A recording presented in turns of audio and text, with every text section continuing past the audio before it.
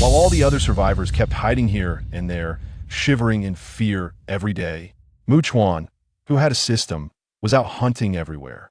He kept strengthening himself and gained the power to run amok everywhere in the apocalyptic world and defeat everything. Chapter 1. In the land of cherry blossoms, there exists a strengthening system.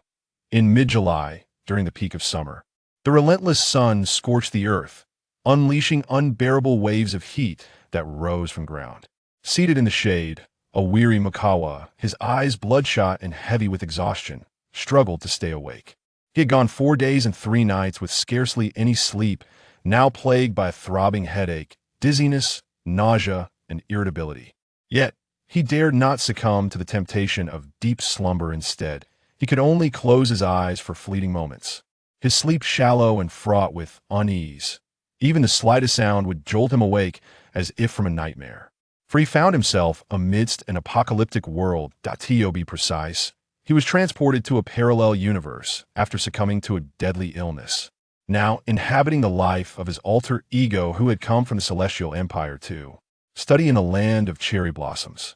However, this world, known as Blue Star, was engulfed in a terrifying apocalypse that a meteorite carrying a mysterious virus had descended upon the Earth, spreading with astonishing speed and wreaking havoc globally.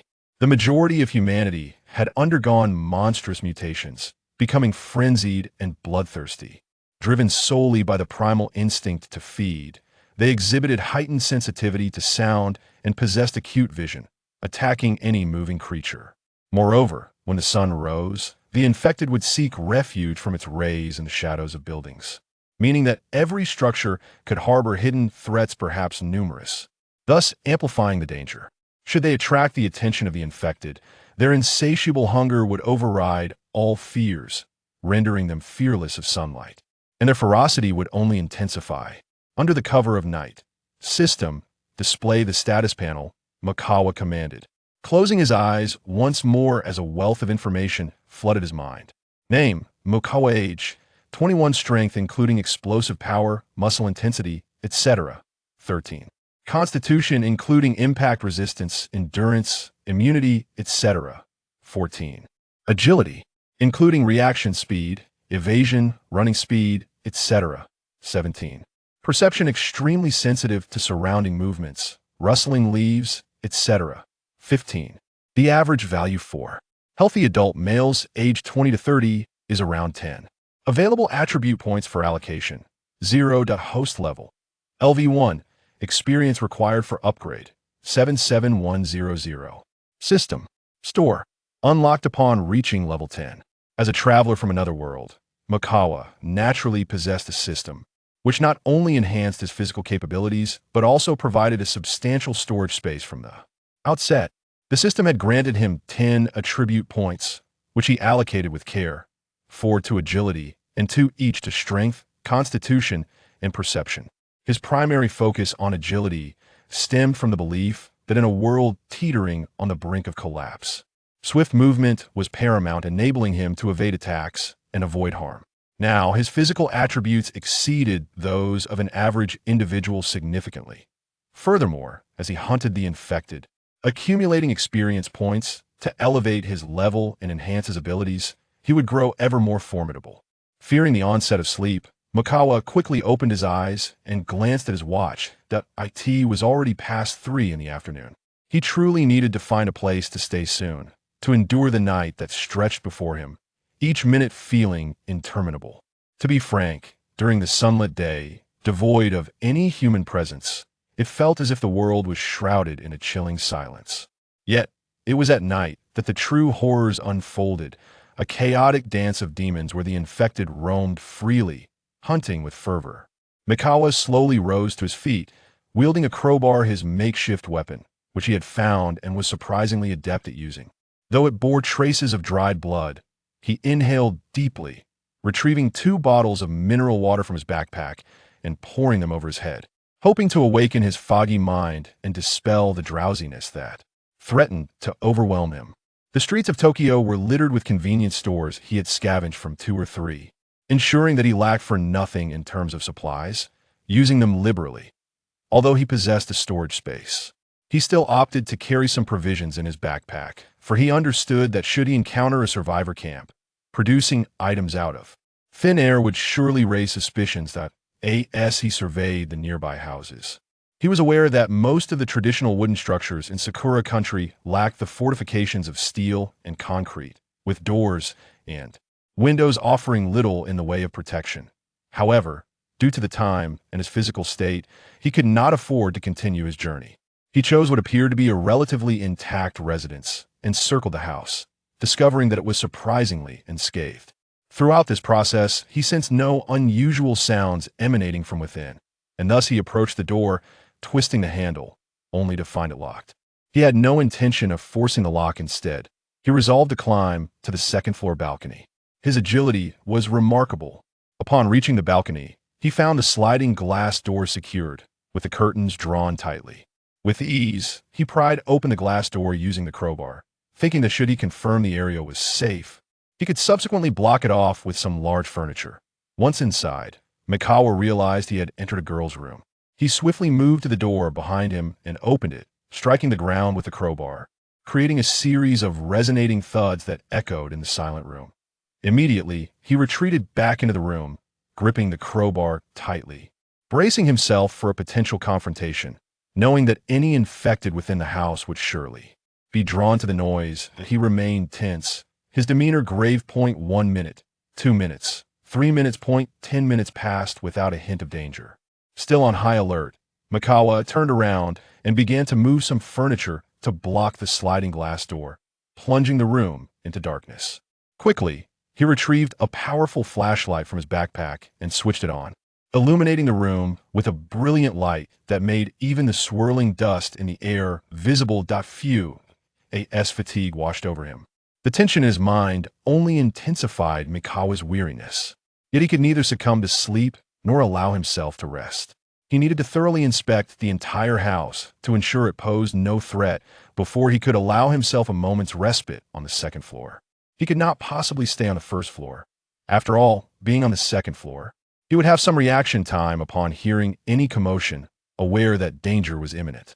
Moreover, the narrow staircase of this single-family dwelling afforded him a defensible position that was both elevated and difficult to assail. In the event that he could not manage the threat, he still had the option to leap from the window, providing an escape route that would prevent him from being entirely cornered within the confines of the house, sparing him from a dire predicament. At this moment, he held a flashlight in his left hand and a crowbar in his right, proceeding with utmost caution as he carefully stepped out of the room. Chapter 2 Encounter with a goddess-level survivor, Chuan meticulously surveyed the second floor, ensuring that no dangers lurked within. He then descended to the landing of the staircase, where he discovered several dining chairs piled up, obstructing his path to the first floor. Setting down his flashlight, he cautiously removed the impediments and made his way down. Upon turning to gaze at the entrance, he noted an array of furniture barricading the door. Narrowing his eyes, he immediately realized the possibility of survivors being present was quite significant. However, Chuan was acutely aware that in this apocalyptic world, human hearts might be as blinding as the sun, difficult to behold directly.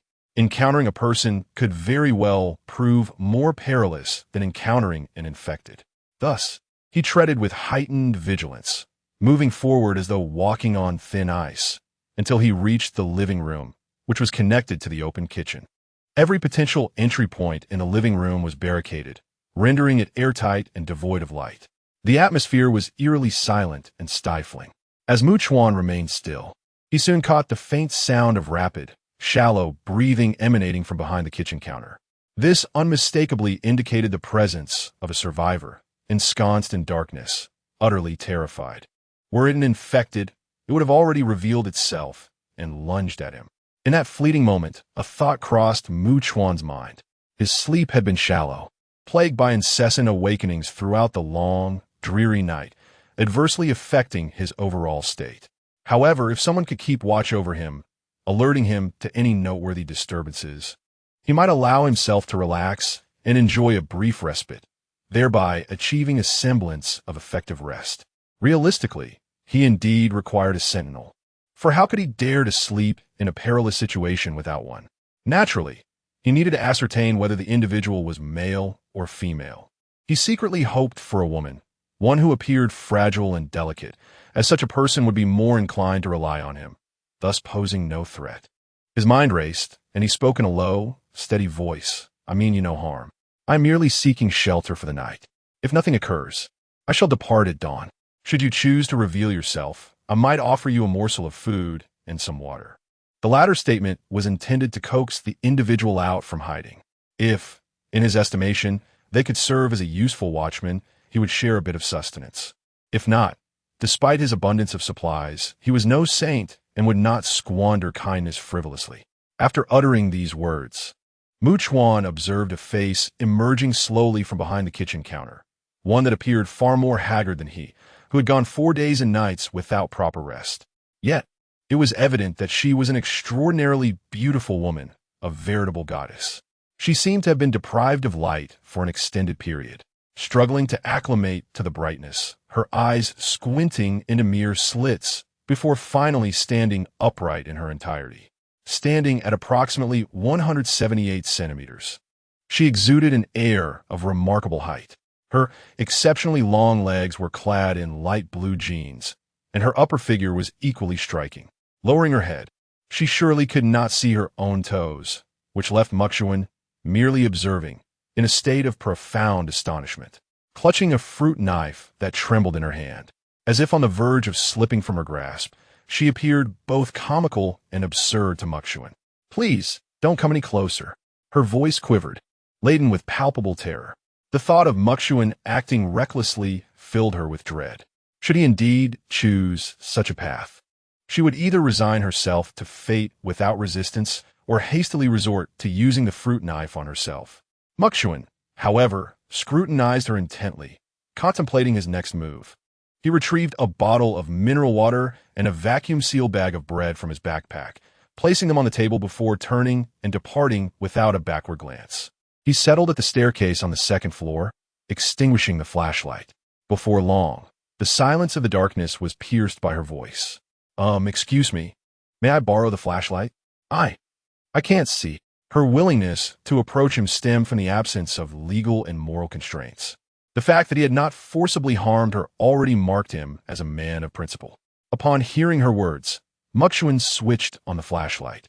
Observing her as she ascended, carrying the food and water, and taking a seat a short distance away, she refrained from engaging in conversation, instead savoring her meal in silence, only to discover that Chuan had drifted into slumber at some point. Of course, Chuan was feigning sleep. He could not afford to place his trust in her outright. He needed to ascertain how she might behave in his unprepared state, necessitating a cautious evaluation. The woman hesitated momentarily before rising to approach him, switching off the flashlight, and then dutifully retreating to the side. Time continued to pass, the night gradually enveloping the day, punctuated by various sounds from outside, as if countless infected individuals roamed freely.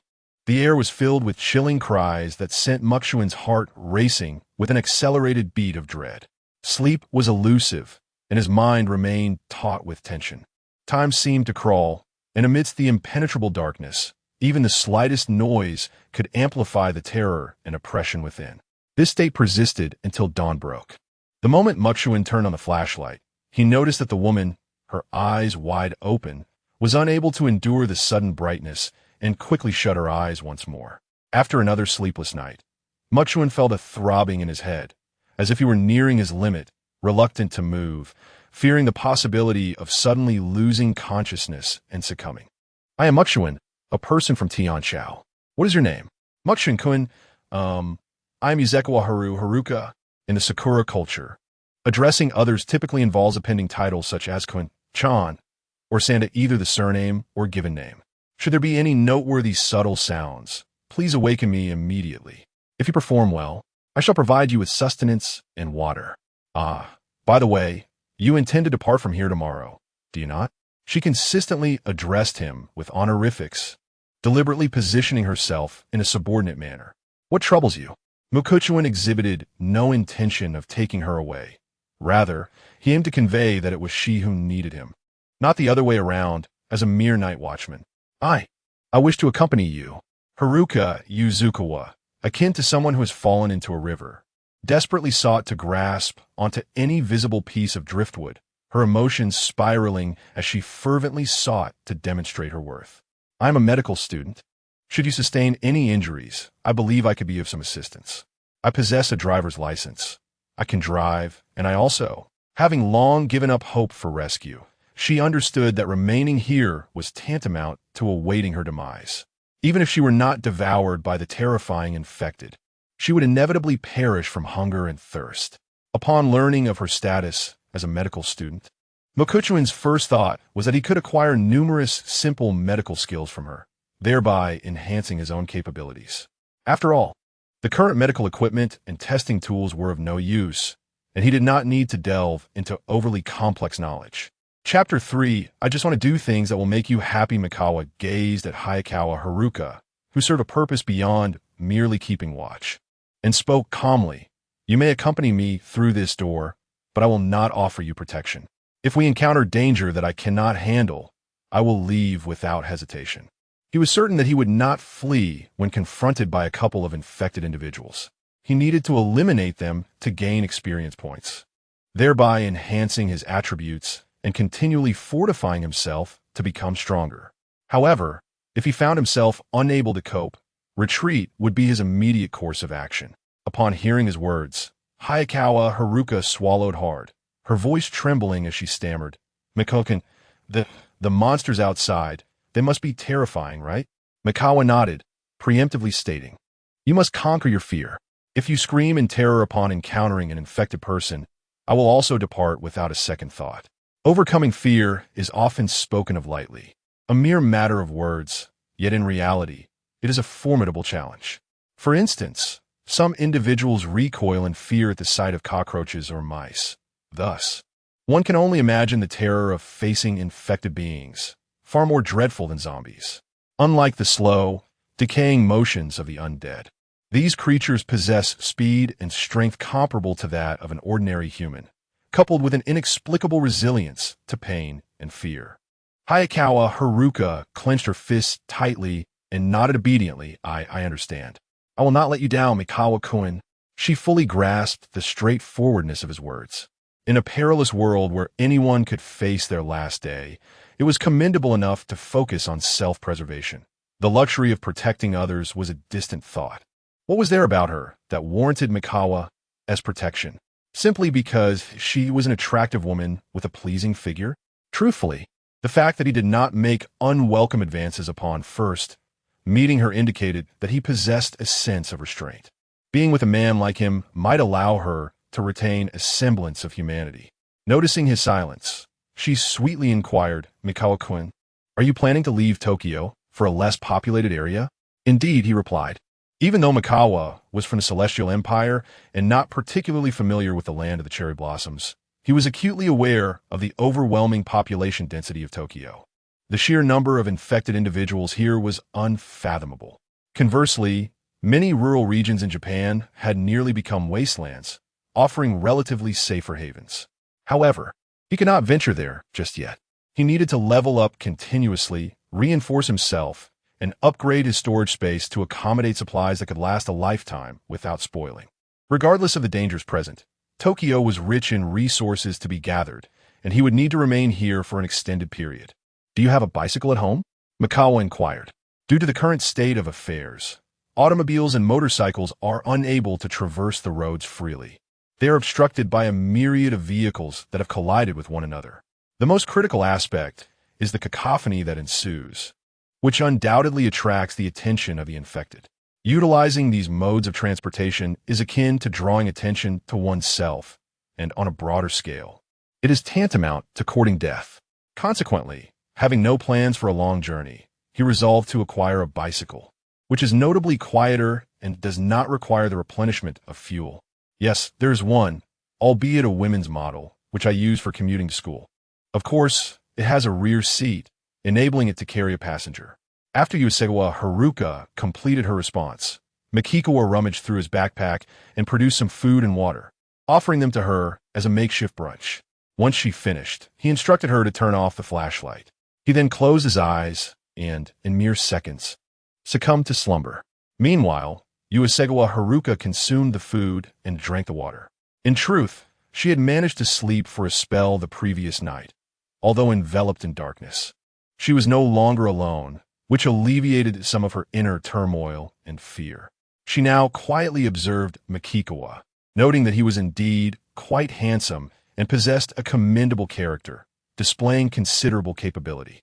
After all, he traversed the world alone, yet managed to procure a substantial amount of supplies. It is widely acknowledged that the people of Sakura country inherently revere the strong, particularly as most women around the globe are naturally drawn to powerful and attractive men. Furthermore, she realized that should she step outside her home, devoid of any means of self-defense, she would have no choice but to rely on this man. If she wished to survive and encountered grave danger, it would be imperative for him to assist her in escaping to the best of his abilities. Thus, she felt compelled to explore the possibility of winning this man's heart. As a woman, she instinctively understood the means at her disposal. Her body was her most potent weapon. What else could she offer? Moreover, encountering a man of his caliber was, in her eyes, a stroke of tremendous fortune. If she did not earnestly strive to seize the opportunity, she would consider herself foolish. At that moment, after finishing her meal and drink, Uesugiwa Haruka gradually leaned closer. However, Makikawa appeared to be acutely attuned to any movement. He abruptly opened his eyes, sprang up, and lunged toward her with the crowbar, nearly piercing her eye if he had not halted in time, which would have resulted in her immediate demise. This startled Uesugiwa Haruka significantly. "What are you trying to do?" Makikawa questioned coldly. She hesitated, feeling too embarrassed to articulate her thoughts. "Speak." Uesugiwa Haruka jumped in surprise, trembling as her cheeks flushed. She pointed to her lips and then to a certain part of Makikawa, the implications unmistakable. Hastily, she exclaimed, "I swear, I have never been in a romantic relationship. Throughout my middle school, high school, and university years, I attended all-girls schools. However, I have lived long enough to possess some knowledge, and I assure you, there will be no noticeable disturbances. I genuinely wish to do something that could bring you joy." Indeed, she was untouched. Before the advent of the apocalypse, her inherently conservative nature compelled her to focus on her studies, aspiring to enhance her own capabilities. Only by excelling could she hope to encounter a partner equally remarkable, someone worthy of her lifelong commitment after graduation. She yearned to bestow her most cherished treasures upon the man destined to become her husband. In any nation, one can find both traditional and more liberal women. Yet, when the cataclysm struck unexpectedly, her current reality dictated that simply having a man who regarded her as a person, who could provide her with sustenance and protect her as best as possible, was sufficient for her to follow him indefinitely. Hearing her, Mukuchun retracted his crowbar and remarked, "Do not disturb my rest. Next time, I may not hold back." If he were in a relatively secure environment, and she was willing, he might indulge in momentary pleasures, treating it as a release from his immense mental strain, living day by day. However, having gone without sleep for so long, he yearned only for genuine rest, showing no interest in anything else. Watching Mukuchun close his eyes, the startled Haze Chika dared not attempt any further actions. She extinguished her flashlight and sat in silence, refraining from any movement. Yet, she secretly resolved to wait until he had rested adequately and was in a better mood before trying again. Chapter 4. This man is incredibly fierce. Chuan enjoyed a refreshingly long slumber, awakening with a noticeable improvement in his condition, appearing invigorated and spirited. Upon awakening, he immediately noticed that Chuan had changed into a different outfit while he slept. They were situated on the second floor, in close proximity to her room. Now, she donned a fashionable dress that elegantly accentuated her graceful curves, her long, statuesque legs adorned in black stockings.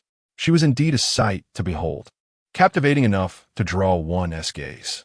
Chuan's beautiful visage lit up with a charming smile as she gently inquired, "Chuan-kun, does my attire permit ease of movement?" "Sure," Chuan replied dismissively, nodding. Chuan, having swiftly organized her backpack during his slumber, prepared to sling it over her shoulders when Chuan interjected, "You carry my bag. If you were to shoulder the burden, she would undoubtedly feel discomfort in the rear seat. In response, Yu Chuanqing softly asked, "May I place some of my belongings in your backpack, Mu Chuan?" Noticing Mu Chuan's silence, she promptly began to organize her items with deft movements. Among the contents were various colored stockings and some feminine garments. After securing her backpack, Yu Chuanqing and Mu Chuan descended the stairs. At the entrance, she retrieved a pair of running shoes suitable for exercise, while Mu Chuan opened the door and stepped outside. The sun shone brightly in a cloudless sky. As Yu Chuanqing gazed outside, an overwhelming sense of dread suddenly enveloped her, permeating every corner of her being.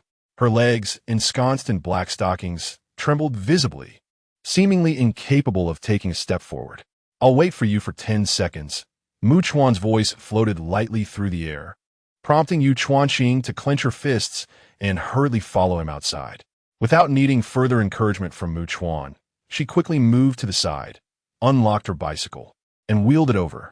Once Mu Chuan mounted the bicycle, Yu Chuanqing took her place on the rear seat, raising her arms and firmly wrapping them around his waist. At that moment, Mu Chuan felt her grip tighten, eliciting an indescribable yet intense sensation within him, a feeling that would undoubtedly delight any man. As they rode out, Yu Chuanqing beheld a nightmarish scene unfolding on the streets, where various vehicles collided, haphazardly obstructing the way. Many were tilted or overturned, with some cars partially embedded in residential structures, leaving only their rear ends visible. Bloodstains marred the ground and walls, and severed limbs lay scattered, an appalling tableau. Especially under the bright sunlight, the scene took on an even more desolate and eerie appearance, striking terror into one's heart. Yu Chuanqing shivered, her heart racing. Yet the warmth of her embrace around Mu Chuan provided her with a semblance of safety. With a trembling voice, she asked, "Mu Chuan, may I inquire if firearms, such as handguns, can be utilized? Unless you can ascertain that there are no nearby infected individuals or possess a silencer or something of the sort. Firing a weapon would inevitably attract a horde." Mu Chuan remarked, rather bluntly. "Besides, can you truly achieve headshots with every shot? This is not a game. If you lack specialized training, the challenge of hitting the head of a rapidly moving infected is indeed formidable." As she remained silent, Mu Chuan took the initiative to inquire, "You must be quite familiar with this area, right? Are there any sturdy buildings nearby?" He sought reinforced structures, preferably made of reinforced concrete, to seal the windows and fortify them comprehensively as a temporary safe haven. Subsequently, he would use this location as a base, venturing out during the day to hunt the infected in the vicinity to grow stronger and finding a relatively secure place to rest at night. Naturally, he needed several adjacent temporary safe houses, so that in the event one was besieged and could not be defended, he would have a clear escape route. He had his own plans, well aware of his intentions. Mu Chuan, during my high school years, I had a good friend whose family was quite affluent. They resided in a large villa with high walls. I have visited her home before and know its location, roughly 10 kilometers from my house. Would that meet your criteria? After Haruka Hasegawa posed her question, she not only failed to receive a response from Mu Chuan, but also noticed that he had ceased cycling and come to a stop. Looking around, she finally spotted a convenience store not far away. "Stay alert in this vicinity. I will go in to gather supplies. If you notice anything unusual, come find me immediately." Mu Chuan gestured, as he intended to collect all the items from the convenience store into his storage space, making it impossible for Haruka to accompany him. After Haruka handed her backpack to Mu Chuan, she observed him approaching with a crowbar in hand.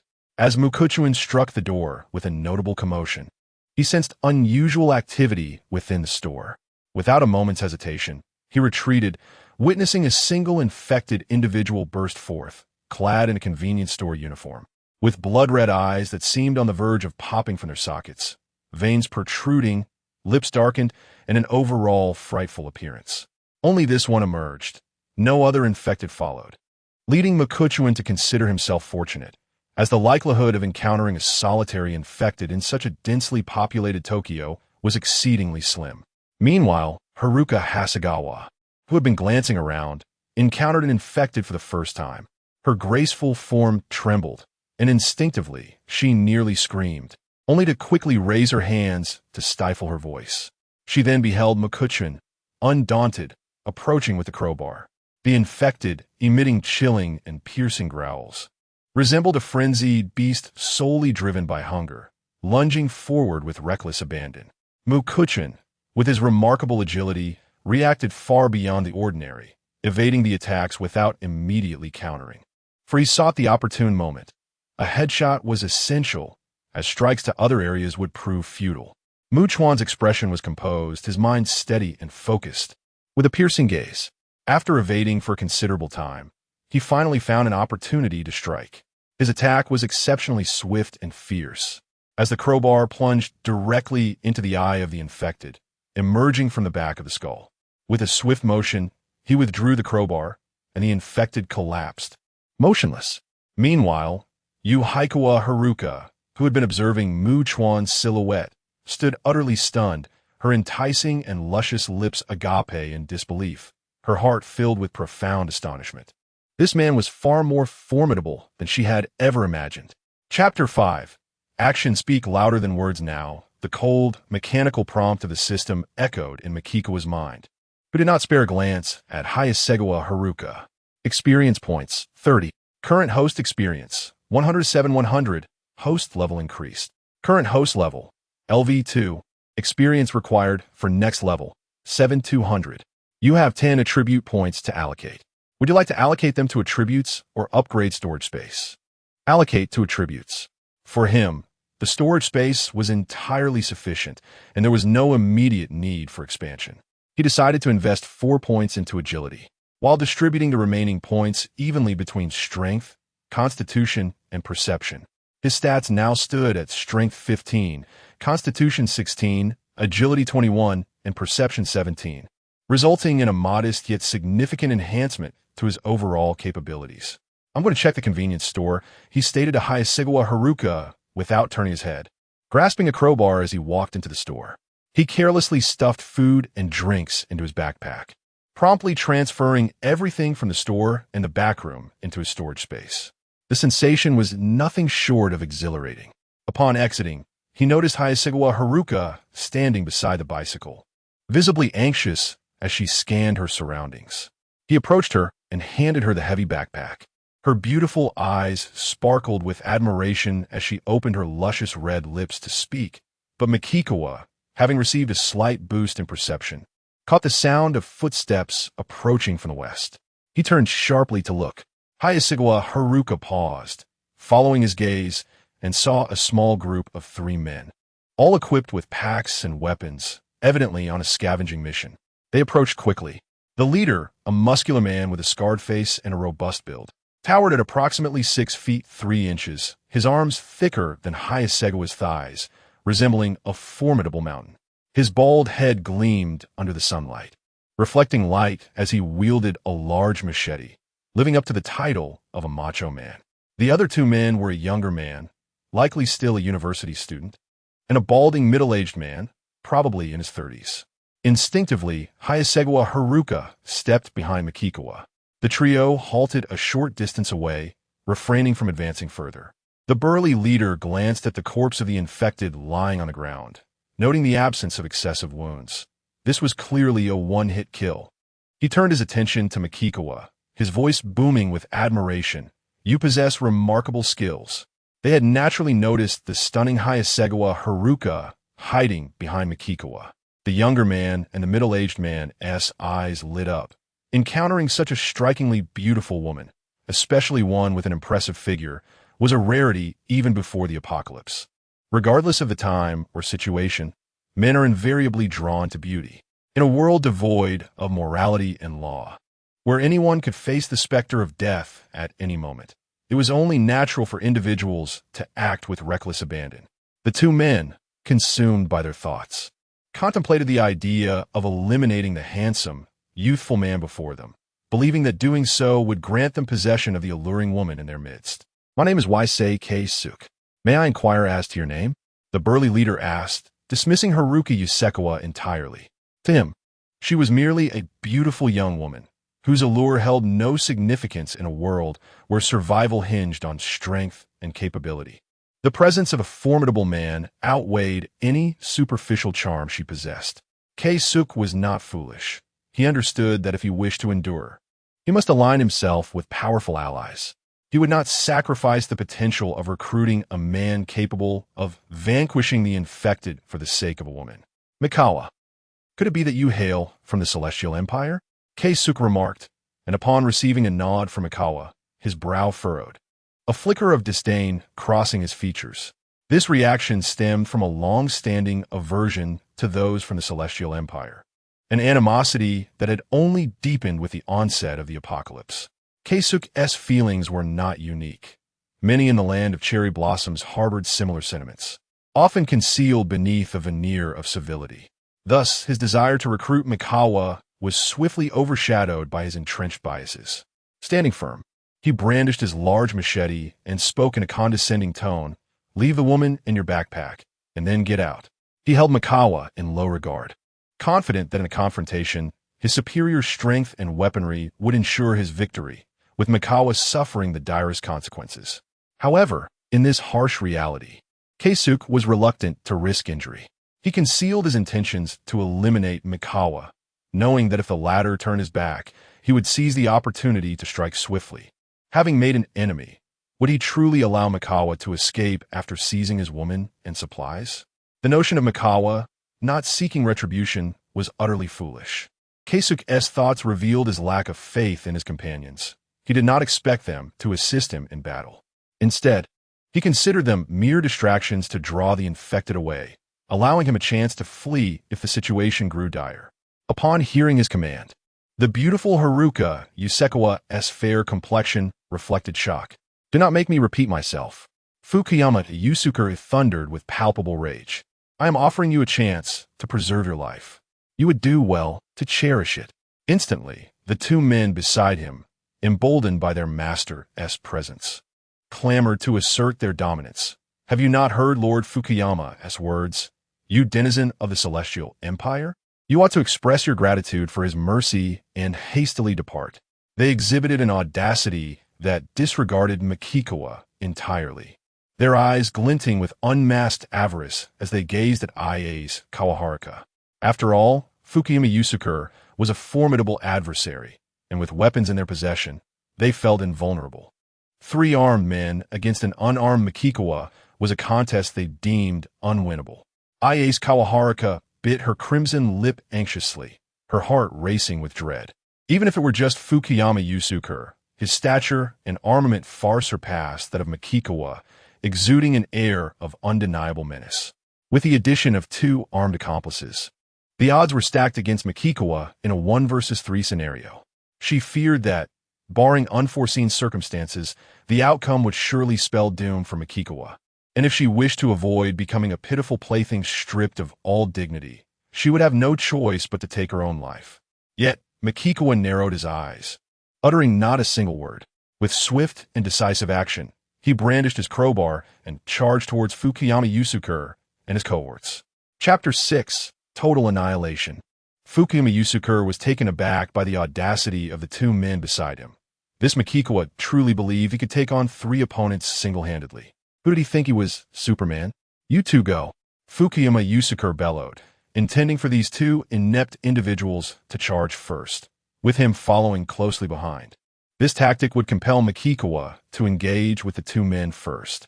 The young man and the middle-aged man, driven by greed and the desire to overpower Mikikawa and claim Hasegawa Haruka for themselves, dared not defy Fukuyama Yusuke's command. With a reckless disregard for their own safety, they lunged forward.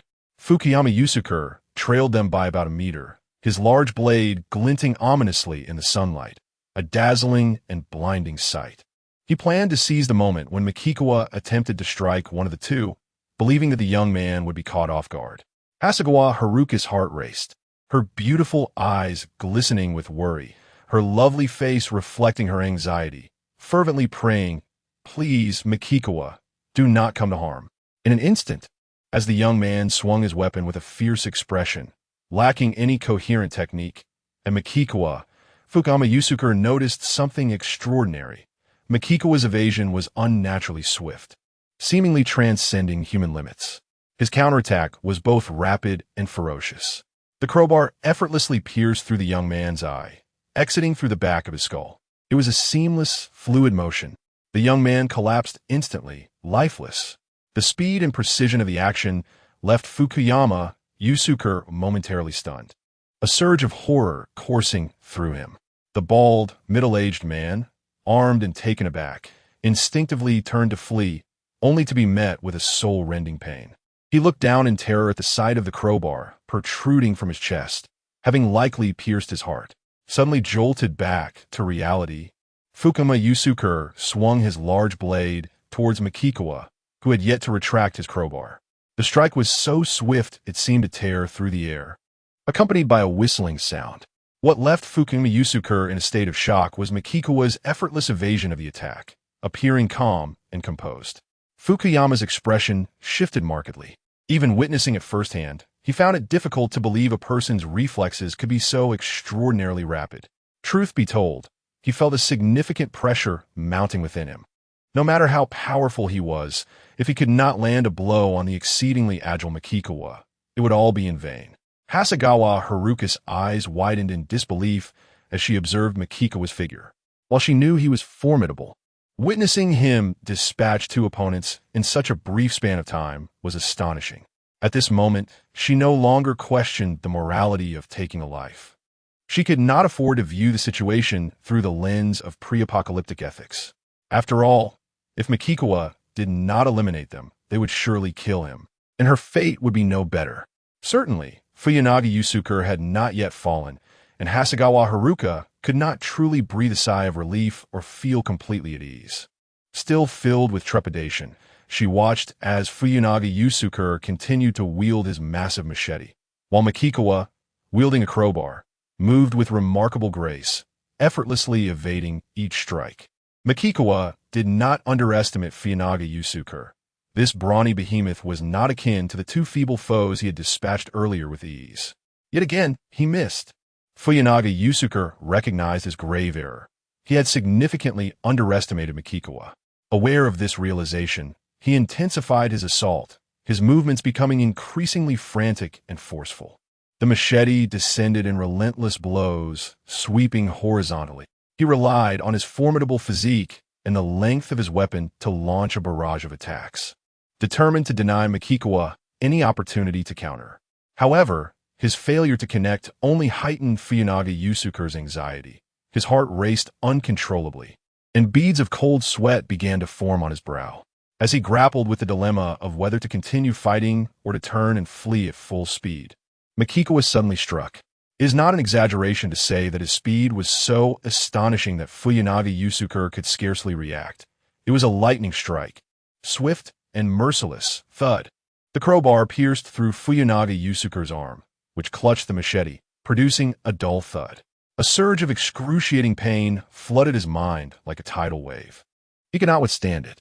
His grip faltered, and the machete clattered to the ground as he emitted a howl of agony, his face contorted in distress. Makikawa seized the moment, delivering a powerful punch to Fuyanaga Yusuke's chest. He sought to ascertain the strength of his own fists in the absence of a weapon. Bang! The sound reverberated again, and Fuyanaga Yusuke felt an overwhelming force shatter his bones. He found it hard to believe that this young man was truly human. How could his strength be so immense? How could he be so swift? He could not comprehend it, nor could he withstand the onslaught, staggering backward in disarray. Yet fear and respect flickered in his eyes as he regarded Makikawa. Regret gnawed at him. Had he not provoked Makikawa, Fuyanaga Yusuke was filled with remorse, wishing he could turn back time. The specter of death loomed close, encroaching upon him, and his primal instinct for survival surged forth. In a state of sheer terror, he pleaded, "Do not kill me." In response, the crowbar met him with brutal finality, piercing through his chin and emerging from the crown of his head.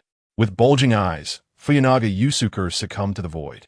Hasegawa Haruka stood, aghast, as she watched Makikawa retrieve the machete and disappear into the convenience store, his figure momentarily vanishing as he stowed the weapon in his spatial storage.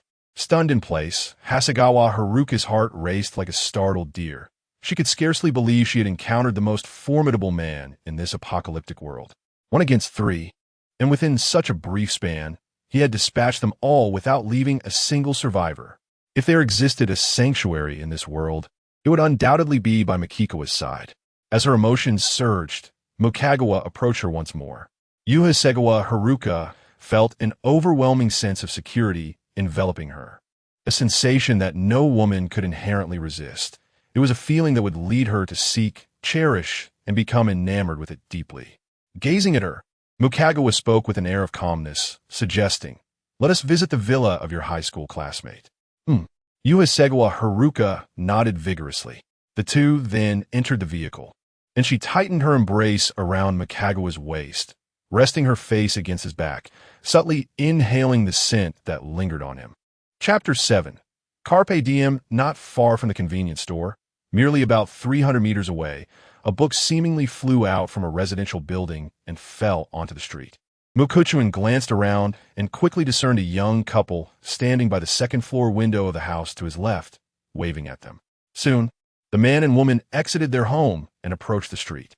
Their demeanor appeared relatively healthy. "Greetings, I'm Yuki Yuji, and this is my wife, Yukieri." The man wore a sycophantic smile, speaking in a subservient tone. "We witnessed your fierce battle against those nefarious individuals and recognized your formidable strength as a truly respectable warrior. My wife and I are eager to follow you. We are willing to do anything, and he cleared his throat, a flicker of struggle crossing his face before he continued, "My wife is rather beautiful. To accompany such a powerful figure, with his protection, their safety would undoubtedly be enhanced, and their hopes of survival would be greater." Mukuchuan and Hasegawa Haruka understood the implications of his final words. Haruka even noticed that Eri's gaze toward her was filled with an indescribable glow, as if she envied her for having such a strong man by her side. Uncertain why, Haruka felt an unexpected surge of vanity, as if her ego had been greatly satisfied, and she tightened her embrace around Mukuchuan's waist. "You should return," Mukuchuan declared, having no need for their company, as he had no intention of establishing any form of power. After all, his own attributes already surpassed those of ordinary people. Coupled with his storage space, he lacked neither resources nor assistance in transporting goods. What purpose would forming a faction serve him? Was it to rescue and protect as many people from Sakura country as possible? He was not that noble. Upon hearing this, the Yuki couple's expression shifted, and they quickly lowered their heads. The cloud of despair that had crossed Yuji's face dissipated as he immediately knelt before Mukuchuan. Unlike the Heavenly Empire, in Pickled Cabbage Country and Sakura Country, kneeling was not regarded as shameful. They often resorted to it. Yuji, trembling with emotion, implored, "I beg you to take us with you, please." Mukuchuan chose not to respond, riding his bicycle onward. Instantly, Eri glanced at the bulging backpack on Haruka's back and urgently inquired, "We have run out of food and water. Could you spare us some provisions?" In truth, they had a little sustenance left, but they wished to stockpile more, hoping to remain in their home while awaiting rescue. Haruka, upon hearing this, felt that if they had a surplus, it would not be unreasonable to share a little, as she was inherently kind-hearted. Yet, she was acutely aware of her own circumstances and remained silent. Mukuchuan, however, would not oblige. The supplies he acquired were obtained through perilous hunts against the infected, not simply given by a passing breeze. Moreover, in this hellish apocalypse, those who indiscriminately offered kindness would meet their demise more swiftly. Do these two individuals truly consider him a fool to deceive? Their complexion does not appear too poor, at least not as if they were perpetually starving. Furthermore, if they lacked sustenance, would they genuinely remain stationary to perish from hunger and thirst? Most individuals would surely opt to venture out and take risks rather than succumb to a slow demise. If death is inevitable, striving for survival seems a more favorable choice. It is only when one finds themselves in dire straits, utterly devoid of options, that they might choose to remain idle. Mukawa had no intention of entertaining their thoughts. What was the point in engaging in trivial conversation? He rode away on his bicycle. Haruka Yusukawa made an effort to glance back, And as Mikawa turned into a narrow alley, she noticed the Yuki couple standing there, their expressions obscured as they stared in their direction. Her emotions were quite complex. She sincerely felt that if that woman's partner possessed abilities akin to Mikawa's, they would have no reason to worry about food and drink. In such a post-apocalyptic world, she believed that, at least for her, securing a man was of utmost importance. Moreover, she was an astute woman, cognizant of the need to be more useful and valuable. Merely keeping watch was a task anyone could perform, and numerous women could easily replace her. While contemplating these matters, Haruka proactively spoke. "Mikawa-kun, I didn't expect there to be so many survivors. We encountered some before and now again." Mikawa responded, "Tokyo has a very dense population, and given that the apocalypse has only recently begun, in a metropolis with over 10 million inhabitants, even assuming 70 to 80% had turned into infected, leaving only 20 to 30% as survivors, that would still amount to a considerable number." The two continued their conversation as they traversed the streets, which were cluttered with various vehicles in collision. They saw neither the living nor the infected. However, some paths were utterly impassable, making it impossible to ride their bicycles. And Mikawa could not carry his bicycle over the wreckage, for should any vehicle's alarm blare, it would attract significant attention, making it difficult to handle even a small group of infected. They had no choice but to take a detour. Although the distance was merely a few kilometers, the dreadful road conditions rendered it exceedingly arduous, and they failed to arrive before the sun reached its zenith. Mikawa had no intention to continue further. The weather was unbearably hot, causing incessant sweating and loss of fluids. Additionally, exposure to the midday sun posed risks of sunburn and heatstroke. The two sought refuge beneath a large tree, where the shade provided some respite. The area was devoid of any dwellings, allowing for a clear line of sight. Whether infected or survivor, any appearance would be easily noticeable. As they shared their lunch, Haruka Yusukawa softly spoke. "Mikawa-kun, I wish to strengthen myself." Upon hearing this, Mikawa turned his gaze towards her. "If you engage in battle with the monsters, I could divert their attention, allowing you to strike more effectively and swiftly." Hasegawa Haruka spoke earnestly. "I understand that this not only tests one's courage but also challenges reaction speed, evasion, and physical endurance. Of course, as for physical endurance, I believe it can be cultivated relatively easily. For instance, while you ride your bicycle, I could jog behind you, and if I become too fatigued, I could simply take a ride."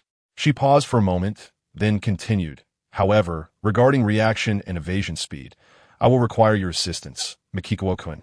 You will need to play the role of the infected attacking me, which may trouble you.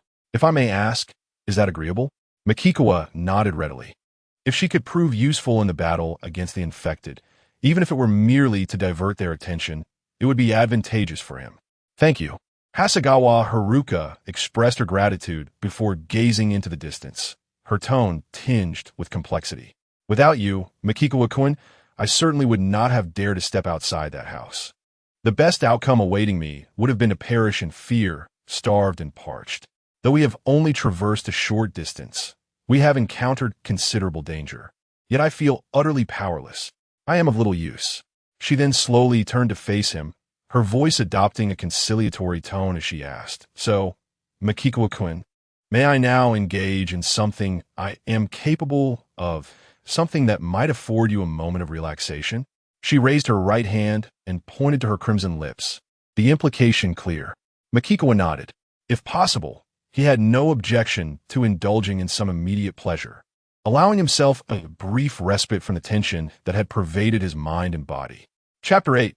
We could take a cold shower.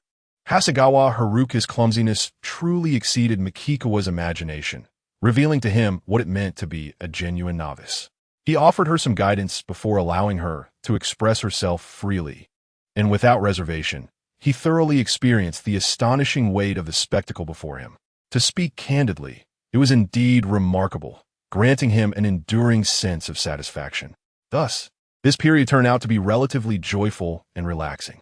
Now, Hasegawa Haruka sat nearby, sipping mineral water, reluctantly swallowing each sip. In a world ravaged by chaos, water was a precious resource that she could not afford to waste. Her gaze, filled with complexity, lingered on Makikawa. In many respects, this man was extraordinarily formidable, far surpassing the ordinary. "We cannot continue our journey today," Makikawa declared as he stood up. "Let's first find a place to stay." They needed to locate a suitable residence for the night, then search for any infected individuals within. If none were found, they would have to seal off any entrances and reinforce the structure, a process that would require time. Feeling a stiffness in her neck akin to a crick, Hasegawa Haruka quickly followed Makikawa as they resumed their ride. The road conditions were unimaginably dire, leading to a disorienting series of detours that left her feeling utterly bewildered. "Makikawa-kun, if we keep going in circles like this, I won't be able to navigate tomorrow," she lamented, hoping he wouldn't hold it against her. Just then, she heard Makikawa emit a sound of mild surprise. "Huh, what's wrong? Is there danger?" Hasegawa Haruka asked with concern.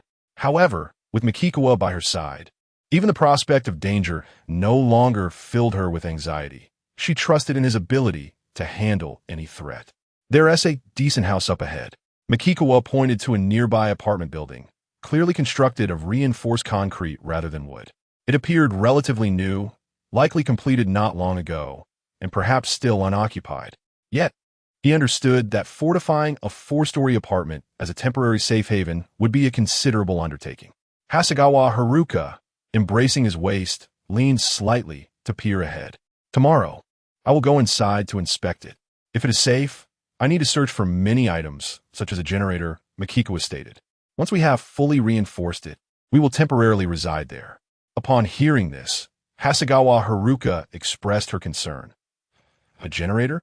But, Makikawa-kun, won't that create noise? Especially with how quiet it is both day and night. The sound will travel far, won't it?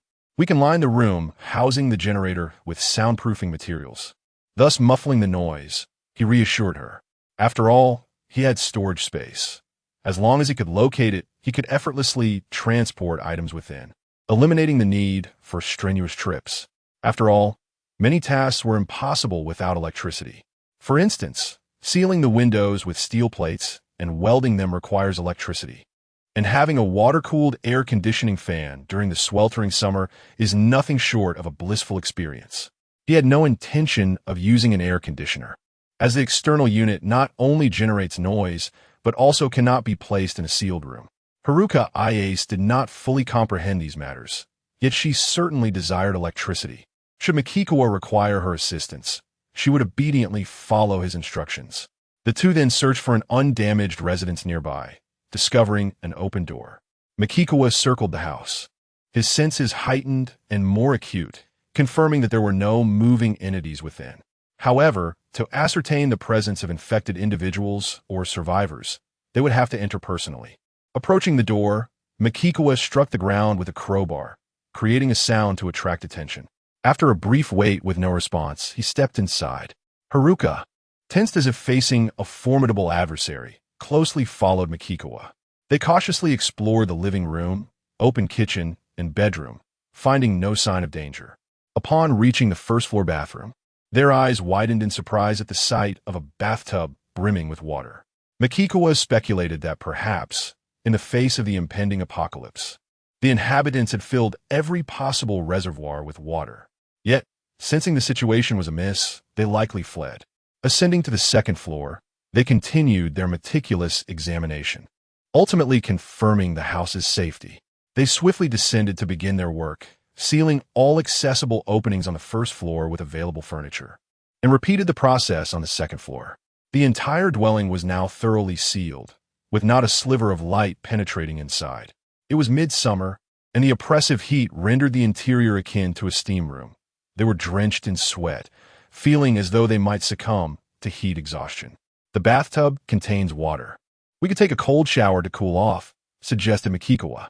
Haruka's mouth fell agape in astonishment as she hurriedly responded, "Makikawa-kun, is it wise to waste such precious water resources?"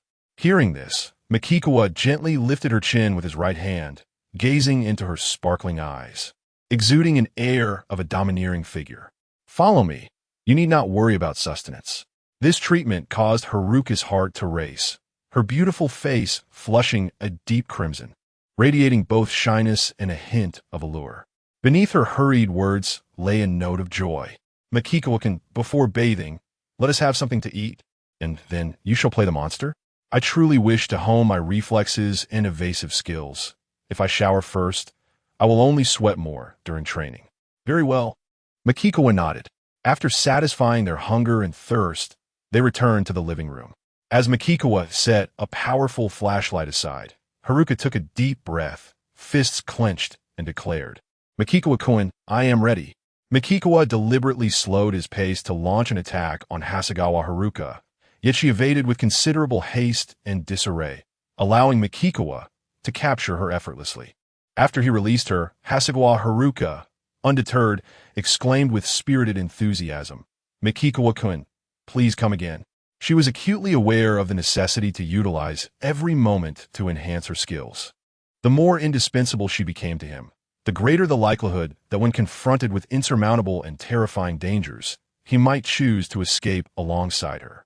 Thus, she resolved to exert herself relentlessly to augment her own worth, for it was also a pursuit for her own benefit. Chapter 9. They have arrived. Mikawa observed that Hanasawa Haruka was exerting herself intensely, pushing her limits until exhaustion rendered her immobile. This dedication commanded a degree of respect from Mikawa. However, he understood that such reflexes and evasive maneuvers could not be acquired overnight. Unlike him, she lacked an enhancement system and would have to rely on relentless training to gradually improve. Mikawa-kun, you should take a shower first. I will keep an eye on the outside. Hanasawa Haruka managed to say, albeit with difficulty, when suddenly a fierce roar akin to that of a tiger echoed from outside. To Mikawa's surprise, she found the strength to swiftly rise and follow him upstairs. Mikawa carefully moved aside the wardrobe, blocking the window. With his presence providing a sense of security, Hanasawa Haruka boldly approached the window, and together they gazed down at the street below. Neither suffered from night blindness, and the moonlight shone brightly enough for them to see clearly. Dozens of infected individuals surrounded what appeared to be a tiger that had escaped from a nearby zoo, each one fearlessly launching relentless attacks. I can't believe there are so many monsters in this vicinity. Hanasawa Haruka gasped, her beautiful eyes widening in shock. A wave of chilling dread surged from her feet, swiftly engulfing her entire being. The horrific sight made her acutely aware that remaining outside during the night was not merely perilous. It was a matter of life and death. Moreover, should the two of them act recklessly, any unrestrained outburst on her part could echo through the stillness of the night, potentially attracting more danger. In such a perilous situation, a single misstep could lead to their demise. If they truly intended to accomplish something significant, it would be wise to do so in a safer environment, ideally within a soundproofed room. Turning to Mikawa, she noticed that his expression bore no trace of fear or concern. It was as calm as still water. She instinctively leaned closer, intertwining her fingers with his. Mikawa, however, remained focused on the scene outside. The majestic tiger, despite being the king of beasts, was overwhelmed by the relentless assault of the infected and was soon left gravely wounded, lying there in a critical state. Then, as if it were a feast, the infected began to voraciously consume the tiger, competing with one another in a gruesome display. Witnessing such a horrifying spectacle, Hanasawa Haruka felt her stomach churn violently, raising her other hand to cover her mouth, turning her face away to avoid further viewing. She feared she might succumb to nausea. While Mikawa maintained his composure, the cold, mechanical voice of the enhancement system echoed in his mind. Please note, host, the infected will undergo various transformations over time due to the influence of the mysterious virus. At this revelation, Mikawa felt a shiver run down his spine. Transformations? Would they become increasingly inhuman? Would they evolve into unimaginable, grotesque monstrosities? Moreover, should the infected consume all living beings, including survivors, those afflicted with the virus, tigers, lions, elephants, monkeys, cats, dogs, mice, cockroaches, and so forth, the enigmatic virus possesses a minuscule probability of undergoing a far more terrifying mutation. Mikawa wore a grave expression, as the two notifications from his system were undoubtedly dire news. He then observed that the infected individual who had feasted most on the tiger's flesh, having seemingly satiated his hunger, rose and dashed away, destination unknown. Although his speed did not rival that of tiger in full flight, it was evidently swifter than that of an ordinary person. Mikawa found it increasingly difficult to remain composed. He had never anticipated that these infected beings were not static. Rather, they evolved continuously with the passage of time. While he was fortunate to possess a system that allowed for continual upgrades and enhancements, the survivors without such advantages faced an increasingly perilous existence in the face of ever more formidable and ferocious infected beings, likely living in constant dread and anxiety, hiding and trembling in fear. Mukawa then witnessed that a single tiger was insufficient to satisfy the hunger of dozens of infected individuals. After they had gnawed the tiger's bones to fragments, only a pool of blood remained on the ground, devoid of even a small bone. Subsequently, the infected dispersed, wandering in search of other creatures to devour. Mukawa cautiously retreated a step, barricading the window with a wardrobe, and switched on a powerful flashlight, gesturing to Hasegawa Haruka to descend. The two made their way to the first floor, where they sat in the living room for approximately half an hour, with an unsettling silence prevailing outside. It was only then that Mikawa decided to take a shower to cool down. Hasegawa, too fearful to remain alone, followed him in and obediently sat on the floor, appearing ready to attend to Mikawa at any moment. Mikawa paid her presence little mind, reclining in the bathtub filled with cold water, which provided a refreshing sensation. However, he did not indulge in a long soak. Instead, he quickly washed himself and stood up, donning his clothes. Seeing this, Hasegawa clasped her hands together, her face flushed as she implored, "Please, Mukawa-kun, do not leave this place. I will be very afraid alone." Having already bathed, Mukawa felt assured that she could wash herself comfortably here, as there were shower gels available.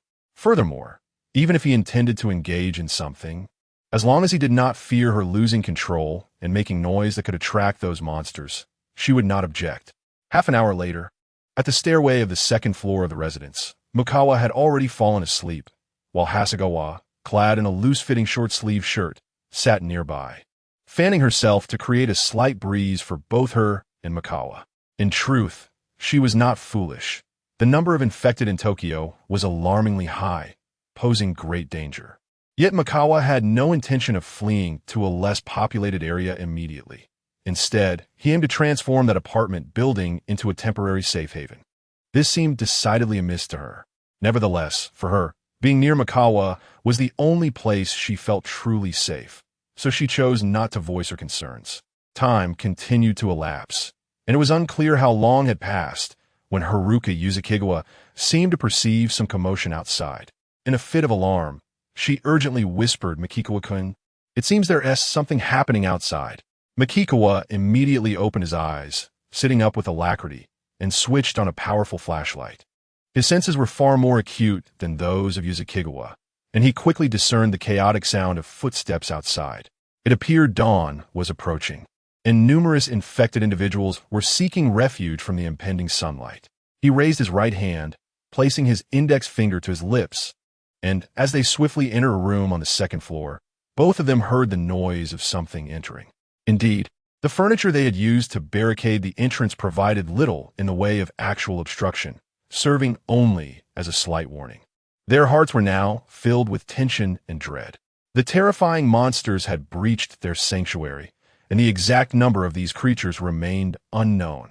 Chapter 10. A single man stands against thousands. Mikawa, wielding a crowbar, turned his solemn face to the side, pressing his ear against the door, fully engrossed in the sound from outside. The infected individuals who had entered this residence were seemingly unaware of their presence, having not ascended the stairs. And soon the commotion ceased, as they too must require rest. Mikawa took a deep breath, resolved to confront the intruders within the dwelling. He glanced at Hayakawa Haruka, whose eyes bore traces of bloodshot fatigue, despite a sleepless night, yet her expression revealed no inclination toward slumber. In an almost inaudible whisper, she said, "I will create a disturbance to lure them up here." In Mikawa's eyes, evading danger was utterly futile. he was determined to confront it head-on, to hunt the infected and gain experience points, continually upgrading and strengthening himself. Particularly in a typical narrow staircase of a single-family home, no matter how numerous the infected. Only one or two could charge forth at the forefront, making it impossible for them all to surge upward simultaneously. He would not find himself besieged by multiple adversaries at once. Furthermore, he needed only to focus on what lay directly ahead, with no concerns for dangers lurking beside or behind him. Positioned at the top of the staircase on the second floor, he possessed a defensible advantage. Armed and enhanced in every aspect, perhaps he could indeed embody the notion of a single man stands against thousands. Mikawa-kun, we have no idea how many infected have entered. It could be a few or perhaps dozens. In such uncertainty, we must not act rashly, Hayakawa Haruka cautioned, shedding her shoes to reveal her delicate, fair feet. Moving quietly to his side, whispering in his ear, we could escape from the second-floor balcony. Mikawa gently interrupted her. Stay in the room. Do not come out. If the situation deteriorates, leave by yourself on the second floor. He moved to clear the furniture, drawing back the curtains, flooding the dark room with light. After a brief silence, Hayakawa Haruka declared, I will go out with you, Mikawa-kun. If you cannot handle it, we will flee together. If I am unable to run, you need not worry about me. Surprised by her words, Mikawa realized she was suggesting that in the event of a dire situation, she would act as a rear guard to ensure his escape. I know that my role is largely limited to keeping watch, but I wish to face the peril alongside you, rather than hide here. Moreover, I am acutely aware that I need you, Mikawa-kun, to survive. Without you, I would surely perish. I might not even last through the night alone. Hayakawa Haruka clearly expressed her desire to share in his trials, to face danger together. If you die, I will follow you into death. I am willing to do anything within my power. Hearing her resolve, Mikawa said nothing further. He cautiously opened the door, and she immediately followed suit, maintaining a distance of 2 or 3 meters from him at the top of the staircase. She watched as Mikawa struck the wall with the crowbar, producing a resonant thud, thud, thud. In an instant, a cacophony of noise erupted from downstairs, shattering the tranquil silence. The infected seemed to be frantically searching for a way to ascend, accompanied by terrifying, mournful, and guttural howls. Haruka Hayes listened, her heart surging with tumultuous waves of fear, anxiety, and trepidation, rendering her body rigid, her complexion pale, and her breath involuntarily rapid and labored. Suddenly, with a resounding crash, Mikikawa witnessed an infected individual discover the staircase, sprinting upwards only to collide violently with the wall at the landing, collapsing to the ground. Yet, the infected, oblivious to pain, were driven solely by their primal hunger, grotesquely rising to their feet like a famished tiger spotting its prey, charging towards Mikikawa with ferocity. With a heart as still as water, Mikikawa remained composed. As the infected drew within striking range, he swiftly wielded a crowbar, piercing through its skull with remarkable force. As he withdrew the weapon, the infected crumpled to the floor, and with a swift kick, he sent it tumbling down the staircase to the landing, lifeless. The system notification chimed, indicating he had gained 35 experience points. Mikikawa noted that the experience he earned from slaying the infected had increased slightly, implying that they were growing stronger each day.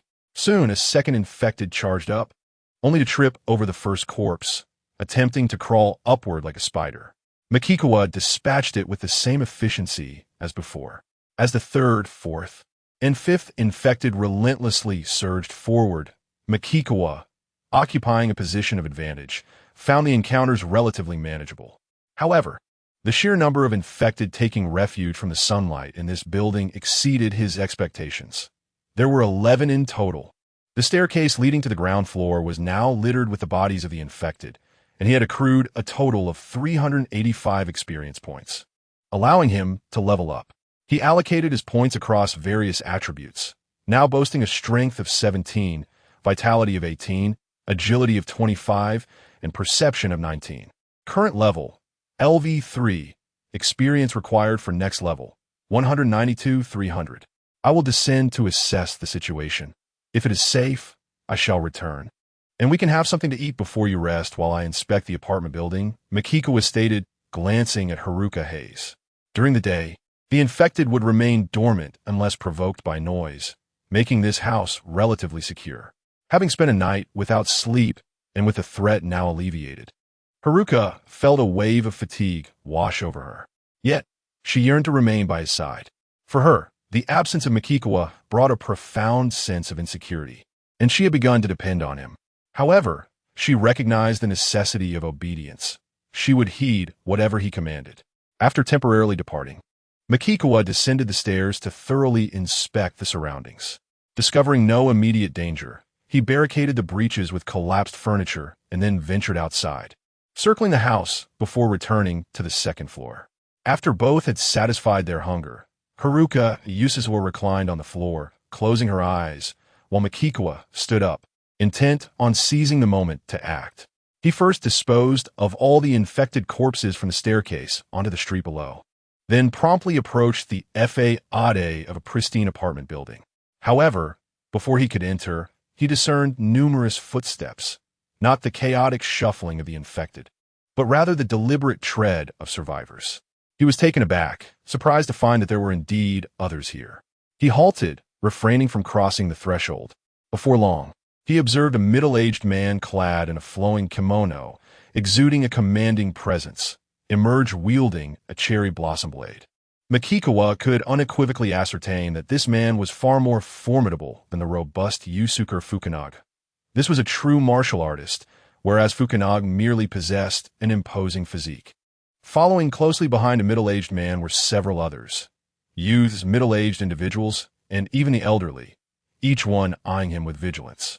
"My name is Kenji Takasaki," the middle-aged man declared earnestly, having once operated a kendo dojo and now serving as the temporary leader of this group. "I extend a solemn invitation for you to join us. In times like these, it is imperative that we, as humans, unite and collectively confront these monstrous threats." Chapter 11.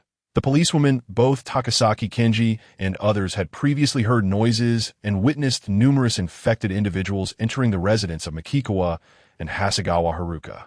They had assumed that the two were doomed, yet to their astonishment, the pair managed to eliminate the monsters that had intruded. Takasaki Kenji recognized Makikawa's remarkable abilities.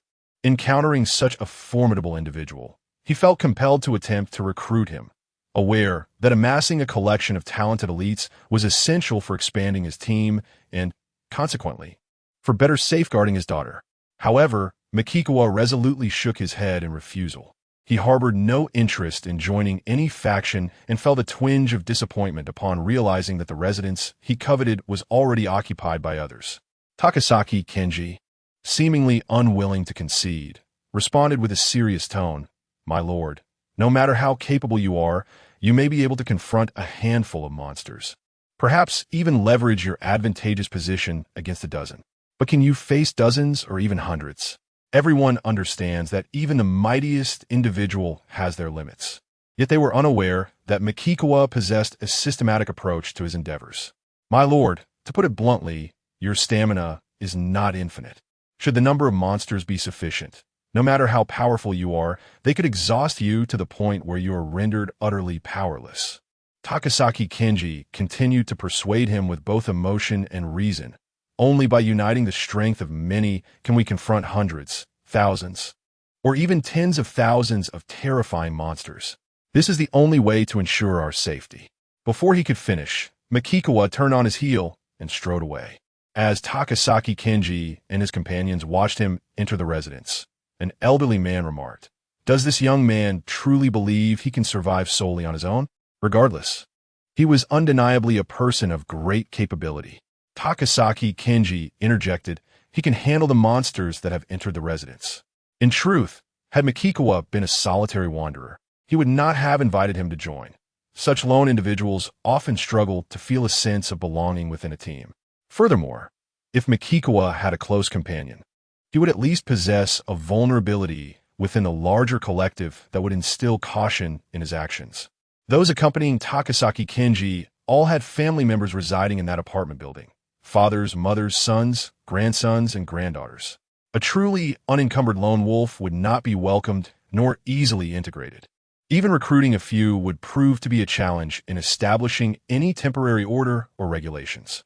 As they returned to the apartment building, Takasaki Kenji heard a clear female voice. "Daddy, that person refuses to join us?" He turned to look in the direction of the voice. She was a strikingly beautiful woman, adorned in a police uniform that exquisitely accentuated her curvaceous figure. A handgun was holstered at her waist, and her lustrous, raven black hair was elegantly tied in a ponytail. Standing at approximately 172 meters, she exuded an air of confidence and grace, truly embodying the essence of a police flower. Her allure was distinct from that of Haruka Hasegawa. This was Susan Takasaki, the daughter of Kenji Takasaki. Due to her family background, Susan had begun practicing kendo from a young age and had acquired numerous skills during her time at the police academy, proving herself to be quite capable. Susan was a lone wolf, and Kenji Takasaki felt a twinge of regret. "Dad, I wish to speak with him," Susan declared decisively. She appeared assertive and efficient in her actions, acknowledging the strength of his presence as a boon for their cause, crucial for bolstering their collective power. "We must gather more strength and continually expand our ranks." "That is futile," Kenji Takasaki replied with clarity. "Those with true capability possess unwavering resolve. They would not be swayed by a woman, nor would they crumble so easily. Thus, we need not squander any more time or effort." However, his daughter, Sun, seemed resolute in her intentions. After adjusting her attire, she made her way toward the nearby residence. Kenji, knowing he could not dissuade her, chose to remain silent. Once she departed, Kenji surveyed those present, distributing tasks with the authority of a leader. "We cannot afford to idly consume what little we have. I will lead a team to procure supplies. Upon our return, another team will continue to search for materials to fortify the apartment building, ensuring our safety." Meanwhile, Susan arrived outside the residence, her senses assaulted by the foul stench of infected corpses strewn across the street, each one exhibiting no extraneous wounds, having been dispatched by a sharp blade to the head. "That man is formidable," she mused. Approaching the door, she grasped the handle, only to find it unyielding, prompting her to rap gently upon the door. Before long, the door creaked open, revealing Mikikawa, who, upon seeing the attractive woman in police attire, immediately surmised her purpose. Susan, unreserved and confident, introduced herself. "Hello, my name is Susan Takasaki. Given my attire, you can discern my former profession. This is not a suitable place for conversation. May we step inside to talk?" "I have no intention of inviting you in," Mikikawa replied tersely. "That is of no consequence. We can still be friends." Susan countered with candor. "This world can be surprisingly small. Should we cross paths again, we could exchange greetings and perhaps share a few words or trade items." Mikikawa contemplated her words and inquired, "Do you have a silencer for your firearm?" "Indeed," she affirmed. "I wish to trade for your handgun." He spoke directly, for firearms were always preferable to their absence. "That is certainly feasible, although I must inform you that my ammunition is scarce. Only 4 rounds remain." Kozaki Sujuin believed that a gun was primarily a tool for taking lives. If one were to shoot an infected individual, it was imperative to aim for the head, as shots to the knees would have no discernible effect on their mobility. Despite her profession, she candidly admitted that achieving headshots consistently was beyond her capability. Presently, she possessed a mere 4 rounds of ammunition. Even if she were to hit every shot perfectly, she could only eliminate 4 infected beings, and once her ammunition was depleted, the firearm would lose all significance and value. Thus, the prospect of forging a friendship with a formidable individual in exchange for this somewhat valuable weapon did not leave her feeling at a loss. Since the other party was willing to negotiate, Mikagawa invited her to come inside and sit down. Following him into the room, Kozaki Sujuin closed the door behind her. As they made their way to the living room, her curiosity piqued. She inquired about the woman accompanying him. "She is sleeping," Mikagawa replied. With this revelation, Kozaki Sujuin, not lacking in perception, understood that the woman's primary role was likely to keep watch, allowing him to rest soundly. She had no intention of attempting to win over Hasegawa Haruka. Such an endeavor would undoubtedly offend Mikagawa.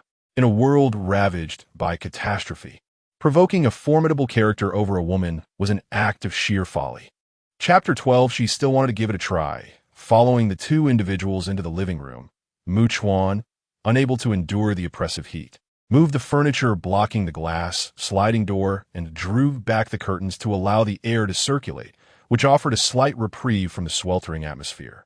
Gouchi Lingyin, already glistening with fragrant perspiration, tugged at her collar and candidly stated, "If you possess any medications, be it cold medicine, fever reducers, or antidiarrheal drugs, or even vitamin tablets, I would be willing to exchange my firearm for them."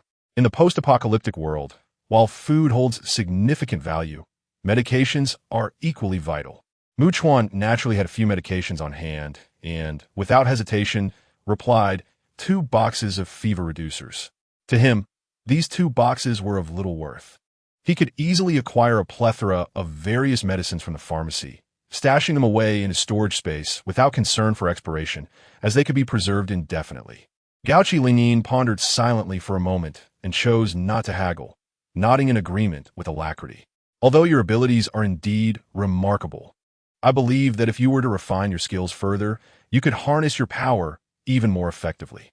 She continued, "For instance, my father is a renowned master in the realm of kendo, and I have also learned much at the police academy, including close-quarters combat and staff techniques. We could even teach the woman accompanying you, enabling her to better protect herself. Perhaps when you eventually depart from us, she could assist you significantly." Gouchi Lingyin was convinced that as long as Chuan was willing to bring Yusei Chuan Haruka into their collective, he might genuinely consider staying. Human beings are inherently social creatures, gradually integrating into groups. No one can remain isolated indefinitely, lest they become akin to savages, particularly since they had a generator, and the new apartment building was equipped with solar panels, which provided electricity alongside a water tank on the roof. With a considerable number of individuals, they would strive to find materials to reinforce the doors and windows of the building. Only with sufficient manpower could they transport resources back. Gouchi Lingyin added, "We will also seek to gather more survivors. The greater the number, the more secure our community will undoubtedly be." The human psyche is indeed fascinating, as individuals find an innate sense of security in larger groups. For example, when confronted by a tiger, a solitary individual would likely be overwhelmed with fear, yet a group of 10 or more might react differently, perhaps contemplating how to slay the beast and taste its flesh. "I shall reiterate, I have no interest in joining you," Chuan stated plainly, rising to ascend the stairs. He retrieved 2 boxes of fever reducers from his storage space and, after a brief wait, returned downstairs to exchange them with Gouchi Lingyin. Gouchi Lingyin showed no signs of departing. Instead, she remarked, "Once that woman by your side awakens, I would like to get acquainted with her and forge a friendship." Since she could not make headway with Chuan directly, approaching the woman beside him was not without merit. After all, what did she stand to lose by continuing to try? Kozaki Kenji, armed with a sakura blade, was accompanied by 7 individuals, a mix of young men and middle-aged gentlemen, each burdened with a pack. They formed an exploration team, intent on gathering as many supplies as possible to bring back. However, these supplies were not to be found on the bustling streets. They necessitated venturing into buildings, which posed considerable danger.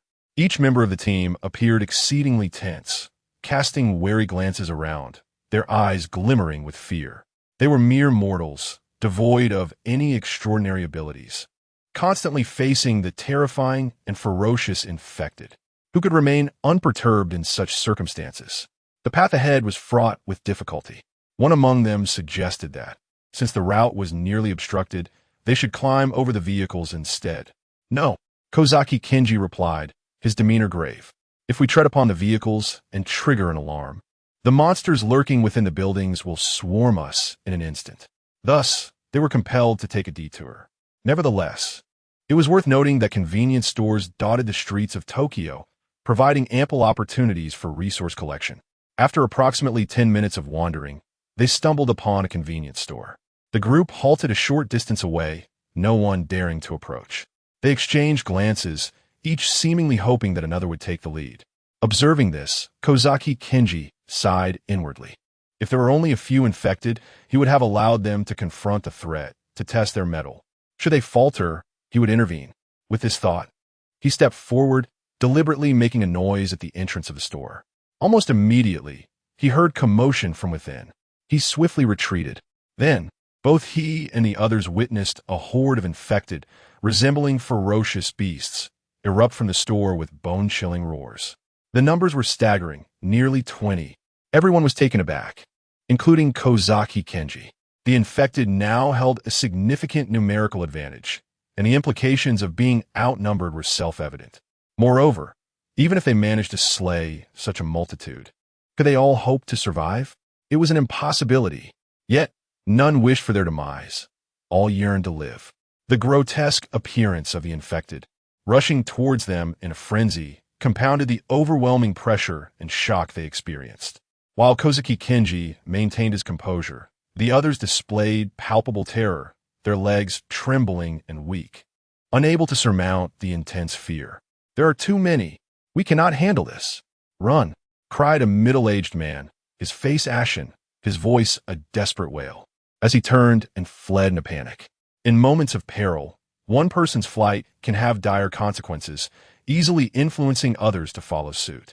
Soon, another individual fled, and then another, each succumbing to the same instinctual dread. Takahashi Kenji was consumed by an overwhelming rage. This group was indeed more adept at creating calamity than resolving it. Yet, he recognized that no matter how formidable he might be, it was impossible for him to combat so many infected alone. The only option left was to flee. In that fleeting moment, as he turned away, the middle-aged man who had initially sought to escape found himself utterly paralyzed by sheer terror. His mind wholly dominated by the primal instinct for survival. He sought the quickest and most direct route back to the safety of the apartment building, even climbing atop a vehicle in his desperation to pass through. The car immediately emitted a blaring alarm, a cacophony that resonated through the air. A chill gripped Kenji's heart. His first thought was one of despair.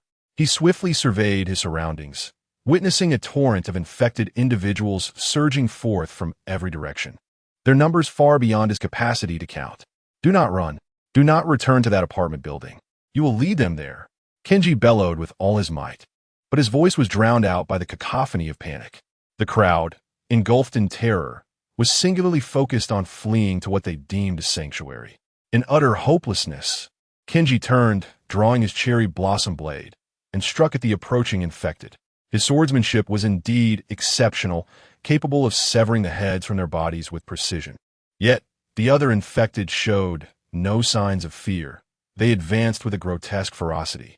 He again swung his blade, dispatching one of the infected, but the darkened blood splattered across his hair and clothing. Moments later, he was tackled by another infected.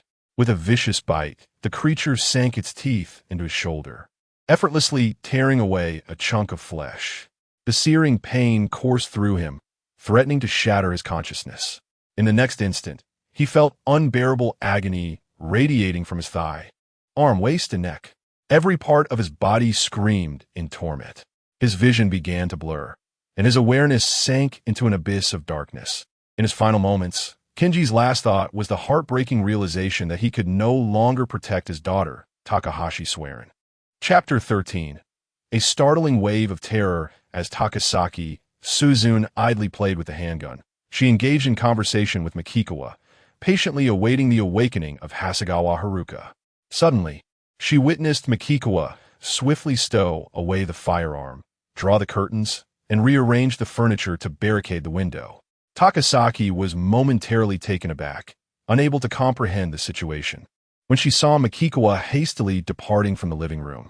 Instinctively, she followed him upstairs, only to find the staircase reminiscent of a scene from a horror film. The walls and steps smeared with brain matter and dark blood. Upon reaching the second-floor corridor, she discovered Makikawa had cleared the furniture obstructing the window, his expression grave as he gazed outside. Just as Takasaki was about to inquire, she was abruptly met with the chilling sounds of infected individuals howling in unison. The sheer volume of the cacophony suggested a formidable number of them. Her complexion paled, overwhelmed by disbelief. After all, she had only just begun to hear the commotion. Yet it seemed Makikawa had sensed it long before. Wasn't his hearing excessively acute? Takasaki recognized that this was not the time for such musings. She hastened to Makikawa's side, witnessing a formidable tide of infected individuals relentlessly pursuing two fleeing figures. The sight was utterly despairing, and the specter of death loomed ominously close. The two individuals appear to have unleashed their full physical potential, sprinting towards the apartment building with astonishing speed. Takasaki knew them well. They were undoubtedly in peril while scavenging for supplies. What was most horrifying was the throng of infected, akin to ravenous wolves trailing their unsuspecting prey, having pinpointed their quarry with unnerving precision. The low, guttural howls carried an unmistakable scent of excitement. A chill coursed through Takasaki's veins as she realized that the survivors within the apartment were doomed, destined to be betrayed by these foolish individuals. Makikawa, too, was visibly moved, taking deep breaths.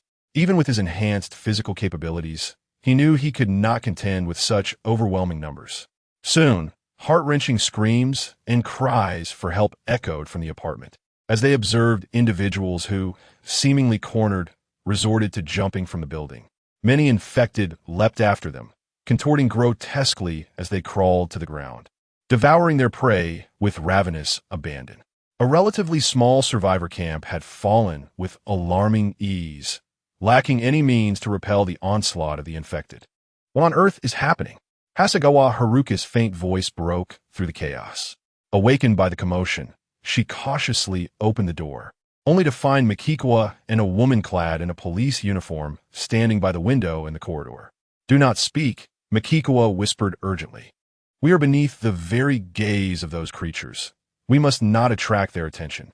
Hasegawa Haruka immediately nodded obediently, her bare feet swiftly carrying her to Makikawa's side. Grasping his hand brought her a semblance of security as she gazed at the apartment building. A multitude of infected individuals were ravaging the survivors. In that instant, Haruka was overwhelmed by a harrowing sensation, seemingly forgetting to breathe, utterly ensnared in suffocation. Takasaki Suzen stood pale and motionless, resembling a stone statue. Time passed, though it felt endless, until the cacophony gradually subsided. The world around them fell into a silence so profound it stirred unease. Makikawa shifted furniture to barricade the windows and switched on a flashlight, declaring, "The occupants of that apartment building must be doomed. It is now teeming with those infected." He believed that by nightfall, all the infected would have vacated the building to wander. While it was likely that some would seek refuge there from the sun the following day, the numbers could not compare to the present. By the time dawn broke, he would confront merely a fraction of the infected, thereby minimizing the peril. Upon hearing this, Haruka turned to the officer clad in uniform, her voice soft as she inquired, "Makikawa-kun, who is she?" "Her name is Takasaki Suzen. She came from that apartment building, initially intending to invite us to join her team," Makikawa replied succinctly. Haruka felt that this woman had experienced a stroke of extraordinary fortune. Had she not arrived, death would have surely claimed her. With her innate kindness, she gently encouraged, "Miss Takasaki, try to remain optimistic. In these apocalyptic times, tomorrow's sun is uncertain for any of us. We lack the luxury of sorrow. We must strive to survive and cherish each day." Takasaki Suzen parted her lips, a hollow expression in her eyes, yet no sound emerged, for she comprehended the slim likelihood of her father's survival. Reluctantly, she clung to self-deception, exclaiming, "I intend to go out shortly to search for my father. He must still be alive." Haruka gasped in surprise. With emotions spiraling out of control, Suzen clenched her fists, believing that if she remained quiet, the monsters would not emerge. "Miss Takasaki," Haruka felt compelled to persuade her, but Makikawa interjected, "She is not one of us. She is free to pursue whatever she wishes." In a daze, Suzen descended from the second floor to the living room, where she sat, her gaze vacant and tears welled in her eyes, threatening to spill over. Makikawa and Haruka entered the room upstairs, and he gestured, "You can rest a little longer." Sitting at the edge of the bed, Haruka took a deep breath and suggested, "Perhaps I should accompany you to the apartment building tomorrow, Makikawa-kun. I could walk behind you. That way, you only need to focus ahead." If danger lurks behind, I would surely be the first to face it, and it would also provide me with an opportunity to bolster my courage. This is not a mere display of insincerity. Rather, no matter where she goes, she genuinely wishes to be with him.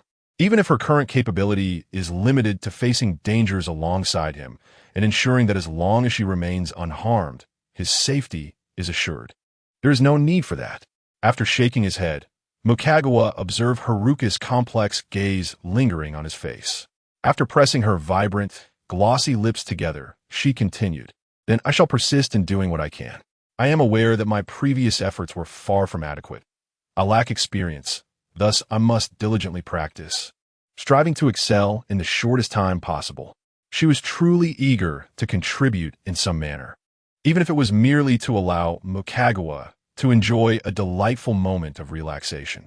Both of them understood that their current capabilities were limited to such modest efforts.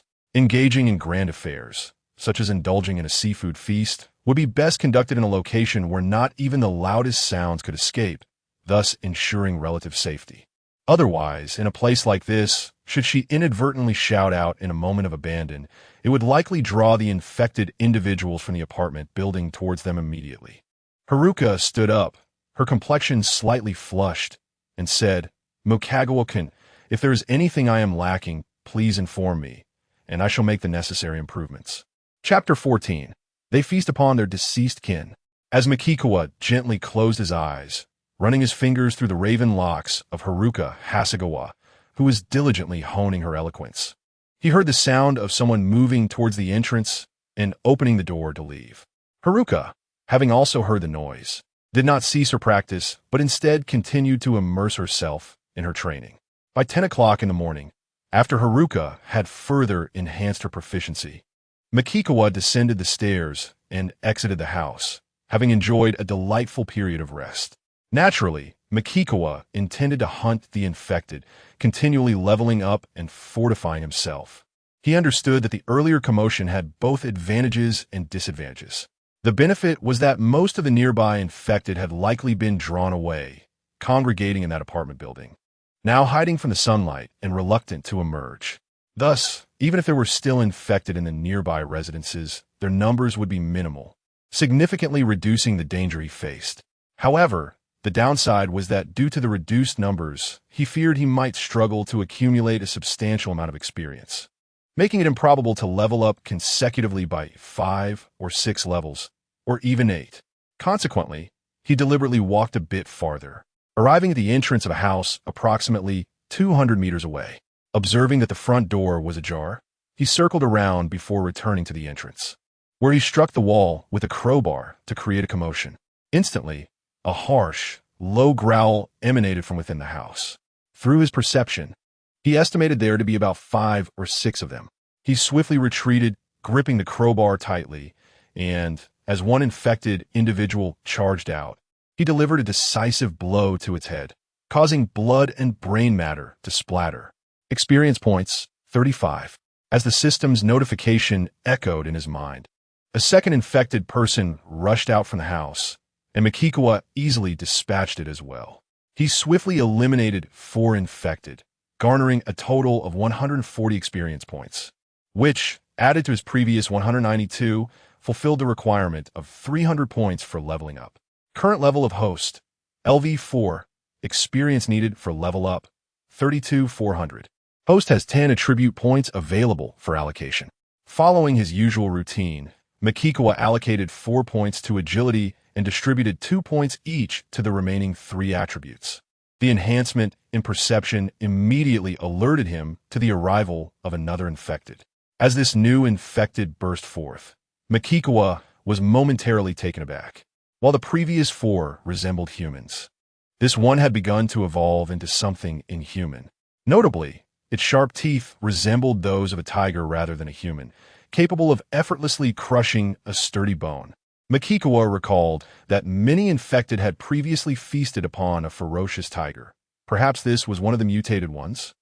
Alarmingly, this mutated infected opened its mouth wider than a human's capacity, lunging at him like a gaping maw filled with blood. In less than 4 meters, it approached him in an instant. Yet, the enhancement in agility not only allowed Makikawa to dodge faster, but also enabled him to strike with greater swiftness. However, the mutated infected individual did not react sluggishly, nor did it exhibit any fear of the approaching pry bar. Although Chuan managed to pierce through the arm of the mutant, it seized the pry bar with its other hand and forcefully yanked it away. Astonishingly, the sheer force it exerted surpassed that of Chuan in his current state. Without a moment's hesitation, Chuan retrieved the formidable machete belonging to Fuyong Yusuker from his storage space, gripping it with both hands. With a swift and fierce motion, he struck downwards. The blade effortlessly severed the arm of the mutated infected, which had been impaled by the pry bar, causing dark blood to erupt uncontrollably. Yet, the mutant remained oblivious to pain, undeterred, as it lunged forward, intent on tearing into Chuan. Evading its attack, Chuan executed a rapid horizontal slash, cleaving the mutant in two. In an instant, it was bisected, its intestines and organs spilling forth. Nevertheless, the upper half of its body continued to writhe grotesquely. Chuan quickly delivered a finishing blow, slicing through its neck and severing the head. Experience points gained, 70. With the system's notification echoing in his ears, Chuan exhaled in relief, returning the machete to his storage space and reclaiming the pry bar in his grasp. Yet, he was acutely aware that had he not been able to continuously enhance his system, and had he been merely an ordinary person, he would have found himself utterly incapable of confronting such a mutated infected creature, forced to flee instead. Thus, Chuan believed that survivors across the globe would face increasingly terrifying infected beings, and their living conditions would undoubtedly become more dire and inhospitable. Throughout the afternoon, Chuan repeatedly entered and exited the house, dispatching over 20 infected and leveling up to level 6. His current stats were Strength 23, Constitution 24, Agility 37, Perception 25. Satisfied with his gains, he returned to the temporary residence where he was staying, feeling quite pleased. Upon entering, he noticed Takasaki Suven, clad in a police uniform, seated at the entrance, cradling a blood-stained Sakura blade in her arms. "My condolences," he uttered simply, but he observed that her eyes, red and swollen, were devoid of any sparkle, appearing vacant and lifeless. Aware that she had lost her father, he understood her distress, yet he felt no inclination to console her. He closed the door, barricading it with furniture, and conducted a brief inspection of the first floor, attempting to fortify it with whatever materials he could find. He then ascended to the second floor and entered the room where Hasegawa Haruka was sleeping. She had awakened, her stomach rumbling incessantly. Yet she refrained from rummaging through her backpack and had even changed into a new outfit, clad in a black short-sleeved top paired with black thigh-high stockings. She exuded an enchanting allure with every movement. Chuan retrieved food and water from his backpack and offered her some. Hasegawa Haruka glanced at the items in her hands, contemplated for a moment, and then rose, stating, "Chuan, I would like to share some of my portion with Miss Takasaki." Understanding Takasaki Suzun's current emotional state, Hasegawa Haruka felt a deep sense of empathy, as her parents had traveled abroad on a flight just before the impending apocalypse. She was acutely aware that their chances of survival were grim, even if, by some miracle, they were unharmed. The vast distance between them ensured that she would likely never see them again in her lifetime. Mikawa was convinced that Takasaki Suzun's father had just passed away. She certainly could not bring herself to eat or drink, though he refrained from voicing his thoughts on the matter. Then Hasegawa Haruka stepped outside. Crouching at the entrance on the first floor, softly calling Miss Takasaki, it seemed that Takasaki Suzun was oblivious to her presence, ignoring her entirely. "Would you like something to eat or drink?" Hasegawa Haruka inquired. "No, thank you," came the hoarse reply from Takasaki Suzun. "I just want to be alone right now." Earlier, at the location where she discovered the cherry blossom knife, she had seen blood on the ground, along with remnants of bones and flesh, and the tattered clothing that had once belonged to her father. She was certain he had met a horrific end. In a daze, silently weeping, she could not fathom why she had returned to this place. Perhaps, in her mind, it was the only refuge she could find amidst the chaos. Hasegawa Haruka sighed and turned to ascend the stairs, where she and Mikawa shared a meal and engaged in light conversation. Once they were satiated, Mukawa resumed his role as an infected, playfully attacking her to help enhance her reflexes and agility through practice. As night fell, they quickly sensed that something was amiss. Outside, a considerable number of infected appeared to have congregated. The two of them exited the room, moving aside the furniture that blocked the windows to gaze outside, where they were met with a chilling sight. A horde of infected, resembling ravenous wolves, voraciously devoured the bodies of their slain brethren, discarded in the streets by Mukawa. Chapter 15. As long as it is within my capabilities before long, amidst the revelry of the gathered infected, a deafening roar echoed through the air. Haruka Yuzukawa was startled, her lithe figure trembling as she instinctively clutched Makikawa's arm, pressing it deep into her ample bosom. Upon hearing the sound, Makikawa's pupils constricted sharply. It was the mutated infected from the previous night that had devoured the most blood and flesh of the ferocious tiger, now moving with astonishing speed. He immediately designated it as number one in his mind. As number one let out its roar, the other infected responded in kind, their eerie and low growls forming a chilling cacophony that sliced through the night. Why was it still here? Makikawa's heart raced with trepidation. Did it possess a sense of territory? Would it not stray far from this location? As his thoughts spiraled, he was suddenly startled by the distant sound of a helicopter's rotor blades. This commotion also caught the attention of the infected feasting on their kind, who turned their gazes toward the source. A police helicopter was flying low, its speakers announcing, "We will divert these monsters elsewhere. Survivors may proceed to Tenkai Private Academy, where armed forces from the Tokyo Metropolitan Police are present. It is very safe." The helicopter approached swiftly before receding into the distance. The infected, now stirred into a frenzy, began to chase after it. Haruka Yuzukawa, filled with excitement, inquired Makikawa-kun, "I know where Tenkai Private Academy is. It should be less than 3 kilometers from here. Shall we go?" "No," Makikawa replied calmly, his two-word response eliciting a flicker of disappointment in Haruka's expressive eyes. Frankly, she believed that the more people there were, the safer they would be, especially with armed forces present. Just then, a hoarse voice from Takasaki Suzu echoed in, asserting that not going was indeed the correct choice. Haruka turned to see Suzu leaning against the wall of the second-floor corridor, clutching her cherry blossom blade. She continued thoughtfully in places with large crowds. The consumption of resources increases significantly, necessitating constant forays to gather supplies. Yet, as long as there are a few cowardly fools who, when faced with danger, abandon all rational thought and flee blindly to what they deem a safe haven, they will inadvertently lead those monsters to us, offering them a lavish feast. As Haruka fell into contemplation, Suzu elaborated, "Even with just 100 individuals, it is improbable that everyone will be wise.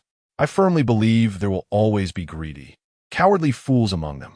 Moreover, the larger the group, the greater the internal conflicts, struggles for influence, decision-making power, and resource allocation." In truth, Suzu's sentiments could be encapsulated in a single phrase. Wherever there are people, there exists a world filled with entanglements, grievances, animosities, interests, and countless conflicts. "Ms. Takasaki, have you emerged?" Mukawa inquired. "I simply believe I must live well. My father would not wish for me to join him in death, but rather hope for my thriving existence," Takasaki Susan replied, her gaze lowered. She understood that in such a world, the hope for survival was greater when collaborating with capable and powerful individuals. Deep down, she no longer felt that being among many offered relative safety, for she had previously contemplated that if only she and her father had been together, perhaps he would still be alive. She had even witnessed 2 cowardly fools drawing a multitude of infected individuals to their apartment building, altering her perspective shaped by the sorrow of losing her father. It was not that she had swiftly come to terms with her grief, but rather realized that no amount of sorrow could resurrect her father. She needed to muster her strength quickly, even if only superficially, lest it affect Mukawa's assessment of her, making it difficult for her to accompany him in the future. Collaboration? I have learned to pilot a helicopter. If you intend to escape the vast metropolis of Tokyo, with its population exceeding 10 million by car or on foot. I can assure you it is utterly impossible. The best course of action is to fly away, and I can teach you how to pilot a helicopter, Takasaki Suzune stated candidly. Moreover, I know where a helicopter is located. Not far from my home station in Chiba Prefecture, there exists a helicopter port. Mukagawa and Hasegawa Haruka looked at her in astonishment. Without hesitation, Mukagawa nodded.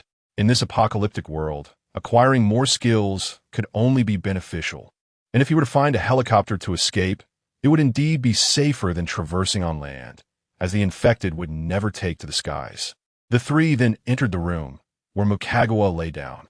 Hasegawa Haruka took a fan and gently fanned him, providing some relief from the heat. Mukagawa soon drifted into slumber. "Your boyfriend is quite impressive," murmured Takasaki Suzune, her eyes red and swollen. "I wish to have such a remarkable boyfriend or even a husband." Hasegawa Haruka replied with a bittersweet smile, shaking her head lightly before changing the subject. "I never imagined Ms. Takasaki could pilot a helicopter. That is truly remarkable. I had an interest in it before. My family's circumstances were favorable, so I learned," Takasaki Suzune replied, her tone neutral, as if discussing something unrelated to her. Hasegawa Haruka, observing her, felt a twinge of concern. Takasaki Suzune was skilled in kendo, a police officer, and possessed far greater combat prowess than herself. Her abilities, such as piloting a helicopter, undeniably surpassed her own utility. Moreover, the task of keeping vigil, which she now undertook, was certainly within the capabilities of Takasaki Suzune. Furthermore, in terms of beauty, Takasaki Suzune was no less than herself. Thus, she tentatively inquired, "Does Miss Takasaki have a romantic partner?"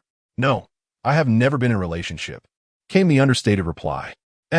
Hasegawa Haruka was taken aback, genuinely surprised. It was well known that Takasaki Suzune was a goddess-level beauty, particularly striking in her police uniform, exuding an aura of elegance while radiating a certain allure that surely attracted many suitors. My family has always imposed strict expectations on me. Throughout my schooling, they repeatedly emphasized the importance of avoiding romantic entanglements. Moreover, due to my family circumstances, I find myself unable to regard men who are weaker than I am, Takasaki Suzune explained with remarkable calmness. However, I have yet to encounter a man who surpasses me. "Oh." After nodding in acknowledgement, Hasegawa Haruka locked eyes with Takasaki Suzune. The two were hardly acquainted, and she was unsure of what to discuss, creating a moment of awkwardness. Takasaki Suzune appeared to find a topic and asked, "You must still be a student, right?" "Yes, I'm a university student, majoring in medicine," Hasegawa Haruka replied, nodding. "I'm in my third year." Upon hearing this, Takasaki Suzune remarked softly, "A valuable talent like you, who possesses medical knowledge, should consider going to a survivor camp. You would surely receive the recognition and protection you deserve. To put it humorously, I suspect even veterinarians will be called upon to act as doctors there. If Mikikawa-kun goes, then I will go. If he does not, then I shall not go," Hasegawa Haruka responded decisively. "From the day I stepped out of my home, I resolved to follow Mikikawa-kun wherever he may lead, as long as he is willing to take me along." Takasaki Suzune simply regarded her, then, as if losing interest in further conversation, indicated, "In any case, I certainly cannot sleep. You may rest. If I hear any unusual sounds, I will awaken you." "Miss Takasaki, that's unnecessary.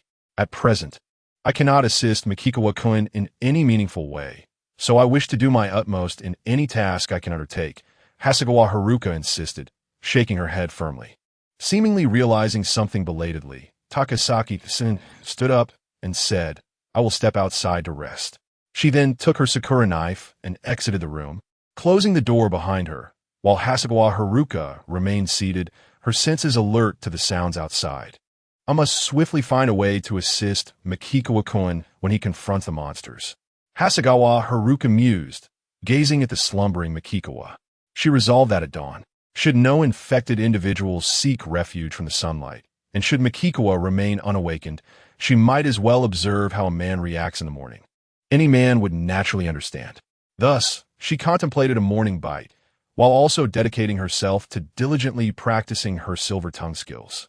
Chapter 16. Exploring the apartment building. The following day, Makikawa was gently awakened by the tender and thoughtful call of Haruka Hayasegawa. To be candid, the manner in which she roused him was truly exquisite. He did not hold back, allowing his hands to freely explore the astonishing weight of the moment, reveling in the invigorating satisfaction and beauty it provided. The two shared a comfortable silence for several minutes until Haruka sat up, greeted him with a smile, and said, "Good morning, Makikawa-kun." He responded while sitting up, retrieving food and drinks from his backpack, and they enjoyed breakfast together. Having not slept all night, and after exerting herself physically for an extended period, Haruka was utterly exhausted, lying down and falling asleep almost instantaneously. Meanwhile, Makikawa packed some food and drinks into his backpack, grabbed a crowbar, and stepped outside. He noticed Susan Takasaki slumbering in the corridor, clutching her cherry blossom knife. He gently roused her from her slumber. As she blinked awake, Makikawa said, "I'm heading out. Keep an eye on the outside for any movement. There are provisions in the room." "Understood," Susan replied with a nod. Makikawa then descended the stairs quietly, opened the front door, and ventured out, proceeding with utmost caution until he reached the front of the apartment building. Although a helicopter had flown over the previous night, undoubtedly drawing many infected away, he remained vigilant, cautiously entering the premises and making some noise to announce his presence. After several minutes, without any signs of danger, he began to explore more confidently. The area was littered with remnants of flesh and torn clothing, and an unsettling amount of blood stained the floors and walls, filling the air with a nauseating metallic scent that rendered the place ominous and eerie. Makikawa meticulously surveyed the first floor, which housed 4 single units, each equipped with kitchens and bathrooms, a modest living room, and bedrooms, all seemingly ready for immediate occupancy, furnished with brand new appliances. To his surprise, he found that the solar panels provided electricity, allowing him to turn on the lights. He then proceeded to the second, third, and fourth floors, discovering that their layouts were essentially identical to the first. Remarkably, he encountered not a single infected individual and even stumbled upon a gasoline-powered generator. With vehicles scattered about and numerous gas stations in the vicinity, procuring gasoline would pose no challenge. What thrilled Makikawa the most was the discovery of a wide railway track to the south of the apartment building, a direction that the infected could not approach. On the east and west sides, there were 2-story residential houses, providing additional barriers. He ascended to the rooftop, where he found several large solar panels and a sizable water tank. Once he fortified this location, he contemplated establishing a few temporary safe houses not far from here. He recalled that Haruka had a close friend from high school who lived in a large villa, and he felt compelled to assess its suitability. After all, having an additional refuge to retreat to in times of crisis could very well save their lives when it mattered most. Following Makuchuan, he descended from the rooftop to the ground floor and ascended again, meticulously inspecting each level multiple times. Satisfied that there was no danger, he utilized the newly acquired furniture to barricade every possible entry point within the rooms. Swiftly exiting the apartment building, he retrieved additional furnishings, such as wardrobes, from nearby residences to further secure the entrance. Having accomplished this, he resolved to seek out a construction site, where he anticipated an abundance of building materials, including steel plates, rebars, and pipes, all of which could serve to fortify doors and windows. However, unfamiliar with Tokyo, he decided to return and inquire with Takasaki Suzu, hoping she might possess knowledge of local construction sites. He hastily made his way to the second floor of the residence, where he found Takasaki Suzu leaning against the wall, cradling a sakura knife. He asked, "Do you know if there are any construction sites around here?" "Yes," Takasaki Suzu replied directly. "If you head east for about 2 kilometers, you'll find one. I saw it on the way here with my father." Having spoken, she surmised Mokuchuan's intentions and added, "But you don't have a vehicle. You want to be able to bring anything back." This posed no issue for Mokuchuan, as he had a storage space. "I'll go take a look," he said. As he was about to leave, Takasaki Suzu called out, "Wait." Turning back, he saw her offering the sakura knife. "No need," Mokuchuan replied, shaking his head. "Whether it's a dagger, a kitchen knife, or a sakura knife, they're not designed for cleaving skulls. In terms of practicality, a crowbar, a pointed hammer, or an axe would serve far better. With that, he hurried out the door and rode eastward on his bicycle. After traveling a kilometer, he encountered a group of 8 survivors, 5 women and 3 men. Recalling what Yuzukawa Haruka had mentioned about the proximity of Tenkai Private Academy, he deduced that it was not unusual for survivors to converge from all directions towards that location. Moriyama Takuya introduced a young man with double eyelids and fair skin, who appeared relatively handsome and was evidently the leader of the group. He spoke in a gentle tone. "Are you also heading to Tenkai Private Academy? If so, we could travel together. There is safety in numbers." His invitation was rather straightforward.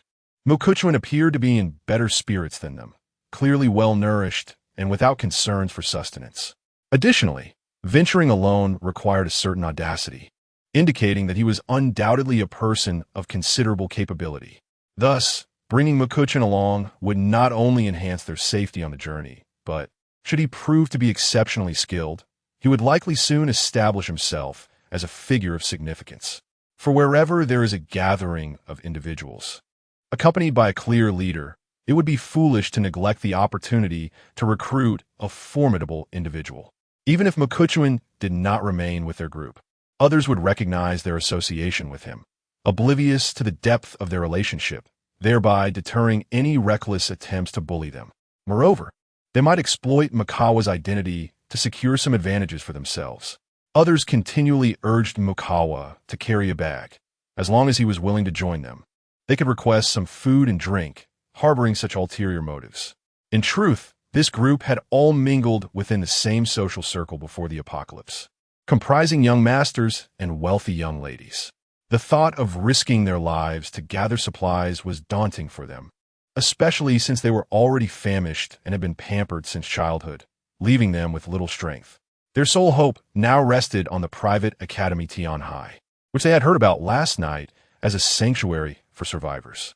"I will not go there," Mikawa declared, brushing past them. Instantly, Takeya Moriyama called out, "Could you at least spare us some food and drink? We promise to repay you in the future." Mikawa, uninterested in engaging further, hastily rode away. Indeed, human emotions can be intricate and unpredictable. If Mikawa were to offer them food and assistance, they might feel grateful. However, if he refrained from helping, it could breed resentment towards him. At present, their only recourse was to utter curses to vent their pent-up emotions. "Look at him, so stingy that he won't even part with a morsel. We would repay him, if it were before the apocalypse. A mere word from me could have sent him to enjoy a nice bath in Tokyo Bay." They lamented, wandering alone out there. "He is destined for trouble. He may not even survive until today." Indeed, such a selfish miser deserves no better fate. Chapter 17. Deliberately targeted. Although Mikikawa had a direction, he still invested considerable time and effort to finally locate the construction site that Takasaki Suzune had mentioned. He meticulously inspected the area, ensuring that there were no imminent dangers. During this process, he discovered an abundance of various construction steel materials, along with tools for welding, cutting, and more. He collected everything into his storage space, fully aware that his next endeavor would involve seeking out soundproofing materials, such as acoustic foam and soundproof panels, given that using tools and generators inevitably produced noise. It was prudent for him to conduct such activities in a room equipped with sound-absorbing materials. After contemplating his options, Mikikawa resolved to inquire with Hayasegawa Haruka and Takasaki Suzune to see if they knew of any stores selling these materials. It wouldn't take much time, and who knows, they might have useful information. By the time he returned to the temporary residence, it was already past 1 in the afternoon. The recently awakened Hayasegawa Haruka was engaged in conversation with Takasaki Suzune in their second-floor room. The curtains were drawn back, and the sliding glass door was open, allowing a refreshing breeze to flow in. Though warm, it was certainly preferable to the absence of air.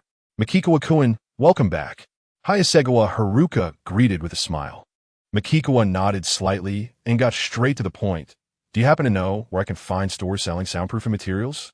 After exchanging glances, Hayasegawa Haruka pondered for a moment and suddenly clapped her hands, exclaiming, "Mikikawa-kun, I remember my father mentioning that building material stores sell them.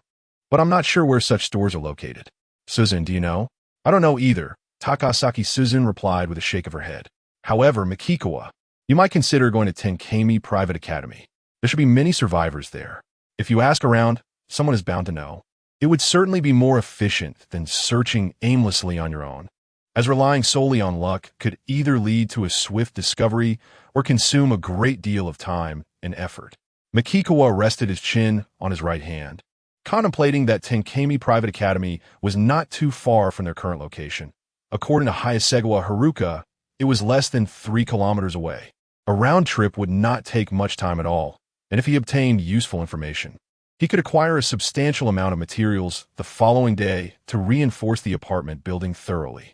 Haruka, come with me, Mikikawa indicated, seeking her precise guidance to ensure a swift journey. Hayasegawa Haruka paused in surprise, realizing that it seemed to be the first time Mikikawa had addressed her by name. Her cheeks flushed slightly, and she nodded vigorously with delight. With Takasaki Suzun remaining behind, Mikikawa rode his bicycle with Hayasegawa Haruka, who tightly wrapped her arms around his waist. However, she was quite restless, playfully shifting about.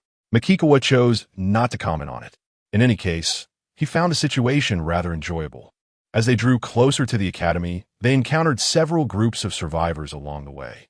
Certainly, those survivors are quite distant from the academy, making it improbable for them to arrive today. Mikawa did not ride directly there. Instead, he secured his bicycle in the yard of a residence situated some distance from the academy, discreetly concealing a crowbar in the storage compartment, while Haruka Yuzui was momentarily distracted. He harbored no illusions about being able to brazenly enter the safe zone armed. Upon reaching a location not far from the academy's entrance, they observed 4 fully armed personnel, vigilant and equipped with firearms, all fitted with silencers. Numerous survivors were present, most filling out some forms outside, while others who had already entered were regrouping, seemingly preparing to gather supplies. The atmosphere was bustling with comings and goings. Mikawa-kun, those armed personnel are likely part of the special assault team from the Metropolitan Police. Haruka Yuzui whispered, they are elite. So they are elite, Mikawa mused. No wonder they could swiftly organize and occupy school. They approached the academy entrance, where a notice instructed them to provide their names, professions, ages, and any relevant health conditions, including infectious diseases. Those who were doctors, medical students, researchers, engineers, electricians, or possessed special skills, such as operating boats or aircraft or repairing vehicles, would receive priority protection. One armed personnel handed over paper and pen, addressing them in a formal tone. Of course, we must ensure the truthfulness of your statements. Should we discover any deceit, you will certainly understand the consequences. Taking the materials, Mikawa stepped aside, inscribing his name, age, and profession before passing the pen to Haruka. He noticed she deliberately wrote a falsehood, claiming to be a student from the literature department of Sakura Women's University rather than the medical department. Afterward, they presented the forms to the armed personnel. He glanced at them, then raised his gaze to Mikawa and stated, allow me to check if you are concealing any weapons. Haruka furrowed her brow. Given the sweltering weather, they were dressed lightly, leaving no room for concealed arms. Mikawa understood the scrutiny was directed at him due to his Chinese nationality, a fact that left him feeling irked. Yet, in such a public setting, he refrained from acting impulsively. The armed personnel conducted a thorough search of Mikawa, finding no weapons, and then said, I must remind you, as a student from the Middle Kingdom, there are rules here. It is advisable to remain compliant. Any deviation from the norm could lead to immediate execution. Haruka, upon hearing this, felt a surge of indignation, realizing that this armed individual had not directed such remarks toward other survivors entering the academy. It was clear that Mikawa was being treated specially due to his nationality. After this, the armed personnel allowed them to pass. With a meaningful glance toward the guard, Mikawa took Haruka Yuzui's hand and exited, discovering a considerable number of survivors gathered outside. Some wander aimlessly, while others gather in small groups, their faces etched with sorrow as they converse in hushed tones. Some kneel on the ground, earnestly praying for something, while others dash back and forth, seizing the opportunity to exercise and enhance their stamina striving to run faster and longer. Here, one can truly witness the myriad states of existence. Numerous armed personnel stand vigilant atop the teaching buildings, administrative offices, and gymnasiums, keeping a watchful eye on their surroundings. This atmosphere evokes the feeling of entering a heavily guarded prison. Mukawa averted his gaze. He was there to gather information, so he approached anyone he encountered to inquire. Indeed, with the crowd and the prevalence of building material shops, far from being rare establishments, acquiring the desired intelligence proved to be quite straightforward. He learned that there was a large building materials store located to the west of Tianhai Private College. Just as he intended to leave with Yusakawa Haruka, he heard the sardonic voice of Moriyama Takuya. "Isn't this the selfish miser we encountered earlier? I recall you saying you wouldn't come here." Chapter 18, A Shot to the Head. Upon hearing the commotion, Haruka Yuzgawa immediately turned her gaze to the approaching trio of men and 5 women, fully aware that their intentions were far from benevolent. Previously, Takuya Moriyama and his companions had asked Mikikawa for provisions, and when he refused, their resentment festered. After Mikikawa left, they had vented their frustrations in a heated tirade, only to encounter him again in this very place, contrary to his earlier assertions of avoidance. How ironic it was, for his claims of not returning here were mere fabrications. This only served to highlight Mikikawa's disdain for them, a sentiment that stung deeply for individuals accustomed to adoration before the apocalypse. They, the pampered scions and affluent ladies, were unaccustomed to being looked down upon. Moreover, along with their rations, they had been informed that starting the next day, they must surrender a portion of their supplies daily, or they would be expelled. Faced with the prospect of losing their refuge, they had little choice but to comply, even though it meant risking their lives outside. Their concerns were secondary to their immediate desires. What did it matter to them whether Mikikawa chose to join them or not? Mikikawa glanced at Takuya Moriyama, pondering whether they were sufficiently sated to seek trouble. However, he recognized the multitude around him and the armed guards stationed throughout, which deterred him from making any rash moves. To his surprise, Moriyama and his group immediately fanned out, encircling him and Haruka Yuzgawa. Ironically, these individuals, who had once hesitated to even attempt to snatch Mikikawa's backpack, now displayed audacity in this secure environment, daring to engage in such brazen acts of intimidation. Moriyama and his companions were aware of the rules governing their surroundings. They did not underestimate the presence of armed personnel. Yet, even the mere act of harassing Mikikawa brought them a sense of satisfaction. As long as they could provoke him, their spirits soared, relishing the sight of his impotent fury. They felt no trepidation in antagonizing him, having long since severed any dependency on him for their survival. The armed personnel who had previously scrutinized Mikikawa for concealed weapons and had reminded him to behave now approached with a stormy countenance. With a fierce demeanor, he demanded, "What are you doing?" "Hello." We were outside attempting to request some supplies from this man, only to be met with his outrageous demands for the women in our group to share his bed. Takuya Moriyama exclaimed, his voice laced with indignation. "Now that we see this despicable and treacherous man here, we could hardly contain our outrage." Haruka Yuzgawa's expression darkened with fury at such vile accusations.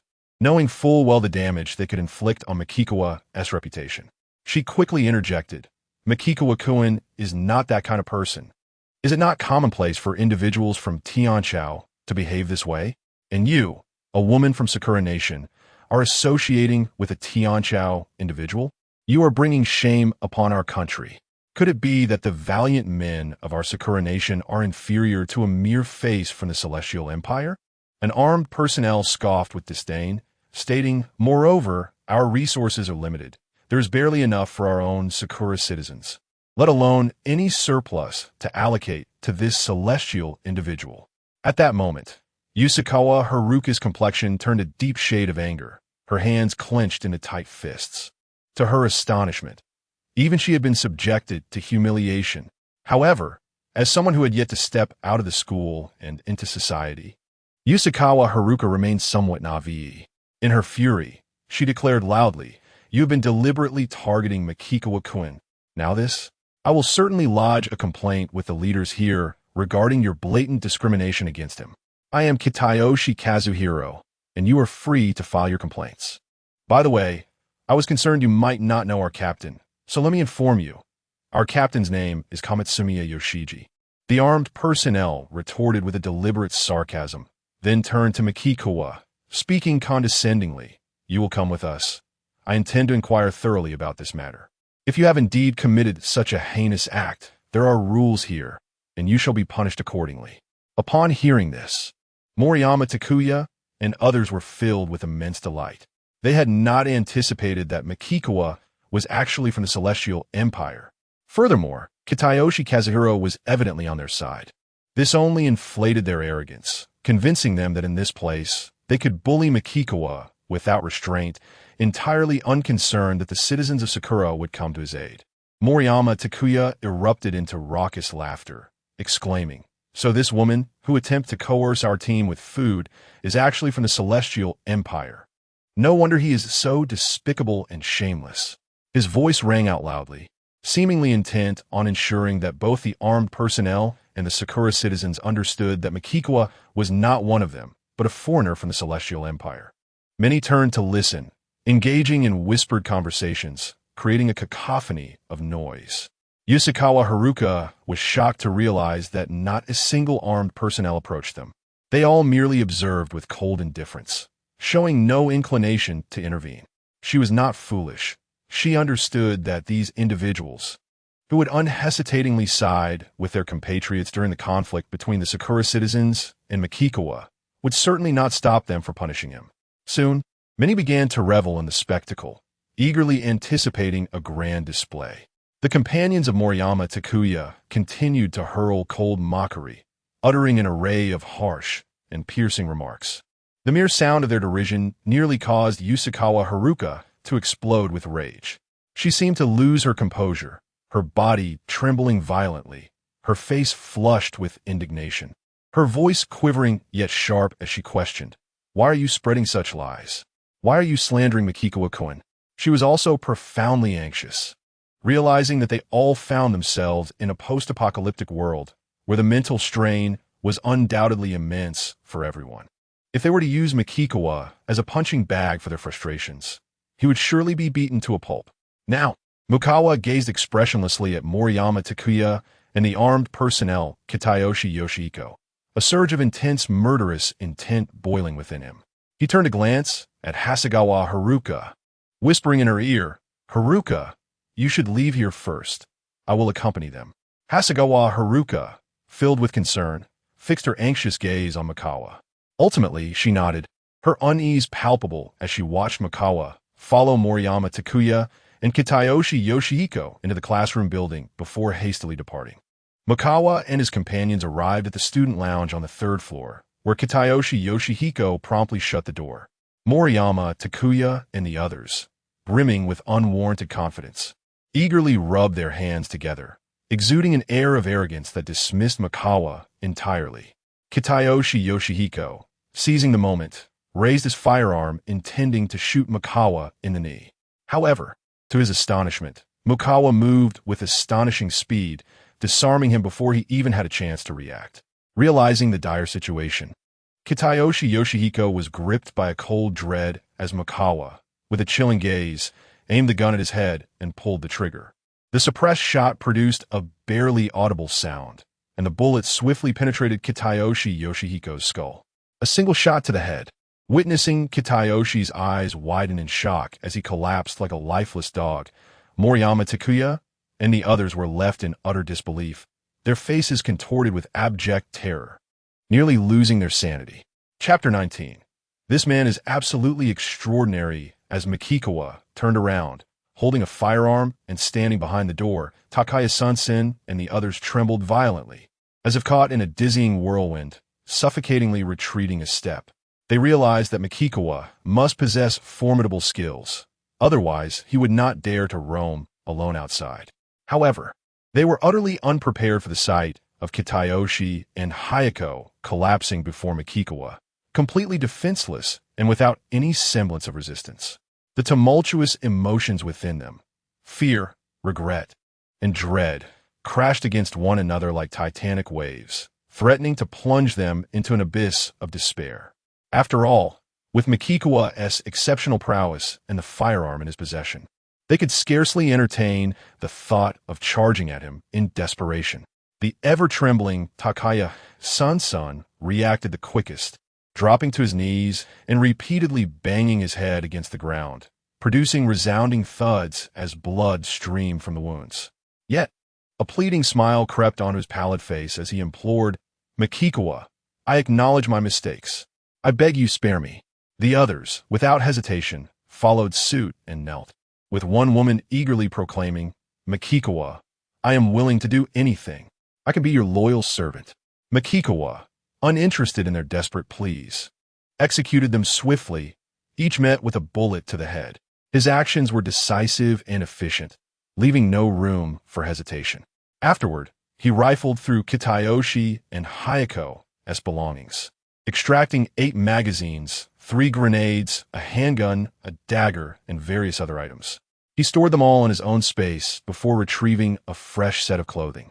Changing his attire and donning a black baseball cap, with purposeful strides, he exited, closing the door behind him, leaving the teaching building without concern for being noticed. First, he had changed his clothing, and second, there were many people entering and exiting, registering their presence, while others were out gathering supplies, the school gate bustling with activity. Moreover, given that the incident had not been discovered, there would be no lockdown or restrictions on movement. Mikikawa departed the academy with ease, reuniting with Haruka Yuzukawa. Upon seeing him unharmed, she rushed towards him, embracing him with excitement and joy, planting kisses on his cheek. Mikikawa, unreserved, indulged in the moment, relishing her ample warmth, yet remained focused, stating succinctly, "Haruka, I will escort you home first. Tonight, you and Takasaki Susan will be together. I have matters to attend to." The murder of Kitayoshi and Hayako would inevitably come to light, and those armed personnel, having shared survival in this apocalyptic world with their intimate comrades, could hardly refrain from seeking revenge for their fallen allies. Furthermore, Mikikawa was utterly certain that Kametsugami Yoshihiro, the leader of Kitayoshi and Hayako, would undoubtedly seek retribution. He would not rest until Mikikawa was eliminated. If Kametsugami Yoshihiro chose to disregard the incident entirely, treating it as though nothing had transpired, would he not instill disillusionment among his subordinates? Who would willingly accept such a leader, risking their lives to serve him or submit to his authority? Even if it was merely for the sake of his standing within the team, Matsukami Yoshiji felt compelled to eliminate him, providing the other members with a satisfactory explanation. Only through such a decisive action could he solidify his authority. Moreover, his prior inquiries regarding the hardware store would inevitably come to light. If their associates failed to locate him within the school, they would likely seek him out in the places he had previously inquired about, as it was the sole potential location where he might be found. Realistically speaking, if they did not search there, where else could they look for him? Would they scour the infected streets of Tokyo? That would be akin to searching for a needle in a haystack. They were far from foolish. They understood the necessity of seizing the moment. If they were to delay their pursuit by 2 or 3 days, capturing him would become impossible. Thus, should they fail to locate him within the academy, it was highly probable they would act swiftly. Consequently, Mikikawa needed to arrive ahead of time to gain the upper hand. Hayakawa Haruka did not inquire about the unfolding events. For her, Mikikawa's mere presence before her was sufficient. Meanwhile, armed personnel, unable to establish contact with their comrade Kitayoshi Yuhiko, searched fervently and ultimately discovered the slain Kitayoshi Yuhiko and Moriyama Takuya in the student lounge. They immediately reported the incident. Soon, a middle-aged man, exuding a commanding presence, approached with steady, forceful strides. The 2 armed guards stationed at the door saluted in unison, calling out, "Captain Matsukami, Matsukami Yoshiji." At the age of 33 and standing approximately 5 feet 5 inches tall, possessed eyes sharp and predatory like those of an eagle. He was the commander of this group. Both he and his team were elite, organized, coordinated, and armed, having arrived at Tinka Private Academy to occupy the premises and amass a significant number of survivors.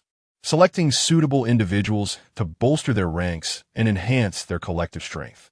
They must continually expand their team and ultimately lead the other survivors out of Tokyo, seeking a secure location with a reliable water source that would be defensible and difficult to attack, allowing them to establish a permanent settlement.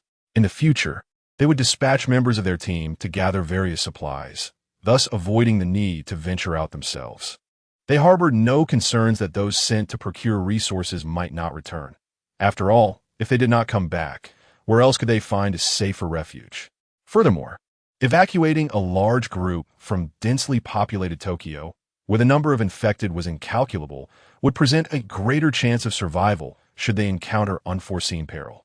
This individual named Mikikawa had first slain Kitayoshi, followed by the others.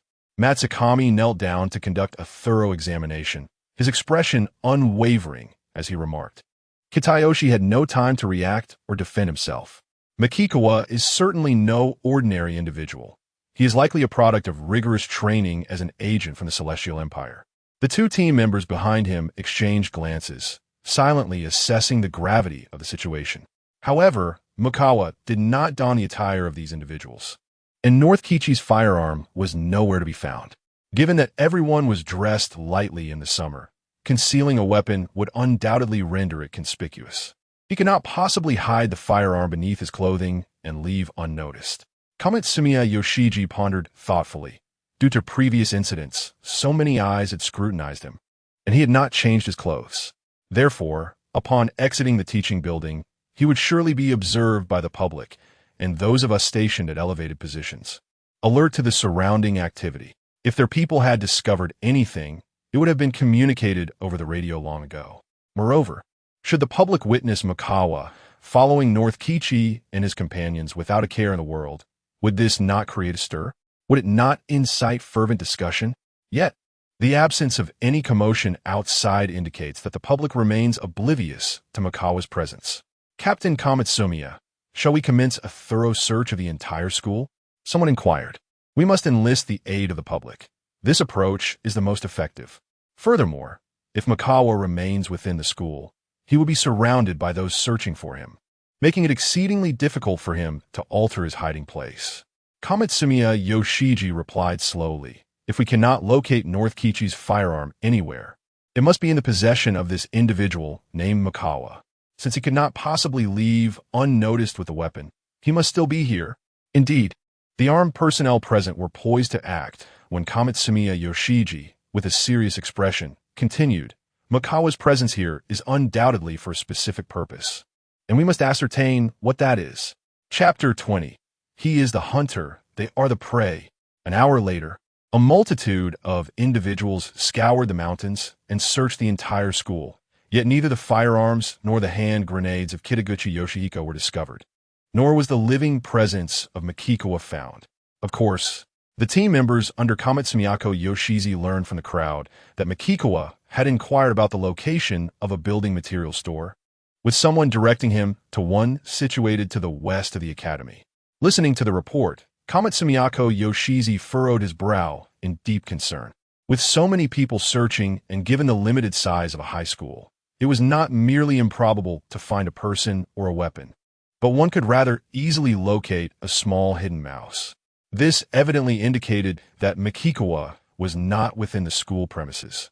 However, he could not fathom how Mikikawa had managed to leave undetected, carrying Kitaguchi's firearms, hand grenades, and magazines without changing clothes. Someone promptly inquired, Captain Kamitsumiya, what shall we do now? Kamitsumiya Yoshiji responded with fervor.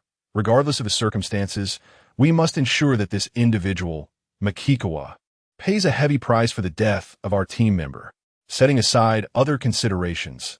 If he, as the leader, were to express a lack of resolve or a dismissive attitude towards such matters, it would imply a disregard for the lives of his team members. How could his subordinates regard him then? Since Mikikawa had sought information about a building materials store, it suggested he had a particular need. Thus, I shall personally lead 10 men to that location immediately. Kamitsumiya Yoshiji stated solemnly, the rest shall remain at the school. Captain Kamitsumiya, do you truly believe that the wretched Mikikawa will head there? Someone questioned skeptically. Makikawa cannot be foolish, can he? While Makikawa may not be foolish, his swift arrival at Tenka Private Academy indicates he was not far from our vicinity. Having already eliminated our personnel, it stands to reason that he would not naively gamble on our reluctance to seek vengeance for Kitaguchi and Yoshihiko, thus perceiving us as a significant threat. Kamitsunako Yoshizi spoke with a calm demeanor, especially since Makikawa is a formidable adversary. A strong individual confronted with an imminent threat must choose whether to confront it or to flee like a coward. Is there even a need to elaborate on the answer? The few present were pensive. Makikawa undoubtedly understood that we would learn of his inquiry regarding the building materials store, and if he truly intended to eliminate us, he would have but two locations to act upon. Kamitsunako Yoshizi continued. First, this school. Second, the site we could ascertain. Even if we cannot find him here at the school, where else could we possibly search for him? Naturally, he hoped that Makikawa would not be at the designated location, leaving them at a loss. Although they were numerous, facing an opponent already armed with firearms and hand grenades, each of them risked their lives. Truthfully, Kamitsunako Yoshizi was reluctant to gamble further losses of his precious personnel for the sake of a deceased individual. Only those under his command could dare to utter such words as to seek vengeance. However, as a leader, he could never express such sentiments. As long as his subordinates did not oppose him, he had no choice but to proceed, even if it meant forcing himself to do so. Yet, if immediate action had already been taken without locating Makawa, and there was no alternative place to search, the desire for revenge would be futile. This matter would eventually pass without impacting his standing. Naturally, should he encounter Makawa in the future, he would not hesitate to enact retribution without a moment's deliberation. His subordinates nodded in agreement and swiftly departed to communicate via radio. 15 minutes later, Seiji Komatsu arrived behind the school, where 10 armed personnel, donned in bulletproof helmets and equipped with firearms, were prepared to accompany him. They were undoubtedly intent on avenging their fallen comrade. After all, they were all part of the same team, sharing a strong bond of brotherhood, having entrusted each other with their lives amidst the perils of a post-apocalyptic world, enduring trials together to reach this school. Furthermore, no one would dare suggest foregoing vengeance. The rationale was simple. Who among them would feel secure in trusting their back to someone unwilling to avenge a fallen comrade? How could they ever place their full trust in such an individual? Seiji Komatsu declared with great conviction, regardless of the reasons behind it. Since someone has had the audacity to openly assassinate a member of our team, that individual deserves the harshest of fates. They must be sent to hell. However, at this juncture, his tone shifted abruptly. Makawa had acquired firearms from Kitagawa and wielded formidable weapons. Moreover, Makawa was no ordinary adversary. He was exceptionally cunning and dangerous. It was possible he had already positioned himself near that building materials store, lying in wait for their arrival. They had fallen behind, losing a precious advantage. A heavy silence enveloped the gathering as everyone absorbed his words, their expressions grave. Yet confronting thugs and criminals was their true forte. That sly fox, Makawa, could never outmatch their pack of fierce tigers. They were determined to bring back his lifeless body, making it abundantly clear that no one could kill their brother without facing dire consequences. Seiji Komatsu's commanding voice rang out. We shall set forth now.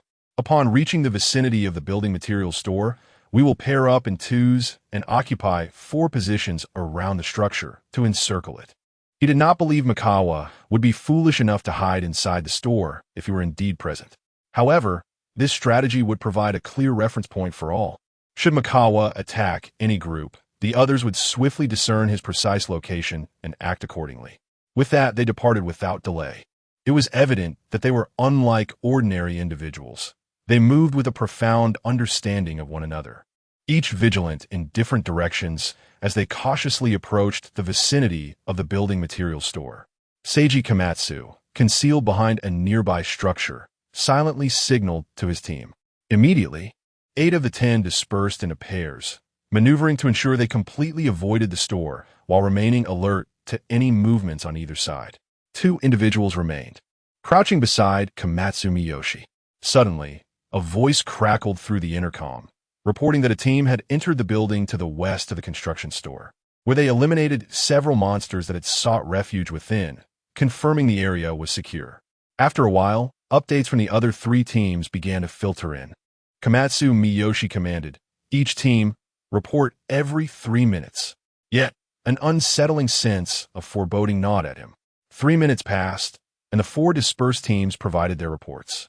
After several exchanges, the other 3 teams continued to communicate, but the 2-person team occupying the building west of the construction materials store had gone silent, their voices abruptly absent. A jolt of alarm surged through Komatsu Miyoshi's heart. That damn Makikawa is to the west of the construction materials store. We can ascertain his approximate location. Move swiftly. He rose quickly, stunned by the realization that Makikawa was indeed lying in wait for them, clearly intent on hunting them down.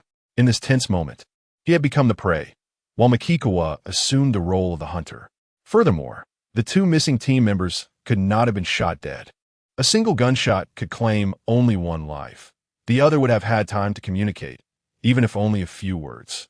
Thus, Komatsu Miyoshi deduced that both individuals had likely fallen victim to Makikawa's stealthy approach, with one possibly slain before the other even had a moment to react. They had been swiftly and silently dispatched by cold weaponry. Chapter 21.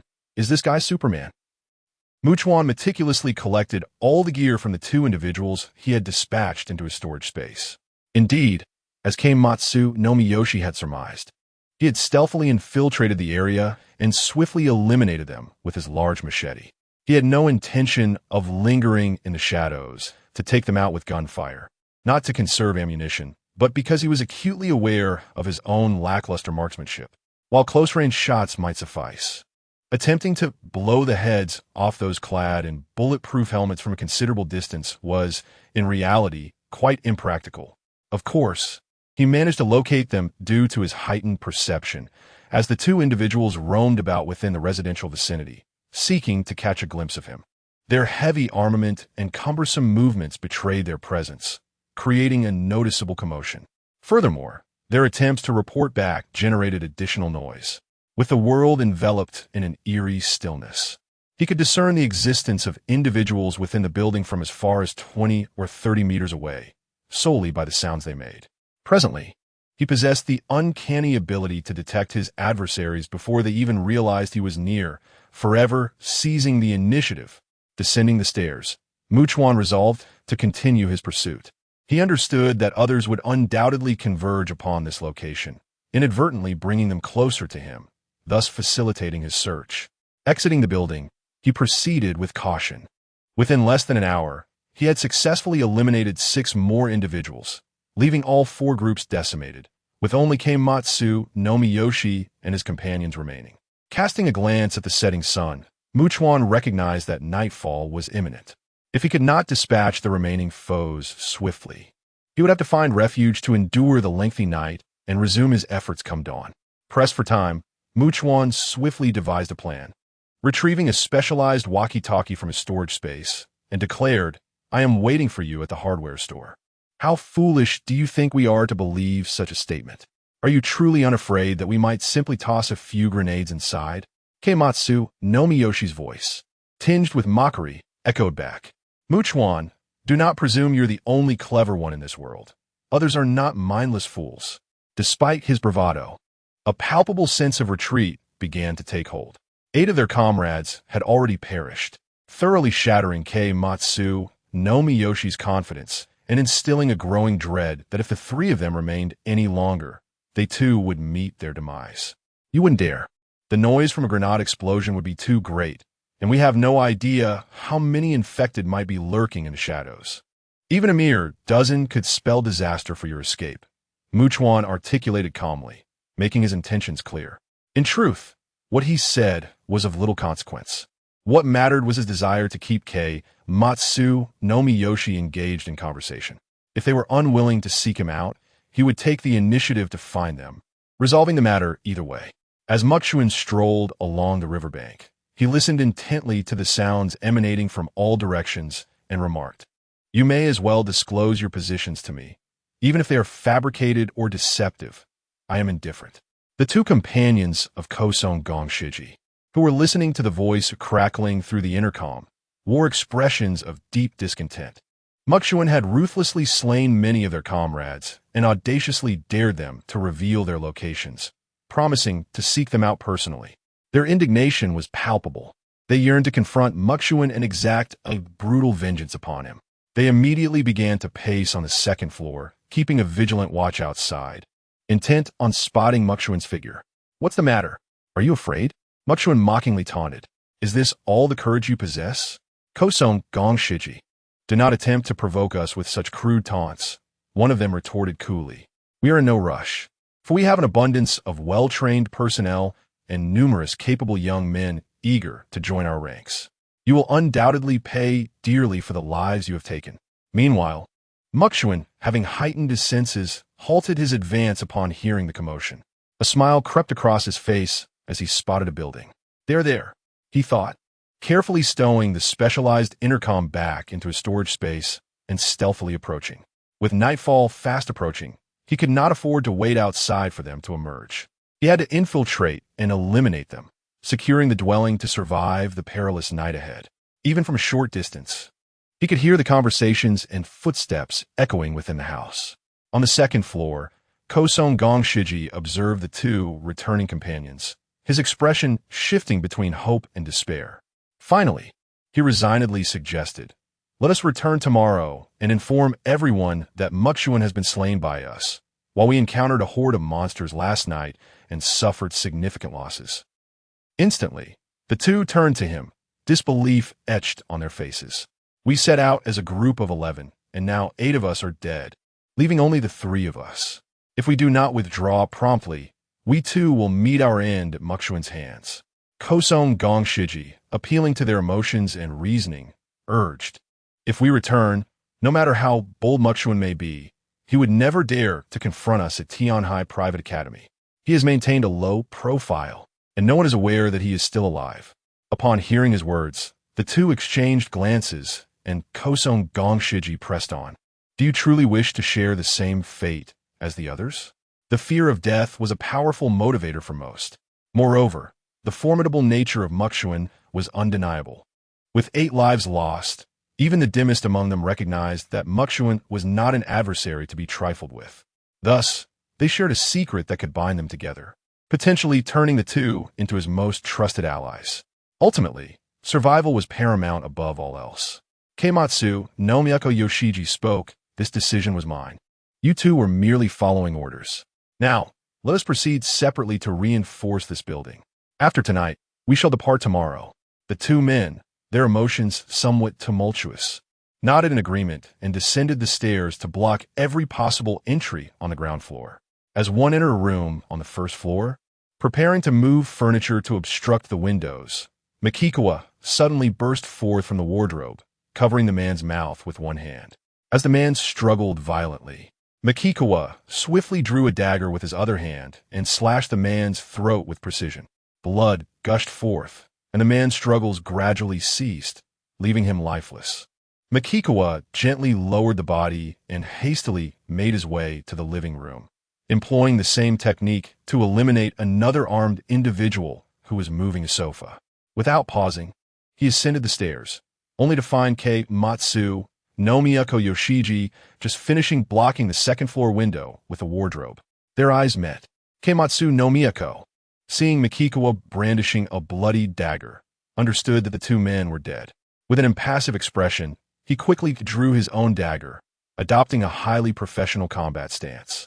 Yet, beneath his curious and perplexed tone lay an undeniable hint of fear as he questioned, "I cannot fathom how you managed to leave the school with Kitajishi and Yoshiro's firearms, and how you have consistently tracked us down."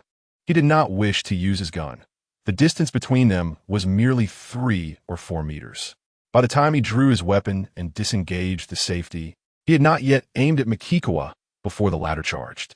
"I will not waste words with a corpse," Mikikawa remarked nonchalantly, prompting Keimatsu no Miyako to strike first. He closed the distance, swiftly swinging his dagger, only to realize that Mikikawa's speed in evading was extraordinary, beyond what rigorous training could achieve. Was Mikikawa some sort of superhuman? As this thought flashed through Keimatsu no Miyako's mind, his eyes widened in shock, just as Mikikawa launched his attack. Instinctively, Keimatsu no Miyako raised his hand to defend himself, but in that very moment, Mikikawa effortlessly pierced his neck with the dagger. Chapter 22. The Fallen School. After Mikochuan eliminated Kamitsumiya Yoshiji, at the other side, at the Tenmai Private Academy, darkness had fully descended. A multitude of infected began to wander aimlessly, their chilling and piercing howls echoing through the night, instilling terror in the hearts of all. The populace huddled in the school gymnasium, trembling in fear, too afraid to utter a word, as if even the slightest sound could attract the attention of the infected. The armed personnel left behind, who had not accompanied Kamitsumiya Yoshiji, remained acutely vigilant, fully aware that the night was exponentially more perilous than the day. It was entirely plausible that numerous infected could drift into the vicinity. The team led by Captain Kamitsumiya had yet to return. One armed personnel, midway through a conversation, was interrupted by a voice crackling through the intercom. "Attention, everyone. I see a monster approaching the school from the rooftop of the teaching building. Direction east." Instantly, the three armed guards stationed at the eastern perimeter of the school tightened their grips on their weapons, spotting a solitary infected figure within their line of sight. If Mikochuan had been present, he would have immediately recognized this creature as the one that had devoured countless tigers, previously mutated, and designated by him as Subject 1. Subject 1 had already reached a remarkable speed, far surpassing that of an ordinary human, yet the guards, unaware of this, perceived it merely as another infected individual. When Subject 1 was still 100 meters away, the guards refrained from firing. They were intentionally allowing it to approach. As it drew within 10 meters, their focus sharpened. With 3 men and 3 rifles, they were confident they could eliminate the threat with minimal ammunition. However, as Subject 1 closed the distance to 15 meters, it unexpectedly accelerated, resembling a tiger charging at full speed.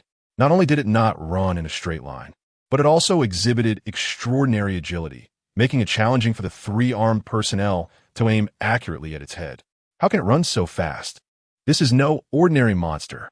Fire. Quickly. The guards, caught off guard and astonished, hastily raised their weapons to target Subject 1. Yet for an ever-evolving infected like it, the mere 10 meters was a negligible distance. Suppressing their rising fear, they did not retreat. They understood that shooting elsewhere would be futile. To conserve ammunition, they aimed for its head before firing. Yet, Subject 1 struck with the force of a tiger's paw, landing a devastating blow to one guard's face. The sickening sound of breaking bone resonated sharply as the attack guard's head was brutally separated from his body, the severed head crashing to the ground, shattering upon impact. The first entity possesses an extraordinary strength. The other 2 armed personnel, upon witnessing this scene, turned pale with fear, their hearts pounding with terror as they opened fire, but could only strike the body of the first entity. It remained entirely unscathed, akin to a hungry tiger pouncing on its prey, swiftly attacking them. Mere seconds later, the anguished screams of the armed personnel echoed through the intercom, chilling the hearts of those listening, leaving them utterly bewildered. How could 3 well-trained elite operatives, armed with 3 firearms, be so easily dispatched? We must hurry. We must eliminate the monster swiftly. As the armed personnel stationed throughout the school sprang into action to confront the impending danger, a roar reminiscent of a fierce tiger perched atop a mountain suddenly erupted from the eastern side of the campus, reverberating far into the night. It seemed as though the first entity was deliberately using its resonant voice to summon other infected beings. Whether armed personnel or civilians gathered in the school gymnasium, the ominous sound instilled a profound sense of dread. The voice of an armed individual on the rooftop of the teaching building crackled through the intercom, fraught with urgency and fear. There are countless monsters converging towards us from all directions.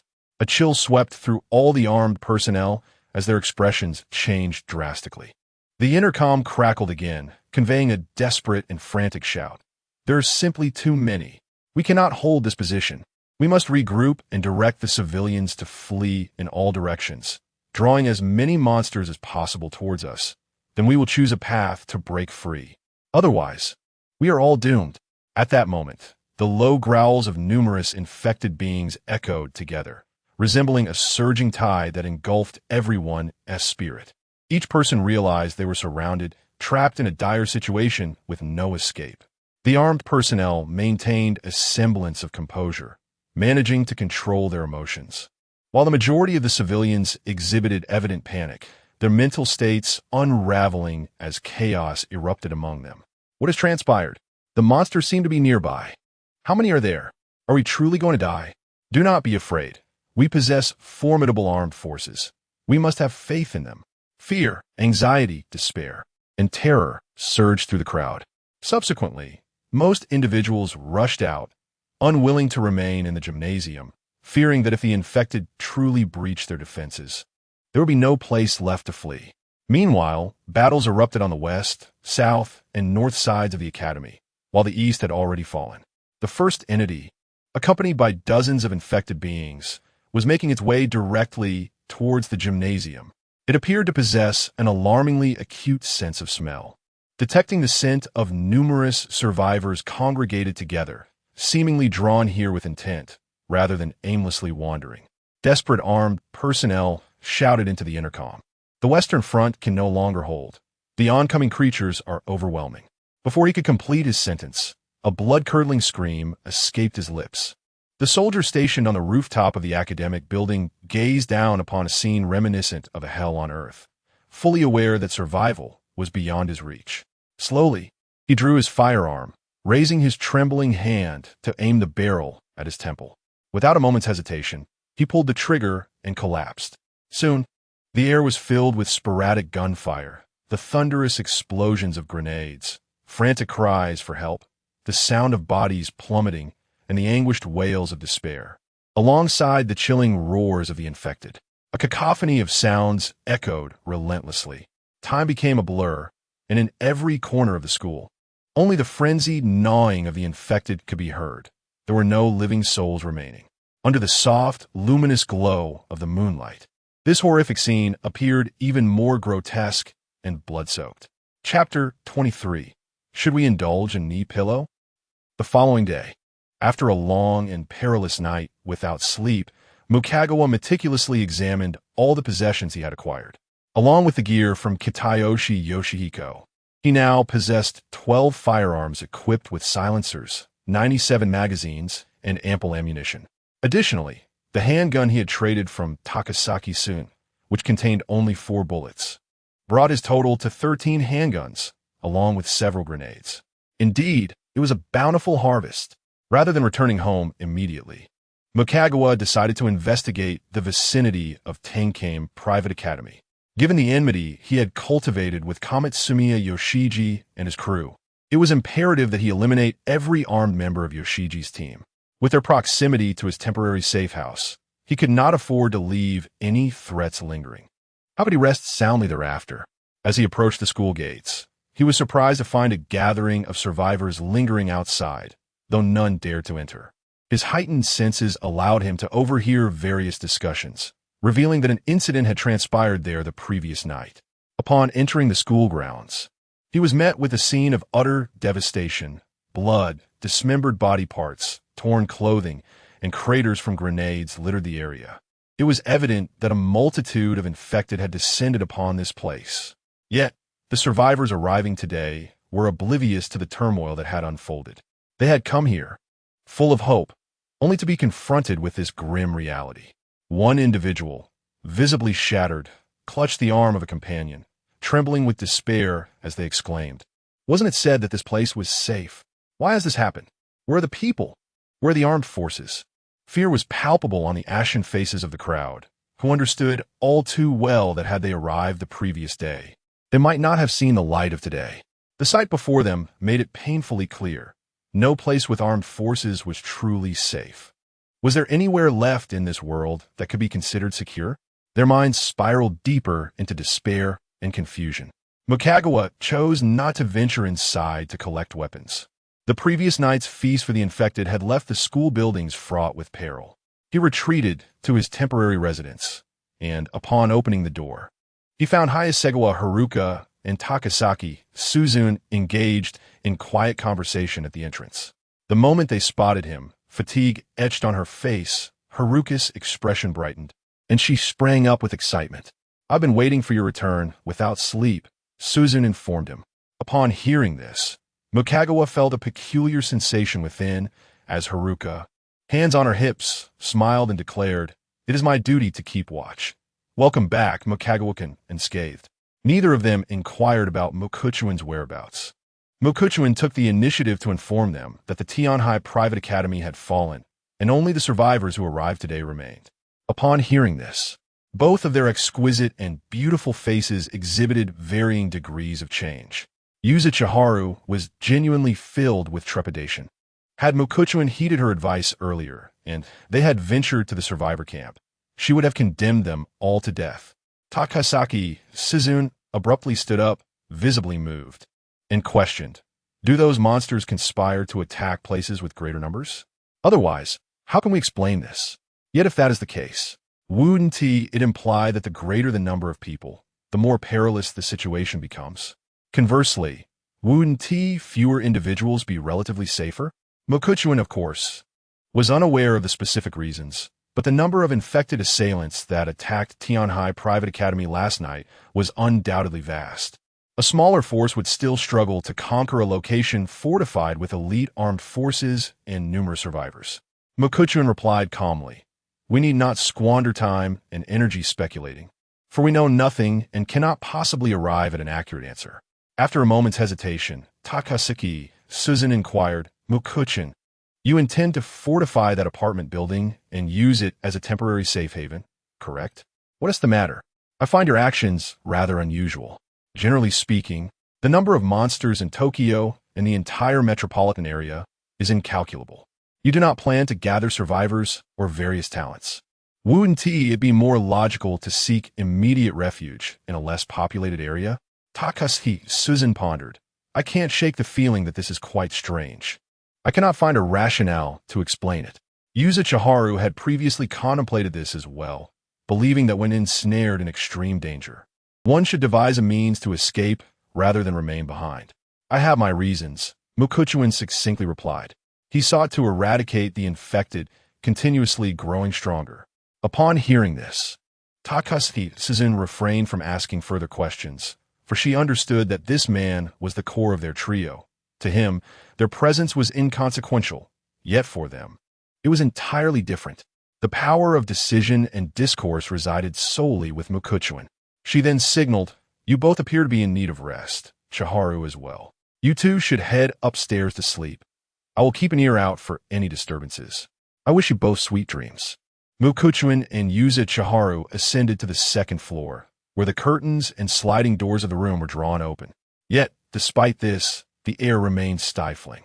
Yuza Chiharu took a seat, picked up a fan, and gently patted her alluringly long legs, playfully asking, "Mokuchuan-kun, would you care to enjoy a lap pillow?" "Certainly." Mokuchuan accepted without hesitation, resting his head upon Yuza Chiharu's thigh.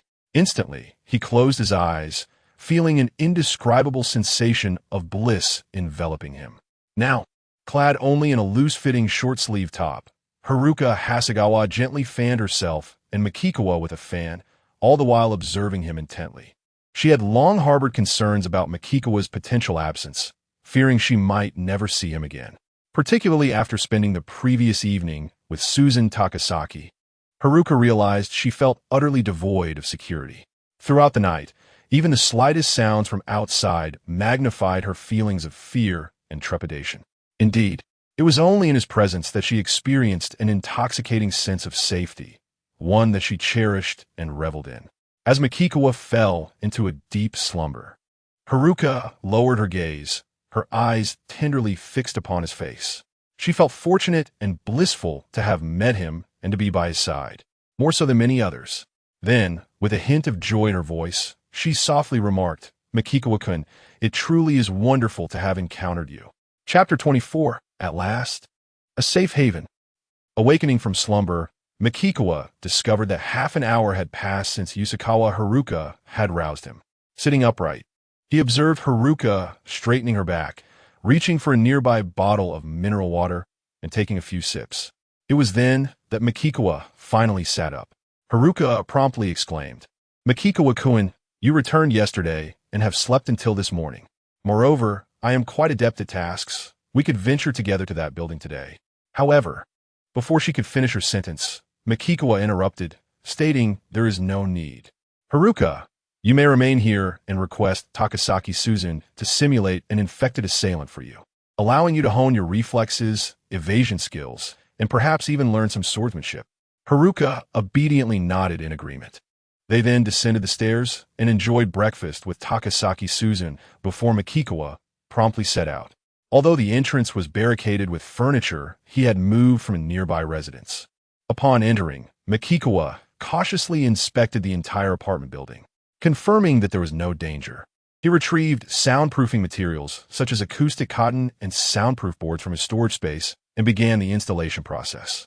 Once that task was completed, Makikawa proceeded to the next step, utilizing cutting tools to slice steel plates and other materials into appropriate sizes for sealing the doors and windows. He was busily occupied, starting from the first floor and diligently securing every window with multiple steel plates. He then reinforced them by stacking rebar and steel pipes behind the sealed windows, welding them securely for added fortification. This meticulous process continued as he repeated the steps throughout the building. Unbeknownst to him, the day was rapidly drawing to a close, compelling him to return to his temporary residence. For 5 consecutive days, Makikawa toiled tirelessly, ultimately fortifying the apartment building comprehensively. He installed 3 robust iron gates at the entrance, transforming the structure into an impregnable fortress. With various daily necessities and clothing gathered from his temporary home, he entered the building alongside the burdened Haruka and Suzun. Ascending the staircase to the 4th floor, they arrived at a certain room. Thanks to the pre-existing solar panels, electricity was available, and the room was brightly lit. The water-cooled air conditioning unit was operational, enveloping them in a refreshingly comfortable atmosphere. However, standing at the doorway, Haruka and Suzun were filled with questions. They were not naive. They pondered how Makikawa had managed to acquire such construction materials single-handedly. How could one individual accomplish such a monumental undertaking? The strength and stamina he possessed were undeniably extraordinary. The two exchanged peculiar glances, yet being astute individuals, neither dared to voice their inquiries. In the sweltering summer, the cool air was a blissful luxury. Haruka, brimming with excitement and joy, declared, I feel as though I have truly come alive. Takasaki Suzun acknowledged that the interior of the room and the world outside were entirely distinct realms. Indeed, the luxury of basking in the cool air conditioning during the sweltering summer was the utmost delight. Reluctantly departing from the chilled sanctuary, she remarked, I shall remain on the rooftop terrace to keep watch. Should any danger arise, I will come and knock. Although this room was constructed with soundproofing materials, ensuring that no noise would escape, it also meant that the outside sounds could not intrude. To maintain her vigil, she could only occupy the rooftop. Other floors, though accessible, were stifling and lacked ventilation, rendering them unsuitable for observing the external conditions. However, she could look forward to sleeping in this air-conditioned haven the following morning, a thought that filled her with anticipation as she turned to leave. With a light step, she ascended to the rooftop terrace, only to find that heavy, dense clouds obscured the moon, plunging the night into profound darkness, save for the intermittent flashes of lightning that momentarily illuminated the silent and eerie world. The low rumble of thunder soon followed, heralding the approach of a torrential downpour. A smile graced Takasaki Suzun's face. Not only would she be able to bathe, but the rain would also fill the water tank. Excitedly, she hurried back to share this delightful news with Makikawa and Hasegawa Haruka. Before long, the trio gathered with shower gel, towels, and a change of clothes unearthed from the nearby dwelling, eagerly awaiting the downpour to indulge in a refreshing wash. Takasaki Suzun, casting a glance at the two, chose to discreetly depart. She preferred not to share an intimate bathing experience with them. It wasn't long before the rain began to pour in torrents. Makikawa and Hasegawa Haruka, oblivious to one another's presence, joyfully reveled in the cleansing rain, thoroughly washing themselves before retreating from the terrace to dry off and dress. Descending the stairs, they encountered Takasaki-san, who was informed by Hasegawa Haruka-san. "You may go now." Nodding in acknowledgement, she left alone. As Mikikawa and Hasegawa Haruka entered the room, a refreshing breeze enveloped them. "Haruka, once we are satiated, let us attend to our serious matters," Mikikawa stated forthrightly. Being a typical man, he felt secure in their surroundings, with Takasaki Suzune on watch. And the age-old adage that a full belly leads to desires was well understood. Hasegawa Haruka, upon hearing this, felt a twinge of anxiety.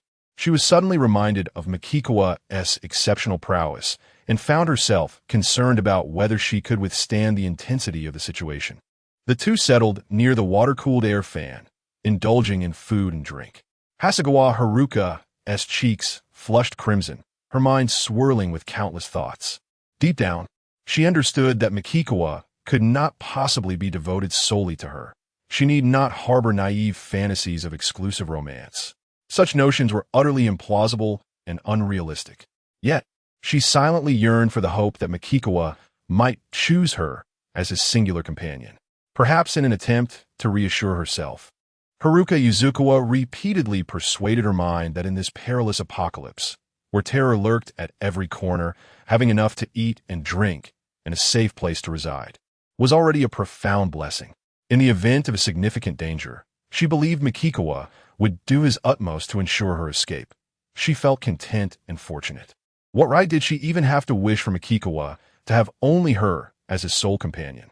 Contemplating these thoughts, she gazed at Mikikawa and, with a hint of shyness, murmured, "Mikikawa-kun, I truly possess no experience, so I hope you can be a little accommodating." After Mikikawa nodded in acknowledgement, Haruka Yuzukawa rose with determination, retrieving a relatively clean, pure white blanket from her belongings and laying it upon the floor. Regardless of the circumstances, she desired to document the moment. Subsequently, the two drew closer together, as if drawn by an invisible force. Soon a low-pained gasp echoed, and a vibrant red flower quietly blossomed upon the pristine white blanket. Chapter 25. Unlocking the system store the following day, Hayakawa Haruka awoke, her body feeling as though it had been dismantled, each movement proving to be a considerable challenge. "Haruka, you're awake?" She immediately heard the voice of Takasaki Suzune and turned her head, her voice raspy as she replied, "Good morning, Suzune." "It's nearly noon," Takasaki Suzune remarked expressionlessly. "Your voice sounds quite hoarse. You should take a throat lozenge. I hope it helps somewhat." "Thank you." Hayakawa Haruka sat up, their gazes meeting. The knowledge that others were aware of her rather embarrassing predicament from the previous night made her feel intensely self-conscious, a blush adorning her beautiful face, leaving her utterly mortified. With her head lowered, she inquired with concern, "Suzune, where's Mikikawa-kun?"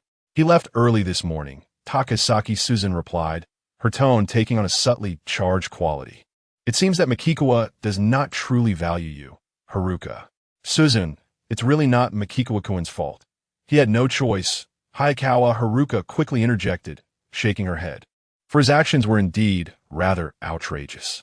As her words trailed off, she raised her hands to illustrate her point. Upon witnessing this, Takasaki Suzune's expression shifted dramatically, as if she were startled, her eyes wide in disbelief. Her face then flushed slightly, and feeling somewhat embarrassed, she turned away, playfully scolding, "Haruka, there are some things you need not share with me, and I have no desire to know." Before Hayakawa Haruka could respond, Takasaki Suzune continued, "Since you are awake and feeling unwell today, it's clear you cannot continue your training in reflexes and evasion. I will head to the rooftop to practice kendo. If you need anything, you can call me using this." She placed a special walkie-talkie, provided by Mikikawa for their communication, before departing. Left to her thoughts, Hayakawa Haruka reminisced about the events of the previous night. It had been painful, yet there were other indescribable sensations intertwined with it. She even recalled, in response to Mikikawa's earnest efforts, how she had, despite it being her first experience, reciprocated with unexpected fervor. As a medical student, she understood the reasons behind her reactions.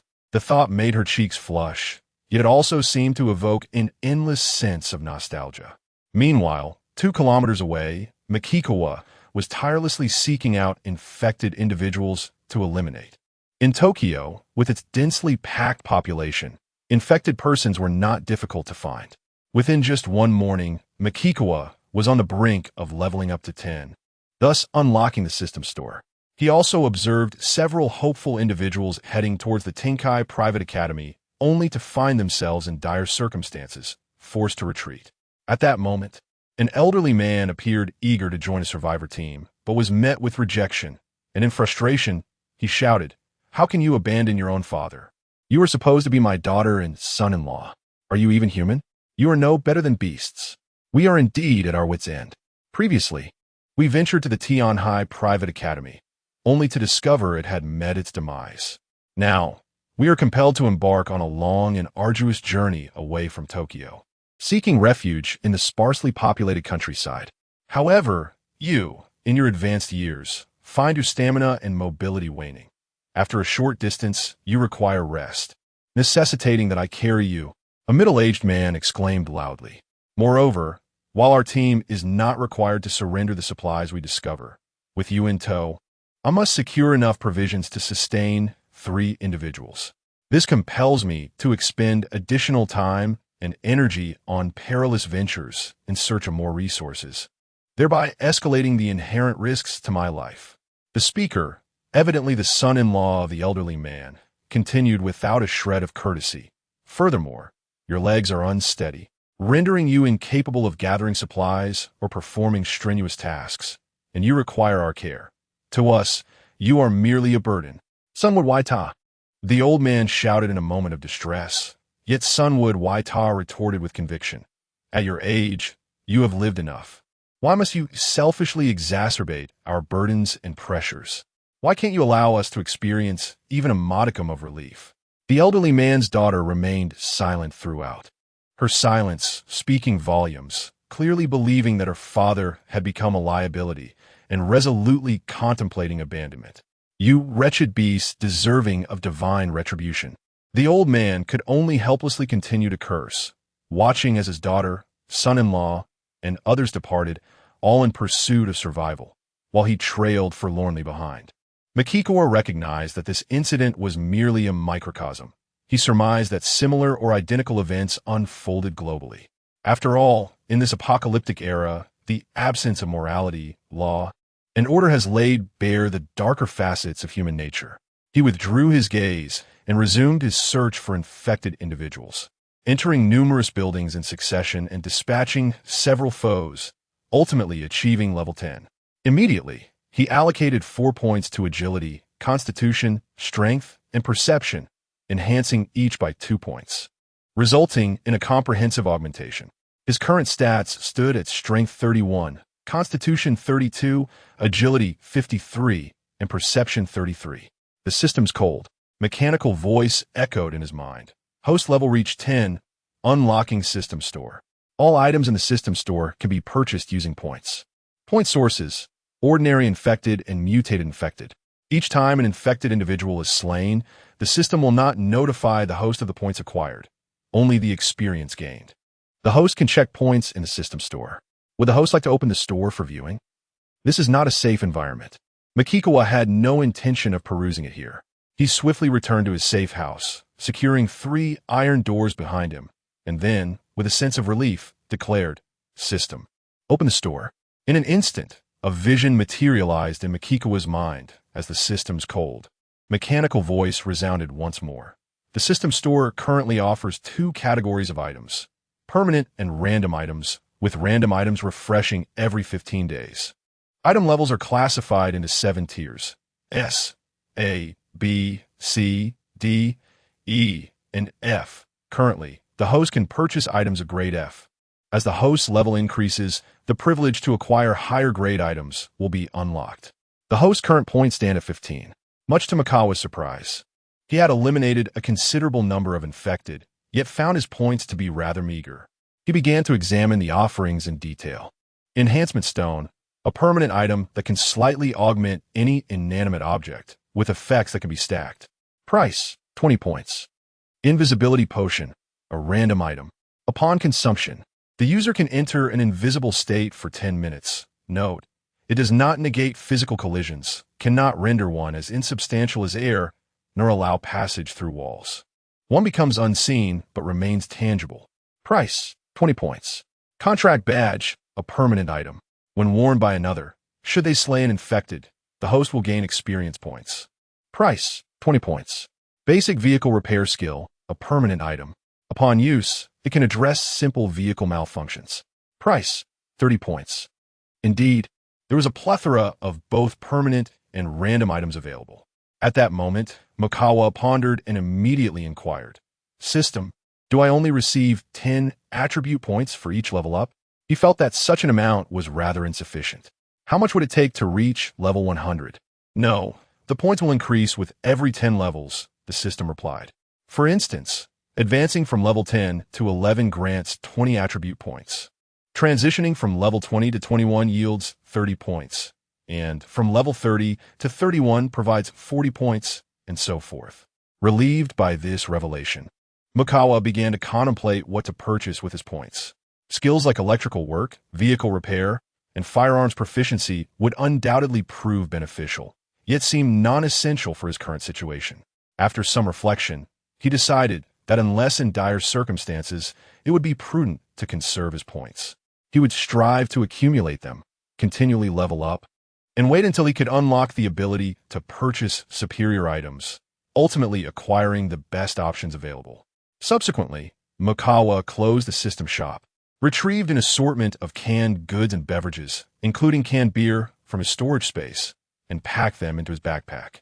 He also carried 2 bags of rice as he made his way to the 4th floor, entering a room that was air-conditioned and remarkably cool and comfortable. Chapter 26.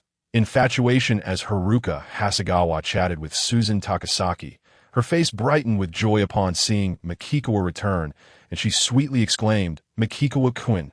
To be honest, having Takasaki around was quite pleasant for her. With Mikikawa's return, she was not left alone. There was someone to converse with, which was certainly preferable to solitude. Susan Takasaki, however, greeted Mikikawa with a neutral expression. Yet, as soon as he arrived, she felt like a third wheel and instinctively wished to retreat to the rooftop to continue her kendo practice. "I'll go take a shower," Mikikawa said, setting down his bulging backpack and 2 bags of rice before heading to the bathroom. Fortunately, after the torrential rain last night, the water tank was brimming. In truth, he had no need to conserve water. He had ample supplies of bottled water and beverages. "Mikikawa-kun, please don't drain the bathwater after you're done. I would like to wash up later," Haruka Hasegawa hastily interjected. Meanwhile, Takasaki raised her right hand to her chin, contemplating the opportunity to spar with the formidable Mikikawa in order to elevate her skills. After all, it was only by consistently facing powerful opponents that she could achieve noticeable improvement in a short period. After a moment's hesitation, she inquired, "Haruka, do you have any plans for the afternoon?" If they were unoccupied, she could ask Mikikawa for assistance. If Mikikawa-kun wants to do something, then." Haruka's face flushed with embarrassment, her words trailing off. She recalled the sensation of reciprocation and felt a desire to experience it again, to savor it fully. Thus, almost involuntarily, she confessed, "Well, that feeling is quite nice. I enjoy a lot.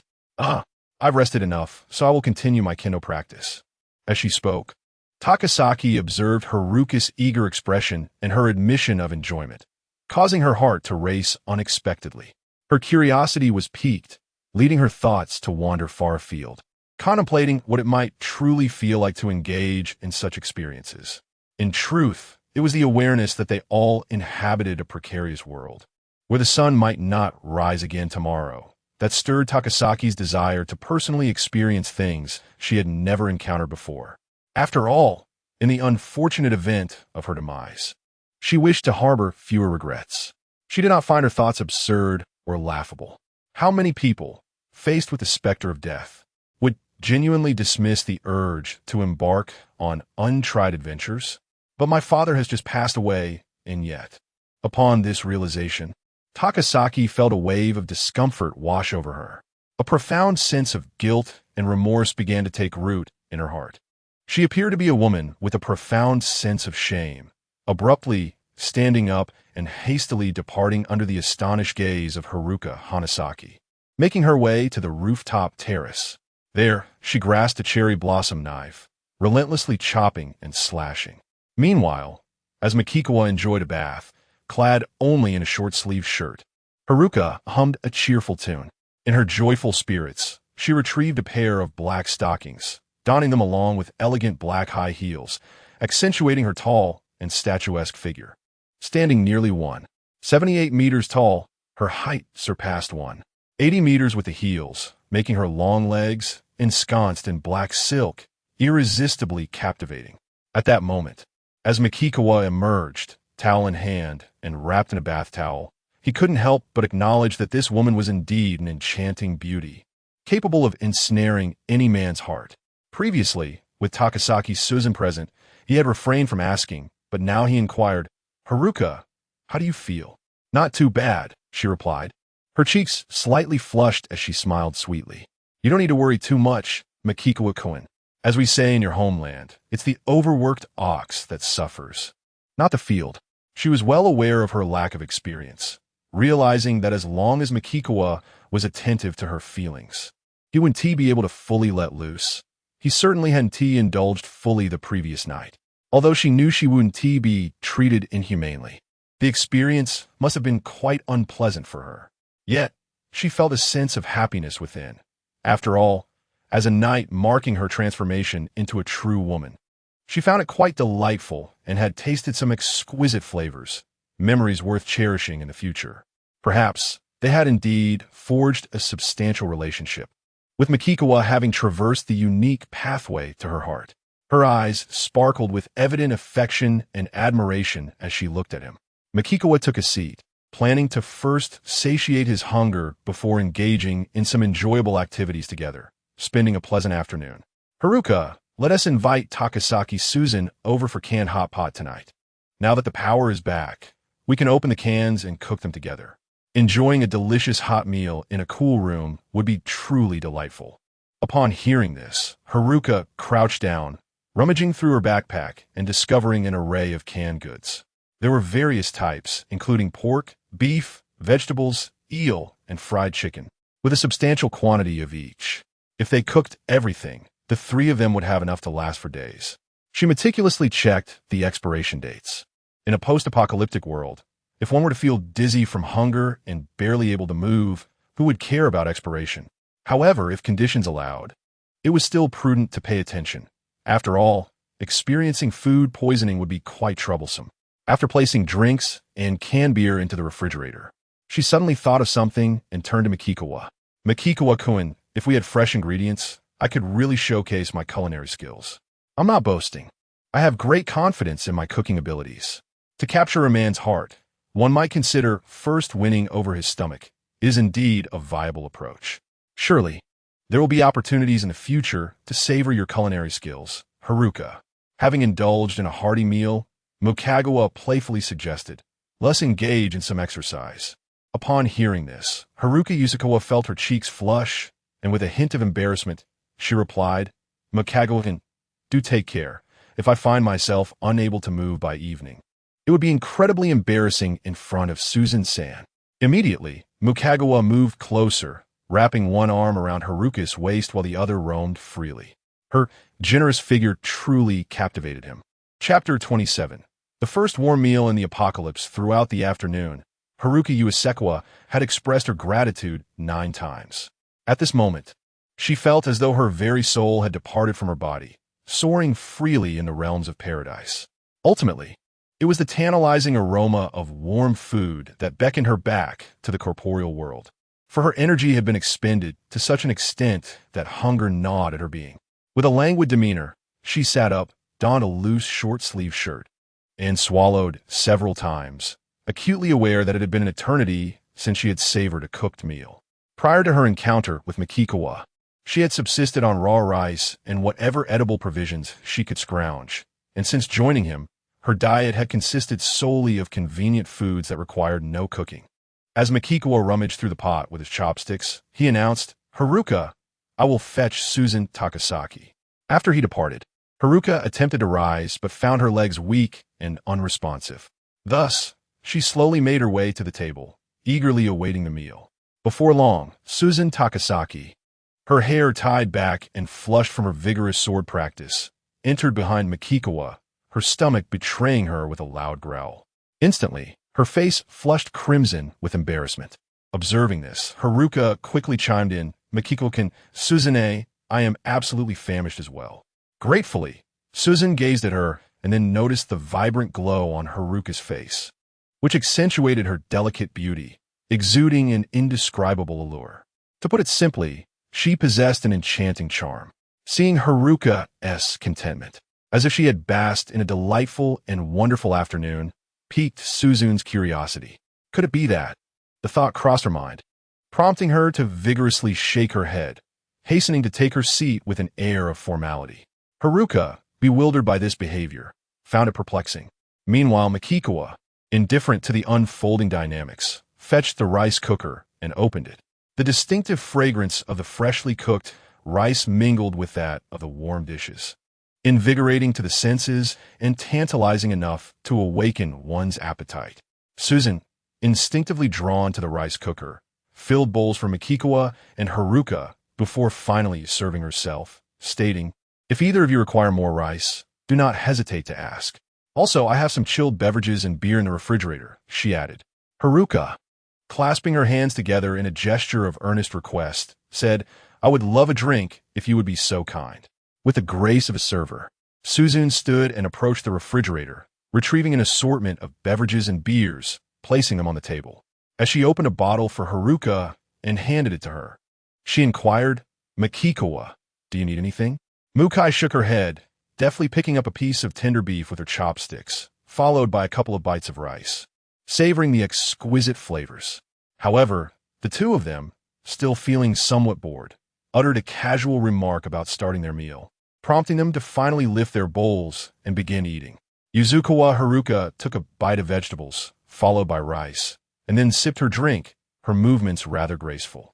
Even during their initial meeting, despite her hunger, she maintained a slow and deliberate pace, eschewing any semblance of gluttony. In contrast, Takasaki Suzune appeared more uninhibited, completely indifferent to her image as she devoured her food heartily. The trio remained silent, each engrossed in their meal, relishing this remarkably sumptuous feast amidst a post-apocalyptic backdrop. Mukai consumed 7 large bowls of rice in one go, while despite Takasaki's well-proportioned figure, her appetite was substantial, finishing 4 bowls. Yuzukawa Haruka had the smallest appetite, managing only 1.5 bowls. Following this, Mukai popped open a chilled beverage and drank it down in one gulp, letting out a long, satisfied belch, exclaiming, "What a relief! This is life." Takasaki then opened a can of beer, similarly drinking more than half. In the sweltering summer heat, with the air conditioning blowing, indulging in a hot pot meal followed by a cold beer felt like a blissful dream to her. Yet, she couldn't shake off the slight unease of feeling indebted to Mukai for this meal, prompting her to rise and say, "Let me tidy up the table." She immediately began to busily wash the dishes while minimizing water usage. Meanwhile, Yuzukawa Haruka looked at Mukai, her doe-like eyes glimmering, her cheeks slightly flushed, and whispered conspiratorially, "Mukai, shall we continue tonight? Are you up for it?" Mukai replied, confident in his enhanced physique and fully satiated, still possessing formidable combat prowess. Moreover, such activities were always entertaining for a man, serving as a delightful pastime. Yuzukawa Haruka nodded with a smile. "Please don't underestimate me, Mukai-kun." With that, she reclined comfortably on the ground, intending to rest and gather her strength for an intense showdown with Mukai later. Mukai stood up, stretching his limbs before leaving the room. Armed with firearms and ample ammunition, he aimed to practice his shooting skills on the infected that roamed the night, while also gaining valuable experience. He made his way to the rooftop. The moon was bright, and the air was filled with the haunting, piercing howls nearby.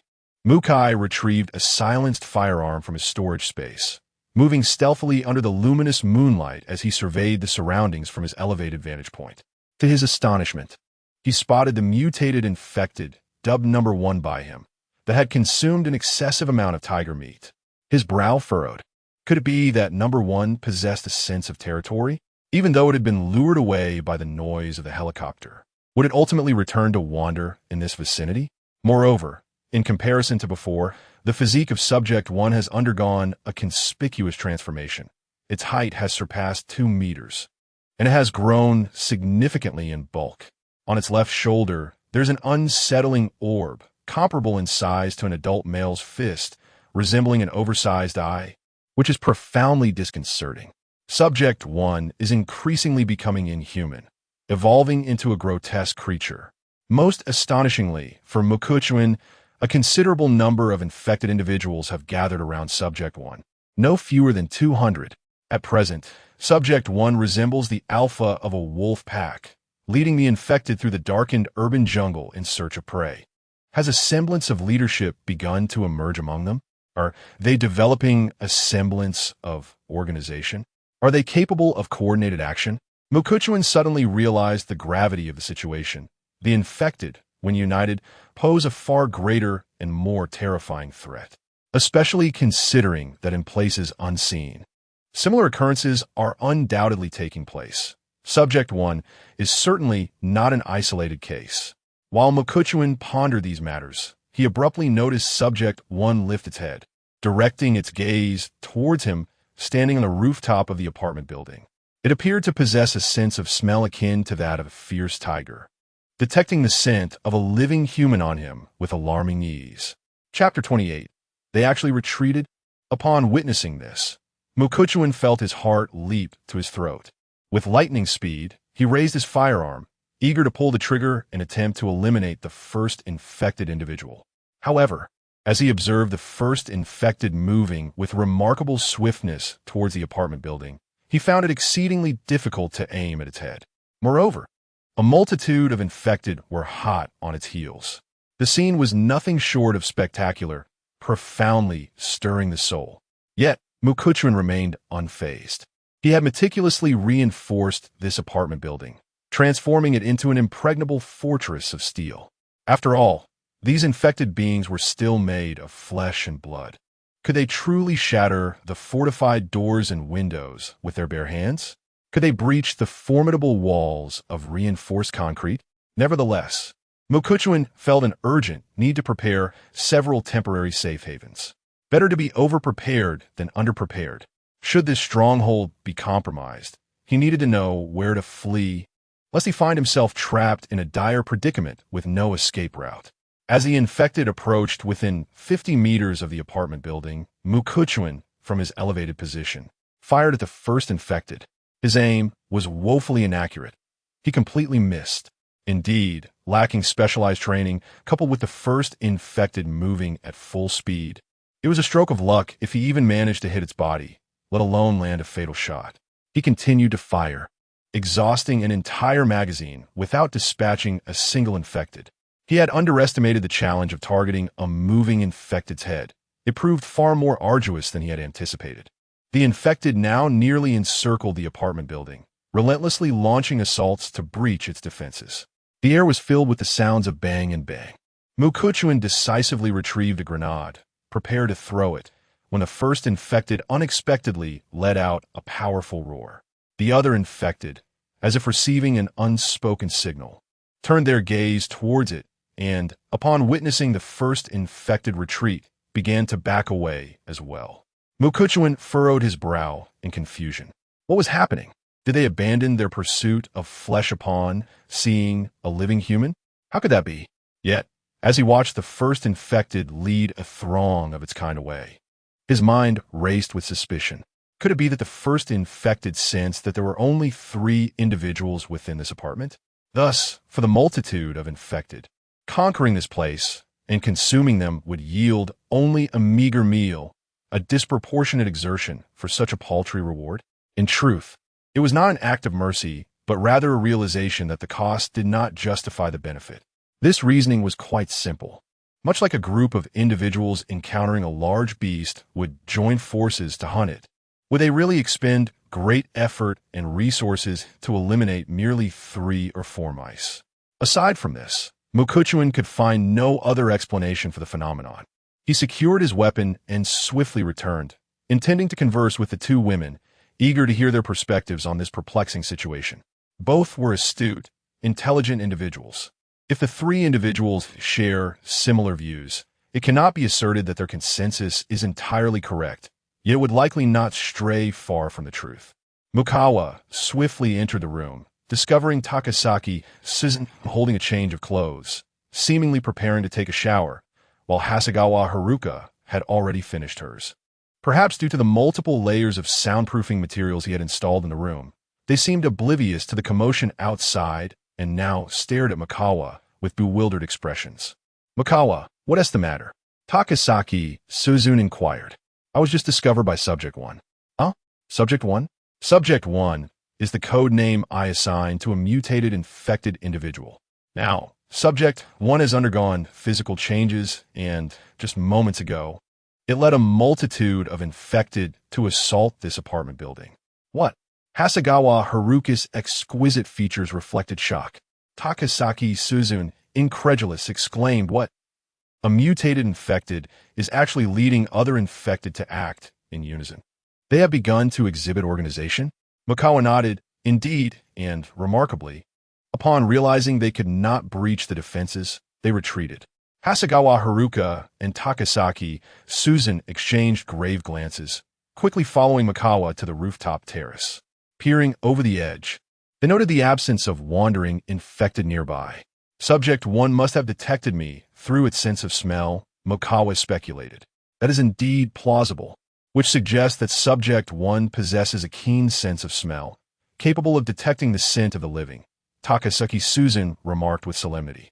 "In that case, I believe Subject 1 has likely realized that there are only the three of us in this apartment building.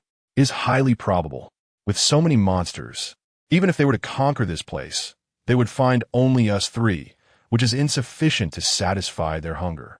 Moreover, this location is exceedingly difficult to breach. Hence they chose to withdraw." Hasegawa Haruka pondered. From this outcome, it indicates that when confronted with a challenging environment, the monsters would not expend significant effort and resources to obtain a meager amount of food, Mukawa stated slowly. "Indeed, this implies that Subject 1 has, to some extent, acquired intelligence. While it may not be sophisticated, it at least understands the necessity of proportionality between effort and reward." Takasaki Suzun inhaled deeply, which indirectly suggests that areas with a high concentration of survivors are increasingly perilous. "This leads me to suspect that the breach of Takami Private Academy was not merely coincidental. Perhaps it was orchestrated by Subject 1?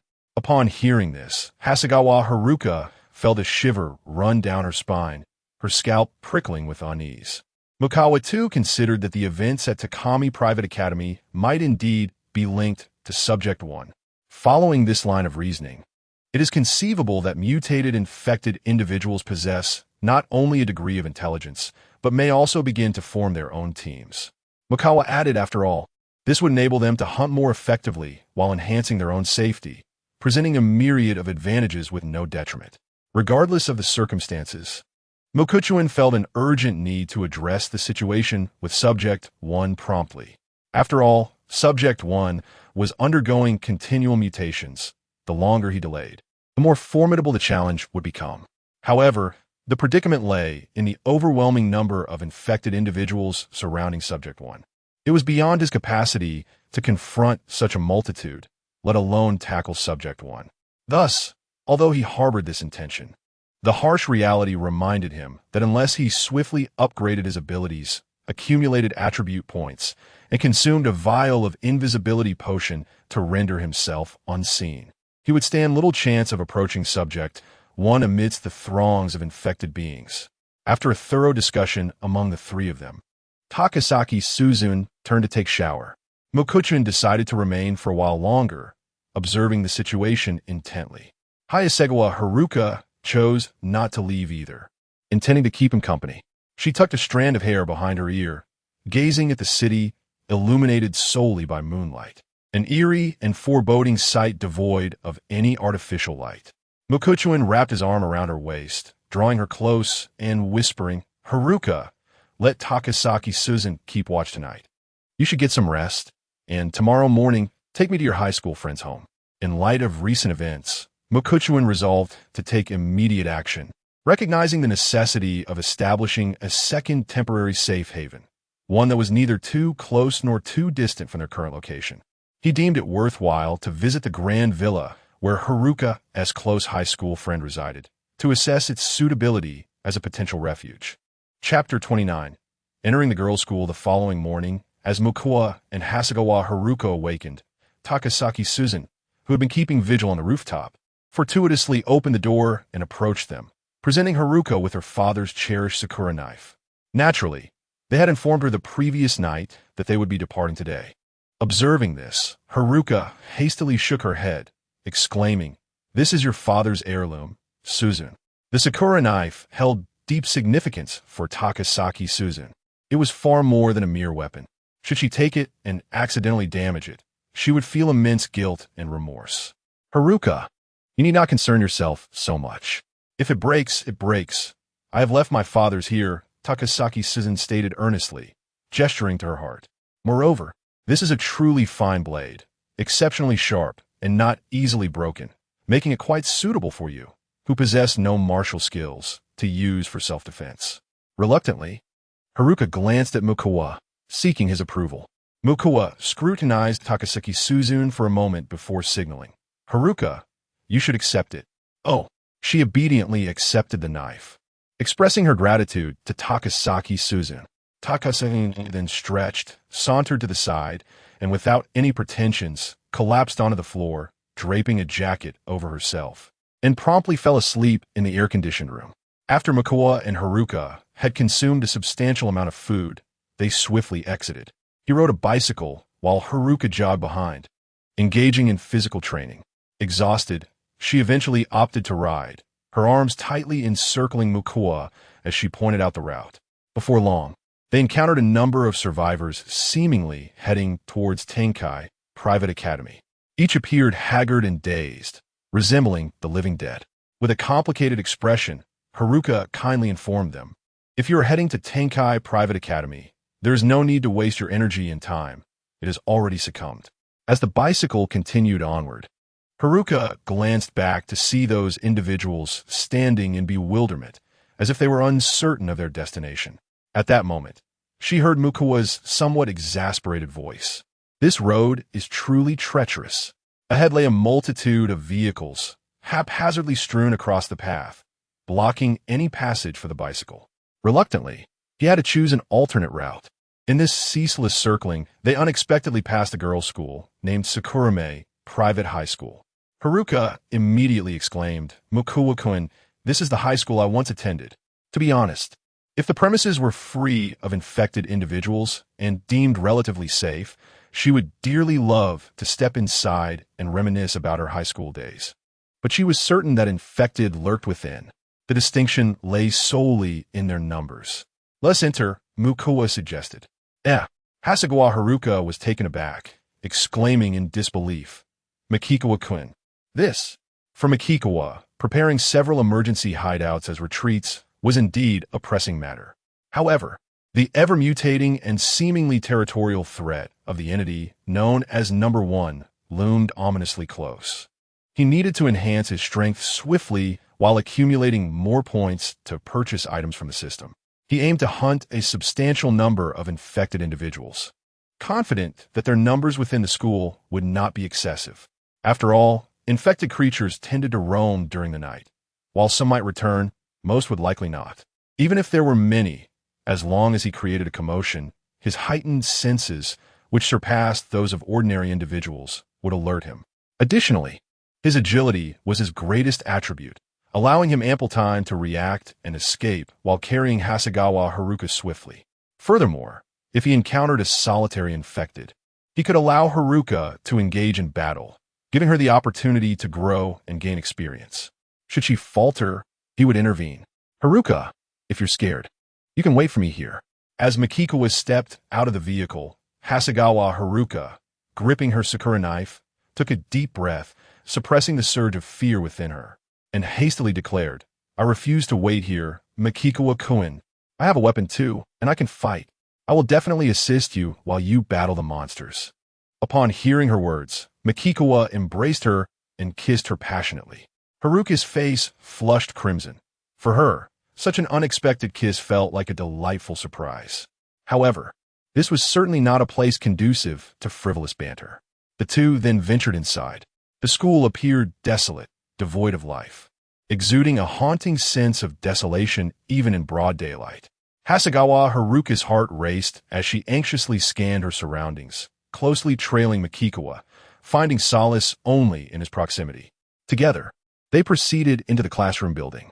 What greeted them were rows of toppled shoe lockers typical of high schools in Sakura Country. Students were required to change into indoor shoes upon entering, hence the frequent scenes of love letters hidden within lockers in anime. The ground was littered with countless girls' shoes. Alongside torn uniforms, remnants of flesh, and bone fragments. Blood splattered everywhere, and dust visibly floated in the air, conjuring a serene yet profoundly shocking tableau. With a pale face, Hasegawa Haruka recalled something and whispered, "Mikikawa-kun, the infirmary is on the first floor. It contains medical supplies." Mikikawa naturally intended to procure them, as the more medical supplies one had, the better. To put it bluntly, who could remain unscathed in this world? Moreover, by removing the medicine boxes, they could store more supplies in their backpacks. With Haruka present, he refrained from directly stowing them in his storage space. The two proceeded cautiously until they reached the infirmary, opening the door to reveal a chaotic scene. Mikuchuan remained composed, while Hasegawa Haruka's expression betrayed sorrow. She vividly recalled the school nurse as a gentle and attentive middle-aged woman. However, had she not succumbed to infection, she likely would have long since turned to dust. They swiftly gathered the medicines from the infirmary into their backpacks. Mikuchuan hoisted the bag upon his back and guided Hasegawa Haruka upstairs, peering into the classrooms. The scenes within each room were strikingly similar: overturned desks and chairs, scattered textbooks strewn across the floor, a blackboard filled with writing, shattered doors and windows, all drenched in blood. It resembled a school haunted by malevolent spirits.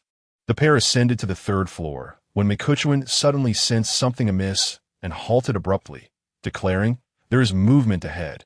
A confrontation may be imminent." Hasegawa Haruka immediately drew her cherry blossom blade, gripping it with both hands, her gaze fixed warily ahead. Soon, an infected individual clad in a blood-stained uniform emerged from one of the classrooms. With disheveled hair and blood-red eyes bulging as if they might burst from their sockets. Its mouth was grotesquely gaping, stretching from ear to ear, revealing a full set of teeth. Torn black, thigh-high stockings clung to its legs. The two of them stood as if facing a fearsome and malevolent specter. Chapter 30, Terror. At this moment, Mukwawa scrutinized the scene before him with an unsettling calmness, as if he were devoid of fear. Before him stood a mutant, infected individual, strikingly similar to the first. Its left arm had undergone an astonishingly grotesque transformation. Even when standing erect, its fingers could undoubtedly reach the ground.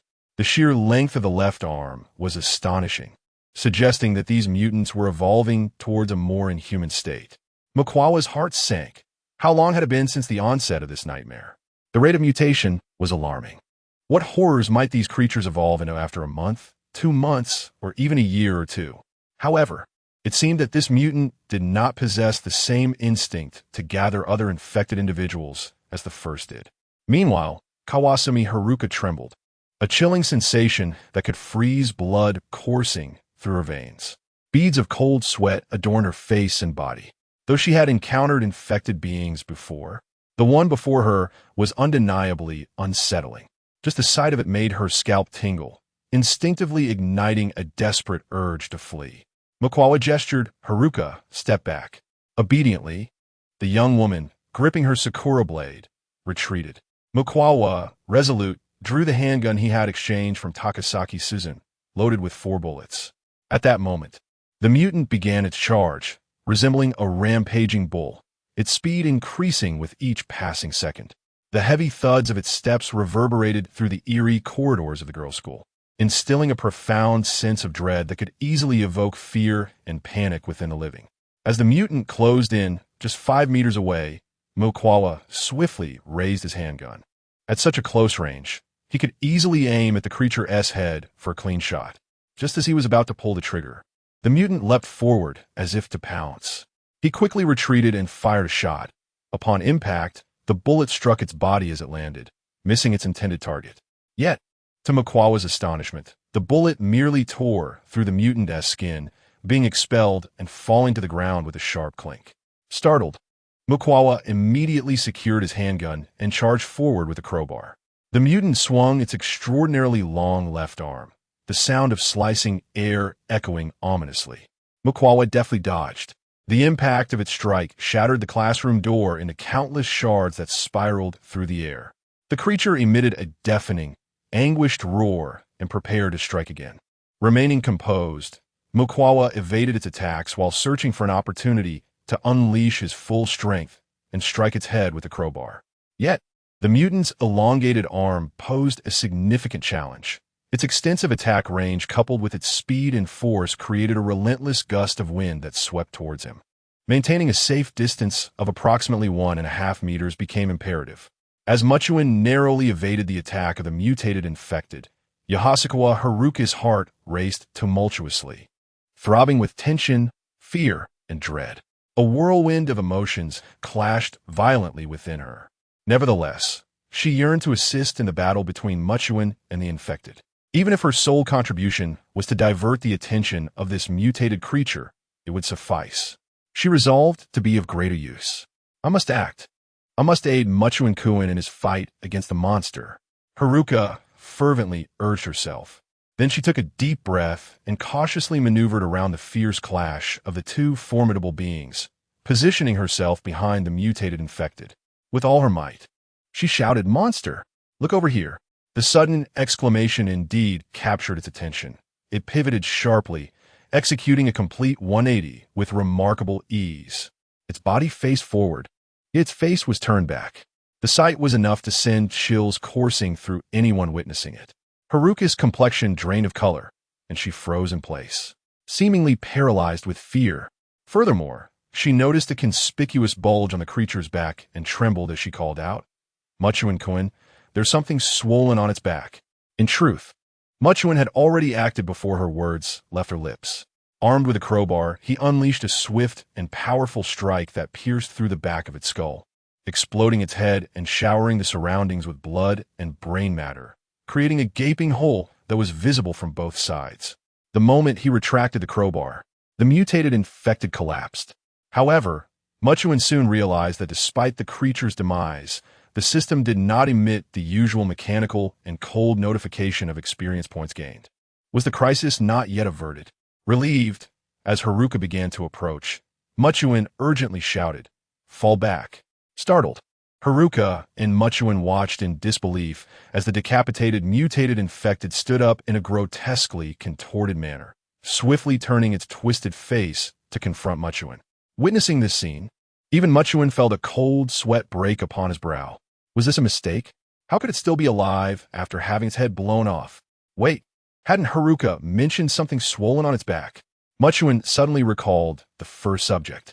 Could it be something akin to a fist-sized, oversized eyeball, similar to that on the left shoulder of Subject 1? Was it necessary to obliterate that to truly vanquish the mutated infected? Was the creature's weakness no longer its head? But that object was on its back. If it always faced him, how could he maneuver behind it? How could it possibly still be alive? Haruka was utterly terrified, nearly gasping for breath. Muchuan also noticed that the mutated infected was rapidly turning around. It seemed that after having failed to grasp Muchuan, the creature was unwilling to expend any further energy or effort in pursuit. It shifted its objective, intent on taking the life of Haruka Hasegawa, and directly departed with her lifeless form. Makikawa, witnessing this scene, comprehended that it indeed possessed a certain degree of intelligence. It decisively abandoned the more formidable target in favor of an easier kill. Yet, its intellect was undoubtedly limited, rendering it rather foolish. After all, in that very moment, it had turned its back to Makikawa. Consequently, Makikawa could distinctly observe a protruding mass upon its back, obscured only by the school uniform. Without hesitation, Makikawa sprang into action. Meanwhile, the terrified Haruka Hasegawa, retreating in fear, beheld the mutated infected creature charging towards her, its elongated left arm raised, poised to strike with all its might. The specter of death loomed ominously. Hasegawa's mind plunged into a void. Her trembling form was frozen in horror, her eyes wide open, pupils constricted to pinpoints. Her face almost solidified in terror.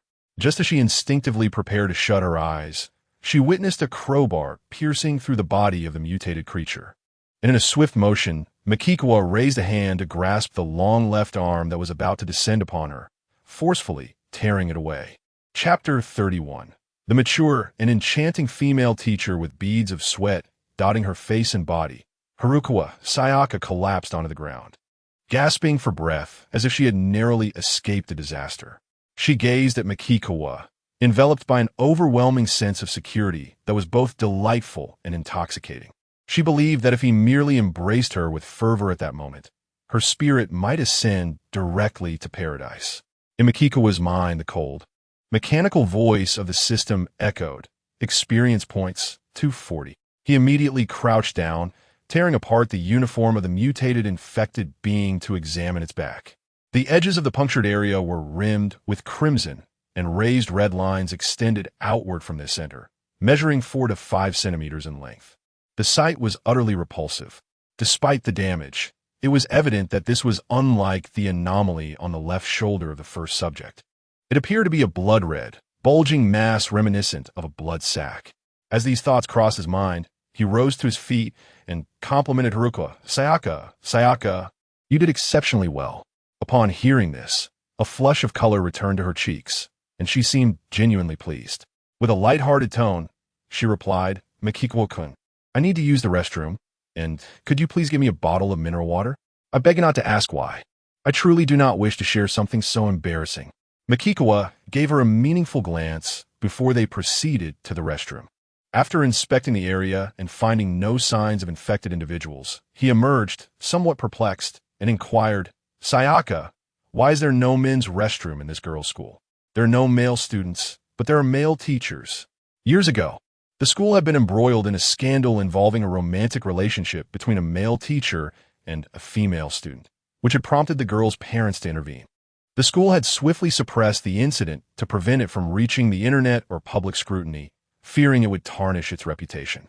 Sayaka explained, after that incident, the school took drastic measures to prevent any recurrence by dismissing all male teachers and hiring only female faculty. After all, it is a private institution, free to operate as it sees fit. Upon hearing this, Makikawa retrieved a bottle of mineral water from his backpack and handed it to her. After she accepted it and entered the restroom, she took a while to return. The two then continued to explore the academic building. Remarkably, aside from the previously encountered mutated individual, they found no other infected beings. This situation was utterly bizarre, leaving Makikawa in a state of confusion. However, the absence of further threats filled Sayaka with a profound sense of relief. They exited the academic building, and Sayaka, well acquainted with the school, guided Makikawa to the gymnasium and library, where they found no signs of infection. The entire school felt eerily desolate. When they reached the cafeteria, Makikawa, through the sounds emanating from within, discerned the presence of a few living souls, approximately 20. He was astounded.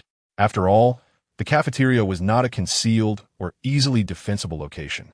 How could there be so many survivors? Filled with confusion, he immediately entered alongside Haruka Yusukawa, discovering nearly 20 survivors, all of whom were women. "Haruka?" someone suddenly exclaimed. Both of them turned toward the voice. It belonged to a tall woman clad in a teacher's attire, appearing to be in her late 20s. Her face was strikingly beautiful, with fair skin and an exquisitely curvaceous figure. Her long hair was elegantly pinned up with a hairpin. In a small beauty mark at the corner of her right, I added a few degrees of mature allure, complemented by her attire, which radiated an enchanting charm. In comparison, Haruka Yusukawa seemed somewhat youthful, lacking the depth of allure that the woman possessed. She resembled a naturally enchanting siren. "Ms. Nishikaku." Haruka recognized her and exclaimed in surprise. Quickly turning to Makikawa, "Makikawa-kun, this is my high school homeroom teacher, Nishikaka Miho." Makikawa surveyed the area, realizing she was the only teacher present among the students. Thus, He straightforwardly inquired, "Why are you all here, yet unharmed?" "Because that monster does not intend to kill us all," Nishikaka Miho slowly replied, "but rather, it has confined us." Upon hearing this, both Haruka and Mikikawa were taken aback. We were initially hiding in the gym equipment room, until a loud roar resounded throughout the school a week ago, and we were oblivious to the specifics. Nishikaka Miho crossed her arms and continued, "Not long after, a creature with an unusually long left arm shattered the wooden door of the equipment room." Mikikawa listened silently, deep in thought. At that moment, we all felt doomed. Yet unexpectedly, after devouring one person, it departed. Nishikaka Miho said, trembling, "I emerged from my fear and began to wonder if it could be satiated by consuming just one individual, implying it would not specifically hunt us all down." Mikikawa raised his right hand to his chin, lost in contemplation. If a mutant with a certain level of intelligence were to kill all these individuals, it would undoubtedly not be able to consume them all, indicating that the infected actually favored fresh, living prey over decaying corpses. We were extremely hungry at the time, so we ultimately mustered the courage to leave the equipment room, only to be astonished to find no other monsters in the school.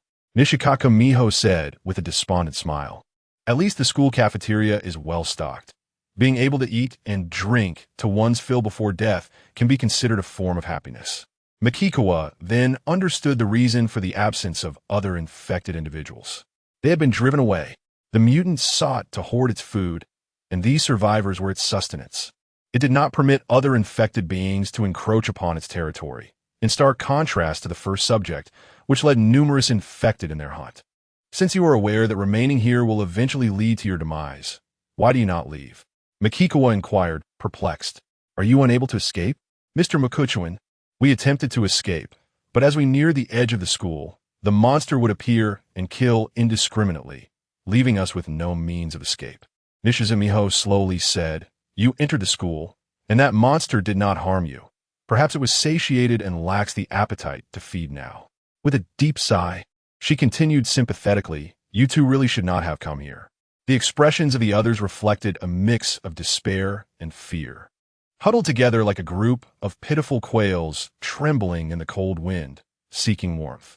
At that moment, Hasegawa Haruka raised her head proudly, her chest puffed out, and declared loudly, "Teacher Nishizuru, the monster you mentioned has already been dealt with by Mukuchuan." Both Nishizuru Miho and the others were struck with profound disbelief, their hearts surging with tumultuous waves, standing utterly frozen as if struck by lightning. Chapter 32, We Must Follow Him. The astonished Nishikawa Miho and her companions were utterly astounded. They could hardly believe that the terrifying and monstrous creature had been vanquished by this dashing, handsome man who resembled a youthful prince. How could he be so remarkably powerful? Nishikawa Miho was the first to regain her composure.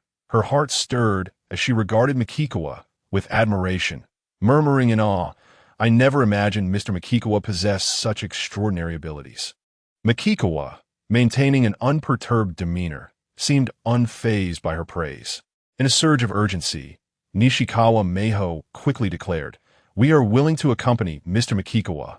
Firstly, being in the company of a strong and formidable man assured greater safety, especially considering his striking allure.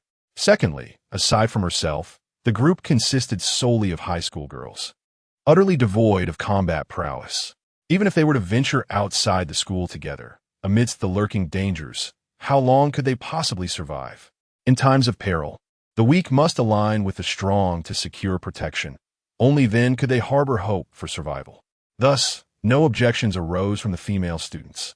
All silently acquiesced to follow Mikikawa. Some gazed at his tall, handsome visage with wide eyes, flushed cheeks, and expressions brimming with anticipation, as if any unreasonable request he made would be met with unhesitating compliance, provided he would take them along. However, Mikikawa had no intention of escorting them to the safety of his apartment. He was neither a man easily swayed by beauty nor a benevolent savior. Their fates were of little consequence to him, and a larger group only amplified the danger. The mutated infected would not be limited to just one. There were surely many more lurking about. Yet Mikikawa recognized that, for the present, they might hold some utility for him.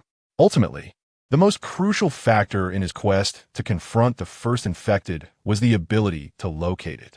If he could not find it, no amount of skill or power would suffice. However, embarking on a solitary search for the first infected proved to be a formidable challenge, especially since he could only operate during daylight hours. During the day, the first infected and numerous others would conceal themselves, making them even harder to locate than at night, when he was confined to his safe haven. Logically speaking, if the first infected were to fixate on a location teeming with survivors, its attention would naturally be diverted to the prey before it, allowing Makikawa a greater chance of successfully executing his stealthy strikes. Moreover, even in the event of failure, should he need to retreat, the first infected possessed a modicum of intelligence. While not high, it was unlikely that it would forsake a multitude of survivors in pursuit of just one individual. Even if the first infected chose to hide from the sunlight at dawn, it would not stray far from the school, likely seeking refuge within its confines. After all, a substantial morsel of opportunity lay tantalizingly close. Even if it could not be easily seized, it would undoubtedly linger in the infected's thoughts, unwilling to relinquish its prize without a fight. Makawa indeed had ample reason to believe that number one would eventually arrive near this school. His apartment was situated a mere 3 to 4 kilometers away, a distance that was not far at all, placing this location well within number one's range of activity. Should number one wander nearby, it would undoubtedly detect the presence of numerous living beings congregating here, and if it proved impenetrable, it could very well ensnare number one. Contemplating this, Makawa decided to reinforce the equipment room in the school gymnasium, allowing them to stay there. Despite his intentions to utilize them, he expressed, "There exists a mutated infectine nearby that is far more terrifying than those within the school, which I refer to as number one. I intend to confront it and eliminate it." Upon hearing this, Nishikawa Miho and all the female students turned pale, their hearts racing, as an icy dread surged from their feet, enveloping their entire beings. They felt as though they had plunged into a more desperate ice cellar. What? There was an even more horrifying monster outside. I will fortify the equipment room in the school gymnasium, transforming it into an impregnable steel fortress, Makawa continued. Once number one approaches, it will discover that many survivors are hidden within the equipment room. Nishikawa Miho was astute, and the surviving female students present were certainly not fools. They understood that Makawa intended to use them to attract number one. However, if the fortress were breached, they would all perish. Their faces reflected profound fear and despair. Yet they also recognized Makawa's formidable capabilities, which was why he sought to hunt it down. In reality, the risks Makawa faced far outweighed theirs. Moreover, they could not afford to offend such a person. Should they oppose Makawa or act in ways that displeased him? Could they truly expect his protection in the future? Pressing her red lips together, Nishikawa Miho spoke.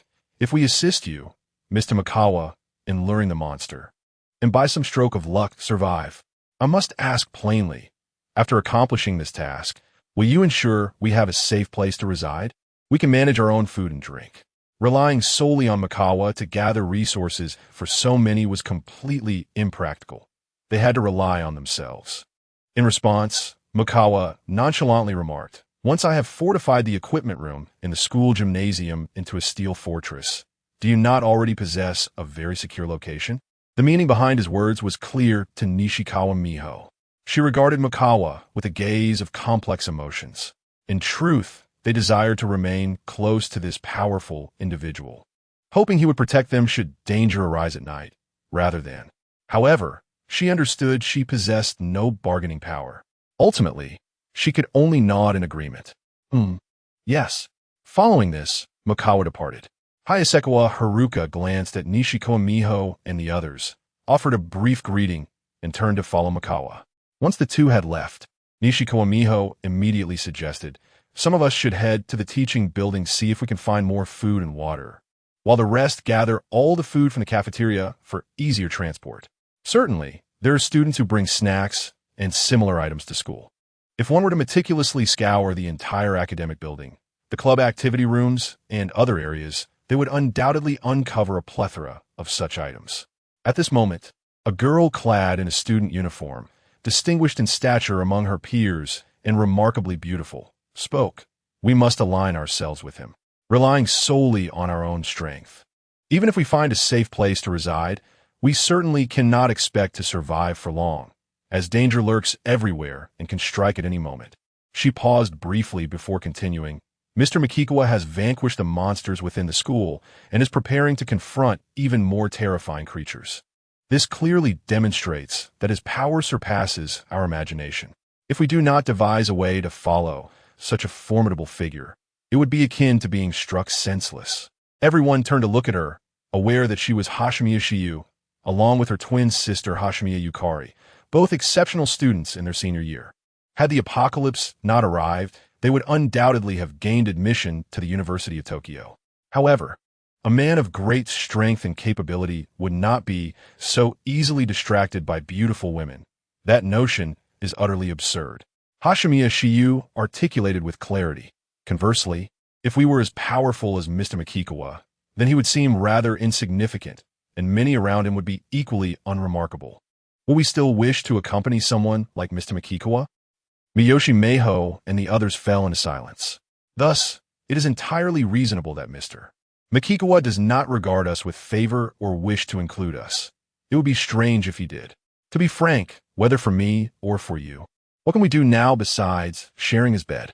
But does he truly need such women? Hashimiya Shiyu continued. The woman beside him, as we all can see, possesses exceptional beauty and physique. Moreover, it is evident from her demeanor that she is thriving, far surpassing us. Hashimiya-senpai, what should we do? A curious girl inquired. There are numerous clubs at school, such as the archery and kendo clubs. We can easily find weapons to practice and enhance our combat abilities. Hashimiya Shiyu raised her hand to adjust her long, dark hair, adding that this would also convey a message to him.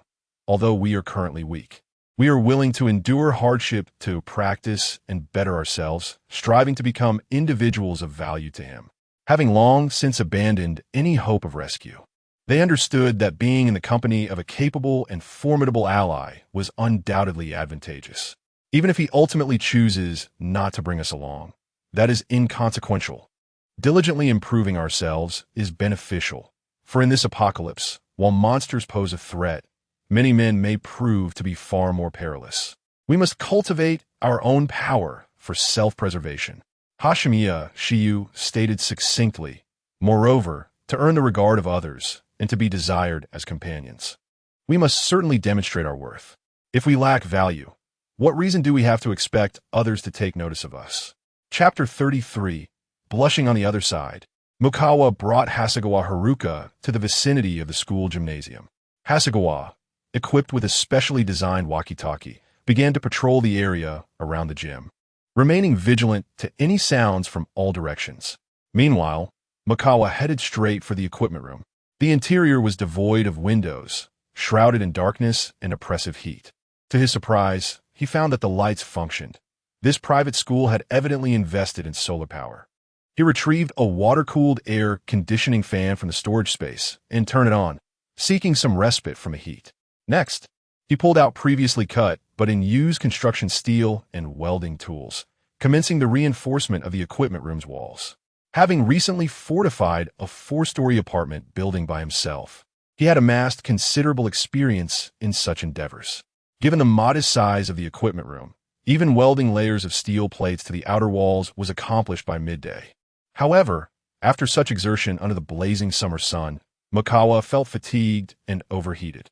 As he rested, Hasegawa approached, her clothes drenched in sweat, resembling someone who had just emerged from a river. They shared a meal from their backpacks, sipping on beverages. Hasegawa turned to Mukawa and inquired, "Mukawa-kun, you should stay here, right? Until you eliminate number 1? Mukawa nodded, not only regarding number 1, but any mutated infected being of considerable intellect that he encountered must be dispatched with utmost urgency.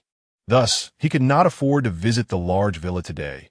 It was possible that number 1 might lead a horde of infected nearby tonight, drawn by the scent of living beings like Nishikura Miho and others, aware of the relatively sumptuous feast available.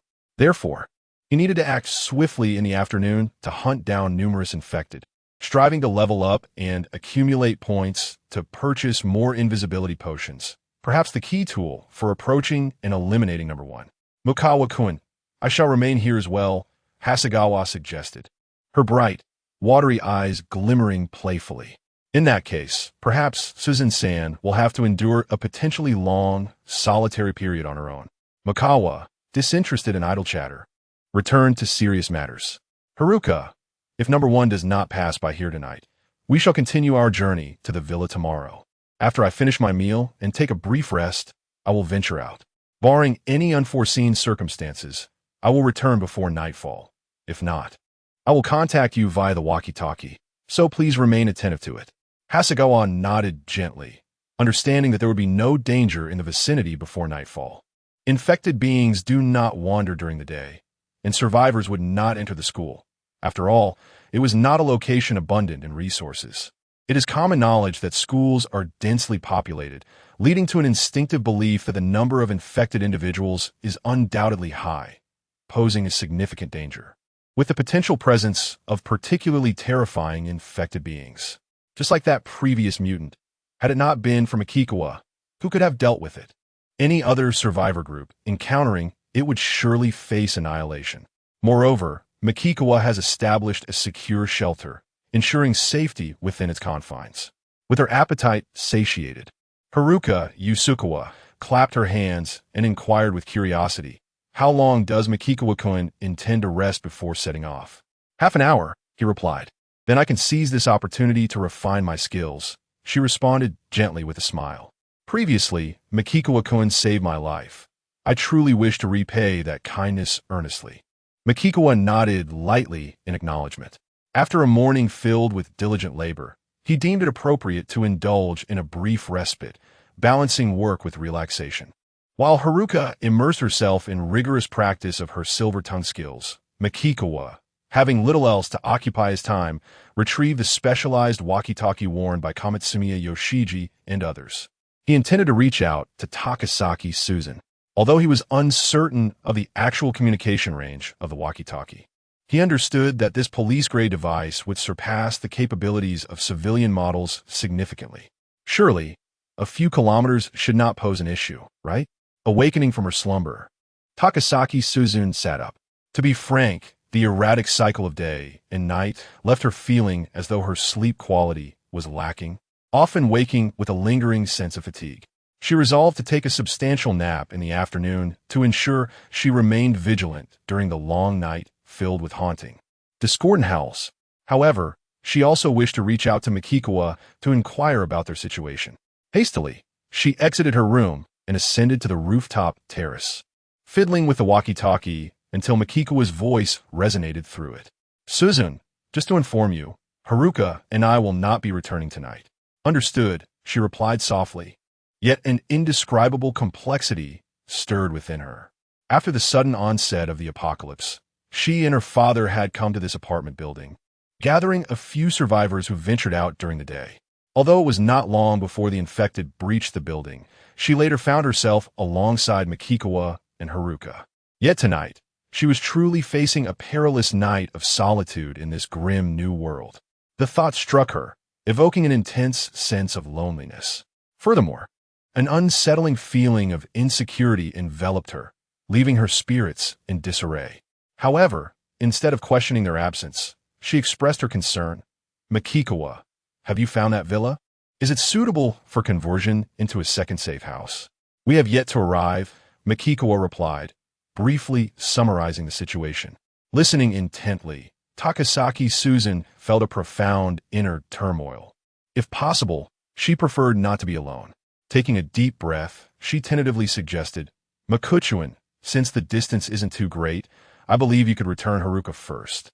This way, I can assume the role of an assailant to help her hone her reflexes and evasion speed, as well as teach her the art of swordsmanship, enabling her to grow ever more formidable." After uttering these words, she heard what sounded like someone next to Makuchuan enjoying a delectable treat, only to be interrupted by a fit of coughing. As she pondered this, a somewhat unclear voice emerged from the intercom. "Susan-san, we may return tomorrow." Upon hearing this, Takasaki Susan felt a pang of disappointment, but then noticed a commotion, which sparked a realization that turned her cheeks crimson. She hurriedly exclaimed, Then I'll leave it at that. I must hang up now. You all stay busy. After swiftly disconnecting the call, her heart raced with anticipation. Chapter 34. Strike First. At 12:30, Mikawa departed from Sakurame Private High School under the blazing sun. He chose to walk rather than ride his bicycle, as the vicinity of the school was not entirely desolate. Residential buildings began to appear approximately 500 to 600 meters away. Mikawa, having entirely shed feelings of fear and apprehension, was relentlessly racing against time, moving in and out of buildings in search of the infected. At last, at 3:47 in the afternoon, he ascended to level 11. It is no exaggeration to say that in a city like Tokyo, with a population exceeding 10 million, his heightened perception made locating the infected significantly easier than finding supplies. Now, upon leveling up, he earned 20 attribute points, 4 in perception, strength, and constitution, and 8 in agility. After allocating these points, he accessed the system store and purchased a vial of invisibility potion. Mikawa was suddenly aware of a new item appearing in his storage space. He retrieved it for inspection. It resembled a sampling tube, approximately 4 to 5 centimeters long, with a seal that could be easily opened, containing a transparent liquid. At that moment, a question struck Mikawa, prompting him to inquire, "System, does the invisibility potion eliminate my scent?" The first subject possessed an exceptionally keen sense of smell. If the potion could not mask his scent, the first subject would surely detect his presence through his odor. No, it merely grants invisibility. One becomes unseen but remains tangible and detectable by scent. Mikawa raised his right hand to his chin, his mind racing with thoughts. By adorning himself with the remains of infected bodies, he could not entirely conceal his living scent, yet perhaps they might mistake him for one of their own. However, if the first subject were to wander near the school, the living scents emanating from Nishizumiho, Hashimiya Shigeru, and others would undoubtedly be far more pronounced. He pondered whether he could further mask his own living scent, perhaps allowing the first subject to remain oblivious in its focus. Of course, even if it did catch a whiff, it would not be able to see him. The first subject's intelligence was likely limited, leading it to mere confusion. Next, Mikawa attempted to store a corpse of an infected individual in his storage space, but found it impossible. He resolved to return to the school and remain on the rooftop of the teaching building to observe any movements. Just as Mikawa was about to step outside, he heard hurried footsteps from the street, which then halted across from the building. He cautiously approached the window, noticing 2 scruffy, buzz-cut men seated outside. One had dyed his hair red, while the other sported green. It was evident they were scavenging for supplies. They rummaged through their bulging backpacks, seemingly intent on consuming some food outside before returning with the leftovers. Mikawa's keen perception allowed him to overhear their conversation as they munched on their provisions and scanned their surroundings. "We should head to Tenkai Private Academy," remarked the green-haired man. "There are armed forces there. It's incredibly safe. After all, we escaped from prison. What will happen if our criminal identities are discovered? Do not even mention the personnel of the Metropolitan Police. How could an ordinary person dare to recruit a band of criminals?" The man with the red hair and crew cut sipped his drink, and moreover, Brother Kanamura had stated that in such a perilous world, the absence of weapons equates to a lack of self-defense ability, rendering one vulnerable to slaughter. Since we possess firearms, we are entirely capable of forming our own brigade. After uttering these words, he produced a walkie-talkie to establish contact. "Brother Kanamura, we have gathered a considerable amount of supplies and are preparing to return. However, it is regrettable that we have not encountered any survivor groups. They seem to have vanished entirely. Just a few days ago, they heard the sound of helicopters, undoubtedly setting off towards the safe haven of Tianhai Private Academy." A robust voice resonated through the walkie-talkie. "Therefore, I too have taken a group near Tianhai Private Academy today." "What?" The man with the green hair and crew cut exclaimed in surprise, immediately addressing the walkie-talkie. "Brother Kanamura, what do you mean?" "Survivors are converging there. If we head over, we might bring some people back, especially women." Brother Kanamura replied slowly. "However, when I arrived, I discovered that Tianhai Private Academy has long since fallen, and we encountered no survivors there, but we did stumble upon an unexpected find." "An unexpected find?" The man with the red hair and crew cut inquired with great interest. There is an apartment building that has been remarkably fortified, resembling an impenetrable steel fortress, far safer than our current dwelling. Brother Kanamura chuckled. Such a monumental undertaking could only have been executed by a significant survivor group, so there must certainly be women there, and in considerable numbers. Upon hearing this, expressions of astonishment illuminated the faces of both the green-haired and red-haired men. The excited voice of Brother Kanamura resounded again through the walkie-talkie. We should feign an intention to join them, and when the time comes, eliminate all the men with the firearms we possess, seizing all the women, thereby amassing a large number of survivors in that location. Brother Kanamura, I truly do not comprehend why we do not leave Tokyo immediately and head to less populated areas. The green-haired man questioned with confusion. The number of monsters in Tokyo is beyond estimation. It is exceedingly dangerous for us to remain here. We should have departed long ago. You fool, we must enhance the strength of our group, with just over 30 of us escaping Tokyo, who would venture out to gather supplies. Brother Kanamura replied emphatically. Thus, we not only need to find many beautiful women, but also men with children, as we can control their offspring. With our firearms in hand, we can compel these individuals to procure supplies for us, allowing us to live a life abundant in both women and sustenance without the need for perilous ventures. Brother Kanamura, you are brilliant. The red-haired man immediately flattered. The man he referred to as Brother Kanamura was Kenji Kanamura, a ruthless figure who had taken 4 lives even before the apocalypse, a serial killer feared by many. Naturally, those imprisoned alongside such a notorious criminal were not virtuous individuals themselves. It is also due to the fact that they are all deranged criminals, armed with the firearms of the deceased prison guard, that they managed to escape from the penitentiary and secure a safe haven. Mikawa stood by the window, his eyes glinting with a chilling intensity as he observed the two of them.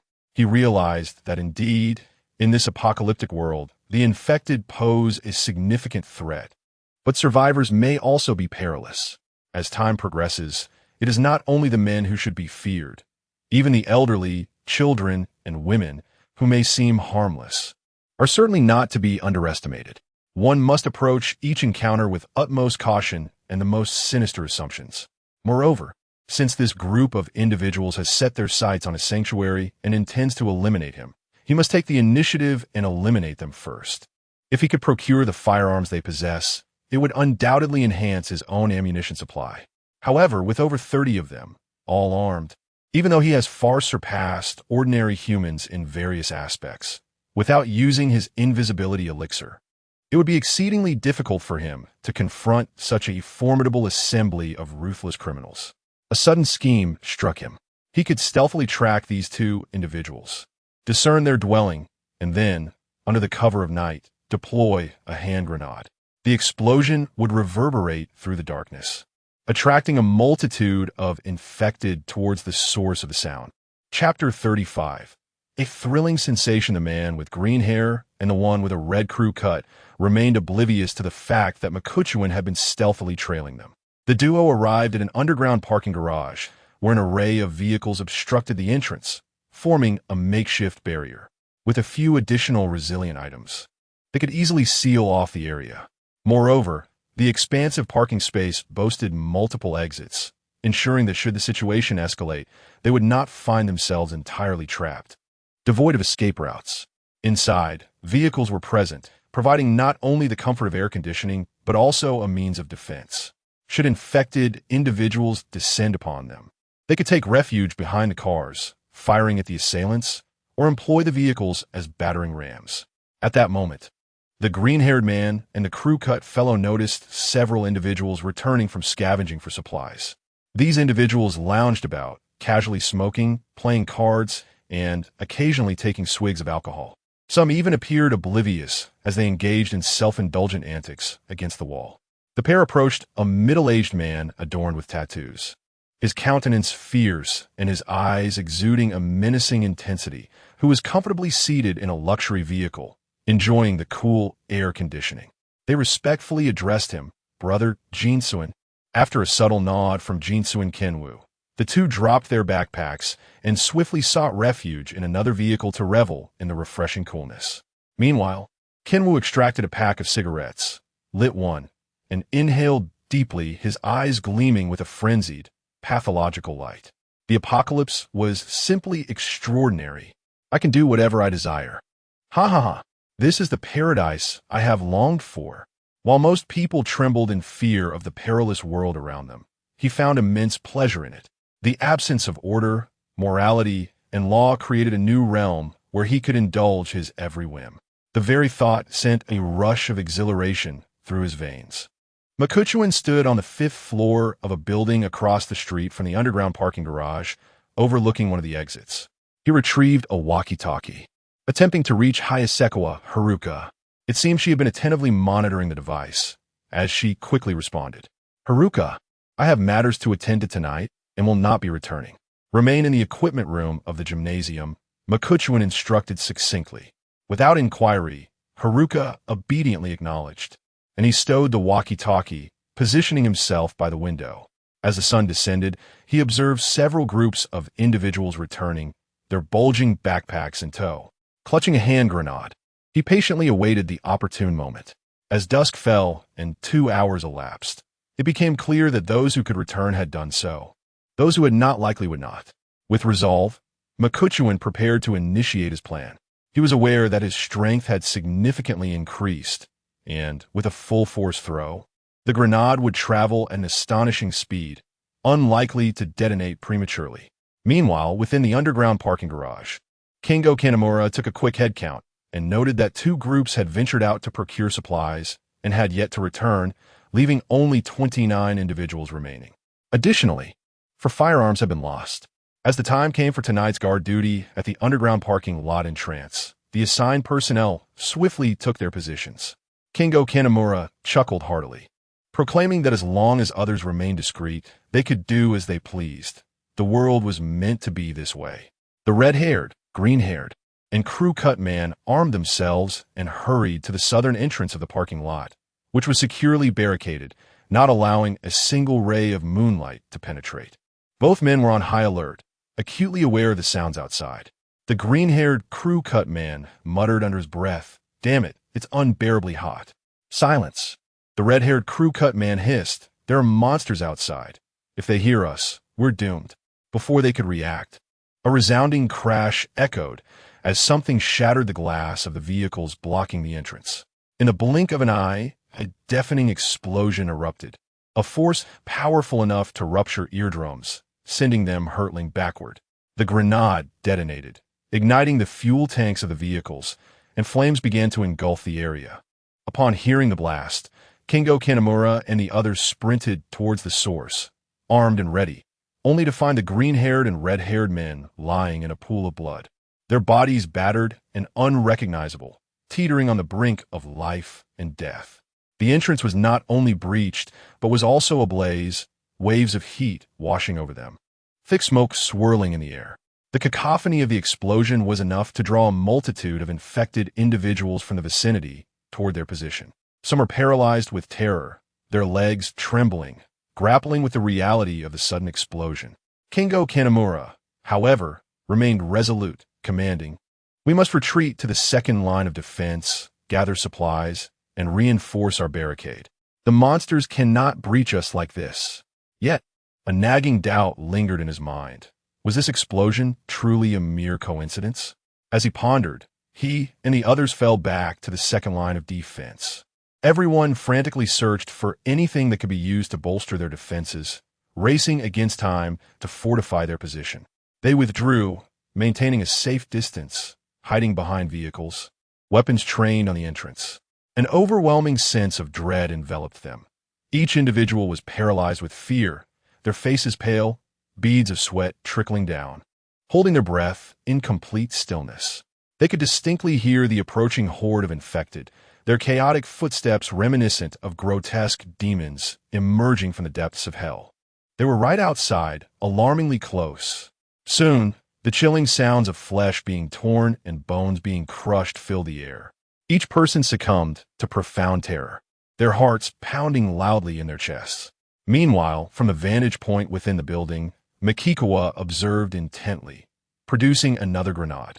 With the barricade now compromised, He contemplated whether he could toss it directly into the underground parking lot. After all, he had plenty of grenades to experiment with.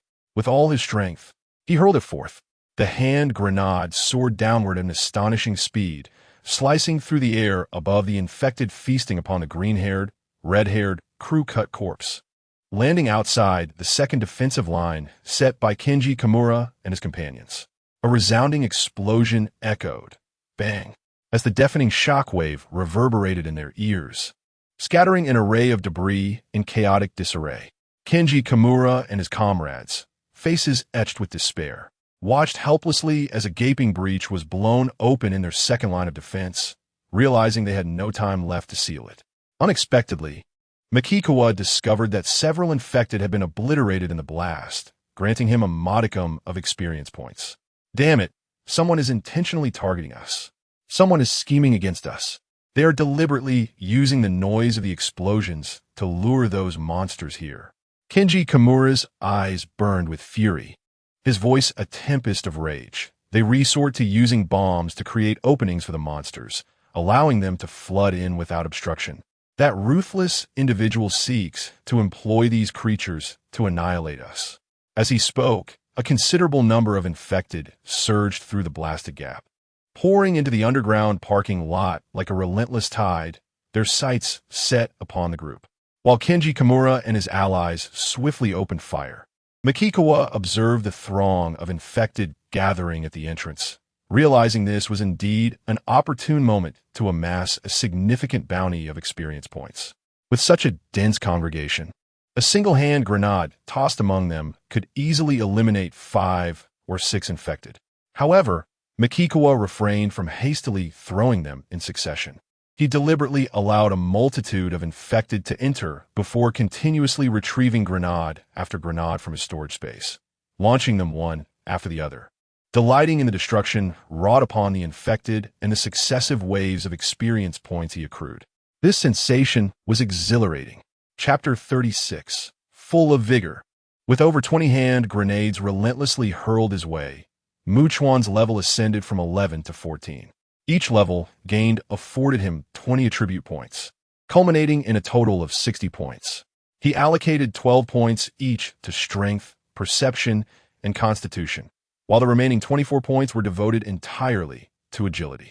His current stats stood at strength 47, constitution 48, agility 85, and perception 49, marking a significant enhancement in his capabilities, thus bolstering his confidence in successfully vanquishing the first target. Meanwhile, in the underground parking lot, a terrified Kimura Kengo found himself grappling with the realization that the apocalypse was far from the paradise he had envisioned. It was, in fact, a nightmarish hellscape. Tragically, they were oblivious to the identity of the malevolent force conspiring against them, unaware of the hands that would ultimately seal their fate. Consumed by rage, Kimura hastily dove into a compact car and barreled toward the approaching infected. Bang! Boom!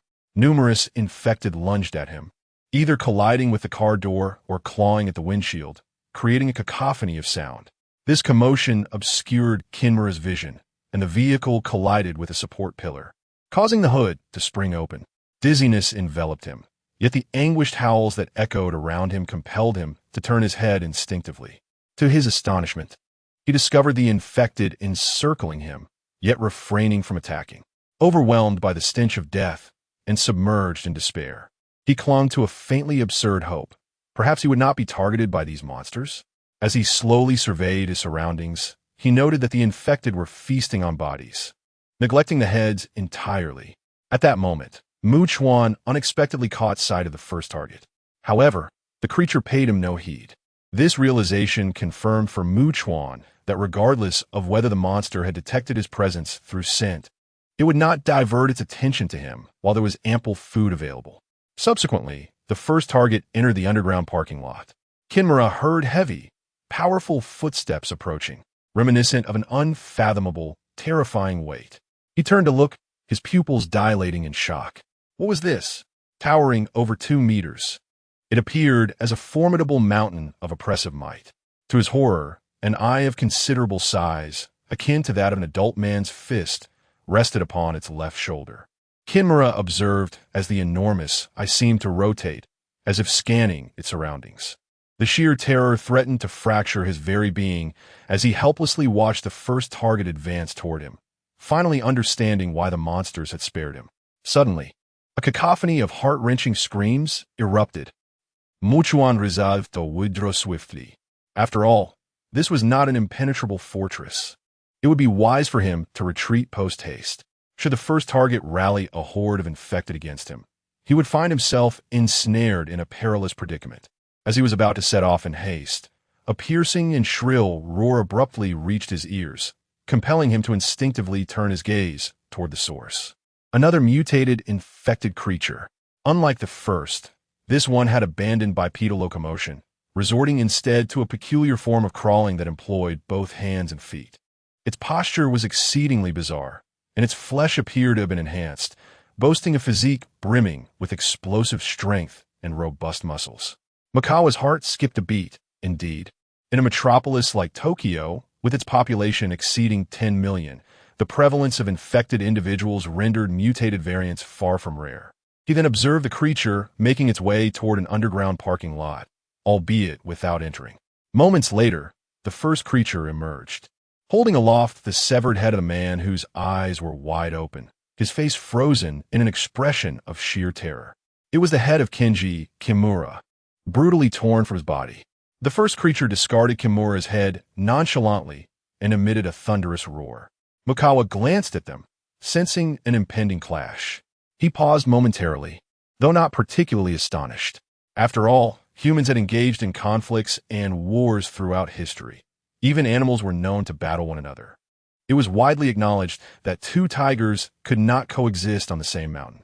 This scenario allowed Makawa to draw a rather straightforward conclusion. While ordinary infected individuals were one matter, mutated variants endowed with a certain level of intelligence would inevitably resort to combat. But why? Was it possible that by devouring other mutated creatures, they could evolve into something even more terrifying and powerful? As Makawa pondered this perplexing question, the crawling mutated creature surged forward, launching itself at the first creature with a leap that soared 2 to 3 meters high. This spectacle momentarily surprised Makawa. Although the jump was modest in height, it was crucial to recognize that as long as mutated creatures remain alive, they would continue to grow increasingly formidable. In the future, this crawling variant might leap 10 meters or even more. While lost in thought, Makawa's attention was suddenly drawn to the enormous eye-like entity perched on the left shoulder of the first creature, which was fixated intently on the approaching mutated creature. In an instant, the first creature raised its left hand and struck downwards with force. A resounding bang echoed as the two mutated creatures collided. The first creature's strength far surpassed that of its opponent, effortlessly sending the crawling variant flying. It crashed into a vehicle on the street, triggering its alarm to blare urgently. Makawa gasped. The combat prowess of the first creature was astonishing, truly deserving of its status as a boss-level monster within the game. The crawling mutated creature, seemingly aware of its inability to contend with the first, swiftly turned and fled, moving with remarkable speed. The enormous eye on the first creature's shoulder remained locked onto its target, and in an instant, the first creature accelerated, giving chase with unrestrained fervor. Makawa could hardly believe his eyes as the first creature effortlessly barreled through the tangled mass of vehicles on the street. This scene made it abundantly clear to Makawa that even if the first creature could not breach his makeshift safe haven at present, given sufficient time to continue evolving into something even more fearsome, perhaps in 6 months or a year, it would undoubtedly succeed in crashing through. As the entity known as One attempted to capture the crawling mutated infected, it sprang swiftly, leaping through a second-floor window of a nearby building, traversing the floor, only to escape through another window, shattering glass in its wake. One did not pursue further, but instead turned back. Chuan observed as well. The other infected individuals who had rushed into the underground parking lot were now brandishing severed heads, stacking them together in grotesque display. One approached and picked up the head of Kengo Kanamura, which it had previously discarded, and began to devour it voraciously. It was consuming the brain. Now, one's mouth was smeared with gray matter and blood. After finishing one head, it seized another, indulging as if savoring the finest delicacy the world had to offer. This horrifying sight sent a chill down McCutcheon's spine. He contemplated the situation. While one remained preoccupied with its gruesome feast, he had several grenades at his disposal. If he hurled them with all his might, one would undoubtedly find it difficult to evade. Moreover, regardless of the circumstances, one was still flesh and blood. Even if it survived the explosion, it would surely sustain grave injuries, making it far easier to eliminate. Furthermore, if he consumed an invisibility potion, aside from one, no other infected could possibly detect him. Even if one commanded them, they would neither see him nor sense his presence, rendering them completely oblivious to where to strike, thus posing no threat to him. McCutcheon swallowed hard, his heart racing. Although he had devised a plan, he did not wish to miss this opportune moment to inflict severe damage upon one and attempt its extermination. No plan, no matter how meticulously crafted, could ever fully account for the capricious nature of reality. If he adhered rigidly to his plan without the flexibility to adapt or seize the moment, his life expectancy would be woefully short. Without further hesitation, he was not a man prone to indecision or second-guessing. With resolute determination, he acted decisively, retrieving a grenade and hurling it with all his strength towards one who was engrossed in consuming the brains of the survivors. Without pausing, he retrieved another grenade and continued to throw. Chapter 37. Elimination. At this moment, the entity known as Number One, indulging in the delicacies of the brain, seemed to sense something amiss. It abruptly turned its head to behold an object hurtling towards it at an alarming speed. Confusion flickered across its visage. Yet it distinctly observed the object plummeting to the ground, resulting in a deafening explosion. Several infected individuals were violently propelled into the air, collapsing lifelessly to the ground, thus granting McCutcheon a measure of experience points. Number One appeared momentarily dazed, while the nearby infected remained motionless, seemingly unable to comprehend the unfolding events. However, one grenade after another continued to rain down with relentless velocity. Boom! Boom! Boom! Explosions erupted from all directions, the cacophony deafening, with debris scattering across Number One and the other infected, inflicting excruciating pain upon them. Enraged, Number One let out a terrifying roar that pierced the night. Its enormous eye on the left shoulder detected another grenade hurtling towards it, prompting a swift reaction as it raised its right hand to seize it. Boom! The grenade obliterated its right hand, and Number One was flung away as though struck by a cataclysmic force, its body riddled with injuries and flesh torn apart.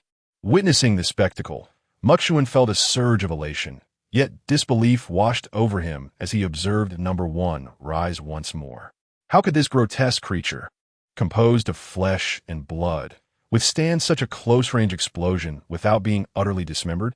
How was it still able to stand, its visage grotesquely twisted, fixated on him from the crumbling building?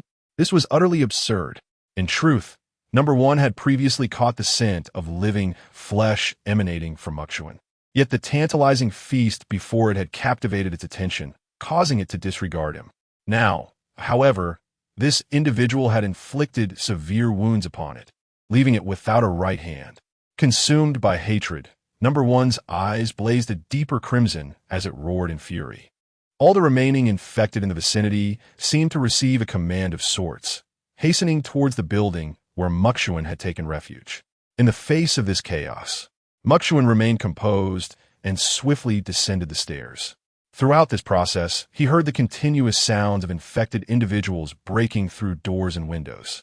With unwavering focus, McCutcheon retrieved an invisibility potion from his storage space and consumed it. In the instant he vanished from sight, he narrowly brushed past an infected creature. Unfazed, McCutcheon exited the building, sprinting full speed towards Number One. Having recently leveled up, his agility had increased significantly. It was no exaggeration to assert that he could cover 100 meters in merely 3 or 4 seconds. Should his agility continue to rise, running 100 meters in a single second would not remain a mere fantasy. In his left hand, he clutched another grenade, resolutely throwing it towards Number One. Though his supply was dwindling, he was determined to inflict further damage upon it. The more grievously Number 1 was injured, the more advantageous it was for him. Naturally, Number 1 had become aware of the imminent danger posed by the rapidly approaching object, instinctively attempting to retreat. However, having already sustained significant injuries, its movements were markedly hindered, rendering it sluggish. The hand grenade detonated once more, sending the first subject flying through the air. Various parts of its body were stripped of flesh, exposing ghastly white bones, drenched in blood, rendering it even more fearsome and grotesque. Yet, astonishingly, this wretched creature managed to rise again, defying death. It roared like a ferocious tiger, emitting an ear-splitting growl that nearly deafened Chuan. Numerous infected individuals, upon hearing the sound, rushed out of the building, emitting deep, guttural growls as they frantically converged towards the first subject. Given the proximity, Chuan decisively retrieved a large machete and a crowbar from his storage space, wielding them as he charged towards the first subject without a hint of concern for the throngs of infected pursuing him. After all, he was less than 10 meters away from the first subject, capable of reaching it in an instant for an attack. However, his heart raced with anxiety. He understood that if he failed to deliver a fatal blow to the severely injured first subject, he might not receive another opportunity.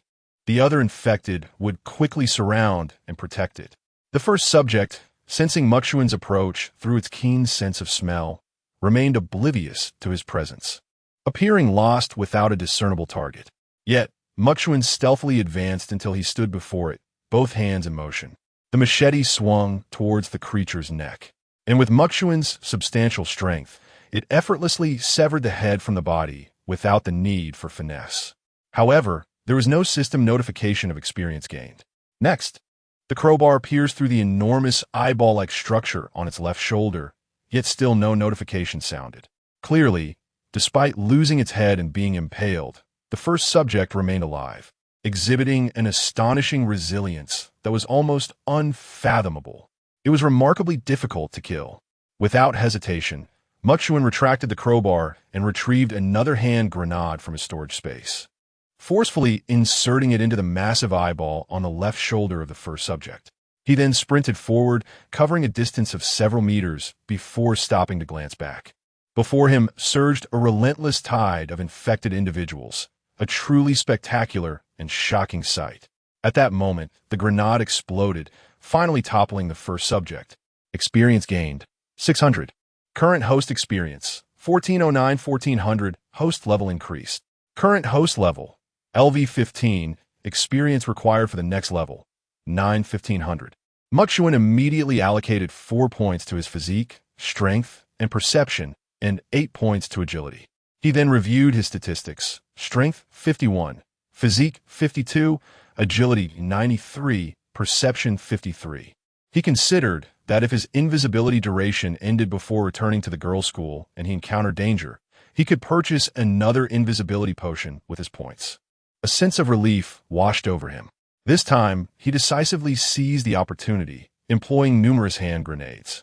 First, he dealt a devastating blow to the first infected, then utilized stealth-enhancing fluid, allowing the first infected to only sense his presence without being able to see him, eliminating concerns of interference from other infected individuals. Furthermore, his body had undergone extensive enhancement. He possessed both speed and strength, enabling him to successfully eliminate the first infected amidst a throng of other infected beings. Thus, for such mutated infected creatures, if others do not possess advantages akin to his, they would be utterly incapable of confronting them. When faced with such adversaries, the only option would be to flee at full speed. Failure to escape would undoubtedly result in death. Of course, Chuan did not neglect the corpse of the first infected, intending to dispose of it.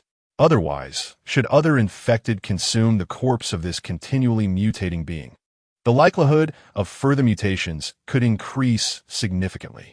He swiftly raced against time, grasping the corpse of the first infected and hurling it towards the blazing vehicle at the entrance of the underground parking lot, aiming to incinerate the remains. Afterward, while still cloaked in stealth, Chuan turned and gracefully departed. Chapter 38. Survival and reproduction. Meanwhile, in the equipment room of the gymnasium at Sakura May Private Girls High School, the atmosphere was surprisingly comfortable despite the enclosed space, as Makikawa had not removed the water-cooled air conditioning fan. Here, Hasegawa Haruka was surrounded by Hashimiya Shiyu, her identical twin sister Hashimiya Shelly, and several others. The sisters exuded entirely different vibes. Hashimiya Shiyu appeared calm and assertive, while her twin sister Hashimiya Shelly seemed timid and shy, easily blushing at the slightest provocation. All the girls listened intently as Hasegawa Haruka spoke, her description of a delicious canned hot pot eliciting expressions of longing and envy, their eyes sparkling with desire as they swallowed in anticipation. Curiously, Hashimiya Shiyu inquired, "Hasegawa-senpai, just how remarkable is Makikawa-sensei?" I am not referring to his prowess in dealing with the monsters outside, but rather in certain other aspects. Previously, Hasegawa Haruka had introduced Nishikura Miho to Makikawa, mentioning she was her homeroom teacher, and naturally, they were aware that Hasegawa had graduated from this very institution, thus earning the title of senpai, or senior. Taken aback by the question, Hasegawa Haruka fell silent, while her sister Hashimiya Shelly flushed crimson. The other girls also exhibited a hint of embarrassment, mingled with curiosity, their eyes turning towards Hasegawa Haruka, which gave her an odd sensation of being the center of attention. Nishikura Miho, leaning against the wall, raised her right hand to her forehead, feeling somewhat awkward, and retorted, "Hashimiya-sen, what on earth are you asking? Please do not feel embarrassed." "Nishikura-sensei," Hashimiya Shiyu replied candidly. "Given the current circumstances of humanity, survival is indeed our foremost task. However, if we're to thrive, we must also contemplate reproduction." She continued, "While reproduction may not be our immediate priority, the ultimate aim of survival is intrinsically tied to it. Indeed, reproduction pertains to the very existence of our species." The girls exchanged glances, each reflecting the weight of Hashimiya Shiyu's words. "I genuinely believe Makikawa-sensei is quite handsome, tall, and possesses remarkable abilities. He is undoubtedly intelligent, and his genes are exceptionally commendable," Hashimiya Shiyu asserted. "In perilous environments, we must choose strong and exceptional men to father our children." Many girls silently agreed with her sentiments. Makikawa's strength and capability in confronting the terrifying mutated beings within the school, coupled with his daring ambition to hunt even more formidable threats, rendered him irresistibly appealing in their eyes. Sister, Hashimiya Shelly tugged on Hashimiya Shiyu's arm, her voice laced with concern as she whispered, "Such remarks are inappropriate. After all, Hasegawa Haruka and Makikawa are together. Unless Makikawa has absolutely no interest in attractive women, there must be some kind of relationship. Wouldn't that imply you were suggesting Hasegawa Haruka should wear a glaringly green hat?" Hasegawa Haruka could hardly remain unperturbed. Moreover, she could whisper sweet nothings, casting aspersions on them, which would undoubtedly sway Makikawa's perception of them. Typically, only those who attended an all-girls school during middle school would opt to continue their education in a similar environment for high school. We are all of a tender age, immersed in the rigorous studies of a prestigious institution known for its high graduation rates. It is not an exaggeration to assert that none of us present have ever experienced romance. Shiki Hashimiya, unfazed, continued, "However, I must speak with a clear conscience. I do not wish to depart this world without having experienced certain things. Do you think Ms. Nishikaku and the others desire to witness their own demise?" "Shiki," Ms. Nishikaku Miho interjected, somewhat flustered, before turning to Hasegawa Haruka and apologetically adding, "Haruka, it's quite all right. Ms. Nishikaku, if Makikawa-kun holds me in esteem, I have no right to comment. Yet, should he disregard me, even if I were to approach him, he would undoubtedly not take any initiative." Hasegawa Haruka offered a nonchalant smile, asserting, "I find myself in agreement with Shiki. We must strive to survive, but in this perilous, terrifying world, if new life does not emerge to flourish, it would suggest that humanity is inching ever closer to extinction." Some girls sat in contemplation, arms wrapped around their knees, while others engaged in hushed discussions. At that moment, Shiki Hashimiya posed a question, "So, Hasegawa-senpai, May I inquire what it truly feels like to engage in such activities? Shiki, Ms. Nishikaku admonished once more. Ms. Nishikaku, this question bears significance. In this dangerous and frightening world, the psychological strain on each individual is undoubtedly immense. We require outlets for our stress. Otherwise, we risk being overwhelmed, leading to mental collapse. Shiki Hashimiya added, yet our avenues for relieving mental pressure are dwindling. Furthermore, whether this endeavor is indeed a means of alleviation, Haruka-senpai is certainly well aware. It's difficult to articulate Makikawa-kun's prowess. Hasegawa Haruka cleared her throat and initially addressed Shiki's question. Difficult to articulate? Both Shiki and Ms. Nishikaku, along with others like Shelly Hashimiya, gazed at her with curiosity. Regardless, Makikawa-kun can engage in battle for an entire afternoon, and I feel this is not his limit. As everyone stood in stunned silence, Hasegawa Haruka asserted with conviction, but it is undoubtedly an exhilarating experience. It allows one to blissfully forget all worries, akin to a visit to a wondrous paradise. At this revelation, Ms. Nishikaku, Shiki Hashimiya, and several other girls felt a tremor of excitement. Paradise? Is it truly that splendid? Just as Shiki was about to inquire further, a voice crackled through the intercom. I will arrive at the school's gym equipment room in approximately 2 minutes. All right. As Haruka Hasegawa promptly responded, the return of Makikawa instilled a sense of reassurance not only in her, but also in the others, as if they had found a solid anchor amidst the chaos. Upon his arrival at the school, which appeared ominous under the moonlight, Makikawa approached the equipment room and knocked a few times before the door swung open. He hurried inside and took a seat. Haruka Hasegawa, ever attentive, swiftly retrieved food and water from her backpack and handed them to Makikawa, while Miho Nishizuru moved the water-cooled air conditioning fan closer to him. After quenching his thirst and satisfying his hunger, Makikawa noticed the gazes of Shiki Hashimiya and Miho Nishizuru were laden with an inscrutable glimmer, as if they were beholding an extraordinary and divine being. The mature and alluring Miho Nishizuru inquired, Mr. Makikawa, what prompted your sudden return?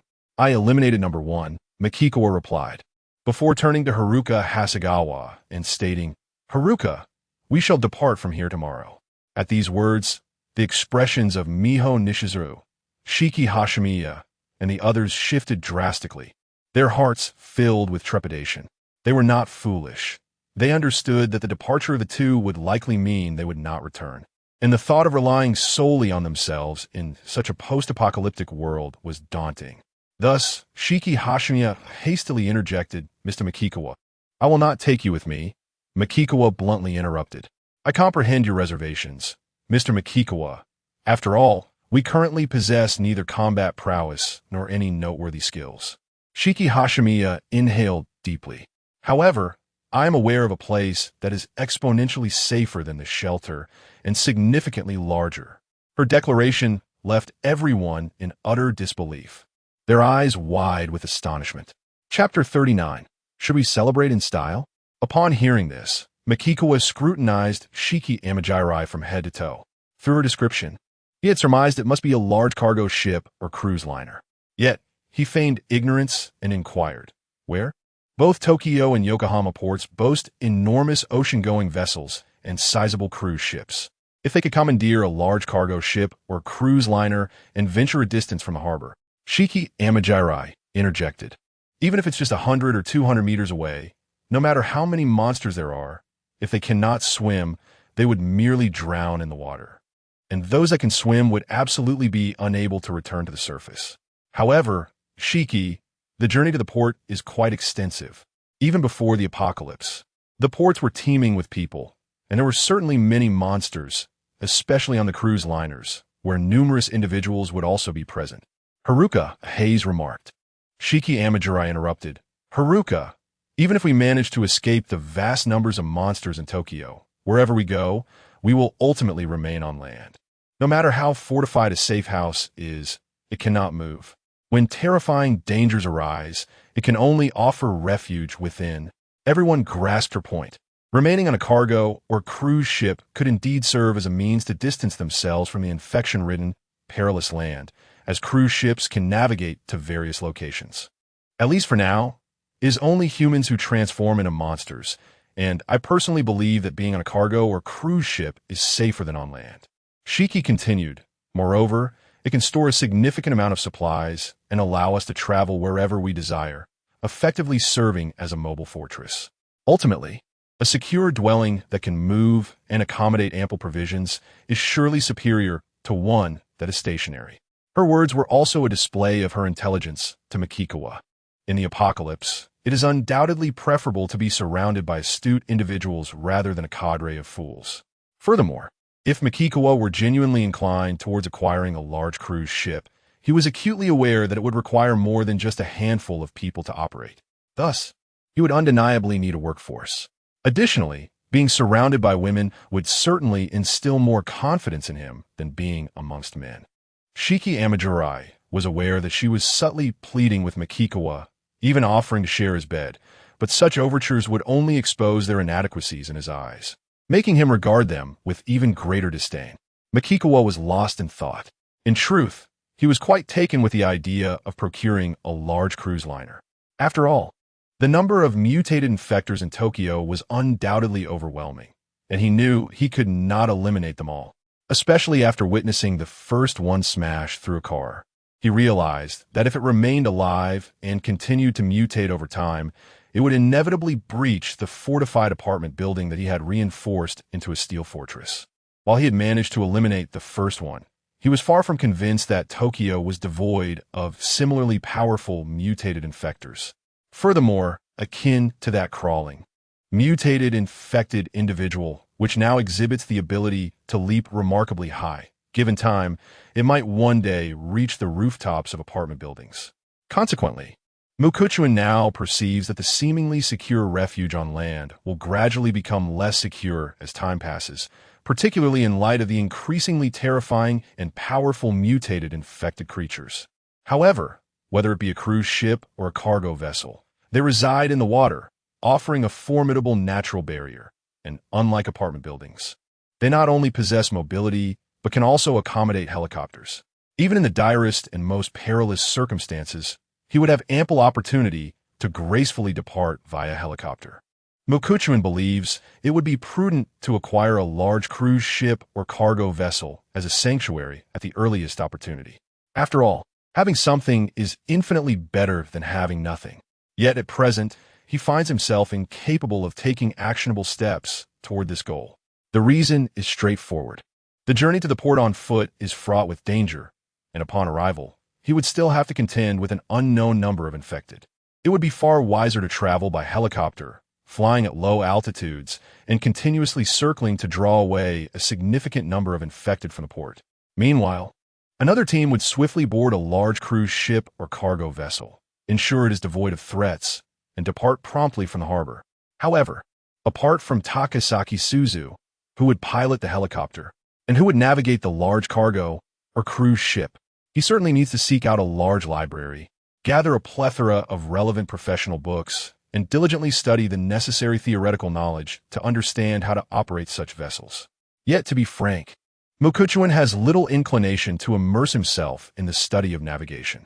With only so much time in a day, his paramount concern remains the relentless pursuit of infected and the continual enhancement of his strength. Thus, the task of studying must be entrusted to others. If someday he truly wishes to acquire a cargo ship or cruise vessel, then if they happen to still be alive. As Mukuchuan trails off, his meaning is unmistakable. Hashigami Shiyu and the others exchanged glances, visibly relieved, and then Hashigami Shiyu, with a gentle smile, inquired, "Mr. Mukuchuan, might I ask if there are many monsters and survivors in this vicinity?" Naturally, there are numerous monsters, but survivors are likely non-existent. Mukuchuan informed them that he had only encountered Kenji Kimura and his group nearby today, having found no other survivors. It is important to note that the reason Kenji Kimura and his companions remain here is due to their reluctance to venture to Tenmai Private Academy, given their status as armed criminals. If they were willing to go, they would have long since departed from this area. However, once they arrived and discovered the Academy's fate, they would realize that any location with formidable armed forces is inherently unsafe. Those with even a modicum of sense would undoubtedly prioritize leaving Tokyo for less populated areas. For instance, the survivor team he encountered previously. The number of infected in Tokyo is simply overwhelming, beyond estimation, rendering it exceedingly perilous. To be candid, had he not possessed the system, he would have fled long ago, distancing himself from Tokyo as much as possible. Thus, while Makuchuan cannot claim to speak for all survivors, it is likely that the vast majority are currently undertaking a long journey away from the infection-ridden Tokyo. As time elapses, the likelihood of encountering survivors in Tokyo diminishes, while venturing into the sparsely populated countryside may yield better chances of such encounters. Moreover, from what we gathered from Senior Yuza River, densely populated areas are fraught with peril. Thus, I propose, Mr. Makikawa, that you establish a safe haven not too distant from your residence for our refuge. Shiki Hashimiya suggested, in the event of danger. It would be prudent for us to bear the brunt of the impact rather than you. Should circumstances become dire, you would have the opportunity to escape rather than find yourself ensnared in a dire predicament. Would you not agree? Makikawa squinted, scrutinizing Shiki Hashimiya, who met his gaze with an air of confidence. Her suggestions aligned with his own interests rather than hers. Makikawa refrained from offering a direct affirmation, opting instead to state, I am fatigued. I wish to rest. Immediately, Miho Nishike's extinguished the lights, and Makikawa closed his eyes, contemplating. Indeed, he could arrange a safe haven for them near the apartment complex. Firstly, if he desired a refuge distance from land, a seafaring vessel would necessitate considerable manpower. Thus, their survival held value and utility for him, prompting him to ensure their safety within his capabilities. Secondly, should a formidable threat arise, it would undoubtedly be Shiki Hashimiya and her companions who would bear the brunt. Furthermore, the mutated infected creature that had clashed with Subject 1 had escaped, indicating its presence in the vicinity. To eliminate it, he would need to lure it out, as it might be able to detect the scent of numerous living beings gathered together. For him, failing to devise a means to eliminate the mutated infected would be folly, allowing a lurking menace to proliferate dangerously close, ultimately jeopardizing his own safety. Is Makikawa-kun asleep? A soft, nearly inaudible voice emerged from the darkness. Haruka Yuza River. Not yet, he replied. Now that we have eliminated Subject 1, should we not celebrate? Haruka, I've noticed your boldness increasing, he remarked. I previously inquired with Nishike's sensei about Shiki and her companions. They struggled to sleep soundly each night, weary from their unrest. Now that Makikawa-kun is here, they will undoubtedly feel a sense of security and sleep deeply. I have even prepared a handkerchief which I will fold into a small square, and Haruka Yuza River deliberately adopted a playful tone, pausing for effect, her voice tinged with anticipation and excitement. Moreover, I truly wish to travel. Where shall we travel? He inquired. To paradise. Chapter 40. Arrival at the villa in the shroud of darkness. Makikawa suddenly recognized a significant issue he had previously overlooked, as his physical abilities continued to enhance.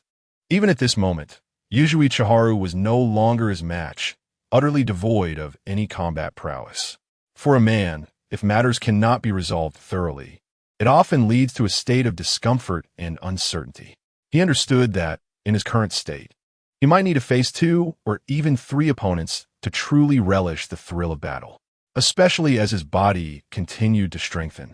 He could foresee that perhaps even 5 or 6 adversaries would not suffice to satiate his desires. With the presence of individuals like Nishikura Miho, he felt a certain relief. After all, despite possessing a system, he was acutely aware of the precariousness of his existence. Coupled with the ability to satisfy his basic needs and the absence of immediate life-threatening dangers, alongside the company of women, he was naturally inclined to release his mental pressures, relax, and indulge in the pleasures of the present moment. Subsequently, Makikawa reclined, closed his eyes, and drifted into slumber, not a word spoken throughout the night. At the break of dawn, he awakened, switched on his flashlight, and stepped outside, glancing at his watch. It was 8 in the morning, yet the weather was far from pleasant. A gloomy haze enveloped the surroundings, exuding an oppressive chill. Soon, he heard movement behind him. Turning around, he discovered the mature and alluring Nishikura Miho emerging. Her expression appeared somewhat peculiar, her gaze evasive and slightly flushed as she assessed Makikawa. "Are you taking us with you today, Mr. Makikawa?" she inquired. "You may remain here while I establish a safe house near my apartment. I will return to escort you. Likely tomorrow or the day after," he replied candidly, tossing her a specially designed police walkie-talkie for communication. "I'll take a stroll around the school to assess any potential dangers. If numerous infected individuals wandered near the school last night, they may seek refuge within the buildings to escape the sunlight today. He could eliminate them, thereby earning experience points. Additionally, he intended to incinerate the mutated infected that had perished on the third floor of the teaching building." Only after Makikawa's silhouette vanished from Nishikura Miho's tearful gaze did she turn back to the equipment room, switch on the flashlight, and refrain from turning on the lights to avoid disturbing those still asleep. She seated herself, overhearing Hashimiya Shiki whisper, "These two seem to completely disregard our presence." "Sister, please don't speak of it," Hashimiya Shelley murmured softly, as a faint blush graced Nishikura Miho's cheeks, adding a touch of alluring charm. Last night, they had indeed witnessed the extent of Makikawa's formidable power, far exceeding their wildest imaginations, leaving them in awe. With a sigh, Nishikura Miho lifted her right hand to her cheek, expressing her helplessness. "If we are to follow him continuously, it would be preferable if he desired nothing from us. However, should he wish for something and we refuse, we may find ourselves compelled to leave his team. Regardless of who it may be, everyone understands that if they wish to remain aboard the vessel of Mukuchuan, they must offer something in return for what they desire. Teacher Shiha longs to follow formidable and capable individuals for protection, yet she hesitates to make any sacrifices. Is that truly feasible?" Shiyu Shingon crossed her arms and candidly remarked on the stark reality. "I believe that such relationships would be beneficial for us. Without a connection, there is no chance that Mr. Mukuchuan would regard us with any significance." Upon arriving at the third floor of the teaching building, Mukuchuan encountered a remarkably mutated infected individual lying there, its left arm grotesquely elongated. He retrieved a bucket of gasoline from his storage space and doused the creature before igniting it with a lighter.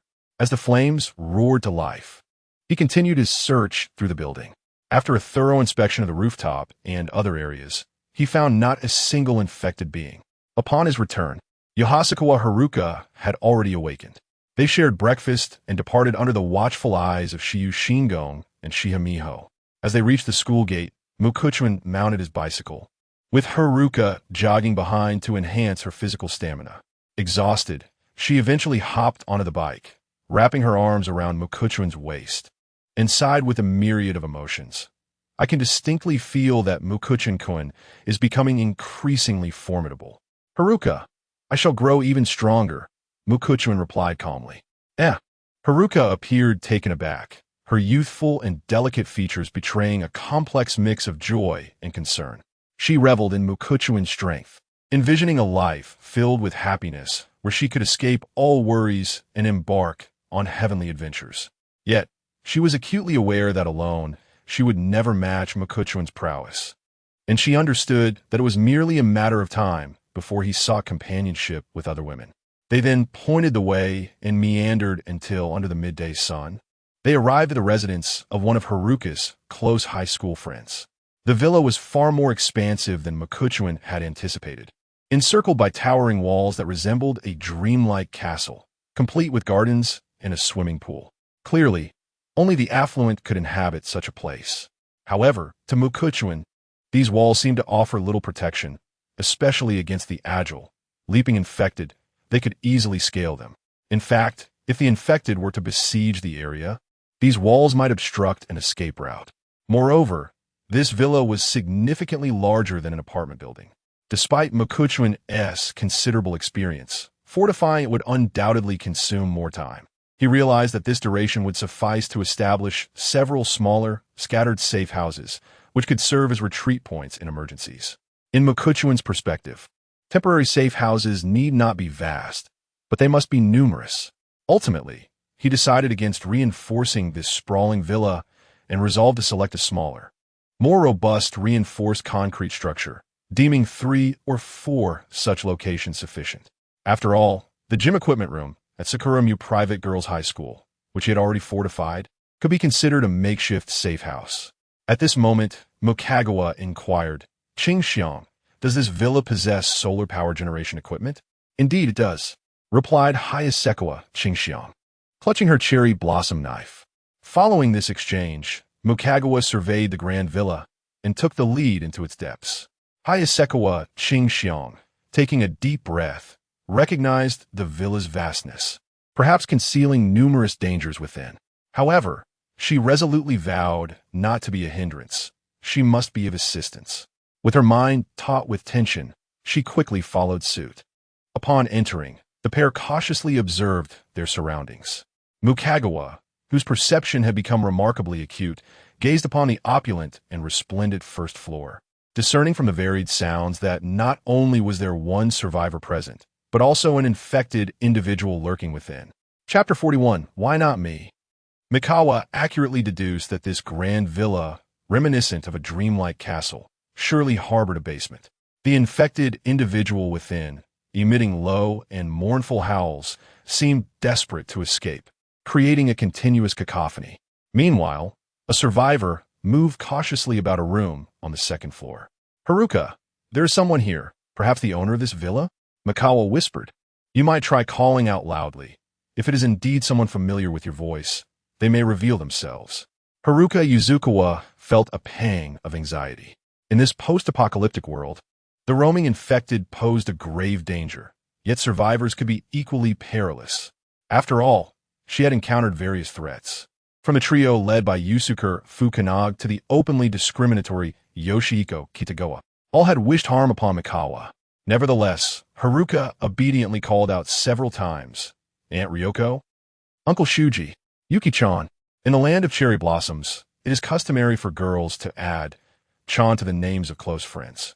Mikawa remained intently focused on the sounds from the second floor. A minute later, a remarkably well-preserved woman, appearing quite young despite her haggard visage, descended. Her elegant demeanor elicited an aura akin to that of a refined aristocrat. "Haruka, it's been a long time," she greeted with a polite and graceful smile, exuding an air of refinement that was undeniably comforting. "Aunt Ryoko," Haruka exclaimed with delight upon recognizing her, then hurriedly addressed Mikoa. "Mikoa, this is my good friend S. mother, Ryoko Nakahara." Mikawa regarded her and bluntly inquired, "Is the infected individual confined in the basement your daughter or your husband?" Upon hearing this, Haruka's expression shifted, revealing shock and horror. Ryoko Nakahara, somewhat melancholic, softly replied, "My daughter. Yuki-chan has become a monster." The words escaped Haruka's lips, leaving her stunned. As if struck by lightning, a wave of sorrow and other emotions flooded her heart, rendering her breathless. "Haruka, Yuki has not become a monster," Ryoko Nakahara exclaimed, her voice rising in agitation, then calming as she added, "Yuki is merely ill. She needs proper treatment. She can recover and regain her health." Mikawa understood her plight.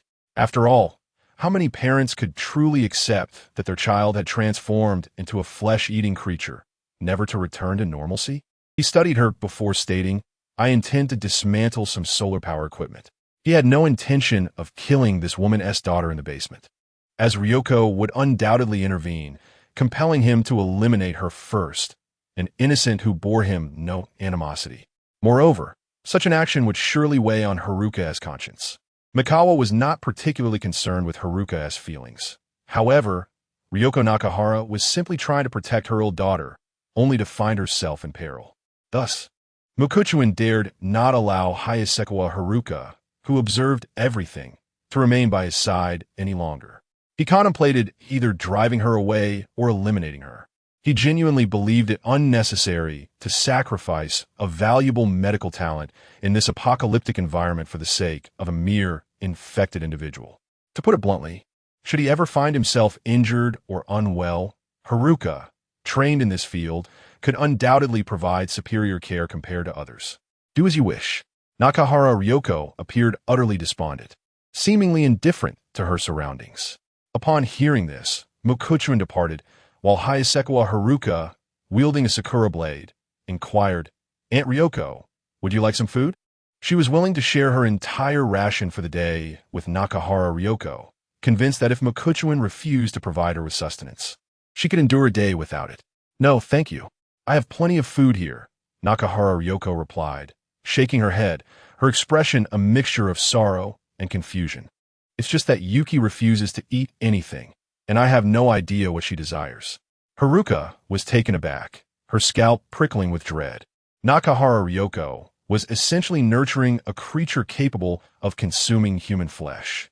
Moreover, Nakahara Ryoko must have known her daughter craved the flesh of the living and other creatures. Yet she chose to evade this grim reality. "By the way, that must be your boyfriend, right? Quite handsome and seemingly quite capable." Nakahara Ryoko managed a strained smile, adding, "If Yuki were not ill, she would surely envy you for having such a partner." Haruka, feeling a knot in her heart, was at a loss for words. After a moment of complex silence, she finally spoke, "Aunt Ryoko, I will try to persuade Mokuchuin to take you with us. If Mokuchuin is willing." "No need for that. If I leave, how lonely and bored would Yuki be?" Nakahara Ryoko interrupted, resolutely declining. "I must stay with Yuki. As her mother, how could I abandon her when she is unwell?" Her voice was unwavering. "Aunt Ryoko, please face the reality. Yuki-chan has already." Hayasegawa Haruka could not help but utter, but Nakahara Ryoko's expression suddenly grew serious as she replied earnestly, "Haruka, Yuki will absolutely recover. When she does, you can come back and play with her, and I will prepare many delicious meals for you both." "We made a promise, haven't we?" Haruka found herself momentarily speechless, ultimately nodding. "Yes, Aunt Ryoko. Once Yuki-chan regains her health, I will visit again, and I look forward to enjoying your sumptuous feast."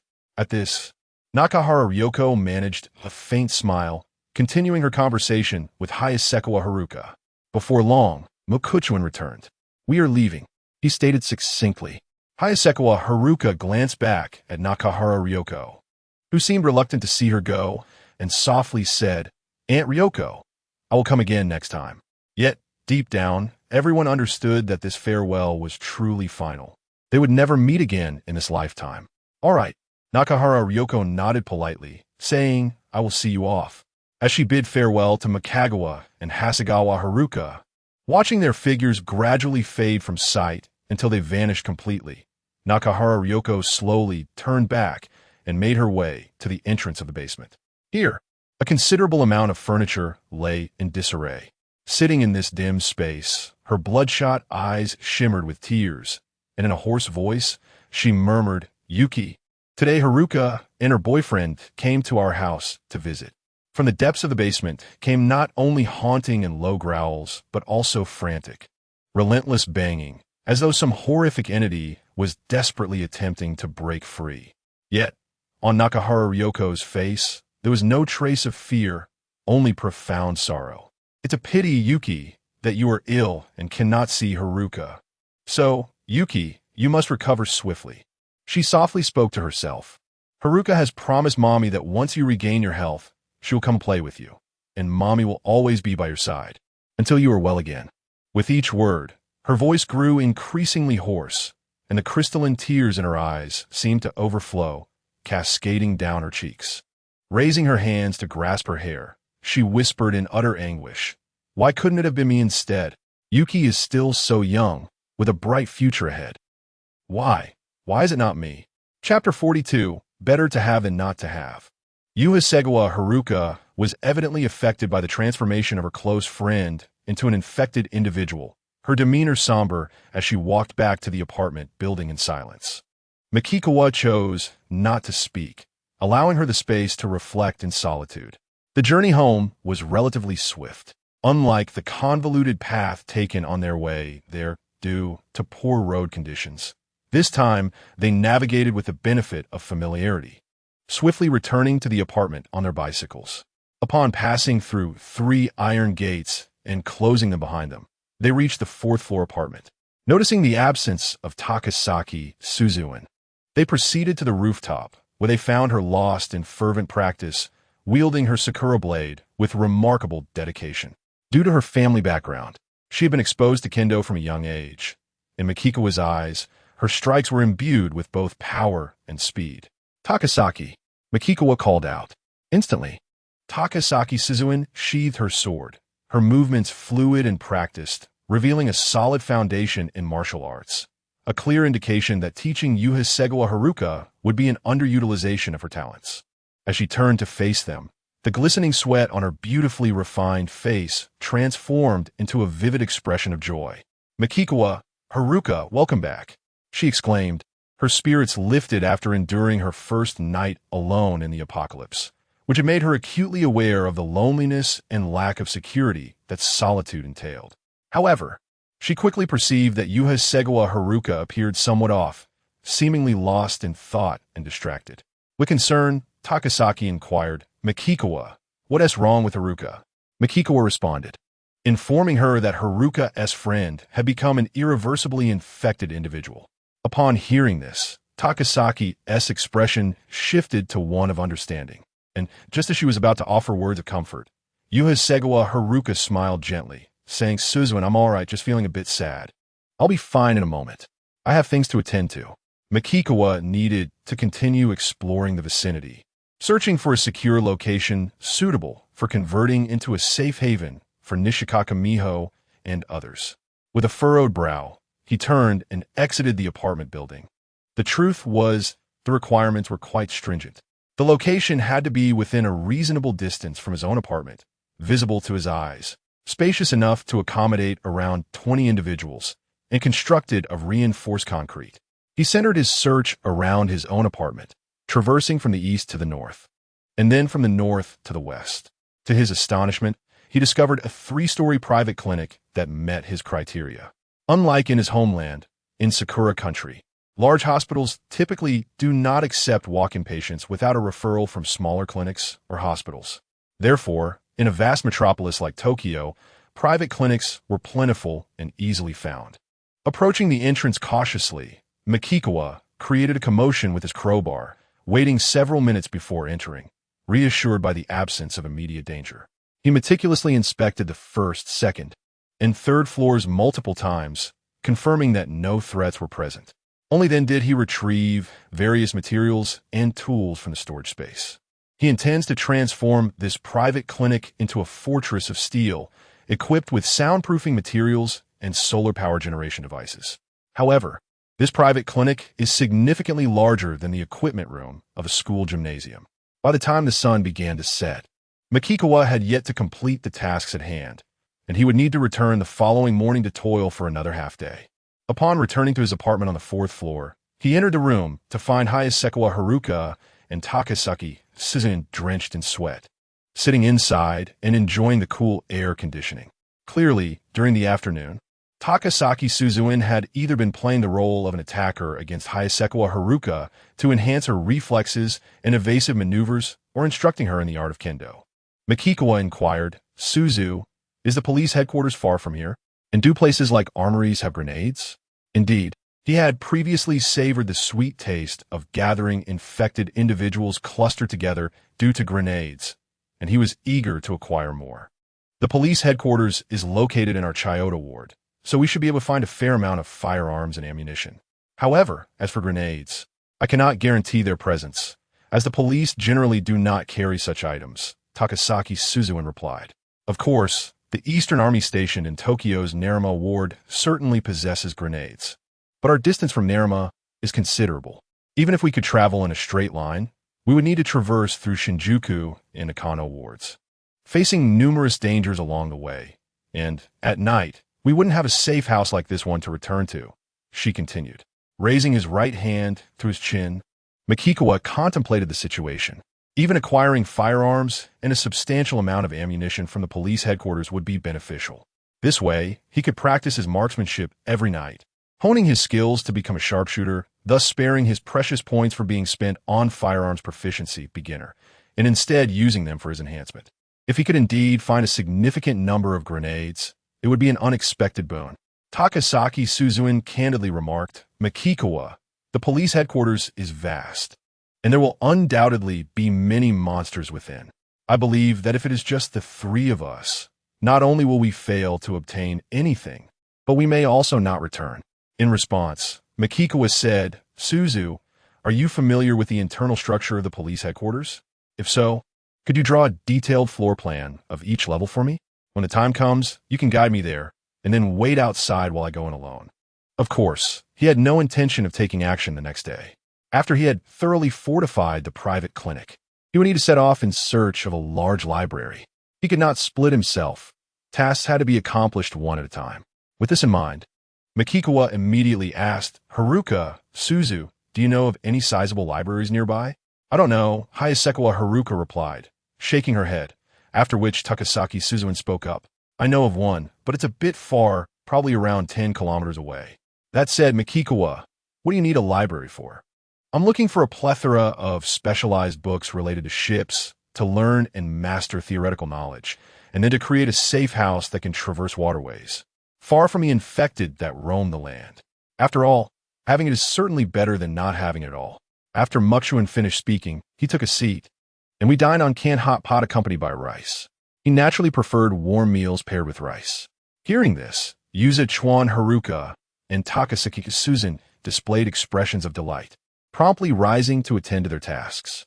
Approximately an hour later, after the trio savored their second warm meal in this apocalyptic world, Takasaki Suzuen exited the room to keep watch on the rooftop terrace. Mukshuan glanced at Yuza Chuan Haruka, who fidgeted for a moment. Her cheeks tinged with a blush as she said, I wish to tell you, Mukshuan-kun, that, it has come, and of course if you do not mind, I am open to it. She was aware that there were certain days when it was inconvenient for her to engage in activities with Mukshuan. If Mukshuan was well-fed and in high spirits, as he had mentioned, he would only grow stronger, leaving her increasingly at a disadvantage. Mukshuan had never sought the company of other women, which she found difficult to comprehend. Furthermore, Takasaki Suzuen herself was undoubtedly a goddess-level beauty, perpetually fluttering around Mukshuan, akin to a succulent lamb circling a famished wolf, hoping that the wolf, perpetually hungry, would refrain from indulging. Was that even plausible? Moreover, Yuza Chuan Haruka felt that if Mukshuan were to seek companionship, choosing Takasaki Suzuen or Nishizuru Miho, or Hashimiya Shigeru would certainly be preferable to pursuing women from the outside world. At least these women had, like her, before encountering Mukshuan, never experienced the company of men. With Mukshuan engaging with them, she need not worry about him contracting any peculiar ailments and subsequently passing them to her. Mukshuan, recalling the events of the previous night, recognized that his body was undergoing continuous enhancement, and now he desired to indulge freely. Haruka, I wish to inquire whether Takasaki would consider being my woman, Mukshuan stated. Even if Takasaki Suzuen were to decline, it was of little consequence to him. He was not bound to her alone, and presently, his options were plentiful. He could also approach Nishizuru Miho, Hashimiya Shigeru, or Hashimiya Yukari. Hearing this, Yuza Chuan Haruka felt no surprise and inquired, Will you go now, Mukshuan-kun? Mukshuan shook his head. Chapter 43. I Want You. The following day, having ventured off the beaten path, experiencing various techniques and flavors, the fresh and invigorating Makikawa set out early in the morning to reinforce the 3-story private clinic, installing solar power equipment. At 1 o'clock in the afternoon, he sprinted with fervor to the equipment room of the Sakura Mei Private High School Gymnasium, knocking on the door. Soon, Nishizuru Miho, Hashimiya Shigeru, and Hashimiya Yukari emerged, their bulging backpacks in tow, each clutching wooden swords or bows acquired from their respective kendo and kyudo clubs. Hashimiya Shigeru wasted no time in addressing him. Mr. Makikawa, we could not find any professional books related to vessels in the school library yesterday. I will seek them out at the large library later. As Makikawa counted the number of participants, he noted that, including Nishizuru Miho, there were a total of 25. The group then set off, marking their first official step out of the school since the apocalypse had begun. As they walked, they beheld the terrifying sights of a world turned to hell: dilapidated buildings, blood-stained streets, wrecked vehicles, and heaps of refuse littering the ground, all exuding a chilling, desolate aura that unsettled their hearts. Each of them felt their scalps prickle, their faces pale, breaths growing rapid and labored, cold sweat beading on their brows. Silence reigned. No one dared utter a sound. In an effort to tread lightly, they even removed their shoes, walking in socks or barefoot, closely following Makikawa. It seemed as though each individual yearned to draw nearer to him. The group hastened their pace, reaching the front of the sturdy three-story private clinic. The sight of the building, reminiscent of a steel fortress, instilled a profound sense of security in Nishizuru Miho, Hashimiya Shigeru, and the others. They quickly followed Makikawa inside, who instructed, "Some of you can play the role of infected individuals and attack the others to hone your reflexes and evasion speed. It is essential to maintain daily physical training to increase your endurance and speed." Nishizuru Miho and Hashimiya Shigeru understood, well, that in this apocalyptic world, physical fitness, strength, and speed were paramount. Every slight improvement could significantly enhance their chances of survival.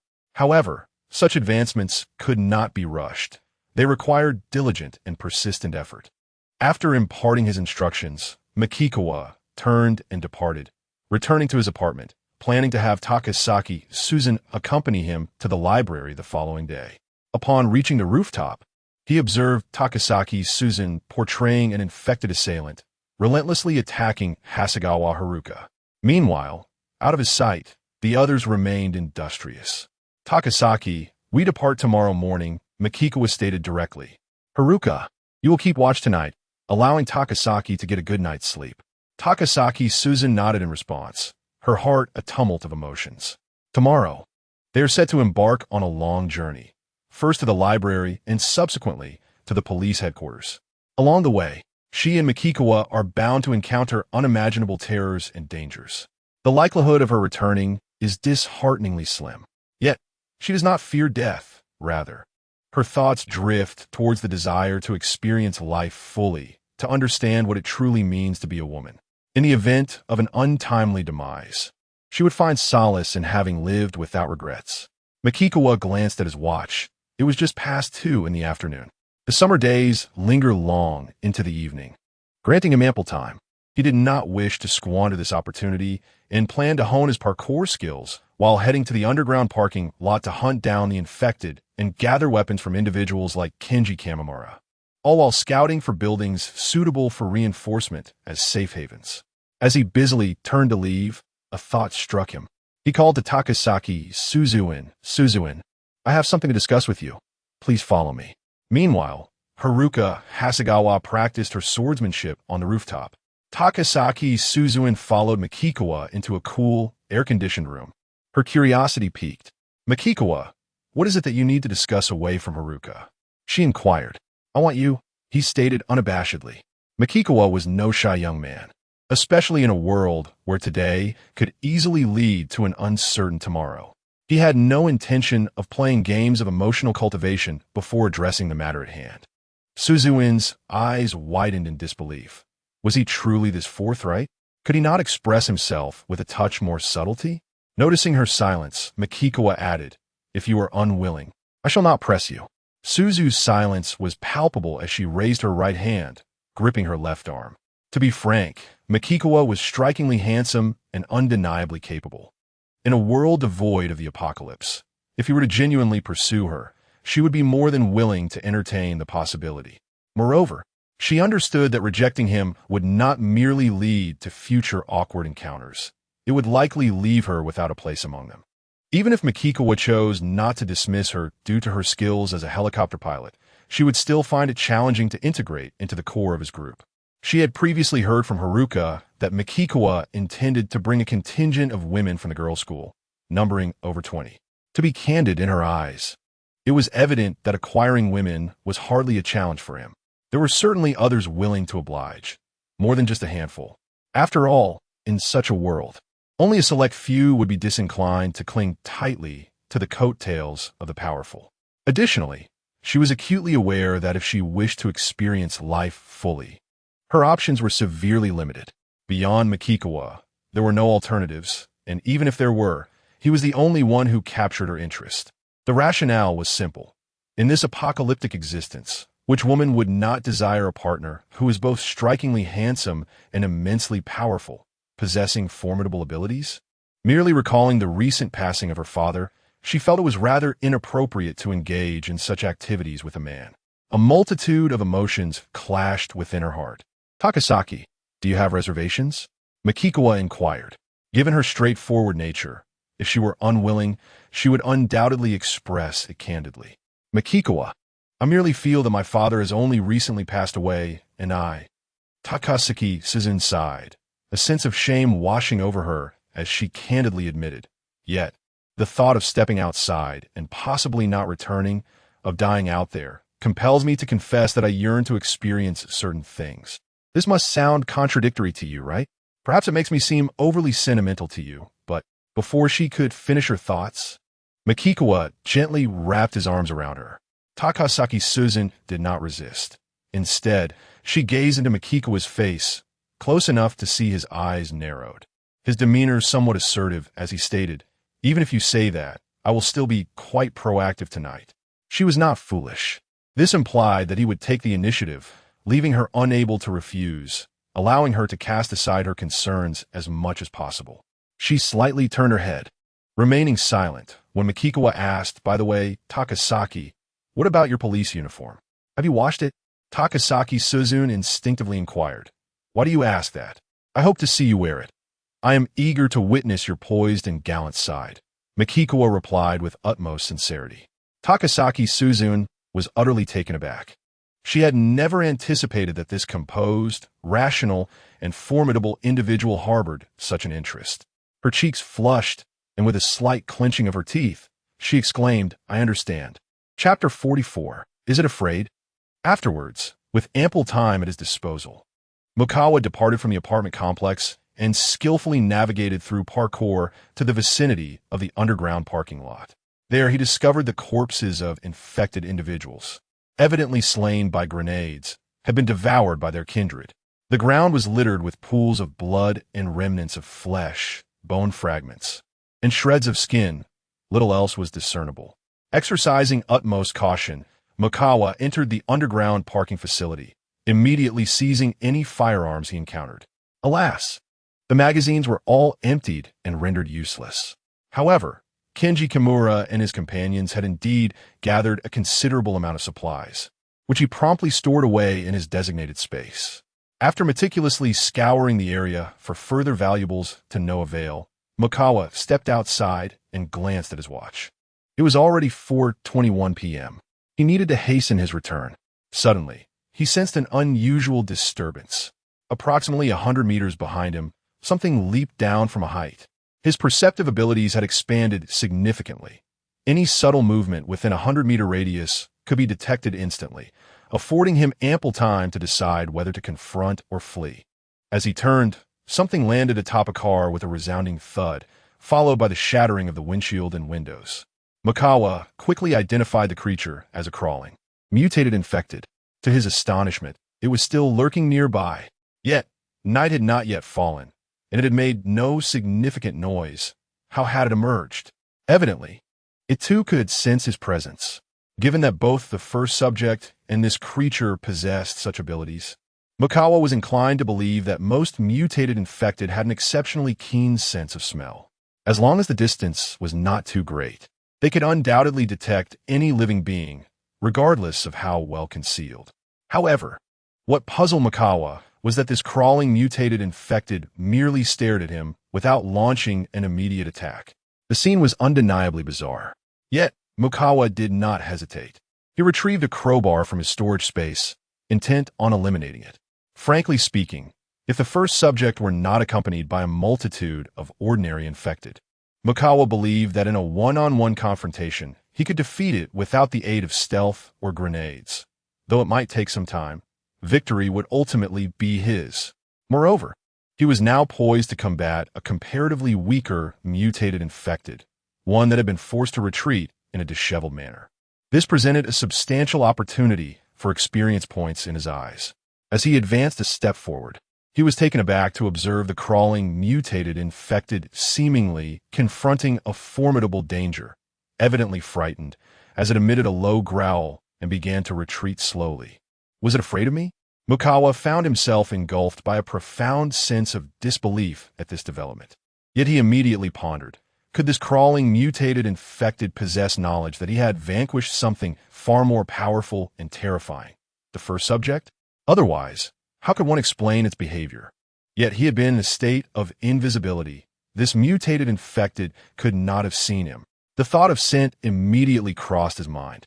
Moreover, this indicates that its intelligence surpasses that of the first entity to some extent. At the very least, it would not be foolish enough to attack a being capable of annihilating stronger infected creatures, nor would it remain stationary in a daze. Therefore, Mokuchuan speculates that its appearance might solely be a result of its insatiable hunger. If it could exercise restraint and was indeed fearful of him, it should not have dared to reveal itself in his presence. Since it harbors fear towards him, he is reminded of the mutated infected being he encountered at Sakura Mimi Private School, which expelled bullets from its body upon being shot. Could this mutated creature behave in a similar manner? He could ascertain this through confirmation. He retrieved a firearm from his storage space, swiftly aiming at the continuously growling mutant and firing a barrage of shots. However, the distance was considerable, and his marksmanship was lacking, akin to that of a novice, resulting in a dismally low accuracy rate, with only a single bullet finding its mark. He observed clearly as the bullet was expelled from its body, clattering to the ground with a crisp sound. Mokuchuan was certain that when dealing with ordinary infected beings, a well-placed shot to the head would prove effective. However, this approach was utterly futile against the mutants. After all, even a headshot would fail to eliminate them, as one would also need to target the peculiar growths akin to those on the back of the mutant at the school and on the left shoulder of the first entity. He stowed the firearm and dashed forward. The crawling mutant resembled a timid sheep, gazing at a ferocious tiger charging towards it, desperately leaping from one car rooftop to another, producing a series of frantic bang sounds as it fled. Then, with remarkable agility, it leaped up, shattering a building's window and darting inside. Mokuchuan entered the structure, only to discover through his senses that it had vanished, its whereabouts unknown. At present, it appeared that his mere presence instilled such fear in it that it could entirely suppress its instinct to feed. Mokuchuan paused, recognizing that once fear takes root, it is challenging to eradicate. Thus, although it had escaped, he felt no concern that it would soon muster the audacity to brazenly attack him. Furthermore, he noted that mutants like this one, less powerful yet swift and exceedingly agile, would flee rather than confront him. Unless he could truly pursue it, it would prove far more elusive than the first entity. He referred to it as the second entity in his mind. Mokuchuan contemplated that the first entity was undoubtedly strength-oriented, while the second seemed to embody agility. There must be other types of mutated beings as well. Exiting the building, he began his return to his apartment complex, only to encounter two men walking together midway. They were disheveled and unkempt, appearing in a pitiable state, starkly contrasting with Mokuchuan, who looked clean, fresh, and in good spirits. Mokuchuan approached them and inquired, "Where do you come from?" "From Bunkyo Ward. We are all students at the University of Tokyo," they replied. One of the young men spoke slowly. "Originally, a few small teams from the Self-Defense Force station in the Banch district attempted to rescue us, the students of Todai, but there are terrifying monsters over there." Another person, seemingly recalling the horror, trembled and said with a face full of dread, "It's tall, standing at least 3 meters high and quite stout, adorned with numerous human heads seemingly fused into its body. Heads are everywhere, on its body, legs, and back. Each head emits a roar and possesses its own gaze. Indeed, it even summons countless monsters to serve as its minions. There are no fewer than 1,000 creatures surrounding it. It's like the king of monsters." Listening to their description, Mikikawa could envision a grotesquely terrifying figure. Moreover, the mutated infected individual they spoke of was undoubtedly far more dangerous than the first and significantly more challenging to eliminate. After all, to defeat it, one would first have to obliterate all those heads. As he contemplated the situation, Mikikawa felt an overwhelming sense of gravity. He had not anticipated such a horrifying mutated infected being lurking so close to the Chiyoda district in the Bunkyo area. This was catastrophic news for him. If that nightmarish creature, replete with human heads, were to venture in a Chiota, it would merely be a matter of time before disaster struck. Thus, he needed to secure a large cruise ship or cargo vessel as a mobile safe haven, allowing him to escape the land teeming with infected beings. We are more than willing to follow you, we. Before the two could finish their sentences, Mikikawa turned and walked away. Of course, he had no intention of returning. Rather, he planned to stealthily trail behind them to see if the second creature would indeed appear and attack. The two, feeling somewhat embarrassed, hurried to catch up, but Mikikawa had already vanished swiftly from their sight. They were left in astonishment. Was that truly the speed of a human? Was he some kind of superhuman? He was undoubtedly formidable, exuding vitality and seemingly thriving in his solitary existence, yet he was reluctant to take them along. They exchanged glances, sighed in resignation, and continued their cautious journey, treading carefully as if on thin ice. Moments later, they heard something land on the roof of a nearby car, and instinctively turned to the source of the sound, their pupils dilating in terror as they instinctively recoiled. This was, of course, the second creature Mikikawa had mentioned, the crawling mutated infected. Unlike its reaction to Mikikawa, which had been to flee in terror, it unleashed a bone-chilling roar that sent shivers down their spines, charging toward the two without hesitation. Soon, anguished screams echoed through the air. Chapter 45. Satisfaction guaranteed at this very moment. Chuan stood beside a window in a building, his expression unchanging as he observed the crawling, mutated infected individuals assaulting two victims. One of them took a bite from a brain, then cautiously lifted its head, fixing its gaze in his direction. After thoroughly chewing and swallowing, it quickly lowered its head to take another bite before lifting it again. Chuan fell into deep contemplation.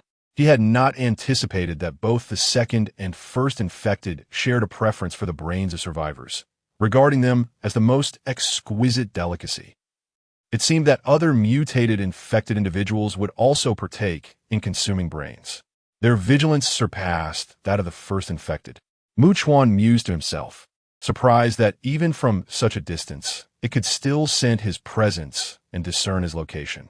Subsequently, the second infected bit down on a headless corpse, effortlessly dragging two decapitated bodies away, leaving Chuan curious about its destination and intentions for a hearty meal. Observing this scene, Chuan narrowed his eyes. It appeared that the second infected was merely weaker compared to the first, yet was still significantly stronger than an ordinary human by several folds. Although the second infected exhibited high vigilance, its intelligence remained notably low. The bloodied bodies it dragged, with their blood dripping incessantly, could potentially lead him to the second infected's hiding place during the day. If he could locate it, even if the second infected ultimately escaped, it undoubtedly possessed a sense of territory, as it would not linger in this vicinity without reason. Surely, it would return to its daytime refuge? After all, the second infected was no ordinary creature. It possessed a certain degree of intelligence, and it would prioritize the most suitable hiding place, unlikely to abandon it easily. At that time, he could smear himself with the blood of the infected to mask his living scent, and venture forth to see if he could capture the second infected. Of course, even if it did not return, he could deduce the type of location it would favor as a refuge, allowing him to search similar places during the day, thereby increasing the likelihood of discovering the resting second infected. Yet time was not on his side. Should he attempt to track it or abandon the pursuit and return? Opportunities once lost may never return. Chuan swiftly resolved to take the risk. Perhaps the spirit of adventure is ingrained in every man's very essence. He felt no fear or anxiety, but rather an exhilarating thrill. He did not rush out of the building immediately.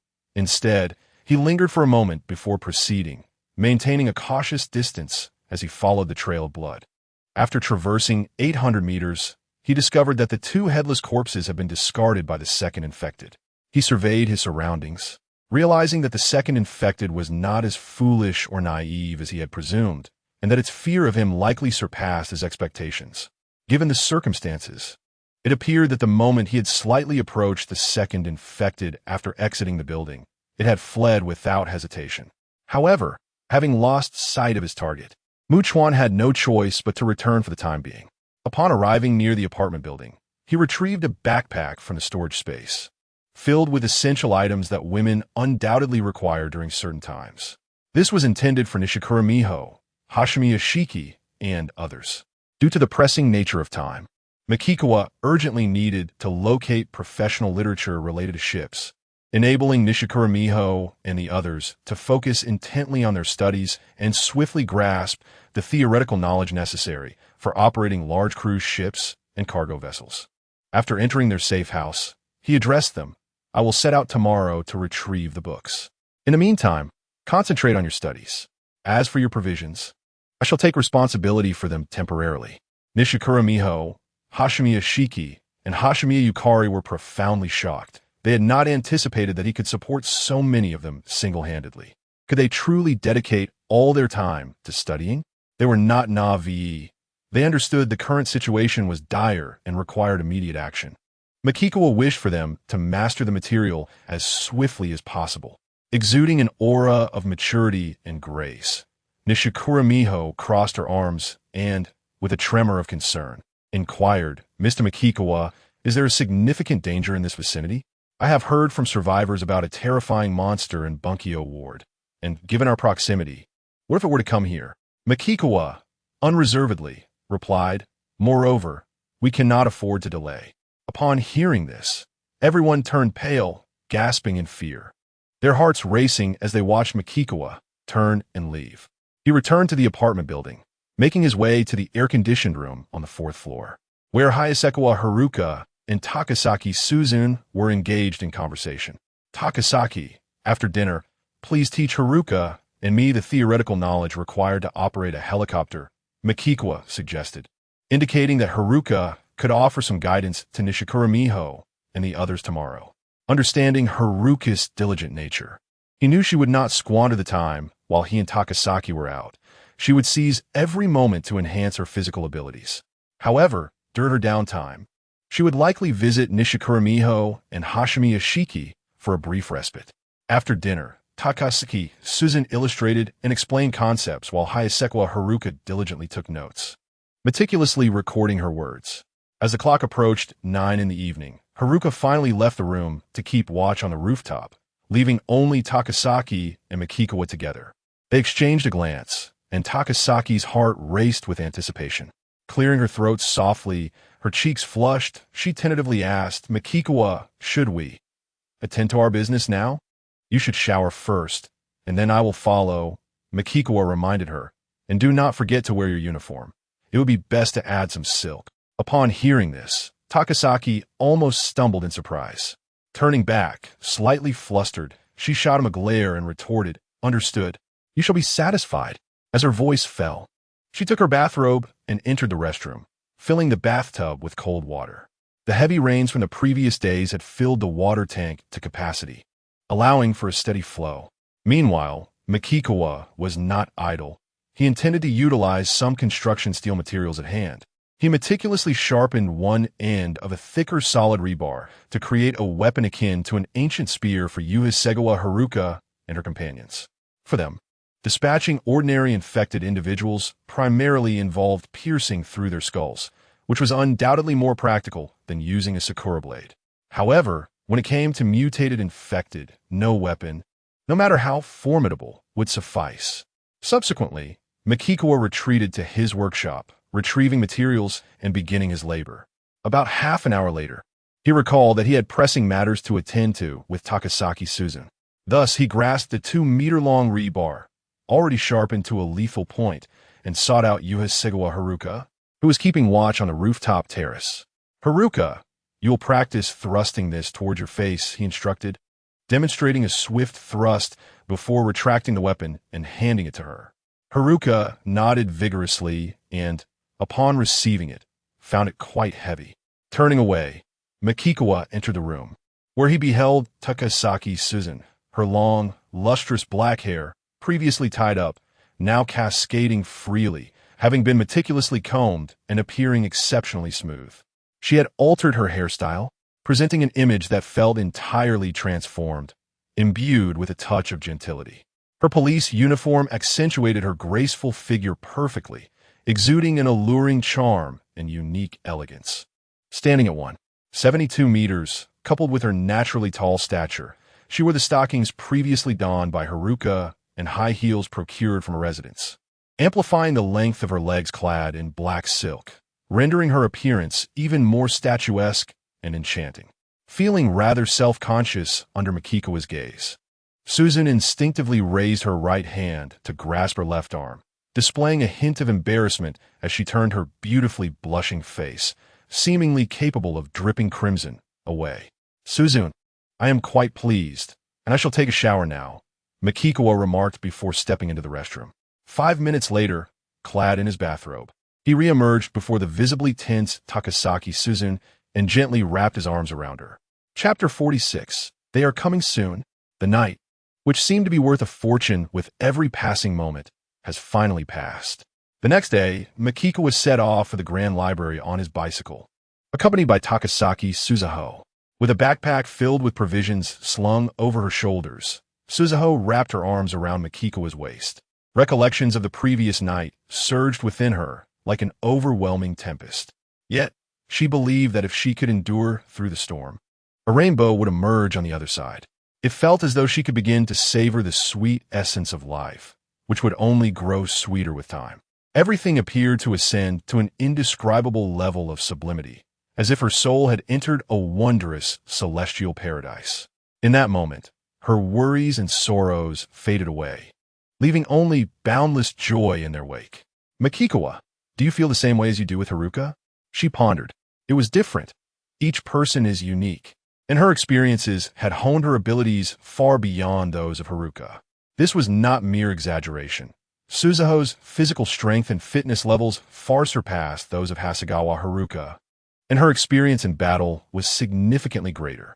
A faint blush crept onto Suzuho's cheeks as she softly murmured, realizing that Makikawa was not following her directions, but rather altering their route through a narrow alley between two houses. She soon recognized that the road ahead was in disarray, blocked by a tangle of collided vehicles, leaving no passage for them to navigate. However, the ensuing path was surprisingly manageable, requiring only a few detours. By midday, they were approximately 5 or 6 kilometers from the library. The two decided to take a break, consuming some food and drink before resuming their journey. For Makikawa, the day's task was merely to retrieve a book. He had no intention of heading straight to the police station afterward. There was ample time for exploration, and he planned to depart early the next morning, needing to find accommodations near the police station for 1 or 2 nights, perhaps even 3, to conduct a thorough exploration. Thus, he was in no hurry. As Suzuho munched on her food, she curiously inquired, "Makikawa, do you think the apocalypse will end?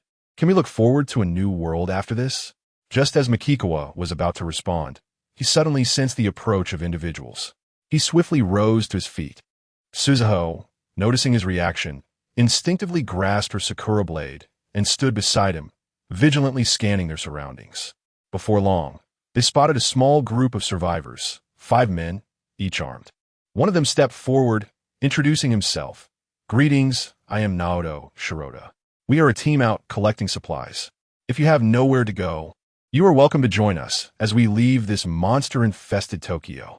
None of them, including Naoto, seemed to be taken aback by the presence of the goddess-like Suzuho, whose striking figure exuded confidence. "How many of you are there?"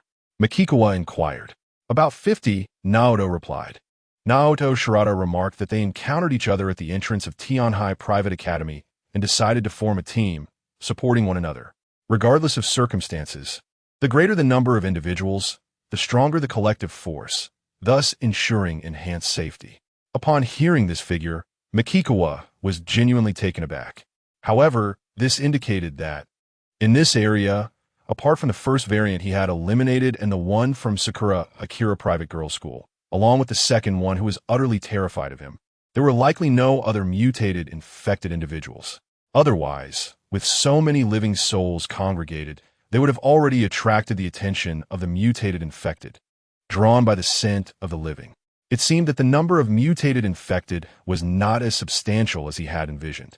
On the other hand, Suzu Takasaki understood that a larger group posed greater danger, particularly since, with so many people, there would inevitably be fools whose incompetence could sabotage their efforts. Furthermore, she found it hard to believe that all 50 or so individuals could be virtuous. Thus, she boldly declared, "We prefer not to be with others." The 5 members of Sharada's group exchanged glances, and Sharada responded, "My apologies for the disturbance." They then turned to leave. Makikawa observed their retreating figures and urged Suzu, "Let us hasten our departure." Hearing this, Suzu looked puzzled and questioned, why? They had ventured out to gather supplies, which would entail continuous exploration of buildings, an endeavor fraught with peril. The actual number of infected within any given structure remained uncertain. However, if the count was excessive and they were unable to contend with it, significant issues could arise. Makikawa was acutely aware of this, and crucially, they were now perilously close to each other. Should anything transpire, they would undoubtedly be affected. He vividly recalled the time when 11 infected had sought refuge in the dwelling where he and Haruka Hasegawa were sheltering from the sunlight at dawn. Hence, while particular residents might harbor few or no infected, it could also conceal a multitude. Sharada and the other 4 conversed quietly as they walked. "That woman is rather attractive. I've never seen such a beautiful woman," one of them murmured, contemplating whether they could eliminate the man and claim the woman, even if only for a fleeting encounter, yet hesitating out of fear of judgment from the others. This revelation illuminated the fact that, as societal order disintegrated, devoid of law and morality, and with hope for rescue extinguished, some individuals began to indulge in their desires without restraint, acutely aware that their present could be fleeting. I believe that the handsome man and woman must possess some capabilities. Otherwise, would they dare to wander about so freely? Do they genuinely not comprehend the strength in numbers? Another voiced, unconvinced of their naivety, "Let us refrain from speaking ill of others."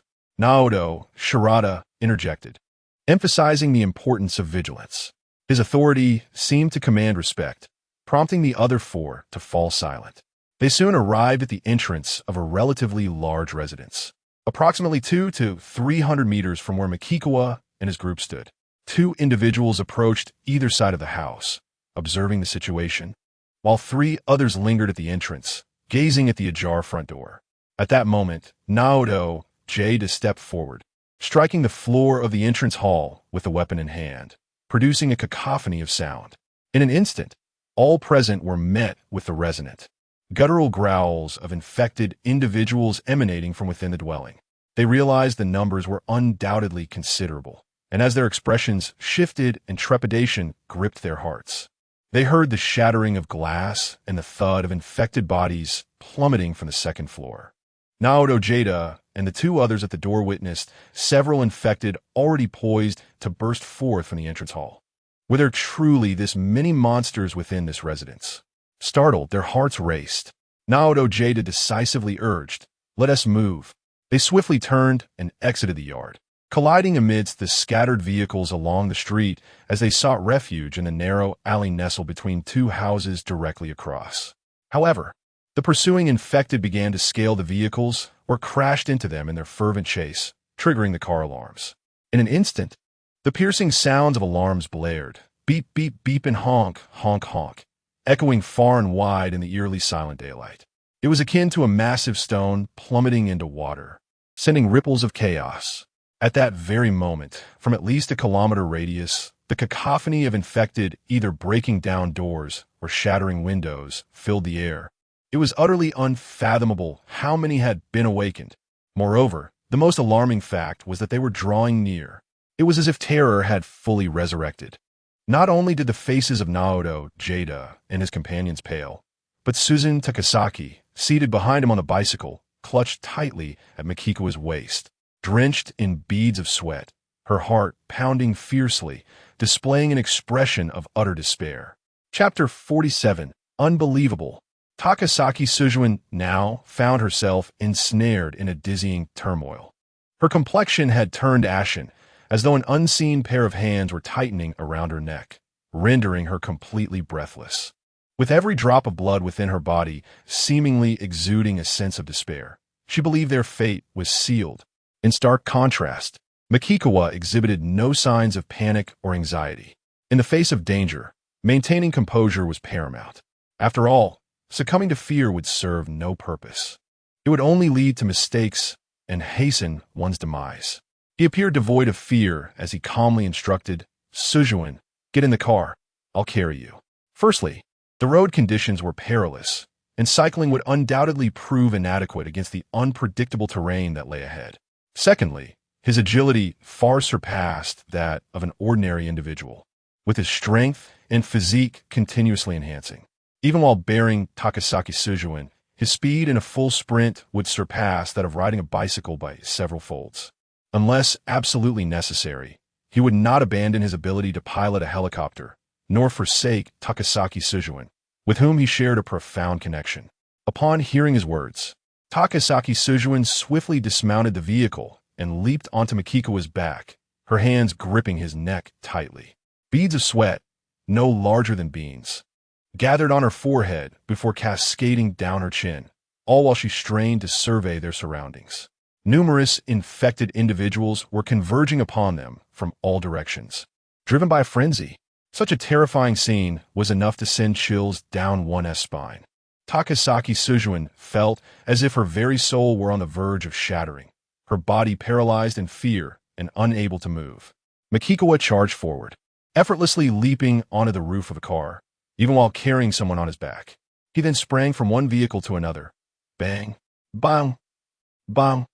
The infected were closing in, colliding with cars, walls, and other obstacles, producing an incessant cacophony. This commotion stirred a tempest of emotions within Takasaki Sujuin. Fear, dread, and despair surged through her, engulfing her very essence. A piercing scream, whether from Yuritadanato or another, rent the air. Takasaki Sujuin clenched her jaw tightly, only to suddenly realize the incredible speed at which Makikawa was moving. "Makikawa, where are we supposed to escape to?" she asked, trembling and glancing anxiously around. Truth be told, without Makikawa, she would have resigned herself to fate long ago, either by taking her own life or awaiting her demise at the hands of the infected. Countless infected were approaching from all sides. Unless one could fly, how could they possibly escape? "We head for the river," Makikawa responded with unwavering calmness. "We jump into the water, swim to the opposite bank. If the infected cannot swim, they will sink and be unable to pursue us. Even if they can swim, they certainly cannot match our speed." He had contemplated seeking refuge in a more fortified building, ascending to the highest floor to eliminate the relentless tide of infected individuals charging upwards. However, the sheer number was overwhelming, rendering the task insurmountable. Moreover, if the building harbored a significant number of infected lurking in the shadows to evade sunlight, failing to eradicate them swiftly would lead to a dire predicament, trapped between a wolf in front and a tiger behind. At that moment, Takasaki Sujuin, constantly surveying her surroundings, realized the extent of her vision was inundated with hordes of infected, akin to famished tigers pouncing upon their prey. This inadvertently created successive layers of encirclement, which were rapidly constricting. Even if they managed to break through one layer, they would face yet another. The situation was exceedingly precarious and dire. "Mikawa, last night I truly grasped the essence of being a woman. Even if I perish, I am left with fewer regrets," Takasaki Sujuin declared with resolute urgency. "You must leave me behind. Flee on your own. With your speed, you could escape without me." She released her grip around Mikawa's neck, preparing to descend. To her, sacrificing herself was preferable to the demise of both.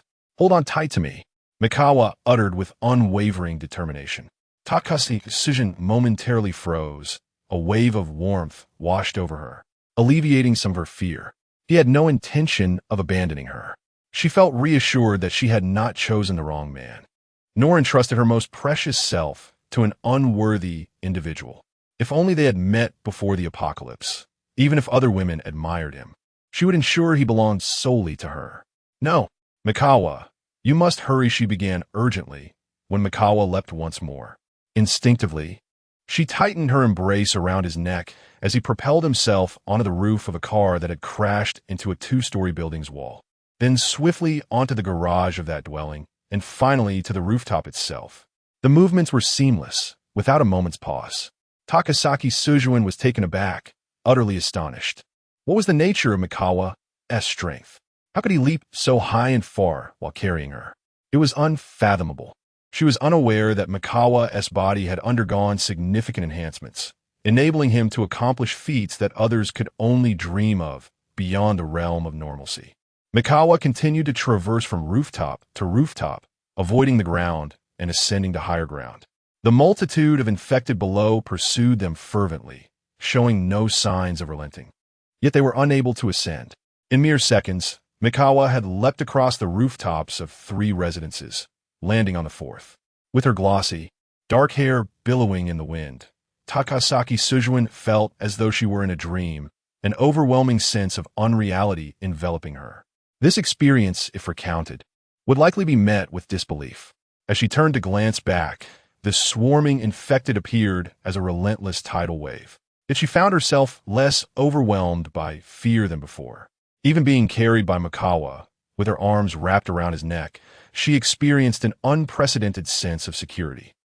It was truly marvelous, rendering her utterly enchanted. Ahead lay a river, Mikawa exclaimed as he immediately moved forward. Takasaki Sujuin swiftly turned her gaze ahead, and indeed, there it was. However, upon reaching the rooftop of the nearest dwelling, Takasaki Sujuin was taken aback to discover that the height from the rooftop to the ground was at least 6 or 7 meters. Although she believed Mikawa possessed strength far surpassing that of an ordinary person, she remained convinced that jumping down while carrying someone would undoubtedly be too much for his legs and feet to endure. Mikawa, let me down first, and then I'll jump down myself, performing a roll to absorb the impact. Takasaki Sujuin urgently began to speak, but before she could finish, Mikawa had already leaped down with her on his back. In that instant, Takasaki Sujuin's beautiful, watery eyes widened to their fullest extent. Yet her stunning visage was marred by a profound expression of concern. Chapter 48. Anything is possible. In mere seconds, Chuan had descended to the ground, and Gao Ling felt as though she had been struck by a force, her delicate body shaking violently, yet she heard no sound of bones fracturing. To her astonishment, Chuan appeared completely unfazed as he sprinted ahead. Overwhelmed by tumultuous emotions, Gao Ling's vibrant lips parted in shock, while Chuan reached the riverbank, leaping into the water and pulling her along as they swam with urgency. The river spanned approximately 15 meters in width.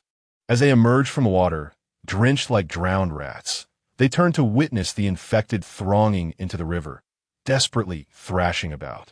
Clearly, they were unable to swim, and their struggles rendered the river a natural barrier against danger.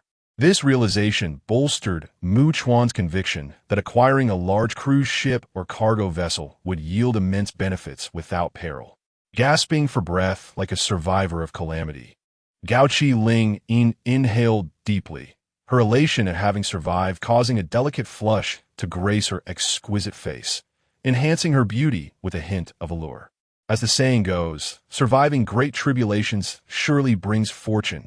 She understood that the events of this day would be etched in her memory forever. Feeling incredibly fortunate to have encountered Chuan. Chuan, however, merely remarked with indifference, "Stop dawdling. Let us move." Instantly, Gao Ling rose to her feet, following closely behind him, relishing the exquisite sense of security he provided, which eased her anxiety considerably. Now, a smile adorned her face as she teasingly inquired, "Chuan, can you fly? Can you transform? Ling, do you think I am Ultraman?" Chuan retorted with mild annoyance, glancing at his waterproof watch. It was just past noon. Let us move a bit further away from the river, rest for an hour, and resume our journey to the library at 1 o'clock. Then find the books and head back. After he spoke, Chuan noticed Gao Ling had fallen silent.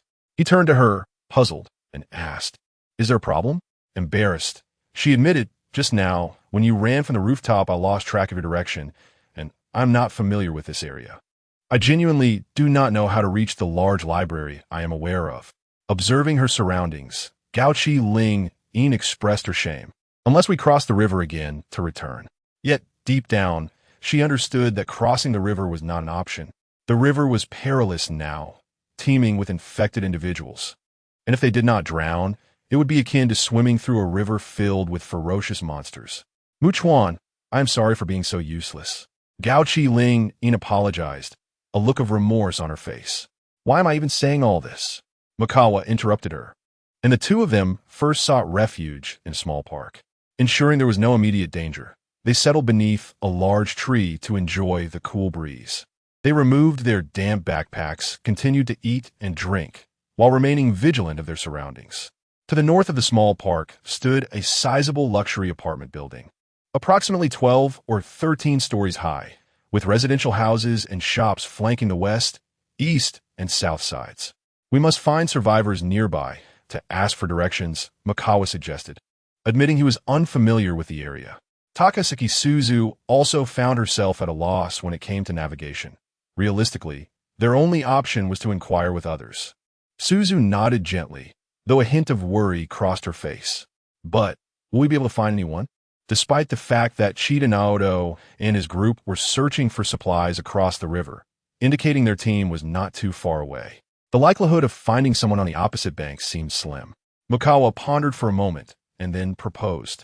We could try using the walkie-talkie to see if we can contact any survivors.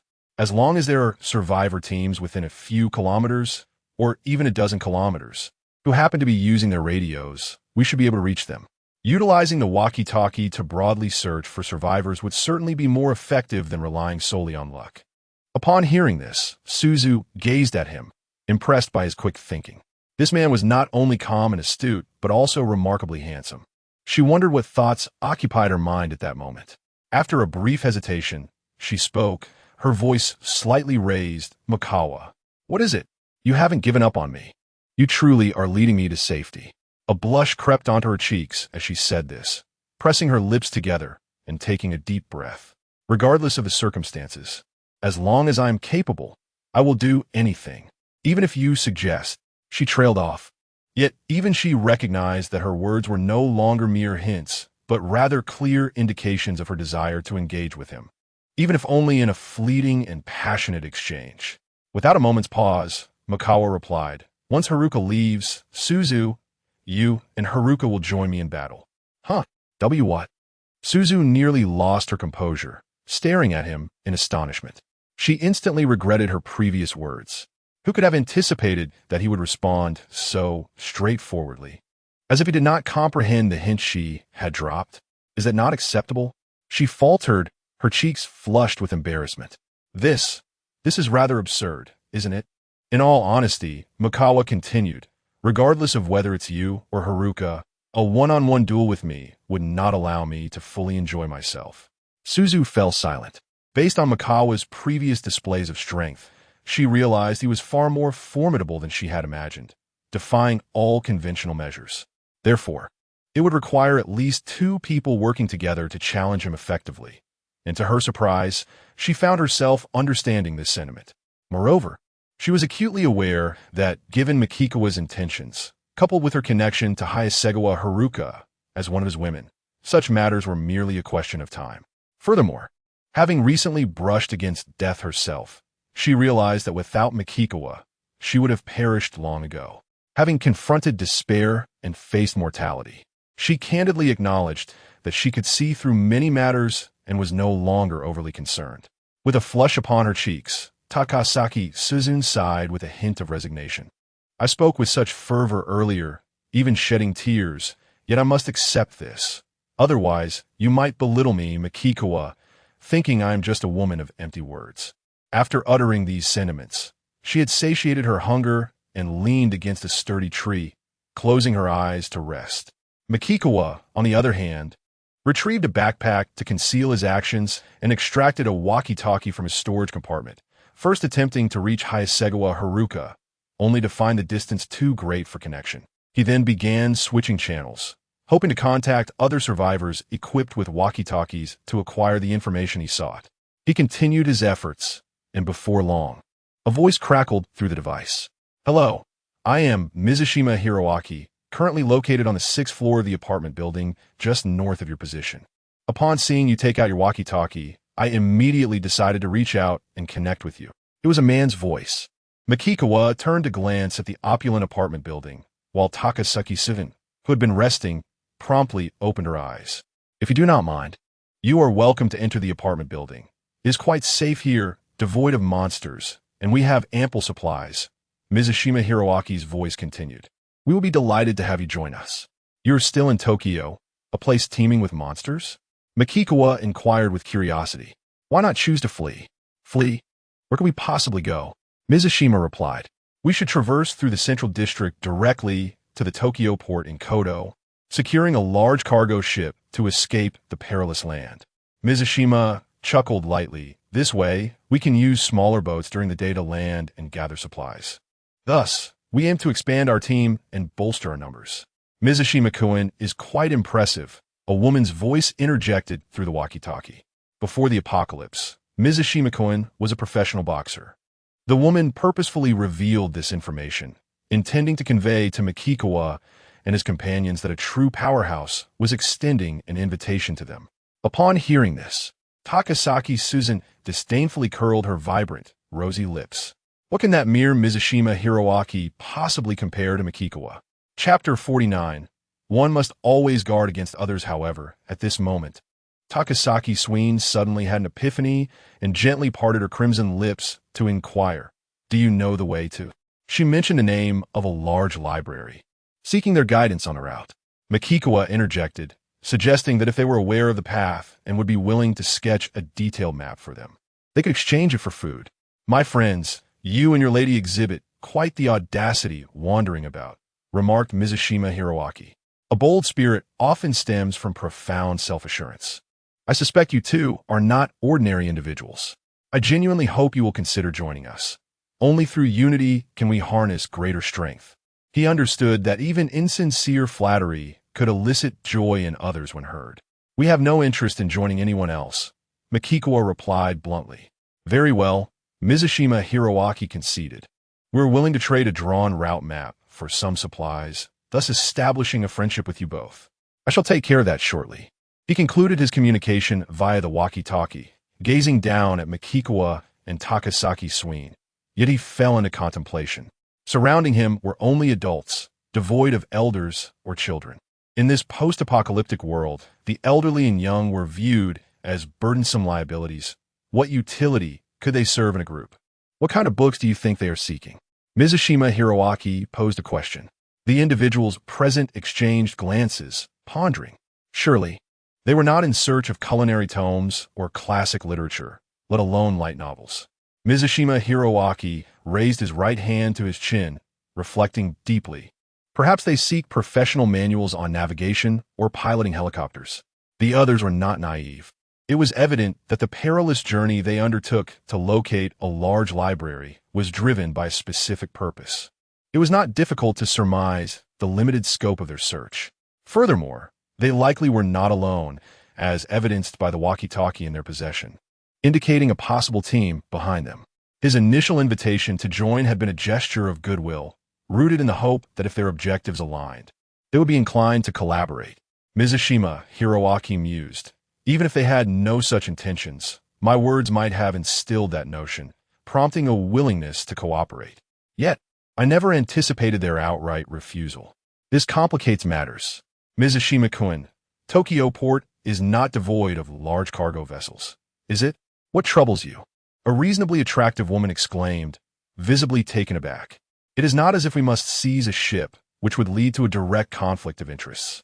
Her name was Ijima Ayumi, the same woman who had previously extolled Mizushima Hiroaki's prowess. Indeed, there is more than one vessel, but are crucial navigational texts readily available everywhere? Can they be found with such ease? Mizushima Hiroaki responded. If we disregard them, even without providing a map, should they fortuitously locate that library and procure pertinent books, they would undoubtedly deprive us of that opportunity. A young man, upon hearing these words, furrowed his brow and remarked, Brother Hongming, there are only two of them, right? How many books can it possibly carry?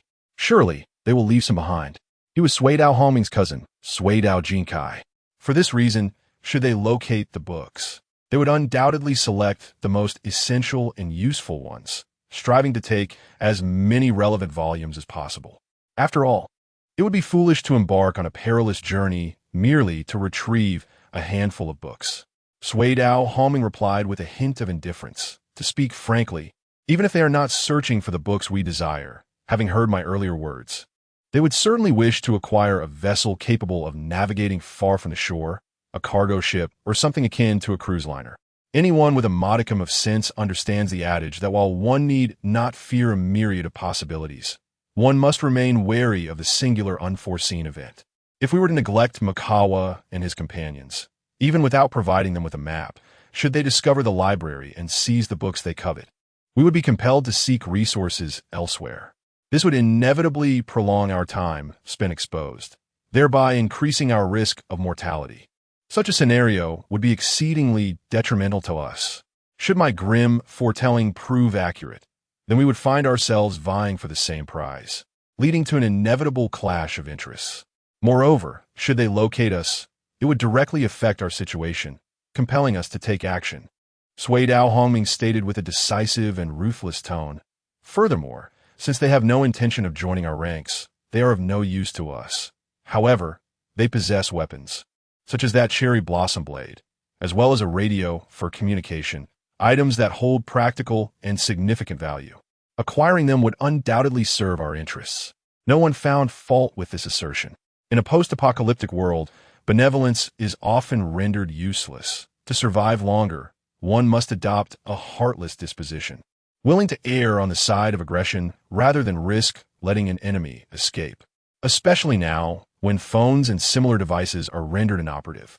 A functioning radio for communication is of paramount importance. They wished for everyone to possess one. Sui Dao Hongming continued, after we eliminate them, we must set off immediately for the library to retrieve the vital books we seek. Others have already set their sights on them. We can no longer afford to delay our preparations. Meanwhile, Mukawa observed Takasaki Suzu with the cherry blossom blade and gestured for her to leave. Suzu, you should vacate this place and find somewhere to hide. I will contact you via the radio shortly. Upon hearing this, Takasaki Suzu immediately inquired Mukawa, do you not trust these individuals? In any circumstance, vigilance is paramount. Mukawa replied calmly, it is always prudent to exercise caution. As a citizen of the Celestial Empire, he was well versed in various ancient proverbs. For instance, one cannot truly know the heart behind a facade. Human nature is often inscrutable, and caution can safeguard one's existence through myriad trials. Especially in such dire times, one must remain wary of others, lest one become oblivious to the manner of their own demise. Takahashi Susan nodded gently, grasping the sakura knife as she departed first. Makikawa exited the small park and meandered into the narrow alley flanked by 2 residential buildings, activating his intercom. Soon, the voice of Mizushima Hiroaki resonated from the device, inquiring, my friend, why have you left the small park? I am in the alley behind the 2 houses to the south. Makikawa informed him while retrieving a silenced pistol from his storage space, securing it to his person. Before long, he detected the sound of footsteps, many at least 10 individuals. However, aside from 2 who continued to search for something, the rest remained stationary, seemingly biding their time. Then, Mizushima Hiroaki and Jiangshang Bume emerged into Makikawa's line of sight. They paused momentarily before entering the alley, their pace deliberate and slow. Makikawa's acute senses alerted him to the presence of others maneuvering around, intending to block his escape route. Mizushima's intention in bringing Jiangshang Bume was not to lower Makikawa's guard. Rather, if Takahashi Susan were sufficiently captivating and aware of the situation, she might be spared, allowing Jiangshang Bume to persuade her to join their ranks. After all, no team would ever disdain the allure of a beautiful woman. Although he understood the implications of Makikawa daring to roam with a woman, questioning the latter's capabilities seemed unfounded. Who would dare to believe he was incapable? He was a professional boxer, brimming with confidence, never entertaining thoughts of inferiority. Their numbers were indeed greater. My friend, what the woman beside you? Mizushima inquired with a hint of curiosity, yet unease crept into his mind as he observed the man's vigilant demeanor. Should misfortune befall him, Takahashi Suzun would undoubtedly flee, returning to inform their team. Even if Mikikawa's allies would not go to great lengths for retribution, should they cross paths in the future, Takahashi would recognize them, leading to inevitable conflict. She recalled having other matters to attend to. Mikikawa remained unflustered with his current strength. Dispatching an ordinary man like Mizushima with a single blow was no exaggeration. Moreover, his agility surpassed all other attributes, instilling him with confidence. Are you seeking specialized literature related to maritime studies? Mizushima smiled, adding, otherwise, I cannot fathom why you would brave such peril to visit a large library. He was intentionally stalling, allowing others to encircle Mikikawa's retreat. Uncertain of Mikikawa's true prowess, it was prudent to tighten the noose, ensuring he had no escape. At that moment, 7 individuals armed with baseball bats approached from behind Mikikawa, while he observed several more entering the alley behind Mizushima and Jiangshanbume. Both sides were now teeming with adversaries, effectively cornering Mikikawa within the alley. Calm and composed, Mikikawa turned slightly, glancing back. Mizushima felt a surge of curiosity. What expression adorned Mikikawa's face now that he was trapped? Panic? Fear? Dread? However, when Mikikawa turned to meet his gaze, Mizushima was taken aback. Chapter 50, A Strike Against the Masses. Mizushima Hiroaki could hardly fathom that Mikikawa, cornered by so many in this narrow alley, exhibited no signs of panic, fear, or trepidation. It was as if he was entirely devoid of any sense of dread, completely oblivious to the very concept of fear. Mizushima was genuinely astonished by Mikikawa's demeanor, as though he had been accustomed to facing tumultuous storms and could maintain an unwavering composure in any circumstance. To be frank, if Mikikawa were willing to join his team, or if he and his associates were open to collaborating with them, their chances of survival would undoubtedly increase significantly. After all, it is easy to speak of bravery. Yet when confronted with reality, few can truly remain unflustered and composed under pressure. Friend, you shall not escape today. You might as well use your walkie-talkie to contact that woman beside you and summon her here, Mizushima said, stretching his limbs and cracking his knuckles. At least this way, we can offer you a swift end. Otherwise, you shall find yourself in a desperate struggle for survival with no hope of death. Although we have no interest in torturing others, we are not averse to it should you insist.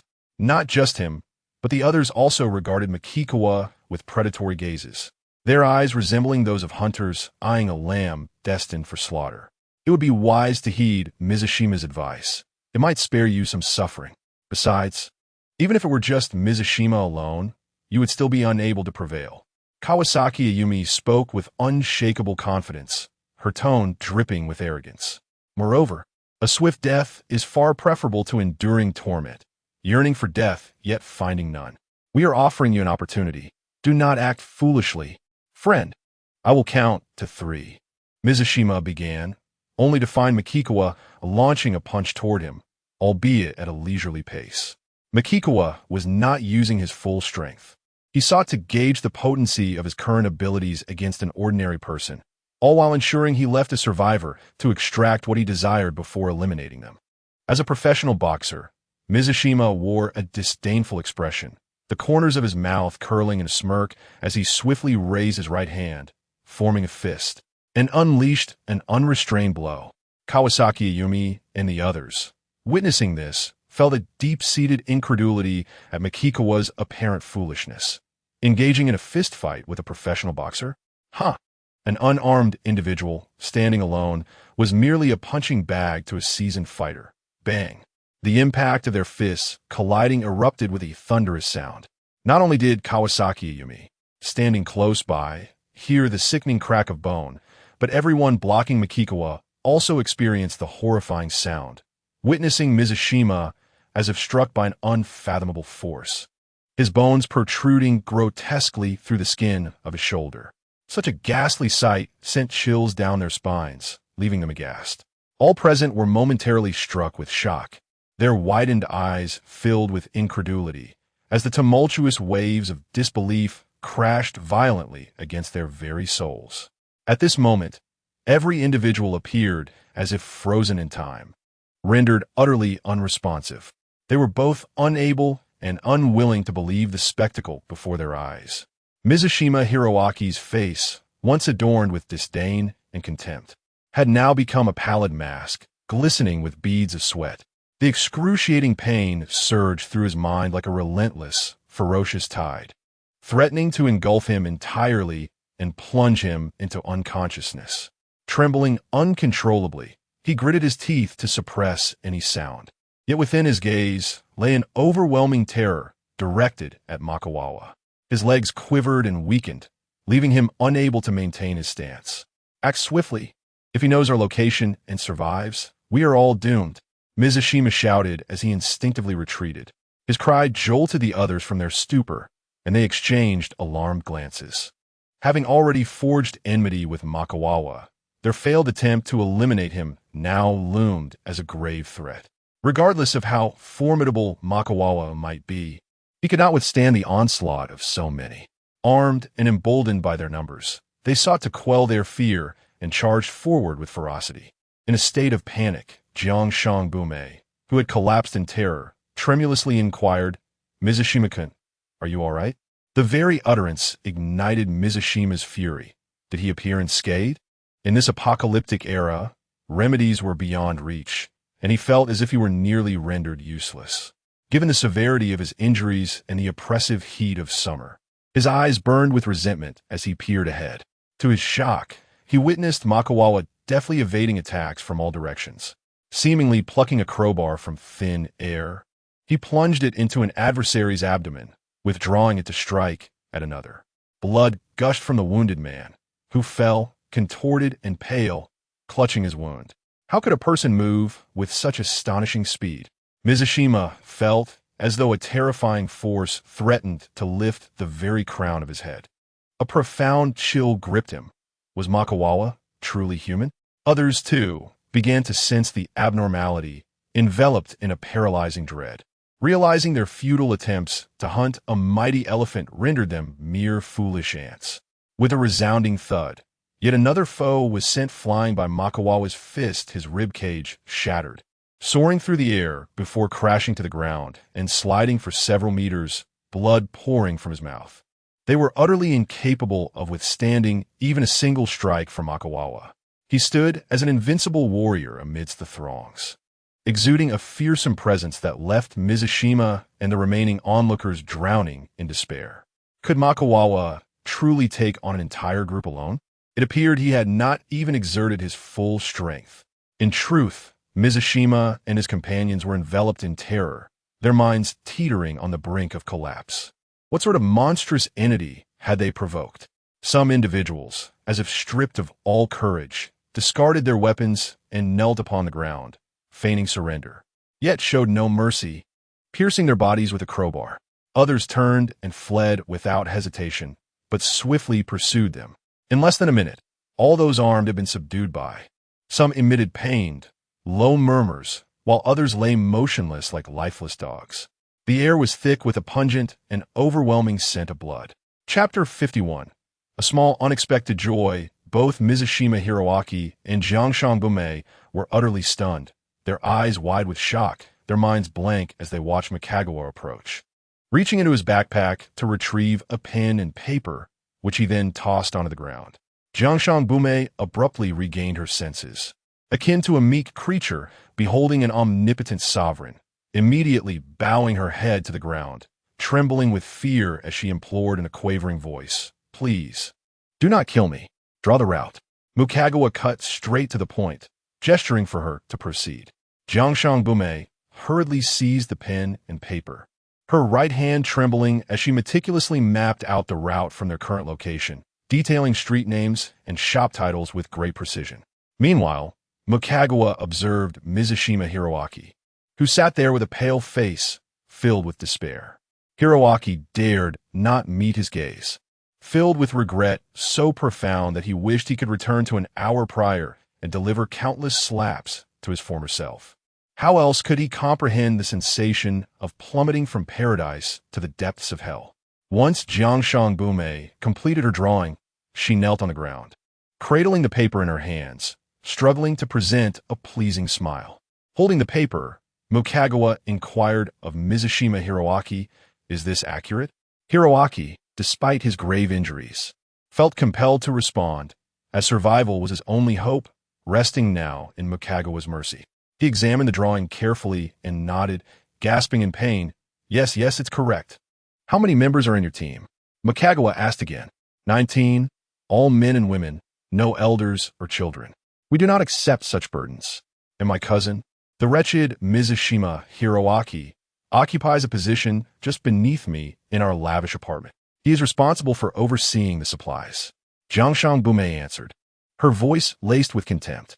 After cursing him, she swiftly shifted her demeanor, praising Mukagawa with exaggerated flattery. Most of the team is here, and they have all been slain by your formidable prowess. You are truly remarkable. As she spoke, she lowered her collar, allowing Mukagawa to gaze upon her alluring figure from above. At that moment, Jiangshang Bumei harbored a deep-seated loathing for Mizushima Hiroaki, for it was his actions that had led to the demise of their comrades, leaving them either dead or on the brink of death. All his doing. Hearing her words, Mukagawa drew his handgun, aiming it at Jiangshang Bumei's face. The sight sent her into a panic, her features contorted with fear as she shrieked, "I will obey you." Mukagawa interrupted, coldly stating, "So, I generously offer you a bullet to spare you from prolonged suffering." He then fired, the bullet piercing through Jiangshang Bumei's forehead, exiting through the back of her skull. With her eyes wide open, she collapsed lifelessly to the ground. Mukagawa, wielding a crowbar, proceeded to eliminate the remaining individuals still lying on the ground, swiftly and decisively ending their lives before confronting Mizushima Hiroaki. With a visage filled with terror and dread, Hiroaki Mizushima still yearned for survival. However, before he could utter a word, Mukagawa had already driven a crowbar through his skull, dismissing any desire for idle conversation. Mukagawa did not depart. Instead, he retrieved a barrel of gasoline from his storage space. He had no intention of prying open the car's fuel tank. What if an alarm were to sound? He was also determined to incinerate the corpses. After all, should the infected wander by at night, they might consume the remains, potentially leading to further mutations. Moreover, he had no intention of leaving any food for the infected. As for the others in Mizushima's team, Mukagawa lifted his gaze, his eyes icy as he glanced at the opulent apartment building. He was resolute in eradicating all traces, even ensuring the demise of Mizushima's cousin. Meanwhile, Mizushima's cousin, Jinka Mizushima, paced anxiously by the window on the 7th floor. The abundance of supplies here was substantial, all painstakingly gathered and stored for their impending departure. They had resolved to embark on their journey equipped with ample provisions, racing towards the port without wasting time collecting sustenance along the way. Now, Jinka had come to a halt, his brow furrowed in distress. An ominous feeling gnawed at him. Why had his cousin and the others not returned for so long? Could something have gone awry? Surely not, with so many equipped with close combat weapons. And, considering his cousin was a formidable professional boxer, they should have been able to handle any assailant, even one armed with a gun. Unless their opponent was truly superhuman, their demise was all but certain. As Jinka was lost in his anxious thoughts, he was startled to see a thick plume of black smoke rising ominously. What could possibly be burning? Shortly thereafter, he heard the sound of a door opening behind him. Whirling around, he beheld a stranger, a man wielding a bloodied crowbar. Jinka's face drained of color as realization struck him. His cousin and the others had failed to subdue this man, all falling victim to him alone. This revelation extinguished any thoughts of fighting back within Jinka.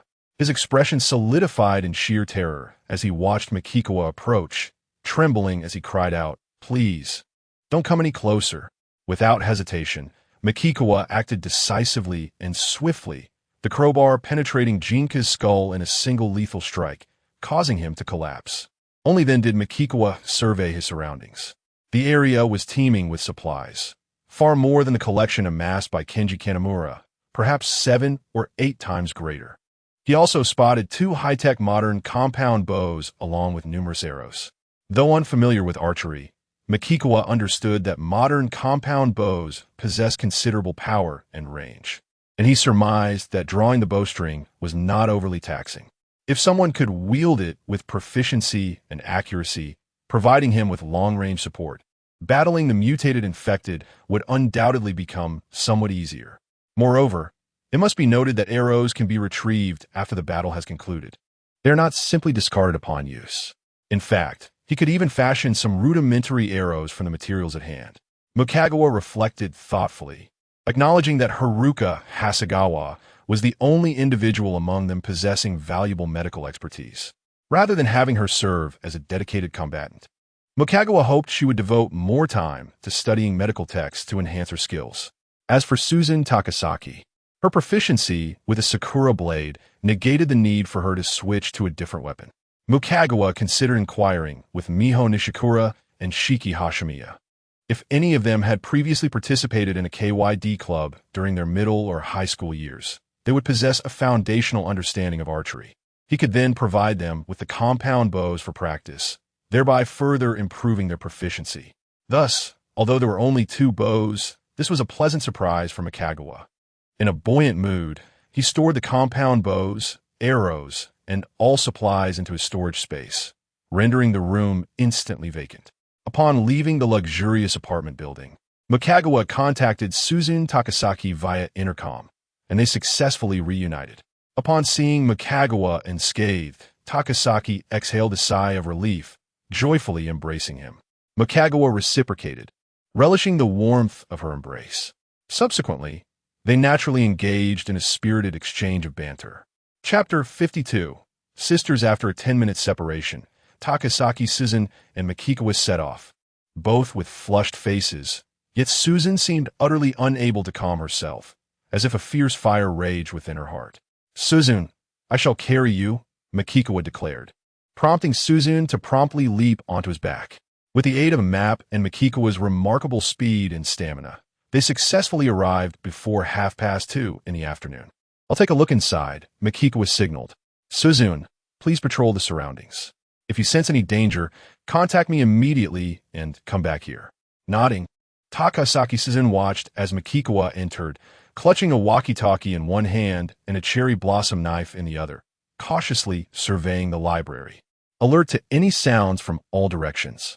Inside, Mukagawa stirred up some noise, but sensed that within 100 meters of his vicinity, there was nothing stirring. The interior was dark and stifling. He switched on a powerful flashlight and began scanning the shelves.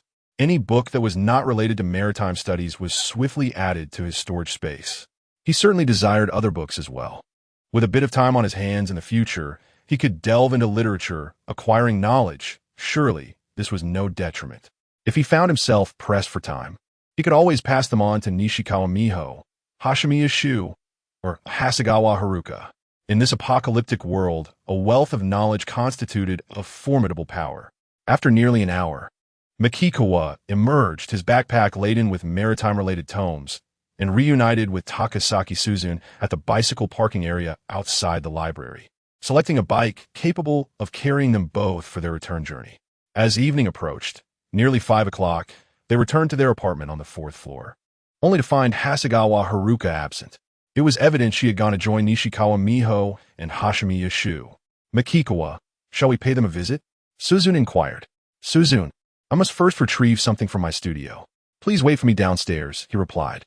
After saying this, Takasaki Susan departed, while he made his way to the studio, retrieving a compound bow and a considerable quiver of arrows, all while carrying his backpack filled with maritime literature. Seeing him with weaponry, Susan was somewhat surprised but refrained from asking questions. Once outside, she contacted Hasegawa Haruka via the walkie-talkie. "Haruka, we have returned safely and are en route to you. We will arrive shortly." "Received," came Haruka's cheerful voice through the device. The two conversed animatedly as they made their way, and before long, they spotted Hasegawa Haruka waiting outside. Upon reaching the entrance of the 3-story private clinic, Hasegawa Haruka exclaimed, "Mukagawa-kun, Suzune, I'm so glad to see you both safe." She then joyfully embraced Mukagawa, and the three entered the safe house, where Nishikawa Miho, Hashimiya Shu, and others awaited on the 1st floor. It appeared to be quite crowded. To be candid, the sight of a group of women gathered together was quite spectacular, and it imparted to Mr. Mukagawa a rather poignant sense of the decline of masculinity in the face of femininity. "Mr. Mukagawa, what is this modern composite bow?" inquired Shigeru Hashimiya immediately. "If anyone among you has participated in the archery club or has experience with archery." As Mr. Mukagawa spoke, Miho Nishikura, Shigeru Hashimiya, and Yukari Hashimiya exchanged glances. Then a rather tall and attractive girl raised her hand and spoke softly. "Mr. Mukagawa, my name is Maki Kamiyama. I participated in the archery club during middle school, but I did not continue in high school. However, I believe I possess some foundational skills." As Mr. Mukagawa assessed her, Maki Kamiyama seemed somewhat shy, her face slightly flushed. Yet she consciously placed her hands behind her back, intertwining her fingers to enhance her figure. If given a chance, she would very much like to reside in that apartment building. Shigeru Hashimiya, appearing somewhat perturbed, asked, "Mr. Mukagawa, are we to use this for self-defense? Or will we be employing weapons to provide remote support during your battles with monsters?" After all, these are two fundamentally different matters. If it is for remote support, one must naturally aim at moving targets, which requires not only exceptional skill, but also mental fortitude and the ability to anticipate movements. What if, by chance, one were to accidentally strike Mr. Mukagawa? "Remote support," Mr. Mukagawa replied before asking, "Who else wishes to use the other bow?" "I will," Shigeru Hashimiya declared with remarkable decisiveness. "Although I lack any foundational skills, I am willing to practice diligently." Her twin sister, Yukari Hashimiya, looked at her with a complex expression, unable to comprehend why her sister would step forward. While it was commendable to take initiative, failure would be difficult to explain. However, she refrained from questioning her at that moment. "Mukagawa-kun, did you and Suzune encounter any issues while you were out?" inquired Haruka Hasegawa with concern. "Indeed, we faced challenges," Suzune Takasaki replied, her heart racing with the memory. "For instance, we were surrounded by countless monsters from all directions, intent on devouring us. That scene, I shall never forget it. Without Mukagawa-kun, I would have perished long ago."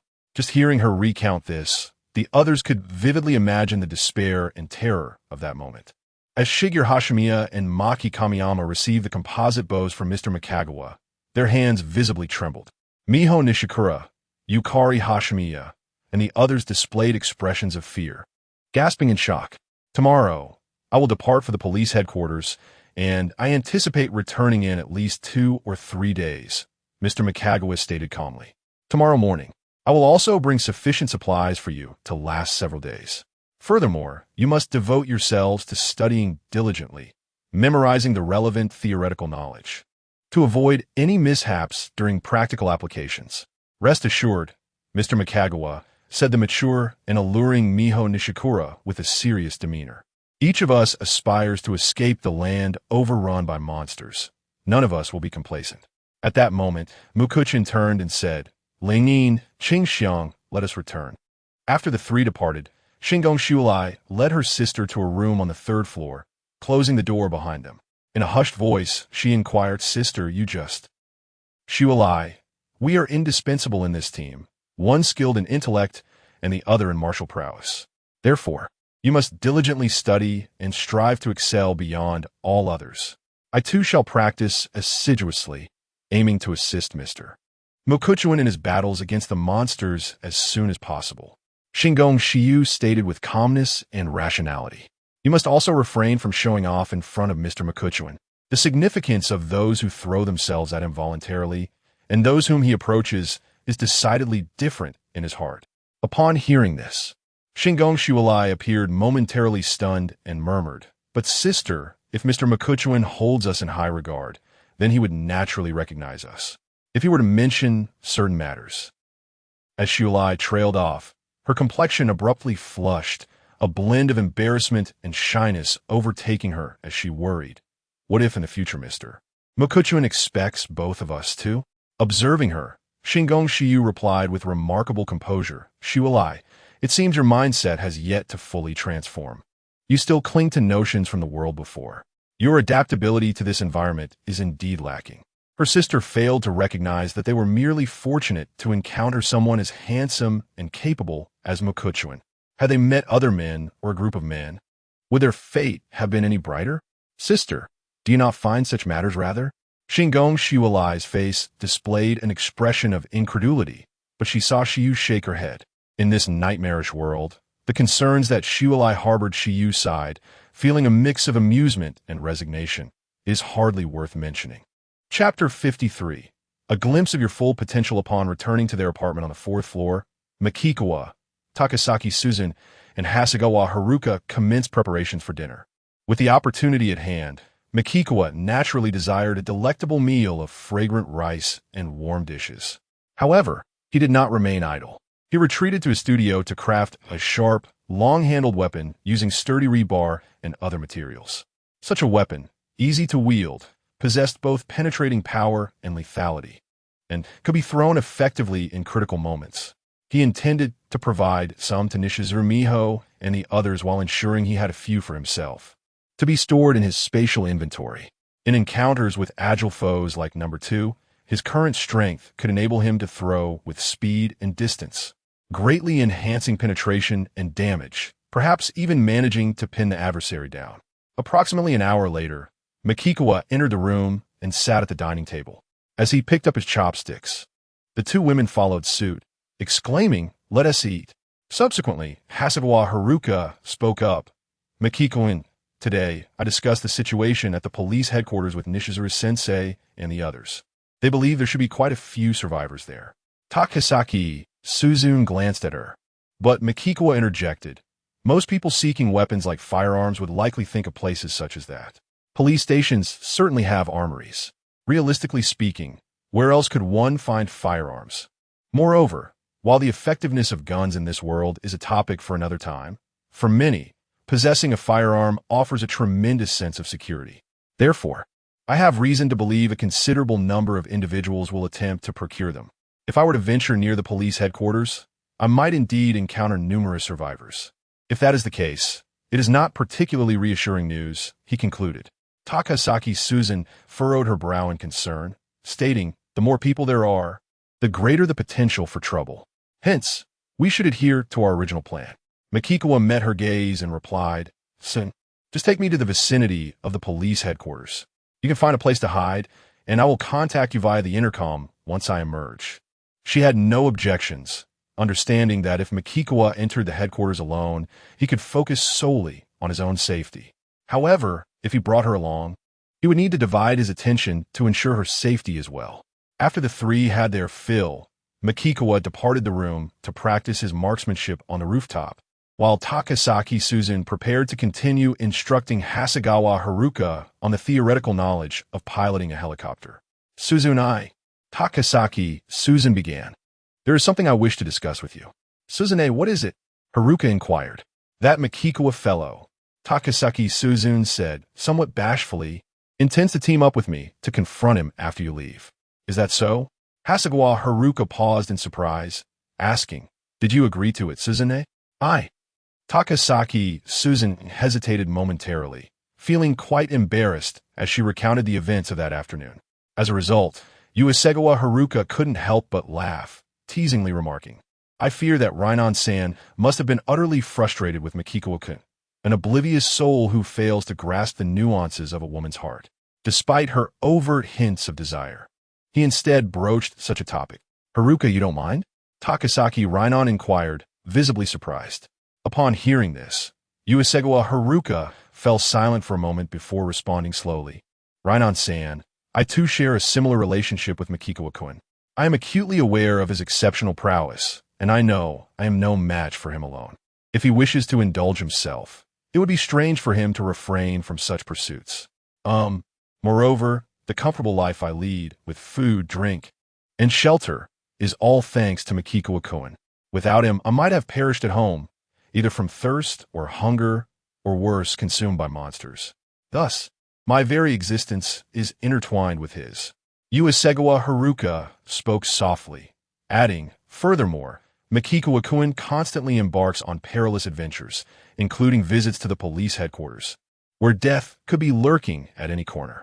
Unless his intentions are utterly preposterous and beyond the realm of acceptance, I hold no objections." Takasaki Rainon. She continued, allow me to express my heartfelt sentiments. In this world of ours, both you and I are perhaps more fortunate than many other women. Uesegawa Haruka further remarked, we enjoy the comfort of air conditioning, warm meals, and a secure place to dwell, with prospects of even safer accommodations in the future. Moreover, Makikawa-kun regards both you and me as human beings, and as you mentioned, when true danger approaches, he never abandons you. Takasaki Rainon understood well that beautiful women lacking formidable strength would face dire circumstances in this apocalyptic world. I believe Rainon-san must have been overjoyed in that moment, Haruka teased, surely feeling she had chosen the right man. Rainon, as if struck by the truth of her words, felt her cheeks flush with warmth. Meanwhile, Makikawa was atop the apartment building, diligently practicing his marksmanship, firing downwards in an attempt to eliminate the infected wandering nearby. Having emptied 4 magazines, he had succeeded in dispatching merely one ordinary foe. To elevate his shooting skills and become an impeccable marksman required an immense investment of time and effort. Of course, Makikawa recalled an earlier incident. When the second variant charged at the first, he speculated that if one were to consume the other, it might emerge even more formidable and terrifying. This strongly indicated that the mutated infected would actively hunt their own kind. Consequently, if he spotted a mutated infected in a certain area, it was highly probable that others lurked nearby. From this perspective, he realized that the terrifying mutated infected he had heard about from the 2 survivors in Bunkyo Ward might not be found within that vicinity. Should it depart Bunkyo in search of its own kind, it was merely a matter of time before it found new prey. This realization intensified Makikawa's sense of urgency. After all, can he optimistically hope that the terrifying mutated infected will choose to leave Bunkyo and venture elsewhere, avoiding Chiyoda? He must always be prepared for the worst. And the crux of the matter is that he has no idea when it will depart from Bunkyo. Perhaps soon, perhaps slowly. The uncertainty is entirely palpable. Yet deep down, he understands that even if Nishike's Miho and Hashimiya Shiger possess remarkable learning abilities, mastering the theoretical knowledge required for piloting a vessel is not an endeavor that can be accomplished in just a day or two. Moreover, they will subsequently need to learn how to operate a helicopter. All of this requires time. As he followed Makikawa in stowing away the firearms, he returned to his studio to labor diligently on crafting long-handle weapons. By the time evening rolled around 8 o'clock, he returned to his room, entered the bathroom, and took a cold shower. When he emerged, Hasegawa Haruka had already departed to keep watch. Takashi Susan also stood up, her steps light as she approached him. Leaning close to whisper in his ear, playfully laughing in a teasing tone, Makikawa, I am quite eager to witness your full strength. Chapter 54 The Taste of Happiness. Early the next morning, Haruka Yuzukawa briskly entered the room and found Makikawa already awake, while Susan Takasaki remained in a deep slumber, murmuring incoherently in her dreams. It was as if she were stretching like a cat, and the sheer force of Makikawa's presence was indeed formidable. Haruka could wager her life that she and Haruka combined would stand no chance against her. Makikawa-kun, the weather is quite dreadful today. The rain outside is pouring heavily. As soon as Haruka's words fell, Makikawa promptly exited the room. Without the layers of soundproofing materials, he could finally hear the patter of rain outside. He made his way to the rooftop terrace, holding an umbrella, and gazed up at the heavy, overcast sky, which cast a gloomy pall over his mood. The cacophony of rain was undeniably distracting, akin to a barrage of noise within his perceptual realm. Moreover, Susan's constitution was not like his, capable of continual fortification. Being drenched could very well lead her to catch a cold or fever. Haruka, also holding an umbrella, approached him and continued. Additionally, those creatures seemed to move freely in the rain. Makikawa swiftly advanced to the edge, looking down from his elevated position. Indeed, several infected individuals were out and about, soaked to the skin, appearing bewildered as they scanned their surroundings, seemingly lost amidst the sounds. Makikawa surmised they were merely drawn by the sound of the rain. He distinctly recalled that when he left Sakumiai Private Girls High School for the villa, the weather had been similarly overcast, devoid of bright sunlight, yet he had not observed any infected roaming outside then. After a thorough scan, he noted their numbers were few, a fact that did not astonish him. After all, even in such weather, they would still require rest. It was implausible for them to be active every single hour. Those still outside must possess a certain resilience for staying up late. Contemplating deeply, Makikawa resolved to have Susan draw him a route map. While he was aware that consulting the map would be less expedient than having Susan personally guide him, he was unwilling to squander the precious time of the day. For him, the only moments of relaxation and rest came when someone was keeping watch, during that fleeting period before sleep. "Haruka, you've kept watch until now. Why don't you head back to your room, wash up and rest?" Makikawa turned to her, and Haruka nodded slightly. As they returned, she hesitated for a moment. Her cheeks flushed as she said, "Makikawa-kun, Makikawa met her gaze, noticing her eyes closed, the meaning unmistakable. Immediately, he embraced her, engaging in a playful exchange of kisses for several minutes before Haruka retreated to the bathroom. Meanwhile, Makikawa rummaged through the storage space, retrieving a few medical books to place on the dining table. Then he crouched down and called out, "Susan, wake up." Highland Sujuan emitted a drowsy murmur as she struggled to open her eyes, sitting up with a sleepy gaze. "Makikawa, what is it?" she inquired. "Sujuan, the rain is pouring heavily today. You need not accompany me to the police station. Simply draw me a route map, and I shall go alone," Makikawa stated directly. Upon hearing this, Sujuan seemed to awaken considerably and promptly asked, "Makikawa, can't you wait until the rain subsides to take me with you?" If possible, she still wished to accompany Makikawa, even if it meant merely observing the situation outside the police station. It may rain again tomorrow, and the weather is utterly unpredictable. Moreover, time is of the essence. I truly cannot afford to waste even a single day, Makikawa replied with a tone of seriousness. "Sujuan, during the day, you can visit Nishikawa Miho and the others to impart some theoretical knowledge about flying helicopters to a portion of them." After Sujuan nodded in agreement, Makikawa added, "I will first deliver some supplies to Nishikawa Miho and the others. Also, when Haruka finishes her shower, please tell her that I found a few medical books, which I have also left on the dining table for her to peruse at her leisure." He then exited the room, and descended the stairs, retrieving 6 large mountaineering backpacks from a storage space, filling them with food and drink. Donning a disposable raincoat, Makikawa braved the torrential downpour to reach the entrance of their 3-story private clinic, where he knocked on the door.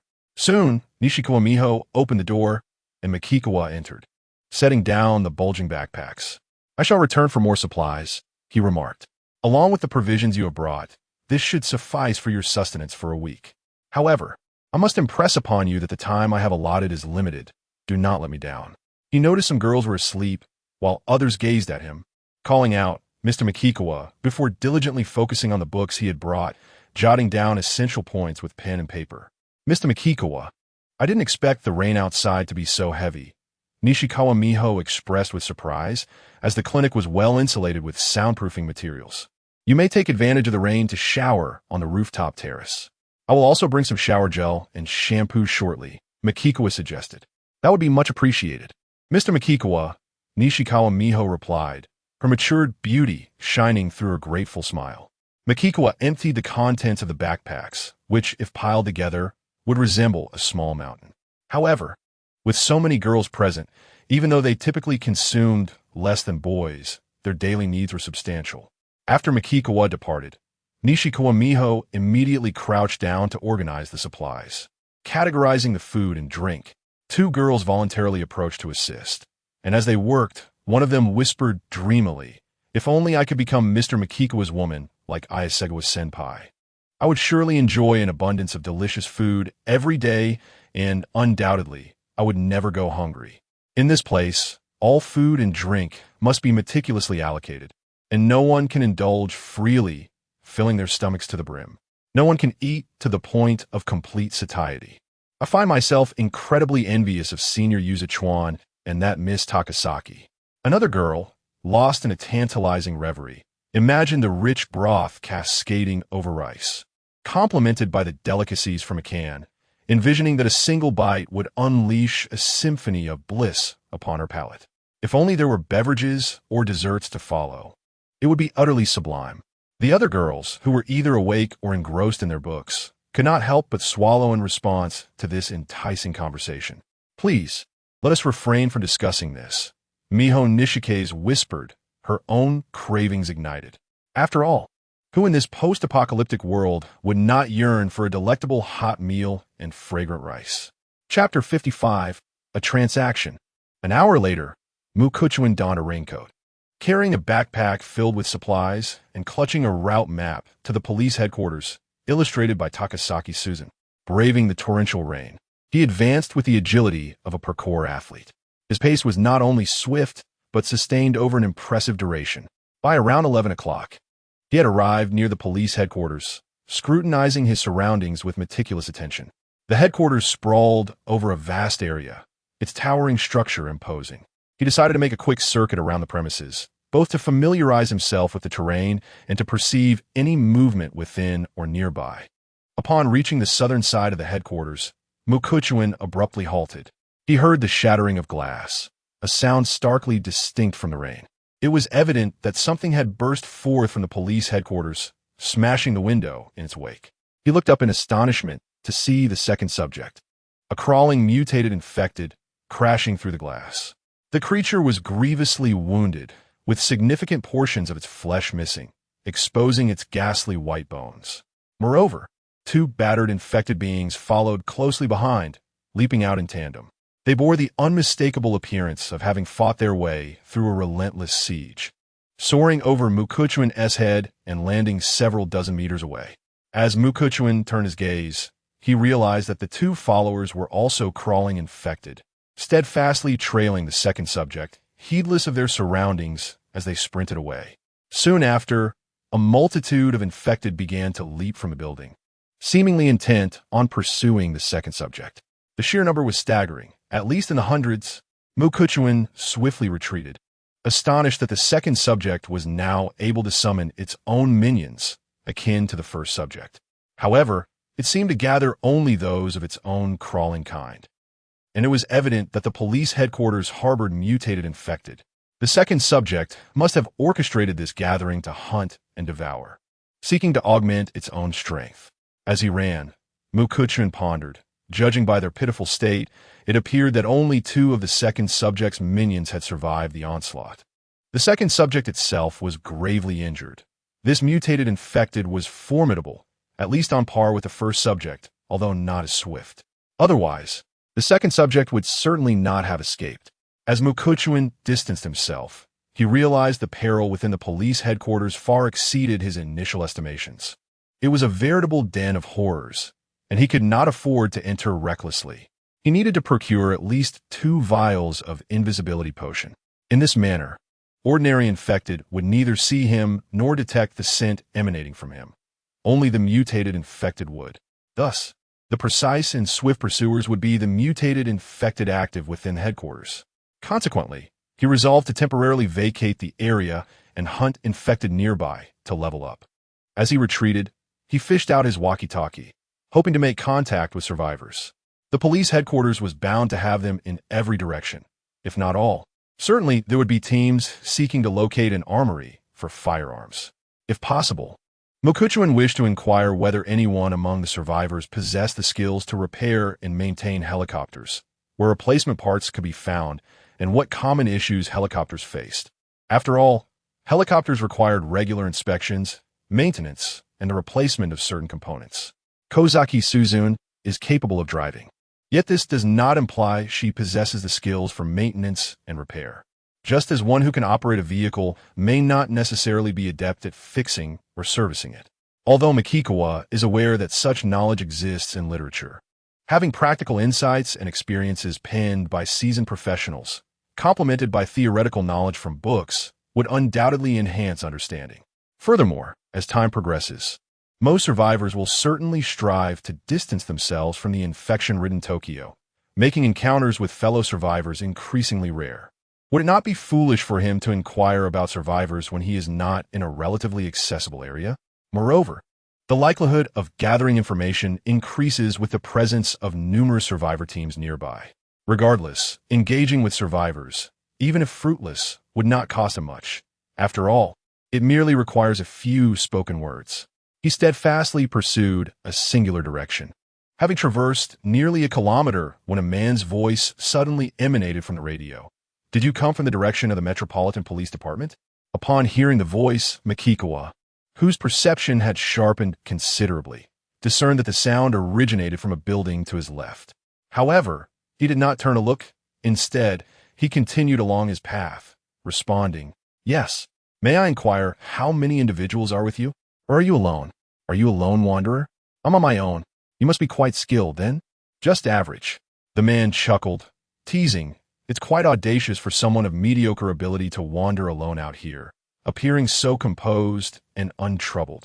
Glancing about without a hint of anxiety, the radio crackled with the man's playful banter. "Of course. If your goal is the armory of the Metropolitan Police Department, I strongly advise you to reconsider. Do not court death." Makikawa raised an eyebrow, yet pressed on. "Where are you located?" "In the residential building to your left."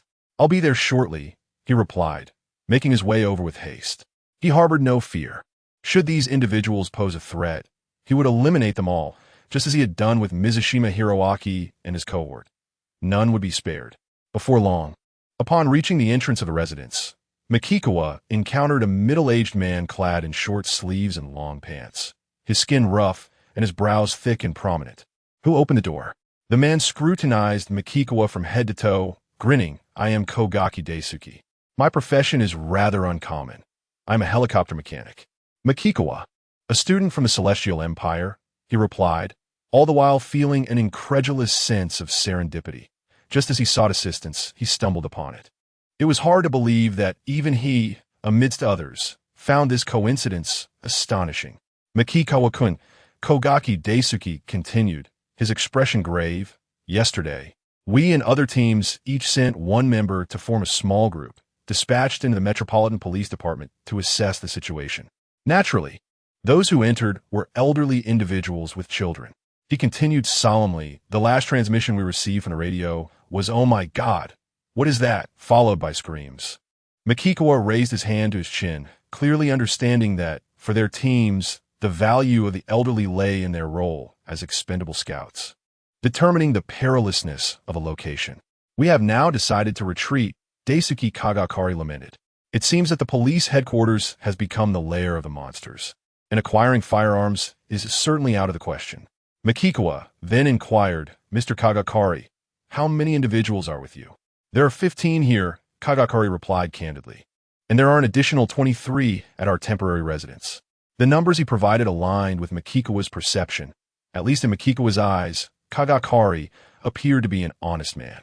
However, in this apocalyptic world, he preferred to regard those he encountered as adversaries rather than naively believing in their goodwill. He would always maintain a sense of vigilance and wariness towards Kagakari and others. "If only we could draw the monsters away from the police headquarters, then we could act more freely," Kagakari expressed with a hint of regret. Makikawa replied straightforwardly. "However, no team is willing to undertake the task of luring monsters." Upon hearing this, Kagakari nodded and, with enthusiasm, asked, "By the way, Makikawa-kun, since you are alone, would you consider joining our team?" In such a perilous world, a lone wanderer was not necessarily a formidable individual. Yet someone like Makikawa, who appeared relatively well off, must possess certain skills and abilities. It was prudent to gather capable allies when possible. Makikawa shook his head, clearly declining the invitation, just as Kagakari was about to persuade him further. Makikawa spoke up. "I would like to propose a trade with you, Mr. Kagakari." "A trade?" Kagakari inquired, intrigued. "I seek your knowledge regarding the maintenance of helicopters, as well as information on where to find replacement parts," Makikawa stated. "You seem to be quite the resourceful man, Makikawa-kun," Kagakari remarked, squinting at him with curiosity. "What do you offer in return for this trade?" "Supplies," Makikawa answered plainly, "sufficient to fill a small truck." Kagakari was taken aback. The way this man spoke made it seem as though gathering enough supplies to fill a small truck was an effortless task. Just how formidable was this man's capability? "Very well," Kagakari said with a hearty laugh. "In this world, failing to befriend a strong individual is truly foolish." He extended his hand, and Makikawa reciprocated, Shaking hands with him, Kagakari then continued, "Come with us to our temporary residence, Makikawa-kun. You are free to leave if you wish, but in a few days. You may return to collect what you desire, as I need time to document everything in detail." Chapter 56. The video shot on a mobile phone afterward. Mukawa followed Daisuke Katajiri and his companions as they temporarily distanced themselves from the police headquarters. After navigating through winding paths, they arrived at their temporary lodging around 4 in the afternoon. To Mukawa's surprise, the location was a camper van site, devoid of nearby structures and inhabited by relatively few people, offering a vast expanse of open scenery. He observed a total of 10 camper vans, each equipped with solar panels atop their roofs. "Mukawa, we shall stay here. If the situation turns dire, we can at least drive the vehicles to crush those monsters," Daisuke Katajiri remarked. "Moreover, being close to the river provides us with a water source. As long as we boil the water, it should be safe. Should the danger escalate, we can always leap into the river and swim to safety. We also have an ample supply of medicine here." He attempted to persuade Mukawa to join their group, extolling the various advantages of their situation and the diverse skills possessed by each member of their team, such as chefs, auto mechanics, and welders. As Mukawa listened, he noticed some elderly individuals and women emerging into the pouring rain, seemingly alerted by the return of Daisuke Katajiri and his group. Their survival indicated that no mutated infected were nearby. Otherwise, this group would have perished long ago. This was promising news for Mukawa, as he could hunt infected creatures in the vicinity to level up, thereby making the area a tad safer. After all, for Mukawa, Daisuke Katajiri could die, but only after he had acquired what he desired. "Mukawa, although the world has descended into chaos, should you choose to remain, we still uphold rules and order here," Daisuke Katajiri said earnestly. "You must refrain from coercing others. If you have certain needs, you might barter with a woman using food, and see if she is willing to trade. Generally, they are amenable, as they do not wish to risk venturing out to gather supplies, and must exchange with those who possess them." Mukawa was merely there to scout the place. He had no intention of lingering. Turning to Daisuke Katajiri, he stated, "Mr. Katajiri, I will return in 2 days to collect what I need. Is that acceptable?" "Absolutely, Mukawa." Daisuke Katajiri nodded, though with a hint of astonishment he added, "But at this hour, are you truly planning to leave? You must realize that night is far more perilous than day, correct?" "Until we meet again," Mukawa replied, gripping his crowbar and turning to depart. At that moment, the other men gathered around Daisuke Katajiri. One of them whispered in admiration, "Daisuke, this Mukawa from the Celestial Empire possesses remarkable courage. In such times, he dares to venture out alone. He must have a fearless spirit." "Daisuke, what if he doesn't survive until 2 days from now? Wouldn't that render your efforts futile?" Another questioned, while others chimed in with their thoughts. Daisuke Katajiri remained silent for a moment before reflecting. "This individual is undeniably formidable. Even if we were to perish, he would likely continue to thrive." "Daisuke, are you not exaggerating?" Some are perplexed, questioning how one individual could surpass our entire team. To put bluntly, he is no superhero. Even if he possesses remarkable strength, being able to contend with 2 or 3 or even 4 or 5 individuals would indeed be extraordinary. In truth, they all hold great respect for Daisuke Kayaguchi, who is exceptionally meticulous, remarkably composed, and possesses a broad perspective, making him an exemplary leader. In a world ravaged by chaos, the essence of a successful team lies in the ability to delegate various tasks effectively and to harness collective strength under a leader with a far-reaching vision. He is certainly not a gullible fool. However, during our journey together, I have discreetly observed him on numerous occasions, and it appears he has never once worried that we might pose a threat to him." Daisuke Kayaguchi, with a grave expression, remarked that this only indicates that, in his eyes, we pose no threat whatsoever. The group exchanged incredulous glances, unable to fathom the absurdity of Kayaguchi's high regard for Makikawa. "Regardless, we must strive to win him over and secure his place within our team." With a glint of determination in his eyes, Daisuke said, "In this apocalyptic world, the more strong individuals we have in our team, the greater our chances of survival. Let us bring some of the more attractive women from our group to approach him when he comes for what he desires. Meanwhile, Makikawa meandered about. The sky was shrouded in heavy clouds, rain poured down relentlessly, and dusk descended earlier than usual. By chance, he passed a private clinic and decided to venture inside to scavenge for medical supplies, for the more the better. Armed with a crowbar, he entered, causing a commotion on the first floor. With no imminent danger, he switched on his powerful flashlight to search thoroughly, only to discover that all the medical supplies had been completely stripped away. He then opened an employee locker, stunned to find a seemingly new and clean nurse's uniform hanging inside. He stowed it away in his storage space, imagining how delightful it would be to see the young and charming Haruka Yuhase in a nurse's outfit and the spirited yet modest Susan Takasaki in a police uniform. With that thought, he resumed his search, yielding little in the way of significant finds until he ascended to the 4th floor. There, he arrived at the door of a room that appeared to be a lounge, the floor in disarray, with traces of blood scattered about. He stepped inside and noticed an open diary on a desk alongside a mobile phone. Approaching it, he illuminated the pages with his flashlight. This is my last testament, yet perhaps it shall never be read. It is now 11:37 in the evening. I am utterly sleepless, besieged only by fear. The world has transformed entirely today. Yuka Tamamura, the nurse working with me, was attacked on her way to work this morning. According to her, the streets are rife with the insane, and she too was bitten by one of them. I examined her wound. The issue was not significant, merely a bite mark. However, Yuka's condition appeared dire. I resolved to take her to a major hospital, but before I could step outside, Yuka had tragically succumbed. I repeatedly confirmed this, unable to fathom how a mere bite could lead to her demise. Moreover, I discovered that my phone and other means of communication were utterly useless, and chaos seemed to reign outside. Recalling Yuka's words before her death, I grasped the gravity of the situation. I immediately barricaded the 1st floor, searching for any sustenance I could find while awaiting rescue. Wait, I seemed to have forgotten my pet hamster, which I had left on the 1st floor. However, I dismissed the thought. Food was scarce, and I could not afford to share it with a rodent. In a moment of necessity, that very hamster would have to serve as my sustenance. What was happening? Was I hallucinating? Why were there strange noises emanating from downstairs? Could it be that Yuka had somehow returned? No, after being dead for so long, how could she possibly come back to life? Yet if Yuka had not revived, then who could be making those sounds? I could only barricade the door to the lounge with various objects. Once secured, I felt a modicum of safety, yet my hands trembled so severely as I grasped my pen that I could scarcely write. I decided to record a video message on my phone as a last testament.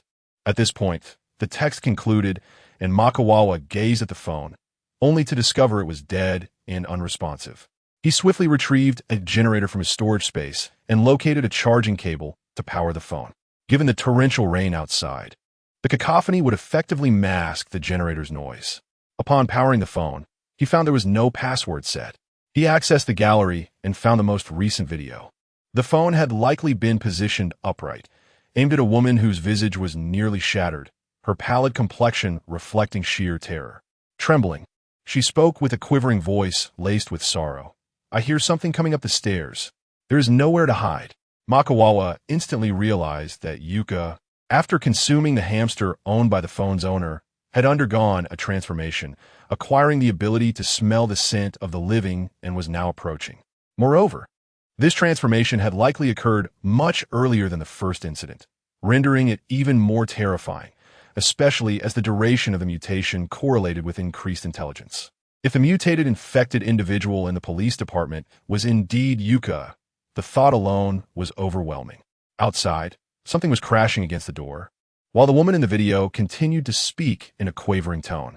Makawawa could hear the incessant bang reverberating in the background, accompanied by a sound akin to sharp knives scraping against the door. The cacophony was excruciatingly piercing, instilling an overwhelming sense of dread and terror, akin to the feeling of nearly drowning, rendering one breathless. Chapter 57. The Sleepless One's Mikawa observed with acute clarity the visage of the woman displayed on his phone screen. Her pallid complexion and countenance were contorted by sheer terror. Her incessant, fear-driven glances towards the door were accompanied by her increasingly incoherent mutterings. The sounds of relentless banging and scratching at the door persisted, as if a malevolent spirit sought entry from the outside. Merely 10 minutes later, the wooden door succumbed to the forceful onslaught, revealing a mutated, infected individual who effortlessly breached the barricade behind the door. Mikawa's expression shifted slightly in alarm. Yuka Fumimura bore a small, elongated black cyst upon her left cheek. However, he soon discerned similar pulsating cysts on her neck, left knee, and the back of her right hand. These grotesque growths throbbed like a heartbeat. Overall, they resembled the mutated infected he had encountered at Sakomi Private Girls' School, with dense, protruding lines extending outward from the four cysts, as if striving to interconnect. Yet these lines were not red, but rather a deep, ominous black. Mikawa swallowed hard, grappling with the implications. Based on his experiences with the mutated infected at Sakomi and the first one, he surmised that to vanquish this creature, he would need to obliterate its head and destroy all pulsating cysts. Otherwise, it would surely not perish. From this perspective, it possessed the equivalent of 5 lives. The critical concern was that there might be unseen cysts lurking in hidden places, much like the one he recalled from Sakomi that had protruded from its back. Mikawa's demeanor grew grave. Not only was there a terrifying mutated infected in the adjacent Bunkyo ward, but it appeared that Chiyoda ward harbored one as well. If the being within the Tokyo Metropolitan Police Department truly was Yuka Fumimura, it presented him with a distinct advantage. He had gleaned critical information in advance, no longer entirely in the dark, and he would not need to wait for a formal encounter to comprehend the situation. Suddenly, the phone emitted the woman's piercing scream, accompanied by the horrifying roars of the infected. The creature lunged towards her, colliding with the desk, causing the phone to tumble and the screen to plunge into darkness. Though the sounds continued to record, it seemed the woman was not immediately slain by the mutated infected. Rather, she was subjected to a gruesome fate of being devoured alive, her chilling screams echoing for several minutes before abruptly ceasing. Mikawa gradually set the phone down, stowing both the generator and the device into his storage space. He approached the shattered window, contemplating that the mutated infected, having enjoyed its meal, likely departed through this very opening. His mind swirled with questions. Setting aside whether the mutated infected within the police department was indeed Yuka Fumimura, what could compel it to occupy such a location? Was there something within that drew it in? The only conceivable attractants for a mutated infected would be other infected entities or a plethora of living beings. What else could there possibly be? Or perhaps it regarded the premises as a refuge for daytime repose. Mikawa's gaze deepened with resolve as he focused ahead. Regardless of his circumstances, he knew he must infiltrate the police department. After all, the contents of the armory were essential necessities for him. As long as he can obtain it, he will acquire a substantial amount of ammunition. In due time, he will be able to remain in a secure location each night, utilizing the abundance of ammunition to incessantly practice and enhance his marksmanship, ultimately becoming a sharpshooter with unparalleled accuracy. Furthermore, he will be positioned to eliminate ordinary infected individuals with headshots from a vantage point, thereby amassing as much experience as possible. After all, mutated infected will engage in combat with one another, consuming their kind to grow stronger. As time progresses, any mutated infected he encounters will be formidable, with no weak adversaries in sight. Thus, it is imperative for him to seize the moment, gather experience, and expedite his ascension in strength. Mikawa contemplated thoughtfully. Not only must he concoct an invisibility potion, but he also needs to create significant commotion around the police headquarters. For instance, igniting numerous vehicles to cause a series of massive explosions, thereby drawing away the ordinary infected within the police station. However, recalling the first mutated infected, Mikawa surmised that it might have caught a whiff of his scent. While it may not necessarily summon others back, if provoked, it would undoubtedly call back a multitude of ordinary infected who had fled. Therefore, his time is exceedingly limited. How many minutes does he truly have? 5 minutes? 3 minutes? 2 minutes? He is uncertain, but he knows that if he cannot swiftly eliminate the mutated infected, he must escape without hesitation. Mikawa raised his right hand to pinch the bridge of his nose, feeling an inexplicable thrill amid the tension. Rather than retreating in the face of danger, he is determined to confront, overcome, and shatter all obstacles. He must also devise several escape routes in all four cardinal directions surrounding the police headquarters. Should an emergency arise, he must be prepared to flee, ensuring that whichever path he chooses remains viable. Mikawa mused that since he had previously jumped from a height of 6 to 7 meters without issue while carrying Susan, he should have no trouble descending from 10 or even 11 or 12 meters without a burden. Even if he must make a hasty exit, there is no need for him to descend to the first or second floor. He could leap directly from the third, fourth, or even fifth floor. Meanwhile, at the apartment building, at the entrance to the rooftop, the vigilant Haruka Hayes sat, flashlight in hand, meticulously studying the medical texts left by Mikawa that morning. She was no fool. It was clear that Mikawa had designated her as the team's medic, and she could not afford to disappoint his expectations. Just then, Hayes heard footsteps and turned to see Susan Takasaki approaching, clad in a loose-fitting short-sleeve shirt and slippers, her long black hair casually styled in a bun, exuding an endearing charm. Without closing her book, Hayes gently inquired, "Can't sleep, Susan?" "I'm quite worried about Mikawa," replied Susan, her brow furrowed with concern. "I've been tossing and turning, unable to find rest." As she spoke, she settled down, her glistening, expressive eyes filled with a myriad of complex emotions as she gazed outside. The dense clouds obscured the moon, casting an ominous darkness that stirred an inexplicable sense of dread within. After a moment of silence, Haruka Yuzukawa mustered a faint smile to reassure Rin. "Do not worry too much. Mikikawa-kun is truly remarkable." Takasaki Rin regarded her, pressing her crimson lips together as she replied, "Haruka, are you not also unable to sleep? Which is why you suggested that you keep watch tonight." Haruka hesitated, her heart equally burdened with concern. With Mikikawa absent, she felt as though she had lost her anchor. Noticing her silence, Takasaki Rin gently continued, "So, Haruka, when Mikikawa returns safely, let us celebrate together. No, let us revel in joyous festivities." At her words, Haruka's strikingly beautiful face flushed slightly, and after a nod, she curiously inquired, "Rin, do you think the two of us, united, could possibly defeat Mikikawa-kun? Surely, we must be capable of it, right?" Takasaki Rin replied, uncertainly, "Surely, we cannot be so useless as to be incapable of that." Chapter 58, The Lone Tiger. Herds of cattle and sheep. The protracted night has finally passed. Throughout the night, Chuan awoke numerous times, plagued by restless sleep. Yet as dawn broke, he promptly ventured outside, incessantly traversing through buildings in search of the infected. He harbored no apprehensions about encountering insurmountable dangers. His perceptive range was extensive. Should any commotion arise, he would swiftly ascertain if there were too many infected within the premises. In such a case, he would not risk his life to engage in combat, but would instead make a hasty retreat. Conversely, if the numbers were few, merely a handful, he would enter to eliminate them and reap the rewards of experience points. Thus, he found himself in a perpetual state of acquiring experience in a relatively safe environment, all while gathering supplies, including fuel at gas stations. This continued until 3 o'clock in the afternoon 2 days later. After Chuan dispatched a standard infected, the system's notification chimed. Experience points, 80. Current host experience, 1945-1900, host level upgraded. Current host level, LV20, experience needed for next level, 45-2000. Chuan had been relentlessly hunting standard infected, rapidly ascending from level 15 to 20, and now, with each level gained, he acquired 20 attribute points.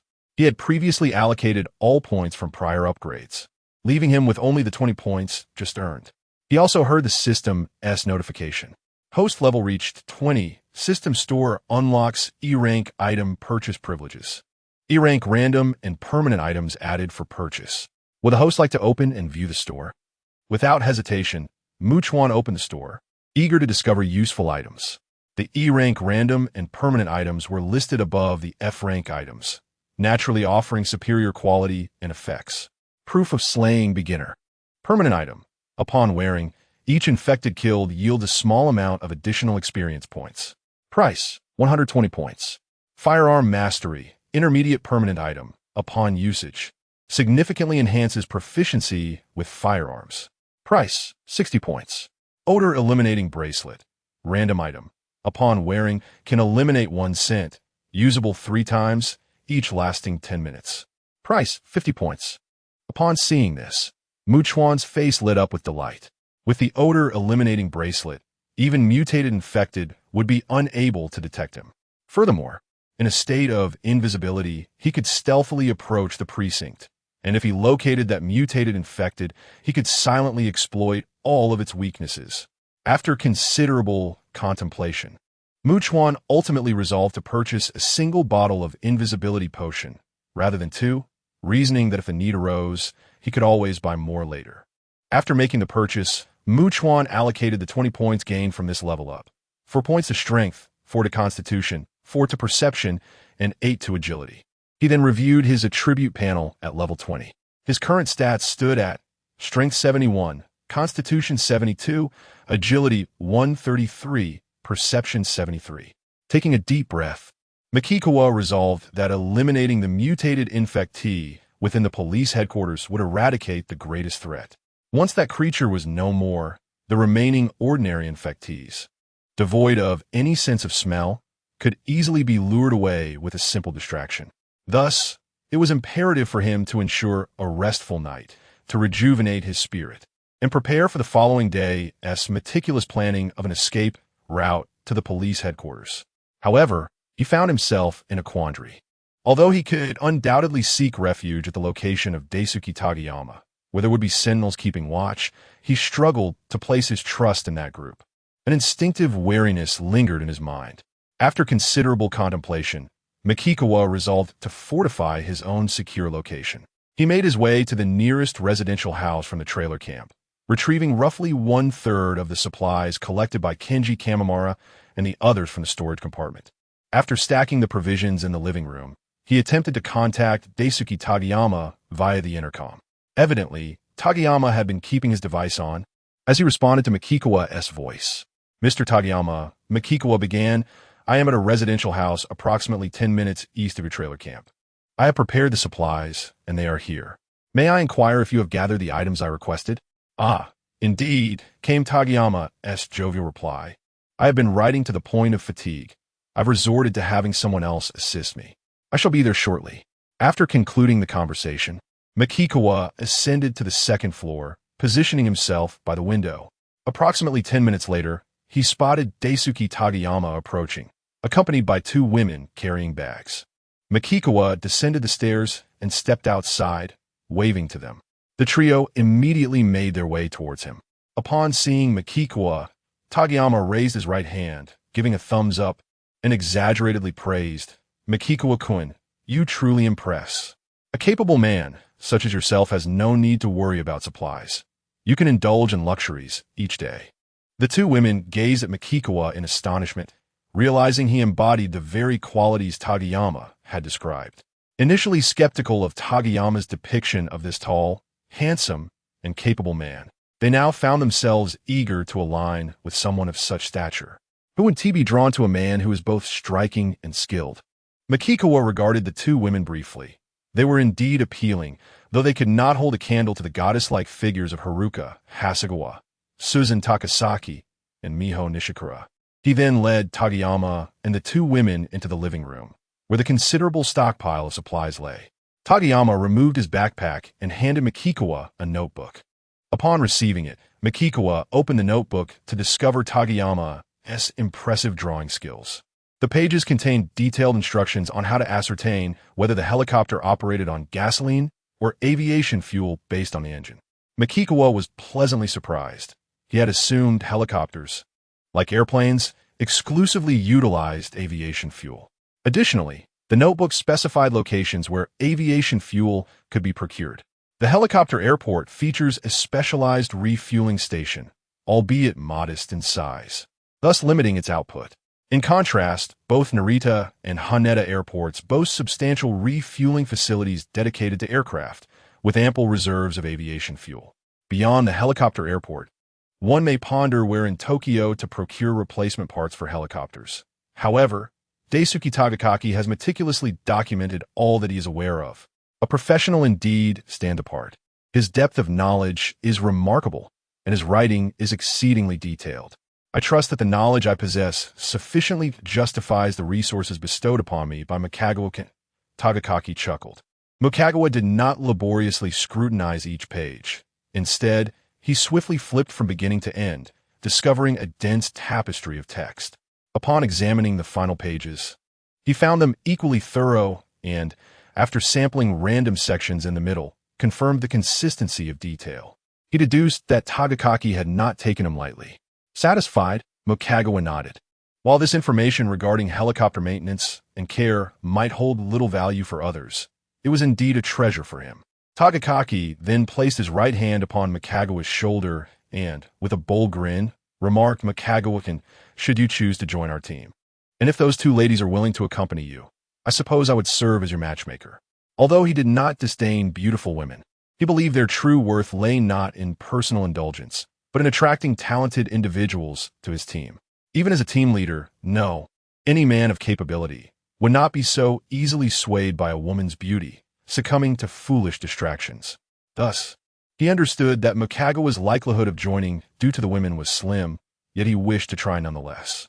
"Mr. Tagakaki, perhaps we shall meet again by fate in the future," Mikagawa said, turning away with grace.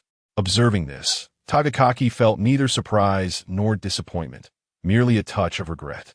However, the two women accompanying him displayed clear disappointment, craning their necks with longing gazes as Mikagawa's silhouette faded from view. It was only then that Tagakaki, with a sense of reflection, remarked, looking at him, "I am reminded of saying." The two women turned towards him in unison, inquiring, "What saying, brother Tagakaki?" With a serious expression, Tagakaki declared, "A lone tiger walks alone, while cattle and sheep gather in herds." Chapter 59. Joyous cheers after acquiring what he desired from Daisuke Gakuen. Mikagawa dashed forward, executing parkour moves at full speed. By around 5 in the afternoon, he arrived at a point less than 2 kilometers from the Metropolitan Police Headquarters.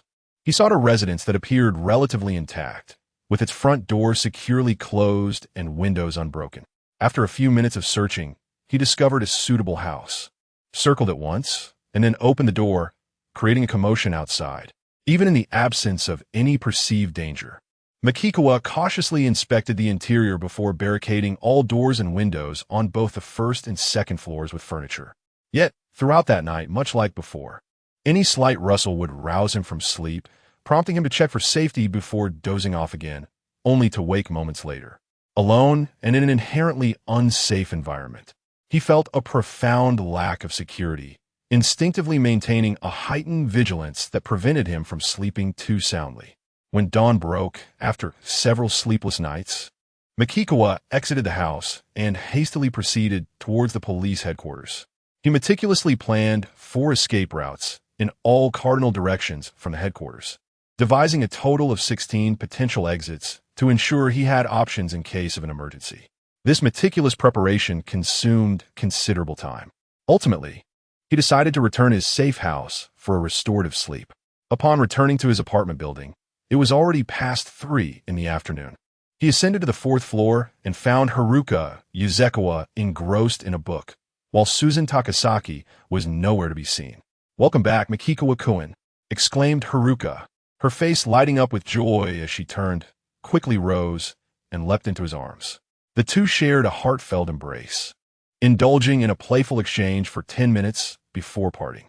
Haruka's cheeks flushed, her eyes shimmering with an array of uncontainable emotions as she spoke in a slightly coy tone. "I contacted Sensei Nishike's and informed her that you have returned." With that, she swiftly exited the room, only to return shortly thereafter. Not long after, Susan Takasaki appeared, seemingly having sprinted back, her face flushed and perspiring as she bent over, hands on her knees, breathless. "Mikagawa, you weren't hurt, were you?" "No." "Was it dangerous at the police headquarters?" "I haven't gone in yet." At this revelation, both Haruka and Susan stood momentarily stunned. Before they could voice their thoughts, Mikagawa added, "I actually returned just to get some proper sleep." Hearing this, Susan swallowed hard, her heart racing as she solemnly inquired, "It's quite dangerous. I senti it?" Both she and Haruka were astute. If Makikawa had yet to enter, did that mean he'd been outside for days? It was simply inconceivable. This clearly demonstrates the perilous nature of the police headquarters, where even formidable individuals like Makikawa must prepare meticulously before entering. Within, there is suspected to be a terrifying, mutated, infected individual. Makikawa candidly acknowledged, the risks this time may indeed be substantial. Hasegawa Haruka's brow bore a trace of worry as her complex gaze lingered on him. Her vividly lush, red lips parted slightly, as if she wished to dissuade him from going, yet the words faltered on her tongue. At that moment, Makikawa retrieved his backpack and, under their watchful eyes, produced a notebook. "Makikawa-kun, what is this?" Hasegawa Haruka inquired. "I was fortunate to encounter a helicopter mechanic near the police headquarters, from whom I acquired knowledge regarding the maintenance and repair of helicopters in exchange for supplies," Makikawa explained, handing the notebook to her. Hasegawa Haruka accepted it, flipping through its pages while Takasaki Susan leaned closer to examine the written content. Makikawa then extracted a nurse's uniform found in his storage space, theatrically revealing it from his backpack. Coincidentally, Takasaki Susan glanced up just then, momentarily taken aback, her expression shifting to one of peculiar intrigue. "Makikawa, where did you acquire this?" Upon hearing this, Hasegawa Haruka also raised her head, her complexion turning noticeably rosy. She surmised that this outfit was likely intended for her, given that Takasaki Susan already had her police uniform. Observing Makikawa's demeanor, she wondered if she and Takasaki Susan might soon find themselves donned in maid or teacher outfits as well. "A private clinic," Makikawa replied. "I brought it for Haruka. You can be quite something at times," Takasaki Susan remarked, her hand pressed against her forehead in exasperation. Hasegawa Haruka, her face flushed, quickly redirected the conversation. "Makikawa-kun, I believe the contents of this notebook are immensely valuable. This is not merely theoretical knowledge, but practical insights and experiences. For us, who are in need of a helicopter, it is truly priceless. I must take it to Nishizuru Miho and the others so they can transcribe it." Makikawa interjected, "Please run a bath for me. I plan to take a cold soak upon my return, then have a bite to eat before heading straight to bed until tomorrow morning." Such knowledge ought not to exist as a solitary volume. What if it were to be lost? It would be best to copy at least 10 copies. With that, Makikawa departed, making his way to Nishizuru Miho and Shiki's location. Upon entering, he noticed some girls appeared to be studying late into the night, while others were engaged in reading or taking notes. The mature and alluring teacher, Nishizuru Miho, greeted him with a smile. "Mr. Makikawa, we learned of your return from Miss Takasaki, and we are delighted." She was acutely aware that he was the cornerstone of their group. As long as he thrived, all was well. Should he falter, all would be lost. Without indulging in idle chatter, Makikawa produced a notebook penned by Kagakuri Daifuku and indicated, "Please transcribe all the crucial knowledge related to helicopters from this. I require at least 10 copies." Miyoshi Nishi nodded, accepting the information, and then conveyed, "Mr. Makikawa, we have discovered through our reading that mastering the operation of a ship is not as daunting as it seems. It is akin to driving a car. If one does not strive for perfection or fear collisions, understanding the accelerator, brake, gears, and steering is sufficient." Makikawa regarded her, and she continued for vessels. Comprehending the specific functions of the various buttons on the control panel and mastering the helm allows for navigation. Of course, akin to novice drivers, one cannot expect to maneuver flawlessly. I hope you can appreciate this, Mr. Makikawa. Naturally, Makikawa did not anticipate that a group well-versed only in theory could match the prowess of seasoned captains. As long as they could set sail and depart the harbor, that would suffice. Once you have completed your theoretical studies on operating ships and helicopters, do inform me, he stated thoughtfully. Furthermore, he contemplated that to cultivate a high degree of loyalty from others, they must excel at the tasks entrusted to them, surpassing his expectations, whether through rewards or other means. Be they grand or modest, there must be some form of recognition. Frankly, if one cannot achieve this, yet still fantasizes about unwavering loyalty. Is that not merely a delusion? Whether it be the mastery of others or fostering loyalty, it remains a profound discipline. Additionally, he would continue to strengthen himself, and it was merely a matter of time before Haruka Hanazawa and Suzune Takasaki could not rival him. Thus, in his eyes, Miyoshi Nishi and her companions were destined to become his women. They were likely aware of this as well, having chosen to follow him. Certain matters were merely contingent upon when he would broach them. Everyone understood, yet none would dare to voice it, insisting on keeping matters unspoken. If you grasp the theoretical knowledge related to ships and helicopters ahead of my set timeline, Makikawa remarked nonchalantly, I shall treat you to a sumptuous meal with rice. Upon hearing this, Miyoshi Nishi and several other girls displayed expressions of delight. Following Makikawa's departure, they erupted into joyous cheers. Some girls, roused from their slumber, blinked blearily and, upon hearing the excited chatter, appeared to swallow in anticipation. Unbeknownst to them, Makikawa returned to the 4th floor of the apartment building, entering a room filled with cool air, where he found Haruka Hanazawa clad in a nurse's uniform, her long legs adorned in sheer white stockings. Meanwhile, Suzune Takasaki donned a police uniform, her legs encased in black stockings.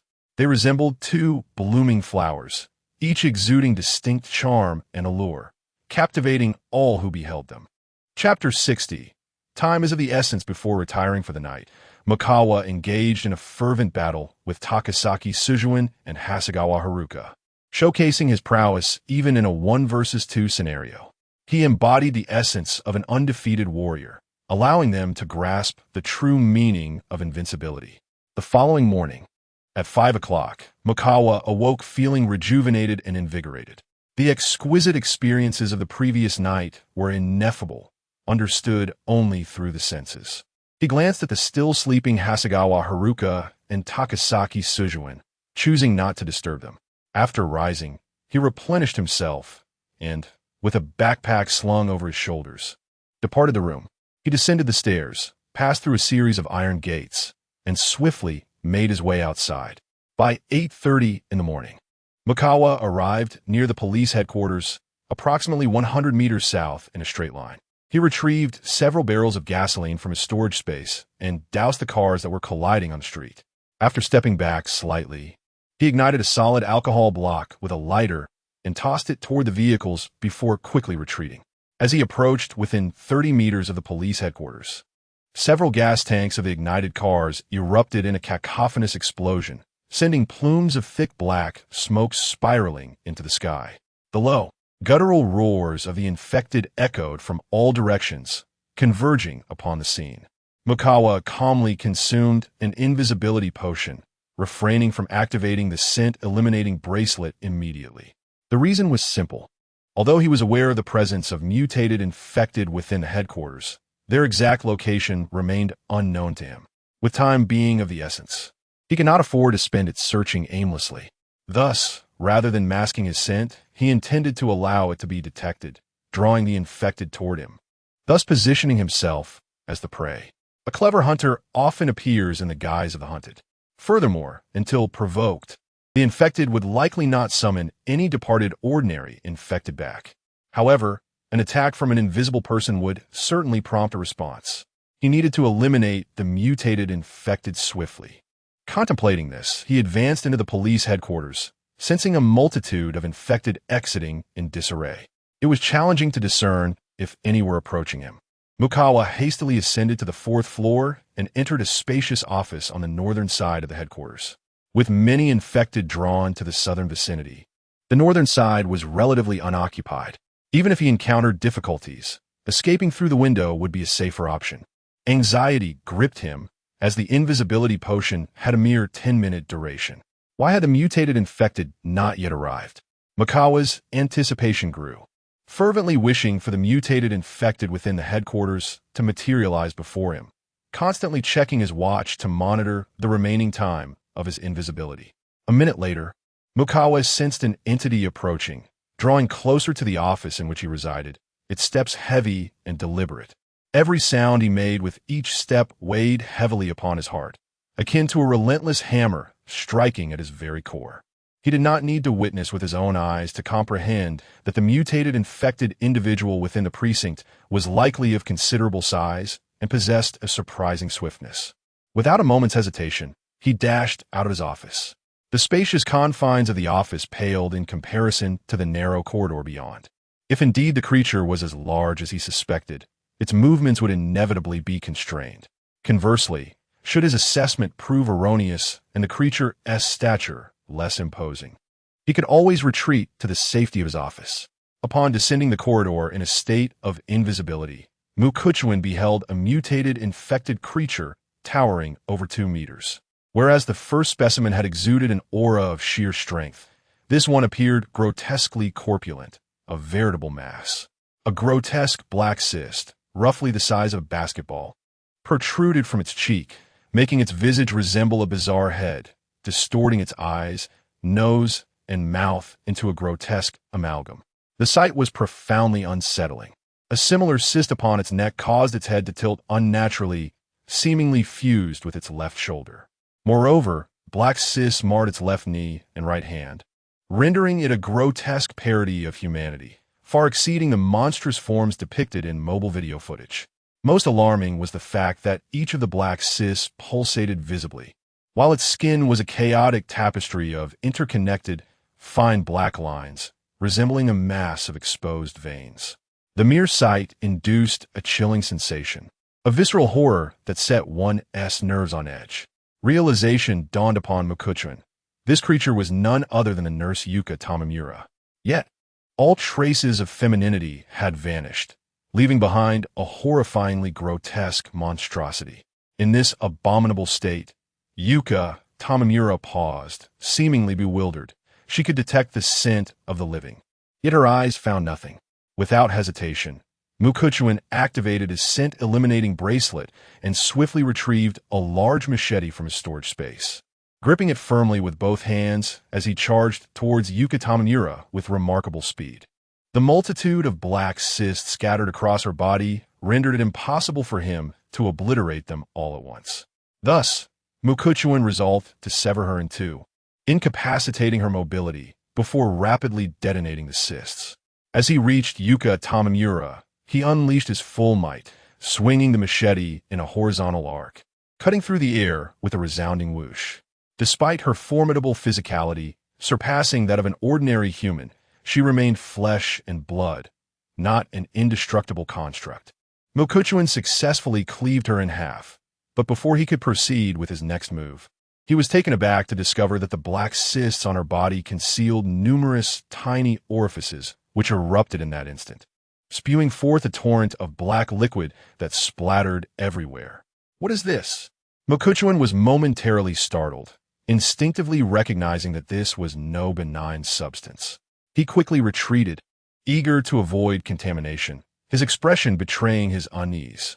What if one were to strike the black cyst with a machete, and in such close proximity, the individual inadvertently becomes tainted by the splattered dark liquid upon its explosion? After all, the challenge of detonating a single cyst without contamination is markedly different from that of detonating all without succumbing to the same fate, especially when it may actively expel its contents. Lost in this contemplation, Chuan was suddenly struck by the sight of numerous fine black lines, resembling a multitude of veins, rapidly extending from Yuka Tamamura, as if they were fervently seeking each other's presence. Once interconnected, these lines swiftly bridged the previously separated parts, allowing Yuka to effortlessly revert to her original state. Even the gash inflicted by the machete was imperceptible as she stood up completely unharmed. Witnessing this spectacle, Chuan's face bore an expression of profound incredulity, while the assailed Yuka unleashed a thunderous roar of rage, summoning the ordinary infected who had been drawn away by the commotion of the prior automobile explosion. Chuan understood that a multitude of ordinary infected would soon ascend the stairs. Time was of the essence. Chapter 61. Quick wits in a moment of crisis, with remarkable composure. Chuan was acutely aware that he had at most 2 minutes, perhaps even less, to act. If he failed to resolve the situation, he would have no choice but to retreat without hesitation. However, How could he swiftly eliminate the regenerating Yuka Fukumura without succumbing to the black liquid? In a flash of inspiration, a single word emerged in Mukuchuan's mind: fire. He was certain that any creature of flesh and blood would inevitably fear the flames. With this thought, Mukuchuan promptly retrieved a canister of gasoline from his storage space. Cloaked in invisibility and masked from odor detection, he gained a significant advantage as he swiftly circled around the roaring Yuka Fukumura. This maneuver not only allowed him to drench her in gasoline from every angle, but also enabled him to ascertain whether any black cysts lurked behind her. The pungent scent of gasoline quickly filled the air. Yuka Fukumura flailed her arms wildly, striking out in all directions, while the black cysts on her body erupted with more of the viscous liquid. Fortunately, she remained oblivious to Mukuchuan's presence behind her, and there were no black cysts obstructing him, providing him a safe haven. Mukuchuan seized the opportunity to pour more gasoline over her. Suddenly, the grotesque and terrifying form of Yuka Fukumura whirled around, emitting a guttural roar. Yet, she remained sightless to her surroundings. Apart from the stench of gasoline, she could detect nothing else. Faced with this bizarre circumstance, she seemed inclined to escape, beginning to move away. In that instant, Mukuchuan swiftly maneuvered to her rear, decisively producing a lighter to ignite the gasoline. In an instant, a roaring flame erupted. A wave of searing heat surged forth. Yuka Fukumura transformed into a blazing monstrosity. The excruciating agony inflicted by the flames elicited a series of blood-curdling screams from her, as if she were blind, careening chaotically in all directions. Mukuchuan pressed on, reaching the staircase, where he observed numerous ordinary infected individuals charging upwards, recklessly attempting to extinguish the flames engulfing Yuka Fukumura. Yet, how could they hope to douse a fire fueled by gasoline? They required sand or fire extinguishers. Thus, those who lunged at her were met not with success, but rather with the searing flames that engulfed them, resulting in their own anguished cries as they tumbled away from Yuka Fukumura, rolling desperately on the ground. Seizing the moment, Mukuchuan produced another canister of gasoline and resolutely added fuel to the fire. To deter further infected from advancing, he also poured gasoline onto the staircase. The flames continued to spread, forcing them to seek alternative routes. Despite the cacophony of Yuka Fukumura-esque screams, they stubbornly charged forward, only to find themselves ensnared in the inferno, rolling helplessly until they lay still. Mukuchuan could hear the system notifying him of experience gained. It appeared that ordinary infected were woefully frail against fire. Then, Mukuchuan witnessed Yuka Fukumura leap from the 4th floor corridor window. He hastily approached the window to peer downwards. Yuka Fukumura appeared to be largely unaffected, maintaining an astonishing speed. Makikawa was genuinely moved. He had not anticipated that Yuka Fukumura would be so resilient. Although he was already aware that her mutation occurred significantly earlier than Subject 1's, indeed, on the very first day of the apocalypse, this was still exceedingly outrageous. Despite being mentally prepared for her formidable transformation, the reality was far more incredible than he had imagined. Though Makikawa was entirely uncertain of her destination, he was resolute in his pursuit. Without hesitation, he leaped down. In that fleeting moment upon landing, he surmised her intentions. Perhaps she was seeking a river? During his earlier planning of an escape route, he had indeed discovered a river not far from the police headquarters, directly in the path Yuka was racing toward. As he chased her, Makikawa retrieved a sharpened steel rod from his storage space and hurled it with all his might towards Yuka, who was sprinting in a straight line. The rod easily pierced through her bulky form, yet it failed to impede her relentless movement. She merely discarded it aside and continued her frantic dash forward. I must ensnare her, Makikawa mused, determined to exacerbate her plight.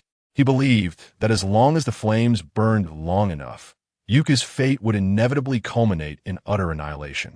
A guttural roar erupted from the now grotesquely monstrous Yuka as she sped away, her cries echoing in the air.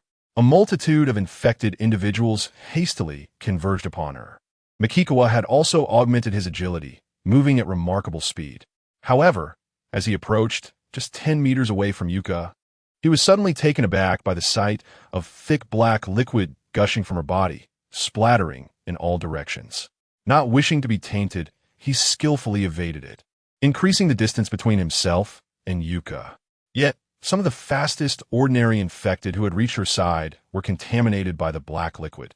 Their flesh corroded to reveal ghastly white bones, eliciting agonized cries. Makikawa's heart raced. That black liquid was perilous. Moreover, Yuka was aware of his proximity. Although there was no scent or visible indication of his presence amidst the cacophony of nearby infected shrieks, his footsteps undoubtedly resonated more clearly as he drew closer. To his astonishment, even in her current state, she remained attentive to the sound of his approach. Makikawa found this hard to believe, yet he could now see the river ahead.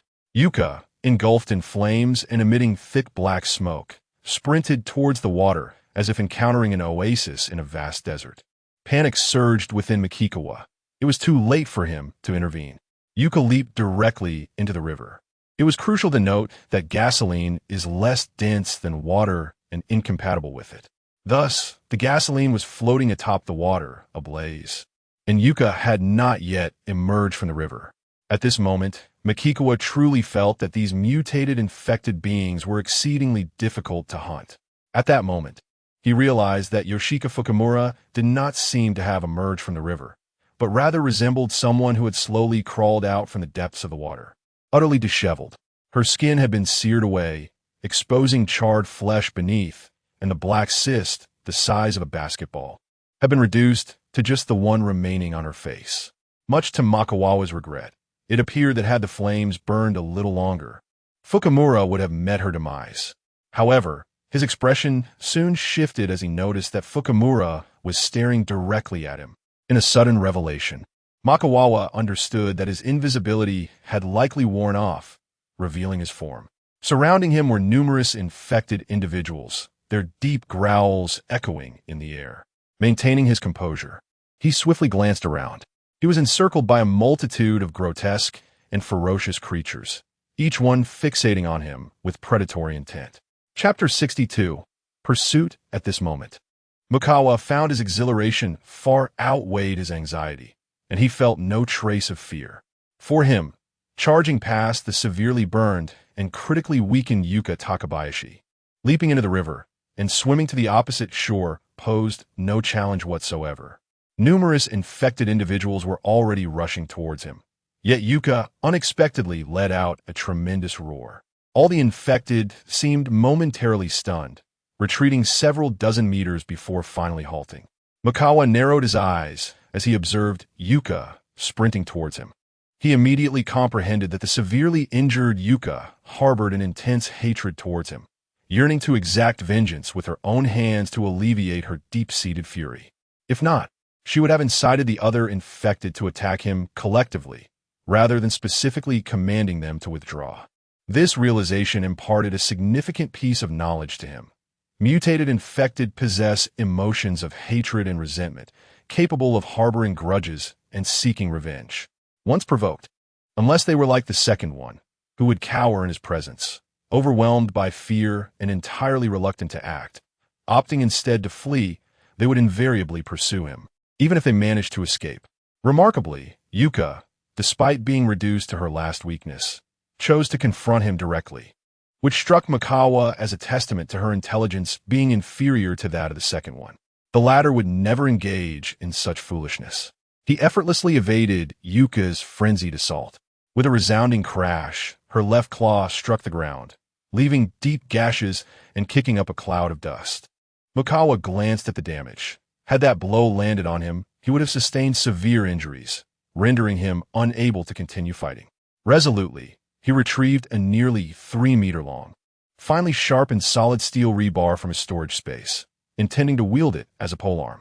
Just then, Yuka's left hand launched another attack.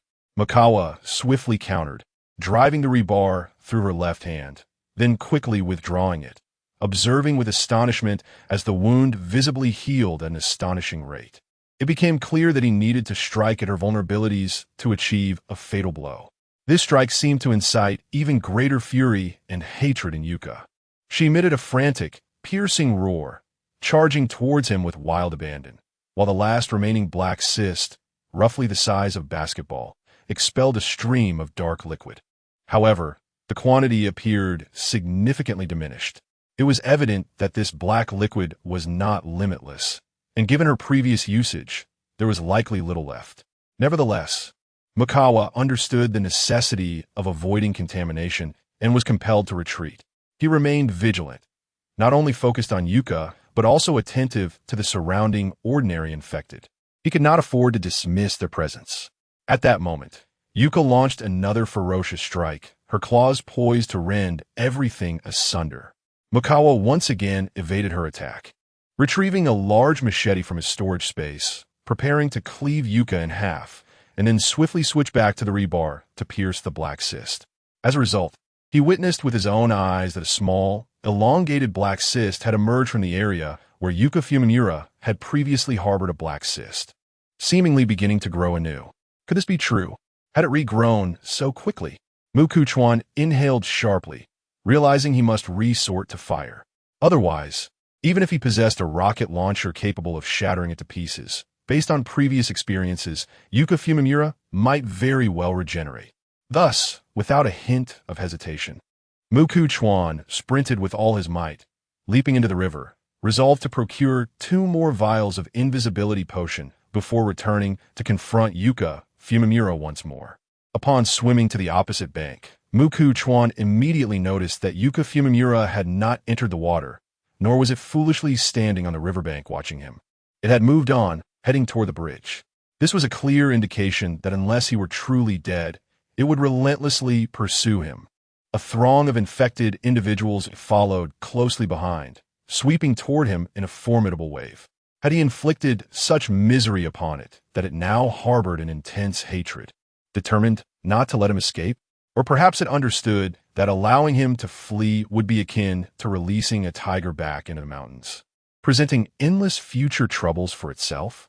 If he did not perish, it could never find peace? Chuan narrowed his eyes, but observing its current demeanor, it was evident it would pursue him by scent. Although he still possessed 2 uses of the scent-eliminating bracelet, temporarily evading Yuka Fumimura's tracking was not particularly challenging. Yet the bracelet could not be employed indefinitely. Moreover, judging by Yuka Fumimura's behavior, even if he managed to escape, it would undoubtedly search for him throughout the Chiyoda district. Discovering him through his scent was merely a matter of time. Furthermore, whether hiding or fleeing, true resolution of danger would forever remain elusive. Chuan's mind raced. He fortified the sports equipment room of Sakura Mimi Private High School into a veritable steel fortress. When Yuka Fumimura entered, he could lock it inside, douse it in gasoline, and assuredly incinerate it. Since a direct confrontation was not feasible at present, he would devise a cunning strategy. After all, he had reason to believe that the one attempting to breach the door would primarily be Yuka Fumimura. First and foremost, the combined strength of 6 or 7 ordinary infected individuals could never compare to it. Secondly, the door was of limited size, realistically allowing only 2 or 3 infected to collide simultaneously. Moreover, even if consumed by intense hatred and pursuing him there, should Yuka Fumimura direct its minions to charge, upon discovering they could not break through, it would undoubtedly join the fray itself. Subsequently, Chuan turned and sprinted, deftly leaping onto a car, nimbly vaulting over the wall of a residential building, and then making another leap to the rooftop, glancing back. Yuka Fumimura and a multitude of infected were surging toward him. The sight evoked an overwhelming sense of pressure in the hearts of observers. The commotion was indeed considerable, awakening infected individuals hiding in nearby buildings from the sunlight. They, too, began breaking doors and windows to emerge. Meanwhile, Chuan, composed and unruffled, pondered whether the second-in-command would hear the ruckus as he calmly retrieved a firearm from his storage space, standing atop the roof, gathering his focus. As Yuka Fumimura drew near, within a mere 20 meters, he took aim from his elevated position and unleashed a torrent of gunfire. As long as a single bullet can strike Yuka Tamamura, it will undoubtedly incite a deeper loathing within her, intensifying her desire to eliminate him. Makikawa is determined to ensure that she relentlessly pursues him in a frenzied rage. Yuka Tamamura, filled with extreme hatred, continuously roars with a thunderous voice. Furthermore, when bullets penetrate her body, they are expelled, falling to the ground, proving utterly ineffective in inflicting any substantial harm. It is only then that Makikawa holsters his firearm and begins to sprint away, leaping over several rooftops of residential buildings, before firing once more at the pursuing Yuka Tamamura. As for the infected on the ground, he scarcely regards them. Unless they are akin to number 2 and her subordinates, they will never manage to leap up. However, if such types do exist, they would have been discovered and recruited by number 2 long ago. Moreover, even if they did appear, how many could there possibly be? Even if 6 or 7 were to leap up together, Makikawa remains unperturbed. He could dispatch them all and gain some experience points. Thus, he continues this cycle, walking a distance, pausing deliberately to allow Yuka Tamamura to draw near, firing a dozen shots. If any bullets find their mark, inflicting pain upon her, he swiftly holsters his weapon and resumes his pace. As the evening sun sets, Makikawa arrives near Sakurami Private High School, not glancing back as he dashes at full speed towards the gym equipment room. Upon entering, he shuts the iron door and retrieves a substantial amount of construction steel from his storage space, stacking it behind the door.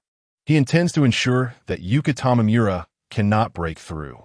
He plans to use a cutting torch to carve out an escape route that she, with her now considerable size, cannot possibly navigate. Once accomplished, he will approach the door, remove the construction steel barricade, allowing her to easily crash against the iron door.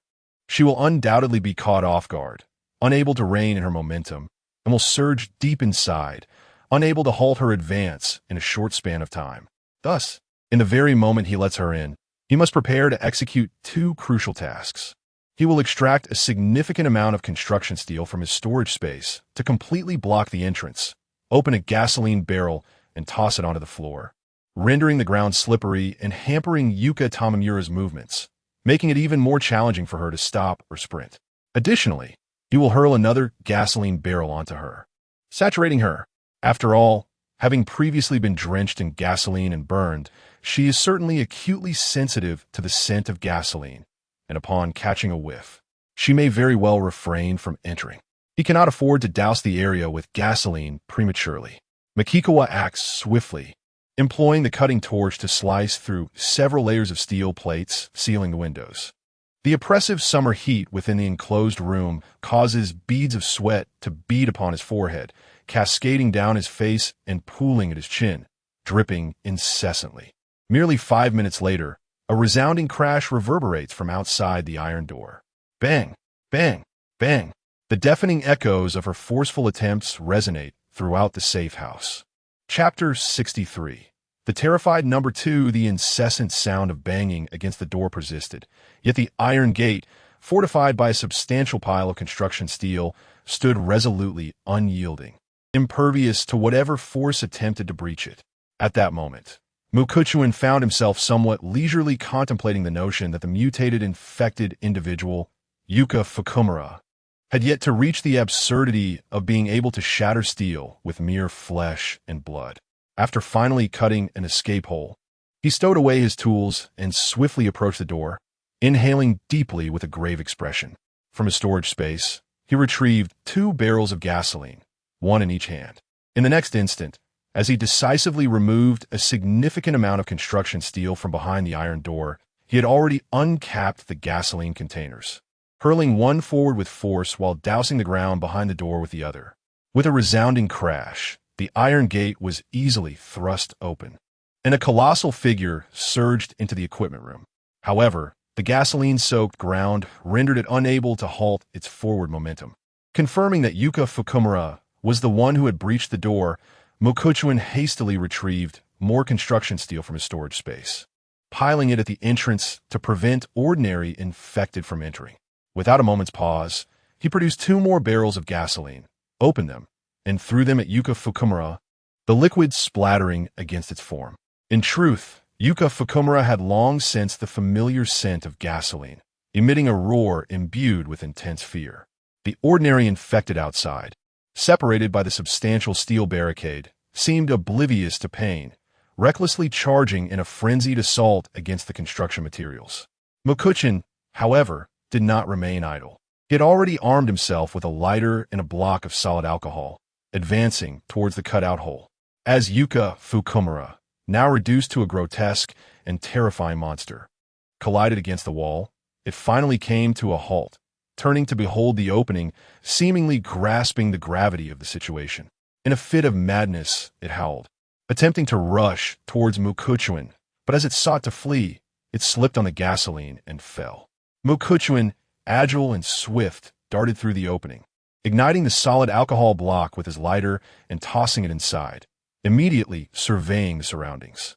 It was desolate. At this juncture, Yuka Fukumura's minions should have congregated at the entrance of the equipment room, exerting all their strength in a desperate attempt to break through the steel barricade to rescue their master. They would not disperse unless Yuka Fukumura perished. Turning back, Mukuchuan could clearly see the equipment room transformed into a seething inferno.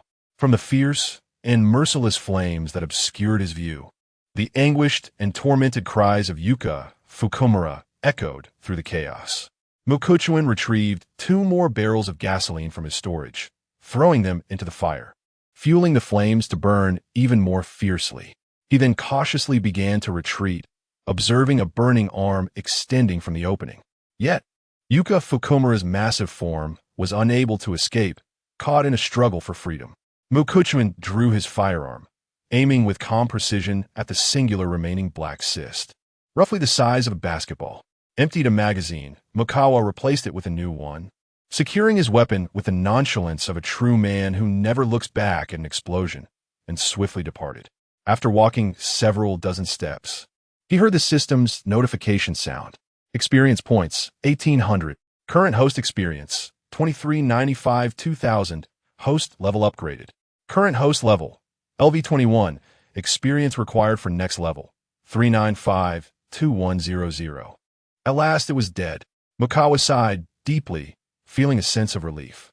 The effort expended in slaying the grotesque and terrifying creature that was Yuka Fukumura had indeed been considerable, although the experience points awarded were substantial, and the previous encounter at the Metropolitan Police Department had also claimed several ordinary infected, allowing him to level up. He candidly admitted that the time spent hunting Fukumura could have yielded more ordinary infected, garnering him greater experience points. Naturally, each level gained now granted him 30 attribute points, which he promptly allocated. Strength and Constitution were augmented by 7 points each, Agility by 12, and Perception by 4. His new statistics stood at Strength, 78, Constitution, 79, Agility, 145, Perception, 77. These mutated infected were exceedingly difficult to kill. Mukawa raised his right hand to his chin, contemplating the creature from Bunkyo Ward. Should he encounter it in the future, it would undoubtedly be far more terrifying than Fukumura, perhaps by several folds, or even a dozen times. If it possessed the ability to regenerate, enduring a rocket attack might not lead to its demise. Turning his gaze towards the sky, Mukawa noted the sun descending in the west. Summer evenings lingered longer in darkness, granting him some time for further activities. He resolved to distance himself from Sakurami Girls' School and find a safe place to rest, planning to visit the Metropolitan Police Department early the next morning to collect his bountiful spoils.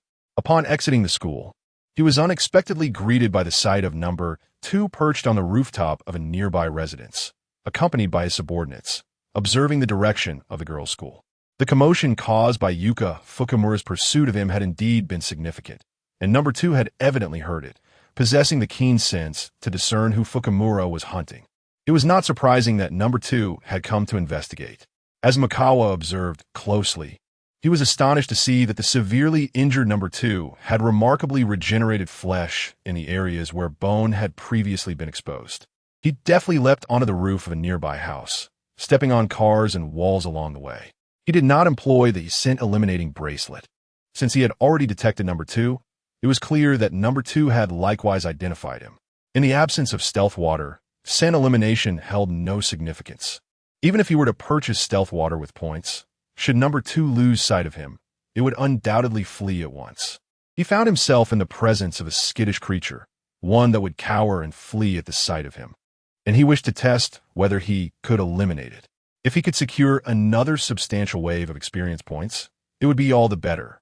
Upon sensing Mikawa's approach, number 2 abruptly turned its head, visibly trembling.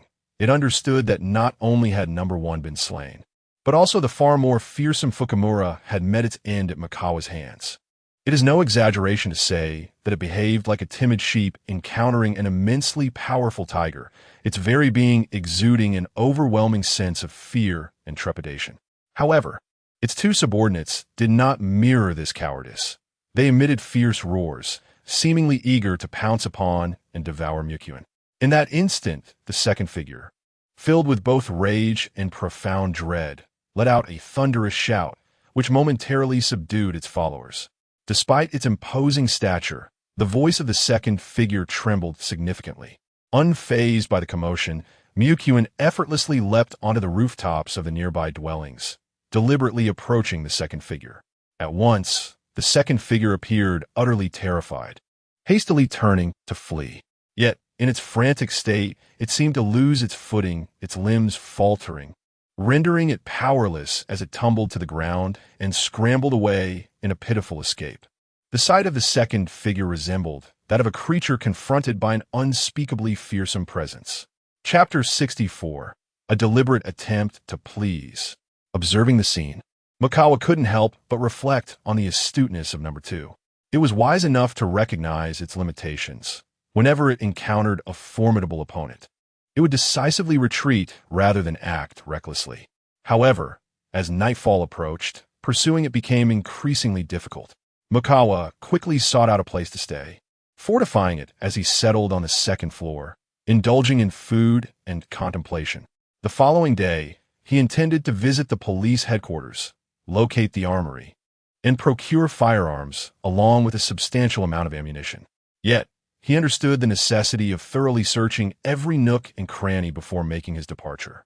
He needed to ascertain the true motive behind Yuka Fumimura's occupation of the police headquarters. Was it for some particular reason, or did she merely view it as a fixed sanctuary? After satisfying his hunger and thirst, Mikawa dismissed further concerns. Armed with a crowbar, he leaned against the wall, closed his eyes, and attempted to drift into slumber. However, around 7 in the evening, he sensed a disturbance and quickly rose to move aside the furniture obstructing the window, peering outside. To his astonishment, there stood number 2. It was perched atop the roof of a car that had collided with another, bellowing in the direction of his residence. Mikawa noticed that its 2 minions were carrying what appeared to be fuel barrels, approaching number 2 and discarding them at its feet. Furrowing his brow, he watched as the timid number 2 dragged the barrels to the front of his dwelling, dropped them hastily, and then retreated, leaping onto the rooftop of a nearby house approximately 50 meters away, where it continued to observe him. Mikawa found himself questioning whether this was an attempt by number 2 to curry favor with him, offering a gift in an effort to appease him and plead for its life. Although such speculation might seem absurd, it was not entirely unfounded. After all, number 2 harbored ambitions to eliminate number 1 and Yuka Fumimura to gain strength, yet had failed miserably and suffered significant injuries in the process. Consequently, it had come to a clear understanding of their formidable nature. The very threats it could not conquer had been vanquished by Mikawa. Number 2, being intelligent, was undoubtedly aware of this fact. In its eyes, Mikawa was a force to be reckoned with, capable of ending its existence. Thus, if number 2 wished to avoid a fate akin to that of number 1 and Yuka Fumimura, it had little choice but to either flee or seek Mikawa's favor, hoping to escape his wrath. Realistically, what other options did it have? Yet, fleeing was not a viable option for number 2. In other territories, mutated infectees would be eager to eliminate it, consuming it to gain strength, much like the one in Bunkyo Ward. Frankly speaking, unless number 2 became powerful enough to traverse the waters like a mighty dragon, its chances of surviving and returning to Chiyoda were slim. In reality, number 2 excelled in agility and cunning compared to other mutated infectees, but in terms of strength and physical prowess, it was considerably weaker than both number 1 and Yuka Fumimura. It is utterly incapable of becoming a formidable force, remaining instead in a state of vulnerability. Should Chuan genuinely wish to eliminate it, the outcome is inevitable. The weakling has caught the attention of a stronger adversary, particularly one intent on obliteration. The demise of this weakling is merely a matter of time. Presently, Chuan's mind is heavily burdened. The intelligence of Subject 2 surpasses his expectations. Yet it also reveals the profound extent of Subject 2's fear of him, perhaps deeper than the ocean and higher than the sky. It seems that even if Subject 2 were endowed with 1,000-fold courage, it would still not dare to confront him. He then opened the window on the second floor and leapt down to the ground. In his perception, Subject 2 posed no threat. He harbored no fear of an attack from it. Should Subject 2 dare to approach, Chuan would find it far easier to eliminate it than to deal with Subject 1 or Fukumura Yuka. Once fully visible, Subject 2 visibly trembled atop the rooftop. However, upon noticing that Chuan bore no weapon, Subject 2 did not flee. Instead, it emitted a long, mournful whine akin to a quaking dog, completely submitting and expressing a desire for mercy, as if to say it would not retaliate. Subject 2 then sat up, gesturing with its right arm toward a gasoline barrel, and subsequently pointed at Chuan. Following this, Subject 2, accompanied by its two subordinates, scurried away with great haste, seemingly fearing that any delay might result in Chuan's wrath. Chuan approached, inspected the barrel, and was indeed astonished to find it contained gasoline. It must have been procured from a gas station, specifically delivered to him. Did Subject 2 discern his previous use of gasoline against Fukumura Yuka, realizing its utility in his hands? Chuan did not hesitate to store it in his spatial inventory and return to the dwelling, closing his eyes to rest. After a brief slumber of nearly half an hour, he was jolted awake by a cacophony of shouts and boisterous roars.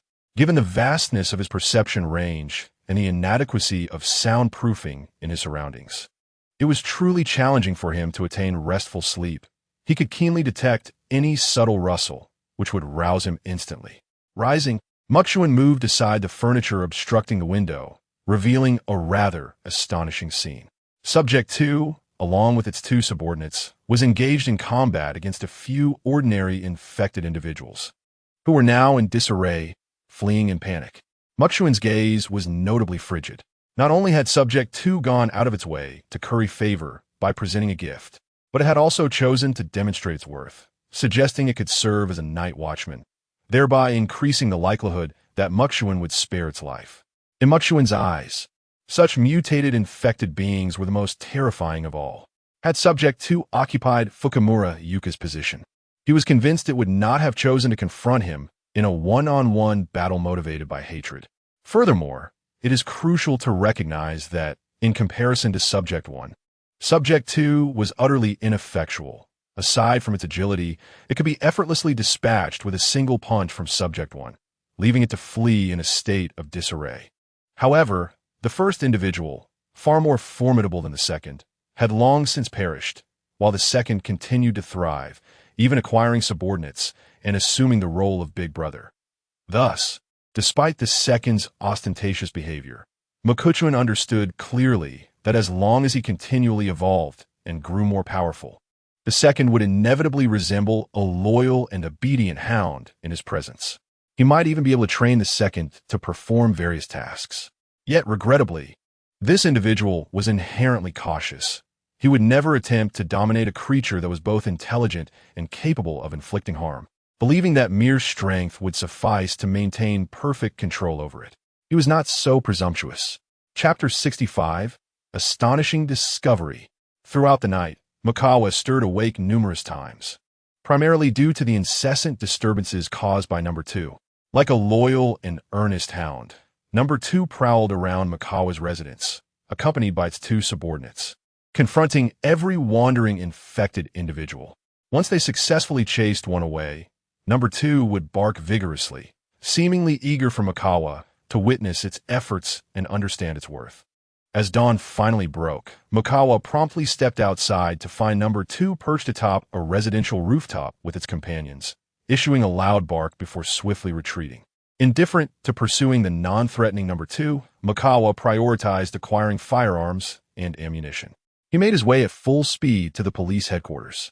Upon arrival, he entered the building and retrieved the detailed floor plan drawn by Takasaki Suzun, quickly identifying the location of the armory. To his surprise, the armory was considerably larger than he had envisioned. It contained not only bulletproof vests, helmets, and handguns, but also large firearms and ammunition used by the special assault teams affiliated with the police headquarters, such as the Komatsu Palisade and Kitayoshi Yoshihiko. He collected everything into his storage space, overwhelmed by a singular sensation of delight. In high spirits, Mukawa began to meticulously explore the entirety of the police headquarters. After failing to discover anything noteworthy on the first, second, and third floors, he was about to ascend to the fourth when he noticed a significant number of survivors gathered outside the headquarters. Peering down from his vantage point, he counted no fewer than 50 or 60 individuals, all men.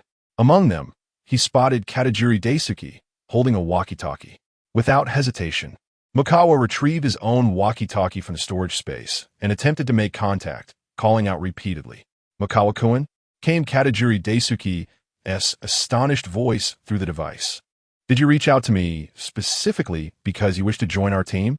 However, I currently have a matter of utmost importance and cannot meet with you at this moment." "What is it?" Mukawa inquired.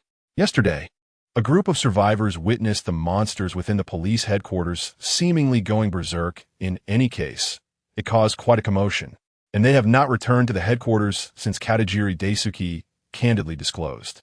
Thus, we decided to come and investigate today, sending someone in first to scout. If there are fewer monsters inside, we plan to join forces to eliminate them, as the firearms and ammunition are immensely appealing to us. In this apocalypse, who wouldn't desire firearms?" Even Mukawa, upon encountering Takasaki Suzun and noticing her weapon, was eager to trade for it, even if it only had 4 bullets left. "If Mukawa-kun is willing to join us, and we truly manage to obtain firearms, I can promise you a gun," Katajiri Daisuke generously offered. "I genuinely value Mukawa-kun, so as long as you're willing to join my team, I will provide you with whatever I can." Mukawa acknowledged that Katajiri Daisuke exhibited a remarkable charisma and courage in his dealings, instilling a sense of trust in those around him. After bidding farewell to Makikawa-kun, the group dispersed to observe the police headquarters from various vantage points.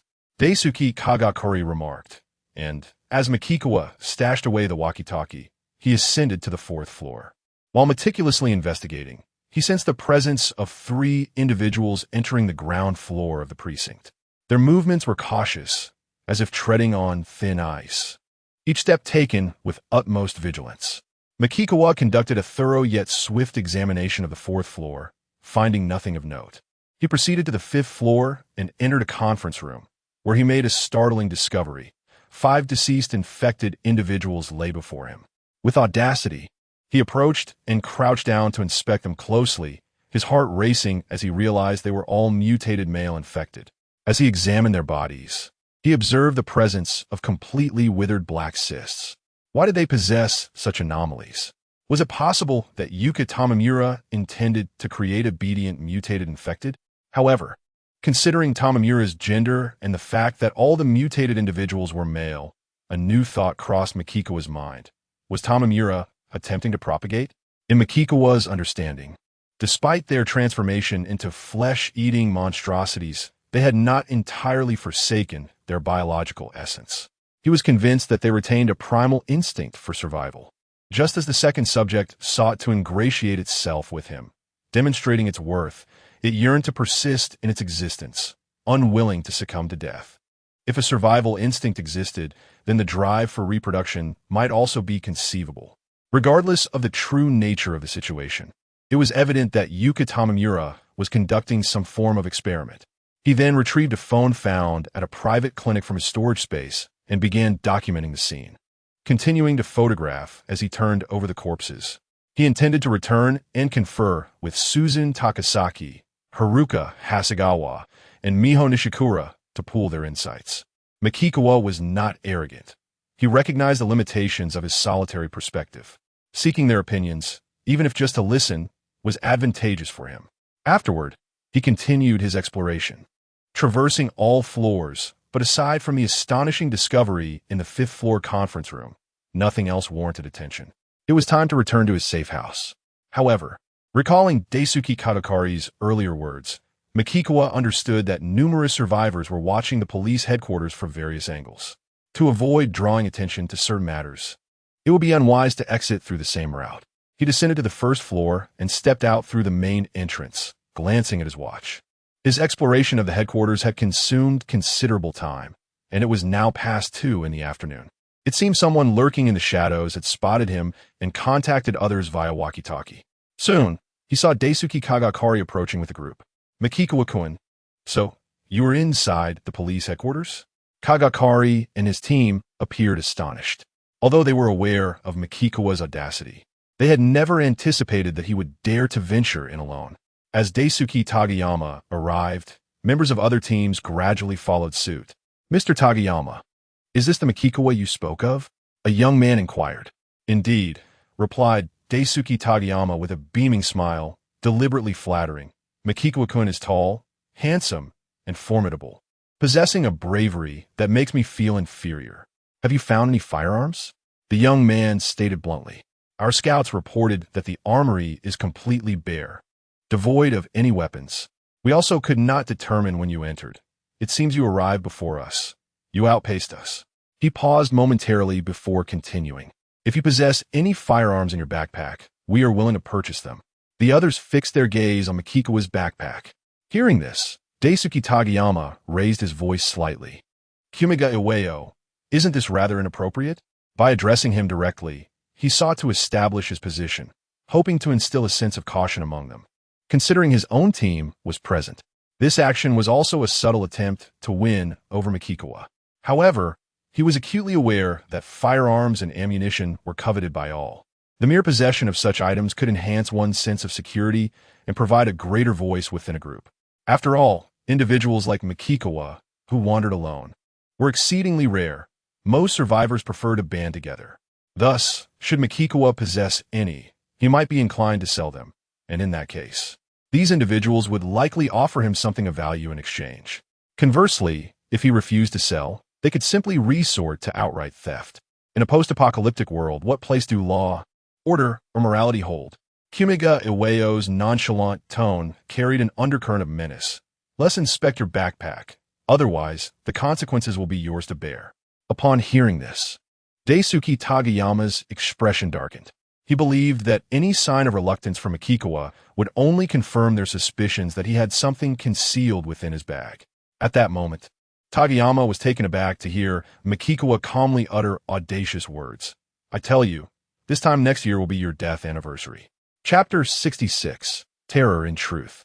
Mukawa refrained from taking immediate action and instead uttered a seemingly pointless statement, primarily to discern how Daisuke Kagayama would react upon realizing he was armed. This was an opportunity for Mukawa to closely observe Kagayama's character.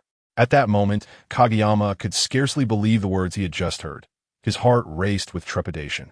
Could Mukawa truly believe that there was only one person, Iwanami, among them?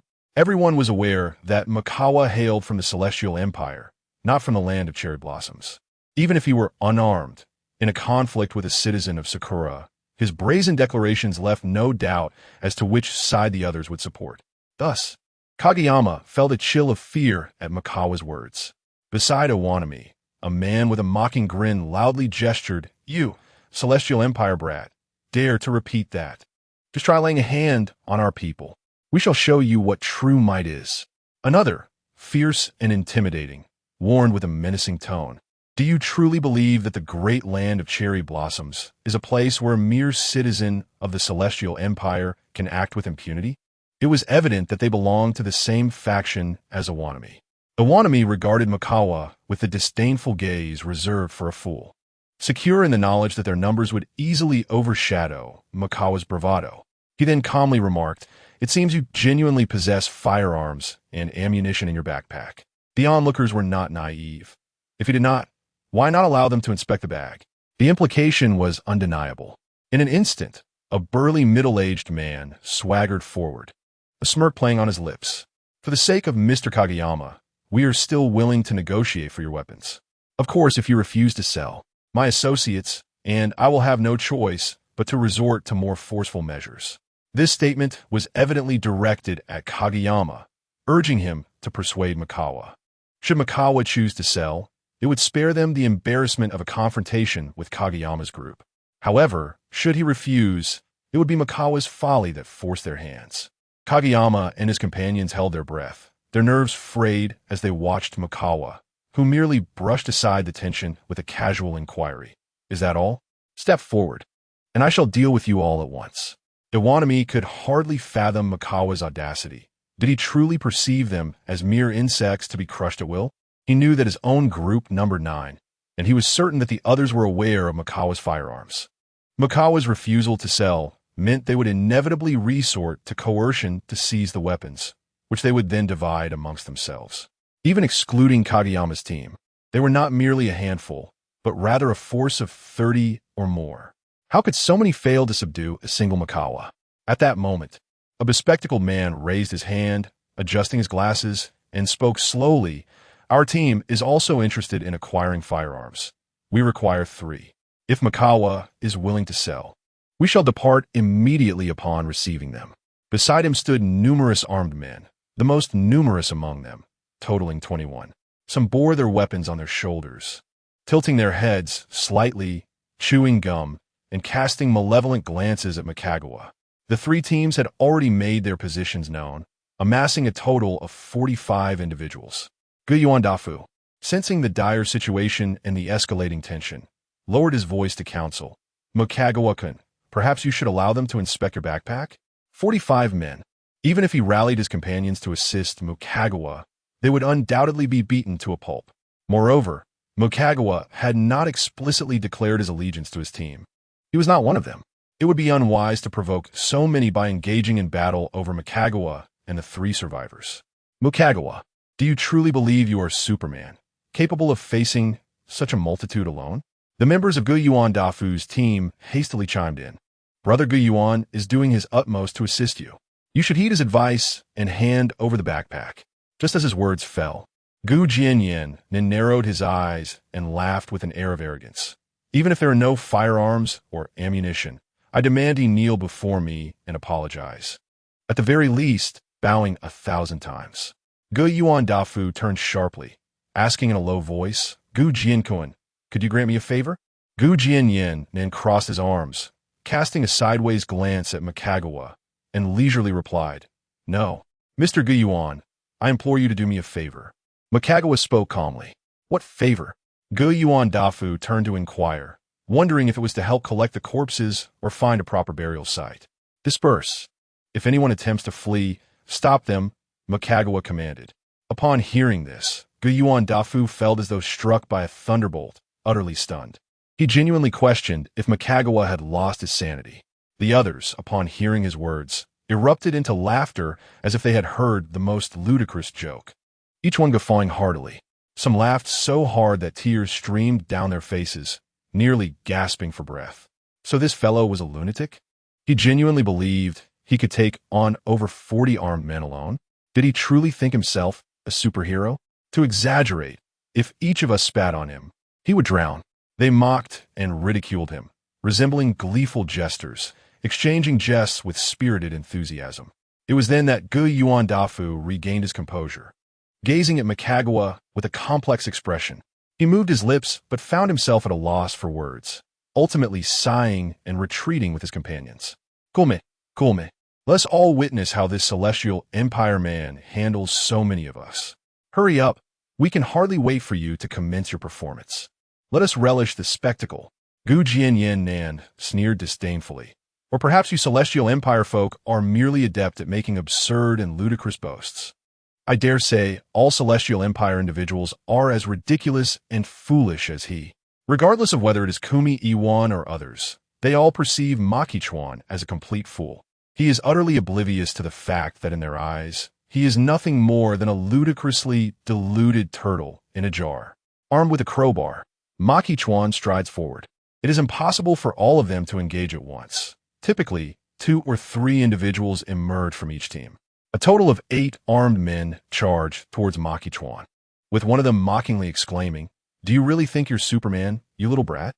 One of them, wielding a machete and wearing a fierce expression, swings downwards, only to find that Chuan has evaded the attack. Just as he prepares to react, the crowbar strikes with astonishing swiftness. Thud. It pierces the man's eye, emerging from the back of his head, leaving behind a ghastly wound. The unfortunate soul does not even have time to scream before he meets his demise. Chuan swiftly withdraws the crowbar, not bothering to glance back, and with an expression of indifference, he rapidly attacks to his left, puncturing the heart of the man on that side. He then slightly pivots to evade another strike, retracts the crowbar, and in a flash strikes at the man behind him, piercing his neck before immediately turning to assault the individual on his right. The expressions of Yuan and his companions have completely frozen. Their smiles are replaced with sheer horror, eyes nearly popping from their sockets, engulfed in an overwhelming sense of dread. Chapter 67. Like an invincible god of war in but a fleeting moment, perhaps not even 10 seconds had elapsed. All 8 assailants charging at lay sprawled on the ground, utterly motionless and silent, akin to 8 lifeless dogs. The petrified Gu Jinyan and his companions could scarcely believe their eyes, their minds awash with tumultuous waves of shock. This left their bodies rigid, beads of sweat forming on their pallid faces, their eyes brimming with a palpable dread. No one dared to speak. No one dared to move. Even the dimmest among them understood that was a force to be reckoned with, his power far beyond their feeble imaginations. The crux of the matter was that they had foolishly provoked him. They were indeed a group of blind fools. Now, their hearts were steeped in profound fear and regret. Under the weight of their astonished, terrified gazes, advanced with swift determination. Gu Jinyan and his companions resembled sheep confronted by a charging tiger. Their instinct was not to resist, but to scatter, each seeking to preserve their own lives in a frantic escape. Meanwhile, Daisuke Gu and his team were rendered speechless, their minds blank, unable to process the unfolding chaos. Truth be told, the scene had echoed the absurdity of 8 ants foolishly attacking a mighty elephant, only to be effortlessly crushed underfoot. They could only bear witness, feeling a chilling aura that seemed to freeze their very flesh, their overwhelming shock giving way to an even deeper terror. Quick, unite! We must not flee. Gu Jinyan, his face ashen, implored, recognizing that Daisuke Gun knew their whereabouts. We still have over 30 individuals. If we combine our strength, we can surely defeat him. Upon hearing this, several seemed to grasp the gravity of their situation and hesitated, realizing that since they had already offended they had no choice but to fight to the bitter end. Otherwise, he would undoubtedly hunt them down to annihilate them. Yet, some were utterly paralyzed by fear, fleeing without a backward glance. For the moment, could not pursue them. He continued his assault. In a swift motion, he dispatched 2 nearby survivors, and as they fell lifelessly to the ground, he turned his attention to the others. In truth, apart from Daisuke Gu and his crew, all others were destined to perish. He would eventually track down those who fled and eliminate them all. With a resounding bang, drove his crowbar through another skull. Trembling uncontrollably, Gu Jinyan perceived as an invincible deity of war. With each strike, a life was extinguished, bodies collapsing and blood flowing profusely. Charge forth with all your might. In a frenzy of terror, Gu Jinyan's face contorted in fear. After a desperate shout, he too lunged forward, but those ahead of him were met with Makawa's lethal blow, their heads exploding in a gruesome display. Brain matter, blood, and shards of skulls scattered. In an instant, Gu Jinyan felt his heart plunge into despair, instinctively recoiling in horror, his trembling hands unable to maintain their grip on his weapon, which clattered to the ground with a sharp clang. Daisuke Katsuragi and his companions were utterly stunned. Who would have thought that in such a brief span of time? Aside from those who fled, only 3 remained in the vicinity? A multitude had besieged Makikawa alone, yet he had retaliated with such overwhelming force. They appear to be nothing more than a disorganized rabble, easily vanquished. It is crucial to remember that Makikawa was but a solitary individual. Furthermore, he did not even seem to break a sweat, exhibiting an effortless demeanor as if he had not truly engaged in combat at all. In Yuan's eyes shone a desperate light, filled with dread as he beheld the advancing Makikawa. It seemed he no longer possessed the strength to stand. His legs weakened. He collapsed to the ground, repeatedly bowing his head in apology. I am so sorry, he stammered, as if 1,000 bows would suffice. Makikawa merely gestured calmly, indicating that he did not wish for Gumi Iwan to perish too swiftly. Rather, he intended to prolong his suffering before the inevitable end. Thereafter, Makikawa eliminated the remaining 2 adversaries, and the moment he turned, Gumi Iwan immediately knelt, continuing to bow fervently. Bang! Bang! His forehead was bloodied, oozing crimson. Meanwhile, Makikawa approached Katsuragi and his companions, wielding the blood-dripping crowbar. Instinctively, they began to retreat. Mr. Katsuragi, you should leave. I still have to deal with these corpses, Makikawa declared. Only after this did Daisuke Katsuragi snap back to reality, swallowing hard with great difficulty, and instinctively replied, Makikawa-kun, I understand. He then hastily urged those beside him. Let us depart quickly. They departed at a rapid pace, taking numerous twists and turns, and after what felt like an eternity, they finally halted, each face etched with disbelief. Gasping for air, all eyes turned to Daisuke Katsuragi, who was bombarded with exclamations. Brother Katsuragi, I never imagined you had so gravely underestimated Makikawa. My heavens! Over 40 individuals attacking one man, only to be utterly crushed. The dead are dead. The fleeing have escaped. Who would believe such a tale? Who would dare to believe it? It's no wonder that Makikawa roams freely. It seems the monsters fear him instead. Their faith in Daisuke Katsuragi deepened. Previously, upon encountering Makikawa, Katsuragi had recognized him as a true powerhouse, offering high praise and earnest attempts to win him over. If only Makikawa-kun could join our team. Katsuragi lamented, regretting that a true tiger would never associate with mere cattle and sheep. Meanwhile, Gumi Iwan, having battered his head to the point of bleeding profusely, was overwhelmed with a splitting headache when he heard a shrill and distinctly trembling roar. Instinctively, he lifted his gaze, only to discover 3 crawling infected individuals, each dragging 2 others along. Every one of them bore injuries to their legs. Gumi Iwan's eyes widened in terror upon seeing the infected nearby, increasing his dread tenfold. He soon realized that they abandoned the 6 individuals and scuttled away. Not daring to ponder further, he resumed his fervent bowing. Meanwhile, Makikawa furrowed his brow, recognizing that the second infected was evidently assisting him in capturing those who had fled, delivering them to his doorstep. The second entity exerted itself to win his favor, revealing its intrinsic value. Its instinct for survival was indeed formidable. Before long, the sound of a head striking the ground echoed as Gumi Iwan heard the trembling roars, discovering that the 3 crawling infected had returned with 7 injured individuals. The number coincided perfectly with those who had fled. He then noticed that one of the infected remained stationary, while 2 others relentlessly dragged the wounded towards him and Makikawa. After discarding their burdens, they scurried back to fetch the remaining individuals, ultimately returning to the side of the second entity. What on earth was happening? Gumi Iwan found himself utterly perplexed. However, he discerned that the stationary infected was undoubtedly the leader of the 2. He soon observed that the second entity's body began to tremble noticeably, akin to a quail shivering in the frigid wind, yet it obediently lay prostrate on the ground, exuding an aura of profound subservience. Witnessing this, Gumi Iwan felt an overwhelming sense of fear and reverence emanating from it. He immediately turned to Makikawa, only to find him gazing at the entity with an expression of calm neutrality. Gumi Iwan felt as if he were spiraling into madness, terror gripping his very soul. It dawned on him that Makikawa was, in fact, a being that even those fearsome and terrifying monsters would dread. Chapter 68. What did you say? Gumi Iwanoko incessantly pounded his head, engulfed by boundless regret. Had he known this earlier, even with 100,000 times more courage, he would never have dared to provoke Chuan. Get up! Hearing Makikawa's voice, the bloodied Gumi Iwanoko immediately lifted his head.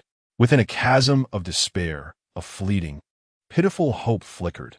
Could it be that Chuan would spare him? Gather these corpses together, Chuan commanded with a gesture. Igriagayis. Kumii Iwanoko, bowing and scraping, nodded eagerly and began to move the bodies. As he turned to face Maki Chuan with a sycophantic smile, Maki Chuan swiftly drove a crowbar through his skull. With his eyes wide open, Kumii Iwanoko collapsed. Maki Chuan retrieved a gasoline canister from his storage space, doused the bodies with fuel, and ignited them. He then sprinted back to his apartment, leaping over 3 iron gates and ascending to the 4th floor, entering a room blessed with cool air. There was no sign of Hasegawa Haruka or Takasaki Susan. He set down his backpack and ascended to the rooftop, where he found Takasaki Susan pretending to be an infected assailant, assisting Hasegawa Haruka in honing her reflexes and evasion skills. Glistening with perspiration upon spotting Maki Chuan, both women beamed with joy and hurried towards him, exclaiming in unison, "Makichuan Kun." Maki Chuan, unreserved, embraced one with each arm.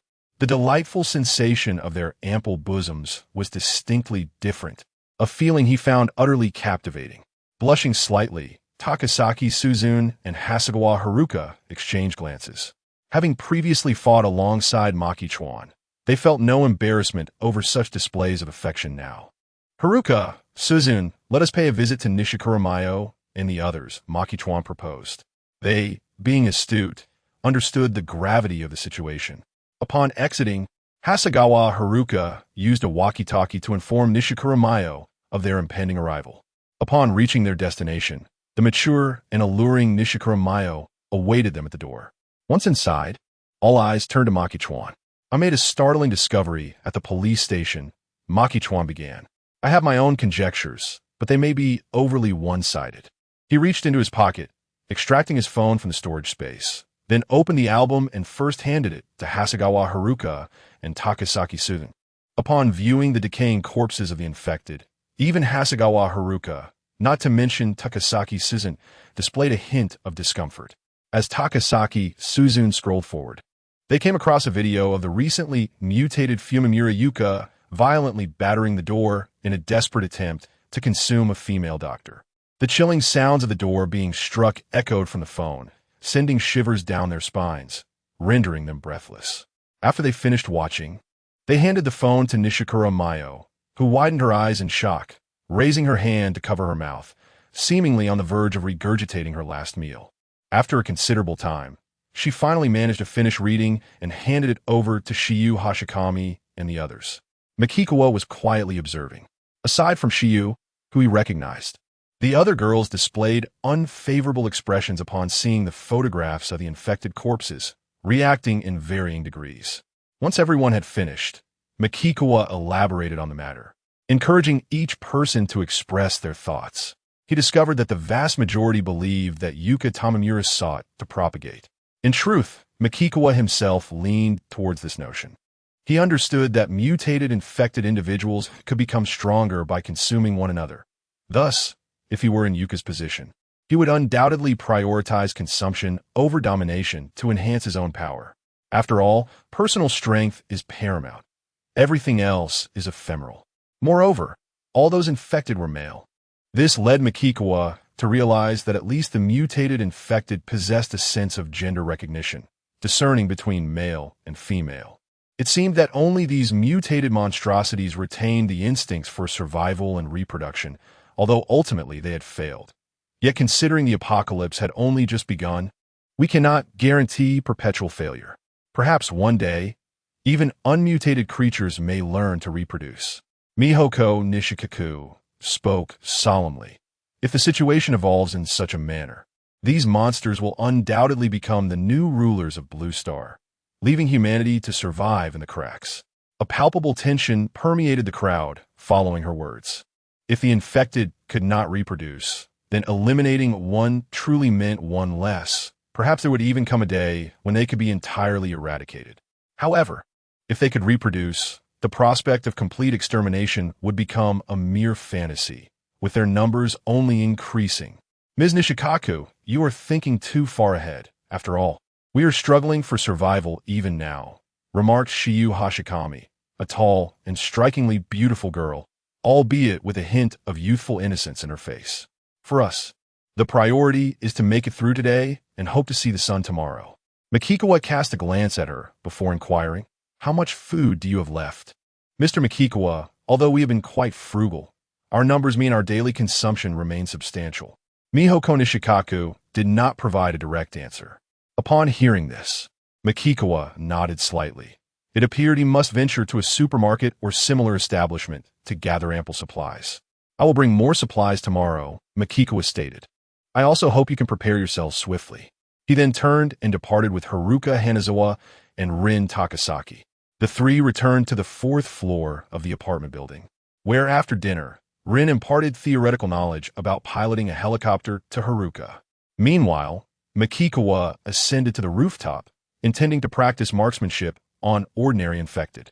He approached the edge, drew his firearm, and surveyed the surroundings in search of suitable targets, spotting number 2 and his 2 subordinates, crouched like loyal hounds on the roof of a nearby house. Approximately 100 meters away, as soon as he made his appearance, number 2 immediately commanded his subordinates to act, seemingly intent on attacking the ordinary infected that wandered into his line of sight. After driving them away, he looked towards him, shouting with great fervor. Number 2's overt attempts to curry favor only served to irritate him. Without ordinary infected approaching his apartment building, how could he practice and enhance his marksmanship? Just as he was about to raise his hand to disperse them, he caught sight of Nishikawa Miho, clad in her teaching attire, anxiously clutching a walkie-talkie as she hurriedly scanned her surroundings and rushed towards him with remarkable speed. Number 2 and his subordinates quickly noticed her, but seemingly aware of her connection to him, they promptly prevented other infected from approaching her. Mikikawa swiftly descended the stairs, unlocked 3 iron gates, and made his way towards Nishikawa Miho. Upon seeing Mikikawa, a wave of relief washed over her, and she was about to speak when he interjected, "Let us discuss this in the safe house." He then led her inside, secured the iron door, and Miho took a seat to rest. Only then did Mikikawa inquire, "Nishikawa-sensei, what brings you here in such haste?" "Mr. Mikikawa, since we always keep the walkie-talkie on in case you need to contact us, someone just reached out to us through it. His name is Katajiri Daisuke," Nishikawa Miho hurriedly explained.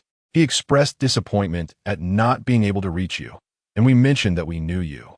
He implored us to get in touch, stating that there was an extremely urgent matter to convey, but we couldn't connect with you via the walkie-talkie, so." She paused for a moment before continuing, "Initially, Hashimiya suggested I come, but I am, after all, a responsible adult. I can't let those female students venture out into danger." To be honest, Mikikawa held a certain admiration for brave women. He extended his hand, and Miho grasped it, allowing him to pull her up as they ascended the stairs to her room. Upon seeing Nishikawa Miho, Hayes Kawaka and Takasaki Susan were taken aback, questioning her unexpected arrival. Mikikawa also called them over, and the 4 of them made their way to the rooftop terrace. Just as Nishikawa Miho activated the walkie-talkie, Katajiri Daisuke's urgent voice crackled through. "Mr. Katajiri, what is the matter?" Mikikawa queried. "Mikikawa-kun, trouble has arisen since we returned to our temporary residence," Katajiri Daisuke responded, his voice trembling with anxiety. "We encountered a truly terrifying monster." At these words, the 3 women's expressions shifted dramatically, a wave of unease washing over them. Not only Takasaki Suzune and Hayes Kawaka, but even Nishikawa Miho instinctively moved closer to Mikikawa, seeking a semblance of security. Mikikawa, however, maintained his composure and inquired, "What kind of monster?" "Mikikawa-kun." It was a colossal creature, towering over 5 meters, adorned with human heads. It could easily crush a small car with a single step. Daisuke Katajiri spoke with a tremor of sheer horror in his voice. "We fled immediately, but only 4 of us managed to leap into the river and escape. Now, we are hiding in a location, and I have been desperately trying to reach you, Mikikawa-kun, hoping that you could join us, so we can flee from Chiyoda District together." Mikikawa furrowed his brow, and not hearing his voice, Daisuke Katajiri continued with heightened emotion. "Mikikawa-kun, even if you can take on 40 or so individuals alone, that monster is something you cannot possibly contend with." Upon hearing this, Haruka Hasegawa and Miho Nishizuru exchanged incredulous glances, while Susan Takasaki gasped in utter shock, exclaiming, "What did you just say?" Chapter 69. The true superboss arrives. Daisuke Toyaguchi's words struck like a terrifying tempest, sweeping through their hearts and leaving them utterly disoriented. While they were aware of Mikikawa's formidable capabilities, the notion of a single individual confronting over 40 opponents was beyond their comprehension, akin to a scene from an absurdly exaggerated film. In that moment, they found it impossible to accept or believe, resulting in their thoughts becoming completely frozen as they gazed in astonishment at Mikikawa. Meanwhile, the voice of Daisuke Toyaguchi continued to echo urgently through the intercom, filled with palpable anxiety and dread. Mikikawa-kun, we cannot linger in Chiyoda any longer. We must escape swiftly. Yet, Mikikawa remained silent. He was acutely aware that the infected individual Toyaguchi referred to was undoubtedly the one from Bunkyo. However, he felt a twinge of astonishment. Just a few days prior, he had encountered 2 survivors from Bunkyo who had described it as merely 3 meters tall. Yet in such a brief span, it had evidently surpassed 5 meters. After a moment of calm reflection, Mikikawa's surprise dissipated. Given the discovery of number 1 and Yuka Tamamura, it was clear that the mutated infected were capable of sensing the presence of their kind within a certain radius. Thus, it was plausible that the mutated infected in Bunkyo would instinctively seek it out, attacking with the intent to consume, perhaps not requiring it to actively hunt. Moreover, it possessed subordinates that could be dispatched to search for it, and as long as they were unable to defeat it, unlike number 2, which was adept at fleeing, their fate was sealed. Furthermore, its arrival signified that it had exhausted its search for mutated infected in Bunkyo and was now compelled to venture elsewhere. A strong indication that it had undoubtedly devoured many and consequently grown even more powerful and terrifying. The true superboss had arrived. After taking a deep breath, Mikikawa pondered gravely. He understood that escape was not an option. First, Miho Nishikaku and Shiki Hashimiya were not yet prepared. And second, where could they flee? Other unknown locales would surely harbor mutated infected as well. Thus, even if they were to run, the only feasible destination would be Bunkyo, a place that might temporarily lack mutated infected. However, such a course of action could not be undertaken at this moment. The creature had originated from Bunkyo, and he was entirely unaware of its current movements or whereabouts. Embarking on a reckless journey towards Bunkyo could lead them directly into its path. Moreover, Mikikawa intended to confront the challenge rather than evade it. Even if a resolution was temporarily unattainable, he needed to devise a strategy to lure it away, distancing it from his safe haven. Mr. Toyaguchi, I will not rendezvous with you, Mikikawa finally declared. Then, Mikikawa-kun, please inform us of your location, and we shall come to find you. Daisuke Kogain promptly stated, at this moment, we only wish to remain in the company of formidable individuals like Mikikawa-kun. It is only by staying close to him that we can ensure our safety. Mikikawa-kun is aware that I am a helicopter mechanic, and it seems he is also in search of one. Mr. Kogain, my team does not accept male survivors, Mikikawa interjected. What? Daisuke Kogain exclaimed in astonishment. Makikawa-kun, in such a perilous and terrifying world, what purpose do women serve? They possess less strength than men, and he abruptly halted, seemingly realizing that there were women in Mikikawa's presence, and that such remarks would offend them. Thus, he shifted his tone to one of inquiry. Is it true that apart from you, Mikikawa-kun, your team consists solely of women? They must all be exceptionally capable, otherwise a powerhouse like you would not have chosen them. Indeed, Mikikawa nodded. Daisuke Kogain remained silent for a considerable time before responding. Well, if I were in your position, I too would refrain from sheltering male survivors. I hope, Mikikawa-kun, that we may have the chance to meet again in the future. He decisively concluded the call. Mr. Mikikawa, listening to that individual's words, Miho Nishikura's face clouded with concern as she bit her red lip with silver teeth.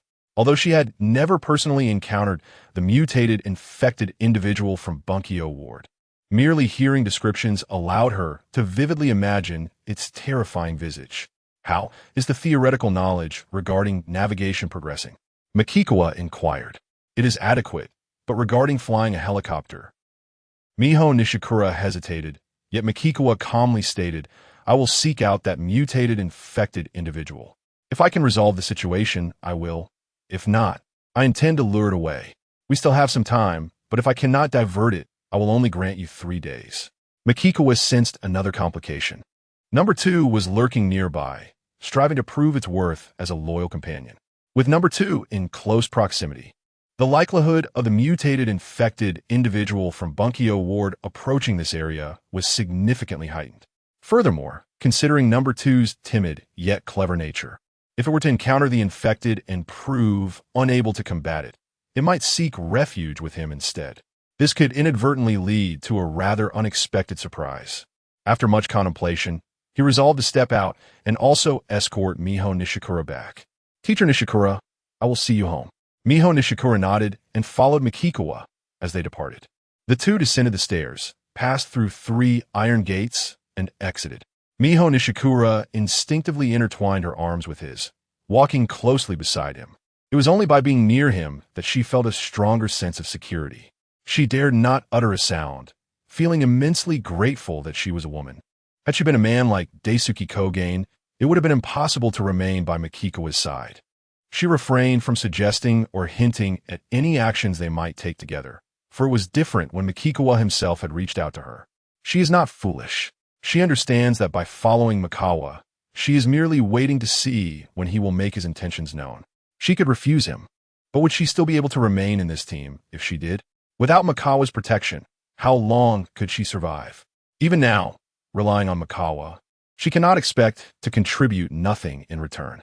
To speak frankly, if she were in Makawa's position, it would be only natural to distance oneself from such a woman.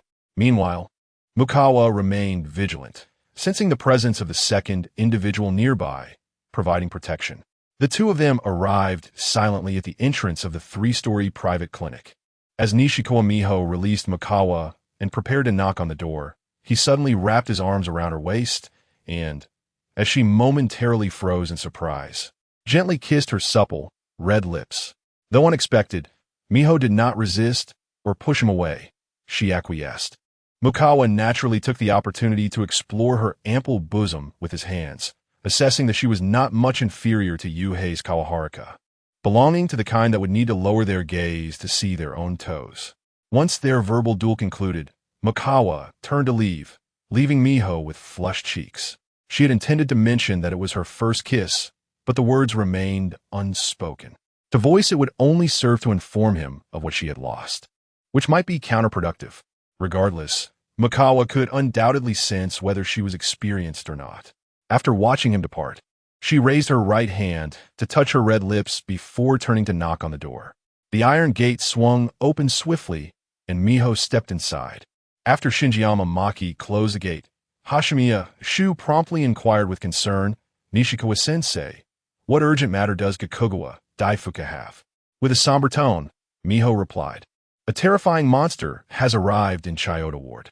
The faces of those present paled in shock as they exchanged anxious glances, while only Shu remained composed, calmly twirling a pen in her hand, asking, "How terrifying is it?" Over 5 meters tall, covered in human heads, capable of crushing cars with a single step. Miho's words sent shivers down her spine, and as many girls gasped in horror, Shu immediately pressed on, "What did Mr. Makawa say?" "He will confront the monster. If he can resolve the situation, he will, and if not, he will lead it away," Miho informed them. The disbelief was palpable among the girls as they exchanged incredulous looks. Makawa was indeed incredibly brave, actively seeking to hunt it down.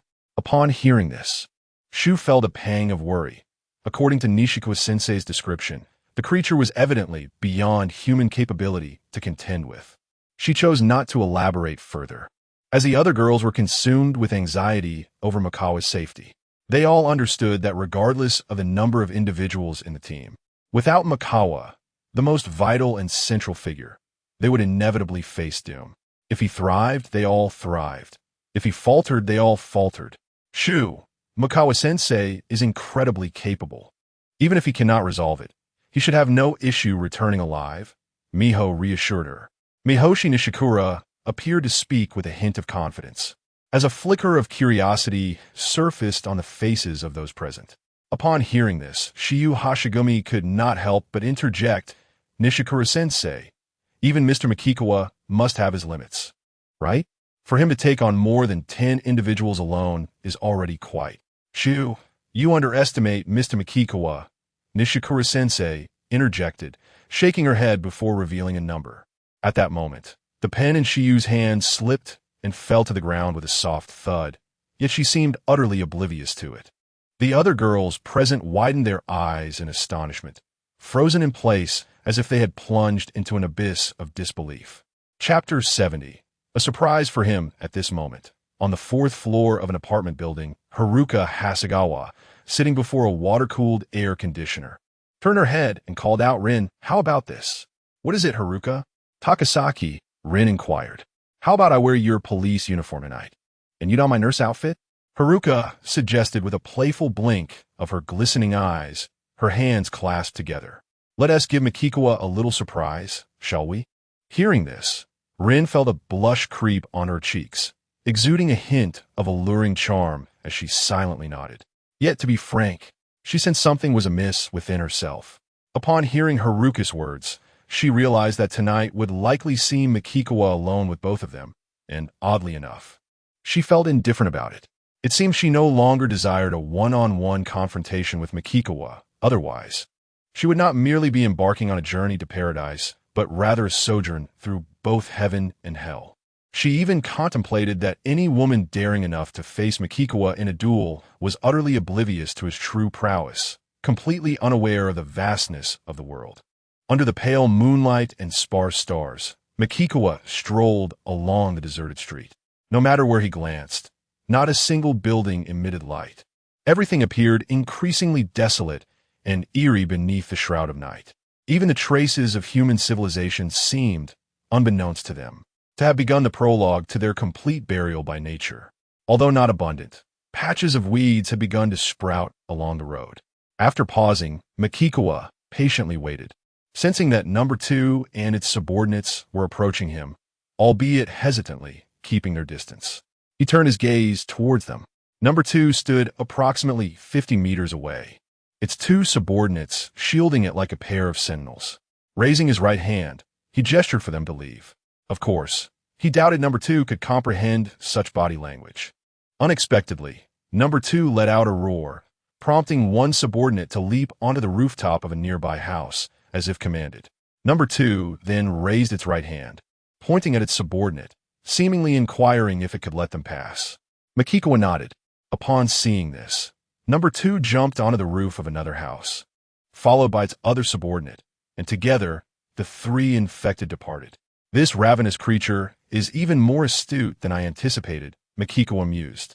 "It should refrain from provoking me with foolish actions and avoid the mutated infected from Bunkyo Ward, which might seek refuge here, bringing me peril. Moreover, should I truly decide to hunt, number 2 might even appear to join me in the attack." His conviction stemmed from 2 substantial reasons. Firstly, the mutated infected from Bunkyo Ward posed a significant threat to number 2. If it discovered number 2, it would undoubtedly seek to devour it. Secondly, perhaps number 2 could seize the opportunity to scavenge, seeking to consume a morsel of flesh to grow slightly stronger. Although number 2 is relatively weak, it has previously exhibited a tendency to launch attacks against both number 1 and Yuka Fakura. This suggests that it harbors an innate desire or instinct to grow stronger. If it seizes this opportunity wisely, it might be able to eliminate 2 mutated infected individuals in one fell swoop. Indeed, even now, Makikawa has no intention of controlling No. 2. Rather, he wishes to eradicate it. He comprehends deeply that number 2's fear of him stems from its intelligence being coupled with its frailty. Once this clever creature attains strength, it will undoubtedly shed its current subservient demeanor. In this apocalyptic world, humanity is not always synonymous with being human. Yet monsters that consume flesh will eternally remain as such. After driving number 2 away, Makikawa returned to his apartment building and ascended to the rooftop. There, he retrieved his firearm and began to practice, striving to enhance his marksmanship. It was not until after 9 in the evening, having fired a considerable number of rounds and accrued some experience, that he finally returned to his room.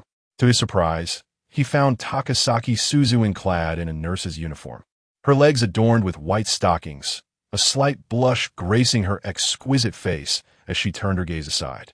Meanwhile, Hasegawa Haruka was dressed in a police uniform, her legs encased in black stockings, a smile illuminating her features. The sight of them offered a refreshing yet distinctly different allure, rendering his attention utterly captivated. Makiko-en, look. Shujane is blushing. Haruka tished playfully. Although she appears to be a carefree person, she surprisingly possesses a touch of girlish charm at times. It feels as if we are engaging in role play, Suzuan replied with a hint of bashfulness. Before the apocalypse, I was indeed a genuine police officer, and given my traditional upbringing, I find intentionally wearing such attire to be quite shameful. Curiously, Makiko inquired, how did you two end up swapping outfits? We discussed it together and decided to surprise you, Makiko, Haruka said, standing tall with a beaming smile. So what do you think? Do I look like a police officer? Does Suzuane look like a nurse? Indeed, Makiko replied as he stepped closer to thoroughly examine them from head to toe. He resolved to pay closer attention to stores selling skincare products, intending to bring them items that would help maintain their beauty as gifts. Women naturally require such things. The contrast between a woman who takes care of herself and one who does not becomes increasingly apparent with age. He recalled his visit to the Grand Villa, where he encountered Nakahara Ryoko, who was remarkably youthful and beautiful, making it hard to believe she had a daughter the same age as Haruka. This was the result of her unwavering commitment to self-care. He could also explore stores selling women's clothing and stockings, acquiring a variety of garments to bring back. Seeing them dressed beautifully would be a delight, even if he merely gazed upon them, especially when engaged in serious matters. Donning elegant attire could indeed bring unique pleasure. I shall take a bath. As Mokagawa uttered these words, Haruka Hasegawa, resembling a gentle and dutiful newlywed, sweetly offered, allow me to prepare the bathwater for you, Mokagawa-kun. She swiftly drew back the covers, revealing her alluringly long and graceful legs ensconced in black stockings, and, donning high heels that echoed with a rhythmic tap-tap-tap, she elegantly made her way into the bathroom. Mokagawa then inquired of Suzune Takasaki, haven't you both taken a bath? After all, if they had indeed bathed, they would surely hesitate to waste the water, at least using it for laundry or other purposes. Although the water tank was sufficiently filled, water resources are so precious. How can we possibly bathe every day? At most, if you bathe and do not drain the water, Just as Suzune was about to continue, Mokagawa raised his right hand and grasped hers. Before she could fully comprehend the gesture, she heard Mokagawa suggest, then let us all bathe together. Suzune's face flushed crimson in shock as she exclaimed, wait, Mokagawa, you cannot possibly mean. A water fight among the three of us should indeed prove quite entertaining, Mokagawa chuckled. Chapter 71. Emptying them all. Early the next morning, after waking, Mokagawa donned his attire and approached the dining table to partake in breakfast. Following his triumph over Fukumura Yuka, he had ascended in level, resulting in a significant enhancement of his physical capabilities. Both Hasegawa Haruka and Takasaki Suzune, in their collaborative efforts against him, found themselves utterly incapable of withstanding his prowess in a 2-versus-1 confrontation.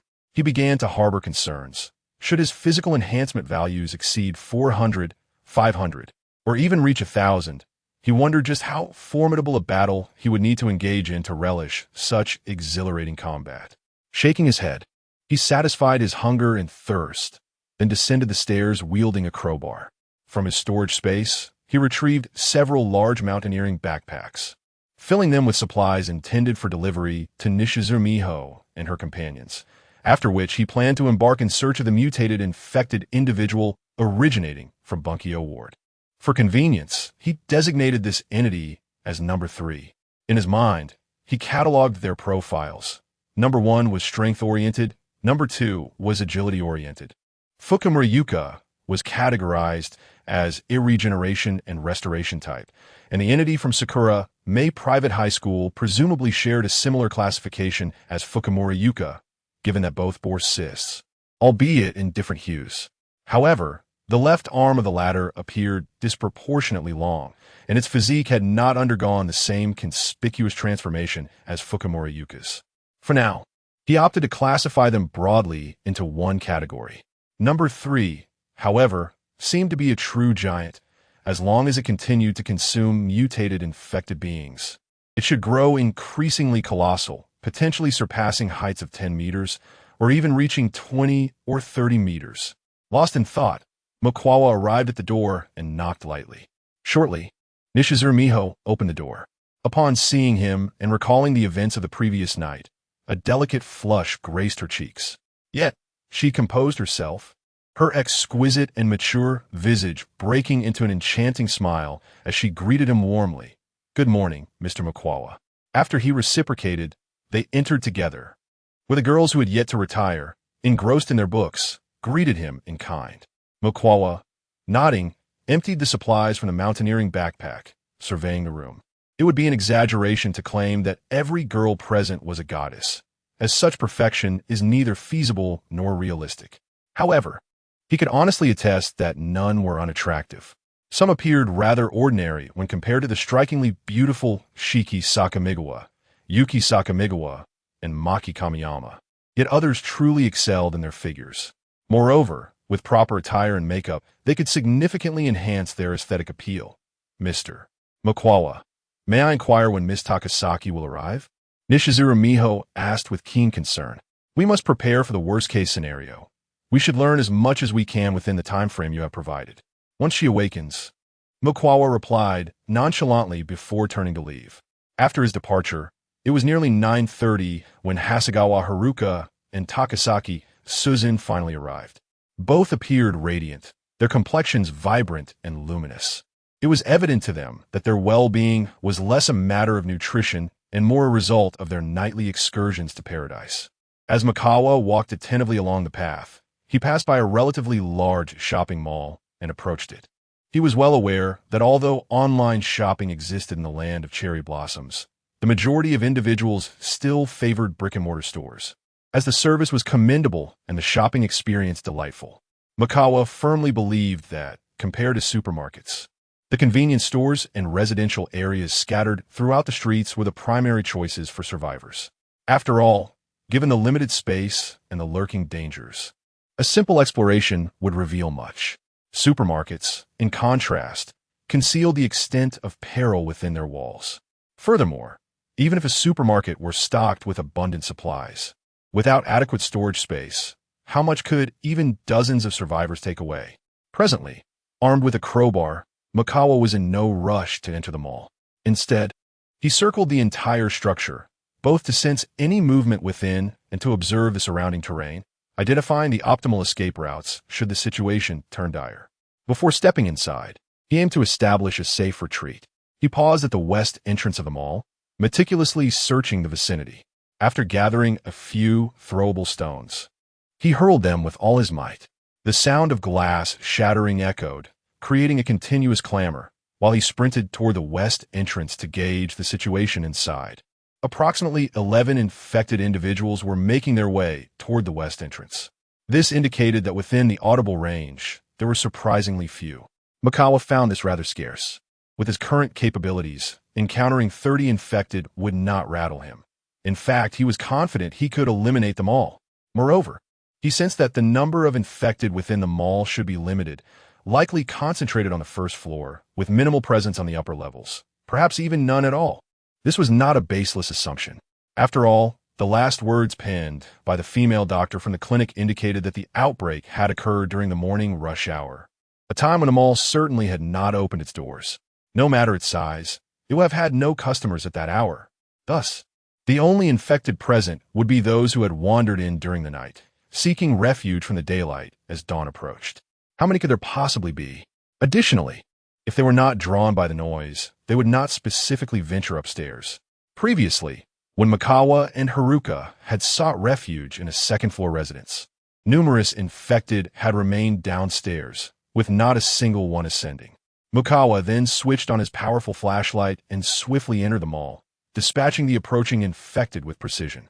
After gaining a surge of experience, he hastened to the escalator on the first floor and glanced at the floor directory. The basement level housed the parking garage. The first basement floor featured a large supermarket with various eateries, including Japanese home cooking, traditional Chinese dishes, and Western cuisine. The first floor was adorned with shops selling luxury goods, cosmetics, skincare products, perfumes, flowers, and women's accessories. On the second floor, there are shops offering women's shoes, apparel, men's clothing, socks, handbags, and jewelry, while the third floor features stores selling watches, gold, eyewear, and a curated selection of global fashion. The fourth floor is dedicated to outdoor gear, children's clothing, school supplies, swimming equipment, a barbershop, and a uniform store. The mall boasts a total of 13 floors, with the pinnacle being a food court and a rooftop garden. Consequently, Chuan resolved to first explore the supermarket located in the basement, ascending through the building to thoroughly deplete its inventory. However, due to the inoperability of the elevator, he was compelled to utilize the stationary escalator or the stairs to descend. Upon reaching the basement, he located the supermarket entrance and ventured inside, initiating his quest. The supermarket was replete with a diverse array of goods. Regrettably, most of the vegetables and meats had spoiled, leaving him with only the opportunity to procure uncut vegetables such as pumpkins, onions, and winter melons, which could withstand the test of time. Subsequently, he moved to the fruit section, where he collected apples, lemons, pomegranates, watermelons, grapefruits, and pineapples, fruits that could endure for a week or two even in the summer. He envisioned returning home, placing the watermelon in the refrigerator for a while, and then indulging in chilled slices of watermelon, a truly delightful anticipation. As Chuan continued his expedition, he scavenged at every turn, not neglecting to raid the supermarket's storage area for additional supplies.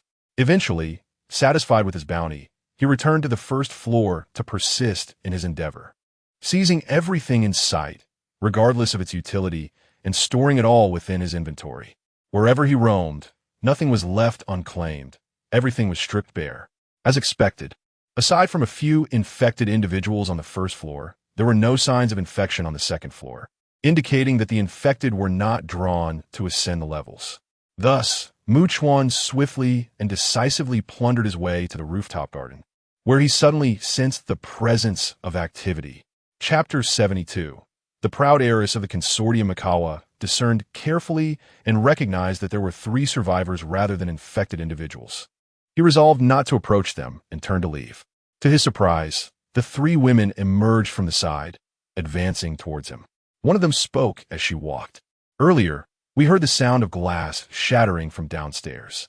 We moved closer to the stairway leading to the 12th floor and heard your footsteps drawing nearer. So we retreated to hide, only to see you were alone. Well, I will ask directly, are you sent by Mr. Kagaya?" Upon hearing those 4 words, Mikawa realized that they possessed a walkie-talkie, enabling them to communicate with Daisuke Kagaya. He scrutinized them further. 2 were clad in suits with impeccably cropped hair, unmistakably resembling bodyguards. Then he turned his gaze to the woman who had just spoken. She was strikingly beautiful, likely in her mid-20s, similar in age to Susan Takasaki. She was not wearing high heels and stood approximately 1.8 meters tall, slightly surpassing Haruka Hasegawa, presenting an elegant and slender figure. Although her stature did not obscure her toes when she looked down, she was undeniably impressive. Instantly, one could sense that she hailed from wealth and privilege, possessing a distinguished background, exuding confidence and assertiveness. Frankly, her presence could evoke a man's desire to utterly conquer her. The 3 women appeared in excellent spirits, evidently having access to the culinary delights of the rooftop food court, suggesting they were not lacking sustenance. "Greetings, I am Shirori Tsukijo. You may have heard of Tsukijo Bank or Tsukijo Electronics. This shopping center is also one of my family's enterprises. Due to its poor business performance, I came here early this morning. I am Mikawa." He interrupted. "I am not affiliated with Mr. Kagaya. I am merely a passerby survivor." From her description, Mikawa understood that this woman was not simply a wealthy young lady with a few family-owned companies. She was, in essence, a true heiress of a conglomerate. Anyone with a modicum of knowledge about the nations of the peninsula or the land of cherry blossoms would comprehend the sheer terror that such conglomerates could wield. It transcended mere wealth. One could exaggerate to say that they could summon demons to push the grindstone. Mr. Kagaya mentioned that Chiyoda Ward is perilous, plagued by terrifying monsters. His team suffered significant losses, and he hopes that we survivors can unite and distance ourselves from Chiyoda Ward. I contemplated that remaining here would be tantamount to waiting for death. Shiori Tsukijo crossed her arms, speaking with remarkable confidence and grace. We wish to invite you to join us. Her proactive invitation to Mikawa was not merely because of his audacity to enter the shopping center alone, but was significantly influenced by her two female bodyguards. Unlike her, they possessed ample experience, and due to her aristocratic background, Shiori's standards were exceptionally high. Thus far, no man had captured her interest. Her female bodyguard possesses a profound understanding of the sensations associated with certain actions, appreciating the joy and pleasure they bring, while simultaneously alleviating substantial mental pressure. In a world where tomorrow is uncertain, nurturing emotions before taking action is indeed an impractical endeavor. To do so would indicate a severe lack of judgment. Thus, for her bodyguard, it suffices that one's physical attractiveness and certain capabilities meet a satisfactory standard. Yueching Shitsi finds herself in a predicament. Her bodyguard still heeds her commands, acknowledging her intellect and capabilities, recognizing her superior intelligence. Otherwise, she would be unable to exert any influence. She is acutely aware that she is no longer the heiress of the Yuecheng consortium. Nevertheless, she harbors disdain for mushy Chuan. The latter silently regarded her for a moment, shook his head in refusal, and remarked, "From your words, it seems you do not intend to join Mr. Ji's team." "Indeed, for I cannot ascend to a leadership role within Mr. Ji's team. Many men in Sakura country inherently possess a sense of male superiority. Even if their abilities pale in comparison to those of a woman, they will never acknowledge this fact, nor will they accept being led by a woman." Yueching Shitsi nodded gently. Moreover, after conversing with Mr. Gu through the intercom, I must say he lacks the capacity to manage people. He is wholly oblivious to whom he should appoint to various positions. Such a person is only fit to manage a small company. Oh, I suspect he is not solely in contact with me. He is undoubtedly reaching out to others as well. It appears he desires to gather as many individuals as possible, believing that sheer numbers equate to strength. As she spoke, Yueching Shitsi chuckled softly, brushing her dark hair with her right hand, her tone imbued with an indescribable quality, as if she were passing judgment from a position of superiority. "Do you consider this to be the behavior of an astute individual?" Mushy Chuan pondered her words. "Indeed, he struggles to manage others effectively, relying instead on those he can control. Yet, he is aware that this is a profoundly intricate subject, and he remains uncertain of his own talents in this domain. Even if he possesses such abilities, the absence of guidance would necessitate a lengthy, circuitous journey of self-discovery. Hence, if someone were to teach him, he scrutinized Yueching Shitsi, understanding the status of women in Sakura country. Being from a consortium does not grant one any advantage. Typically, women are unable to directly engage in the management of family enterprises. Instead, families prefer to appoint capable sons-in-law as successors. Her direct involvement in this marketplace signifies her exceptional qualities, indicating that her family has made an exception. Her capabilities are indisputable. If he could indeed learn the art of managing talent from Yueching Shitsi, he could maximize the potential of individuals like Yuhei's Chuan Haruka, Takasaki Suzen, Nishikura Miho, and Hashimiya Shigeru. In a world such as this, the significance of possessing strong leadership skills and the ability to utilize talent cannot be overstated. Mokuchuan could confidently assert that it is undeniably vital for any team. Thus, he bluntly inquired, "Would you care to join my team?" She expressed her willingness to join. After he assessed her capabilities, should he find he could manage this formidable woman, he would retain her. Conversely, if he discovered he could not maintain control, he would provide her with a safe haven and some resources as remuneration for her learning. Yueching Shitsi raised an eyebrow in surprise. However, rather than posing the mundane question of why he was alone if he had a team, she merely smiled with an air of superiority and said, "I must decline. If you join our team, we hold the reins, whereas if we join yours, it is you who take charge." It was evident she relished being in command, unwilling to be subjugated or ordered about. "Farewell," Mukuchuan said cheerfully, waving his hand as he turned away. The two female bodyguards of Yueching Shitsi watched regretfully as his figure vanished. One of them remarked, "Miss Yuecheng, perhaps we should reach out to the incapable Daisuke Katsuragi." Yueching Shitsi decisively replied, "Let us gather information about the outside world through them before we make any plans.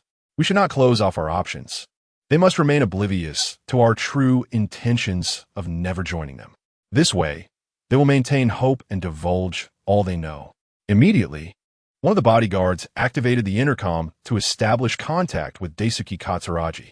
Once connected, Yueching Shitsi recalled Mukuchuan and asked, "Mr. Katsuragi, have you encountered a solitary wanderer named Mukuchuan?" "Mukuchuan, is it true, Miss Yueching, that you have met him?" came Katsuragi's astonished voice through the intercom. "Indeed, he even invited us to join his team." Yueching Shitsi replied dismissively, but I declined. Upon hearing this, Daisuke Katsuragi and his companions were rendered utterly speechless, unable to process the information. Frankly, they wished they were women so they could join Mukuchuan's team. The opportunity that Yueching Shitsi and her companions had, akin to a stroke of luck from the heavens, was inexplicably turned down. They were entirely unaware of the magnitude of their missed chance. For a moment, Katsuragi found himself at a loss for words. The sudden and perplexing silence prompted Yueching Shitsi and her two bodyguards to glance at one another, each reflecting the same incredulous expression. Chapter 73, Terror Beyond Imagination. Shiori from Moon City and her female bodyguard instinctively sensed something was amiss, attempting to call out to Mr. Gu Yuan, seemingly seeking to comprehend the reason behind his sudden and eerie silence. However, upon regaining his composure, Daisuke Gu Yuan chose not to enlighten them, reasoning that since they had missed the opportunity, there was no need for them to understand. Doing so would only play with their emotions. As they continued to glean information about the outside world from Daisuke, Mikikawa had already descended to the first floor of the mall and made his exit. Glancing at his watch, he noted that it was nearly 1 in the afternoon. He decided not to return to the safe house today. Mikikawa traversed the buildings, seeking out infected individuals to eliminate, while deliberately orienting himself towards Bunkyo Ward, believing that heading in this direction would enhance his chances of encountering the number 3. After an indeterminate distance, he reached level 22, acquiring 30 attribute points, which he quickly allocated. 6 points to strength, constitution, and perception, and 12 points to agility. He then reviewed his statistics: strength 84, constitution 85, agility 157, perception 83. As he continued his path of destruction, by around 4 in the afternoon, he surveyed his surroundings, realizing he had arrived in a district dominated by towering skyscrapers. Though it appeared to be a commercial area, time was slipping away, and he needed to decide on a place to stay for the night. Immediately, he began searching for shorter buildings, cautiously observing the terrain. Nearby, he spotted a subway entrance. Mikikawa squinted. Tokyo subway was perpetually overcrowded, particularly since the infected would avoid sunlight. Perhaps there were numerous infected lurking beneath his feet? As these thoughts crossed his mind, he passed by a ramen shop. While not a concrete structure, its wooden design met his requirements. Approaching the entrance, he created a commotion. 3 infected rushed out, easily dispatched by Mikikawa, who then dragged their corpses into the street, doused them in gasoline, and set them ablaze before entering the ramen shop to conduct a thorough inspection. Once satisfied that no danger lurked within, he promptly barricaded the doors and windows with tables and chairs, ascended to the 2nd floor, and settled at the stairwell, retrieving food and drink from his storage space. After indulging himself, he closed his eyes to rest, conserving his energy while awaiting the fall of night. Gradually, a spine-chilling and low growl began to resonate from all directions. Through the incessant sounds, Mikikawa deduced that the number of infected in the vicinity was unfathomably vast. He immediately rose and approached the 2nd floor window, retrieving a pair of binoculars he had scavenged from an outdoor goods store in the mall, peering outside. The infected were numerous and densely packed. Moving back into the room, he shifted his gaze in various directions, and honestly, even Mikikawa could not suppress a sharp intake of breath. He could hardly exaggerate when he said it felt as though he was hiding in a narrow crevice amidst a throng of monsters. Suddenly, a deafening roar echoed from a great height. Reacting to the sound, Mikikawa swiftly moved to a window that could see the source, peering through the binoculars. In that instant, his pupils constricted sharply, Disbelief etched across his face. A colossal infected being resembled a gigantic cockroach, firmly clinging to the exterior wall of a towering skyscraper. Its body was almost entirely adorned with human heads. Through his telescope, Mukua could distinctly observe that its legs, arms, back, and other visible areas were all covered with heads. Each head's eyes were wildly darting about, seemingly in search of something. Soon, Mukua was astounded to discover that, like the first one, this creature also possessed enormous eyeballs. However, unlike the first, it had a total of 4. One was situated on its neck, another on its back, and one at each ankle. Astonishingly, it even had eyelids. At that moment, all 4 gigantic eyeballs were tightly shut. Furthermore, its body bore black cysts comparable in size to basketballs, reminiscent of those found on Fujimori yucca. This sight deeply unsettled Mukua, for in his eyes, it signified regeneration. Additionally, it possessed a tail nearly 7 to 8 meters long, akin to an elongated whip, with a razor-sharp tip resembling a fearsome stinger. Mukua found it difficult to swallow. Based on his experience, to utterly vanquish this creature, he would need to obliterate all the heads, the 4 immense eyeballs, and the cysts. Engaging in close combat with weapons would be futile at this moment. He could only attempt to lure it into a confined steel cage, much like he did with Fujimori yucca, and subsequently incinerate it with gasoline. At that moment, Mukua noticed the third creature extending its tongue, which was astonishingly long, over 10 meters. It was reminiscent of a lizard-esque tongue, capable of effortlessly ensnaring prey from a considerable distance and swallowing it whole. Mukua fell into contemplation. In the presence of the third creature, it would be prudent not to act recklessly. He should first cautiously gather as much information as possible about it. After all, he had no idea how many mutated infected beings the third had consumed in Bunkyo Ward, but he sensed that it likely possessed special abilities derived from those it had devoured. At that moment, the third creature, perched atop the skyscraper and surveying its surroundings, seemed to sense something, drawn by some unseen force, and rapidly descended. Mukua surmised that the second creature had once again come near, catching the attention of the third. Moreover, the second would undoubtedly attempt to attack and hunt the third. After all, the second had previously attempted to hunt the first and Fujimori yucca, only to flee upon realizing their formidable strength. Yet, the speed of the third was astonishing, akin to a cockroach desperately fleeing for its life. In the blink of an eye, it had plummeted 20 meters. Despite its massive size, its swiftness was astounding, leaving Mukua in profound disbelief. As the third descended to approximately 15 meters above the ground, it leaped down. The moment it landed, a deafening crash echoed, causing the ground to crack, a noise that attracted numerous nearby infected beings. Following this, the third creature surged forth like a terrifying giant, crushing vehicles on the street as it sped toward a specific direction. Through the lens of the telescope, Chuan observed number 2 springing forth, shattering the glass of a 3-story wooden structure and leaping inside. Number 3 raised its colossal hand, effortlessly demolishing the building with a terrifying gash. Such formidable destructive power. Chuan, increasingly grave in demeanor, noticed number 3 swiveling its head, seemingly able to pinpoint number 2's location and anticipate its escape route. With a thunderous roar, number 3 charged forth, accompanied by a multitude of ordinary infected trailing behind. The once bustling area fell into an eerie silence. Yet, Chuan remained vigilant, his mind racing. If number 2 managed to flee, it would signal good news for him. It indicated that number 3 was considerably slower than number 2.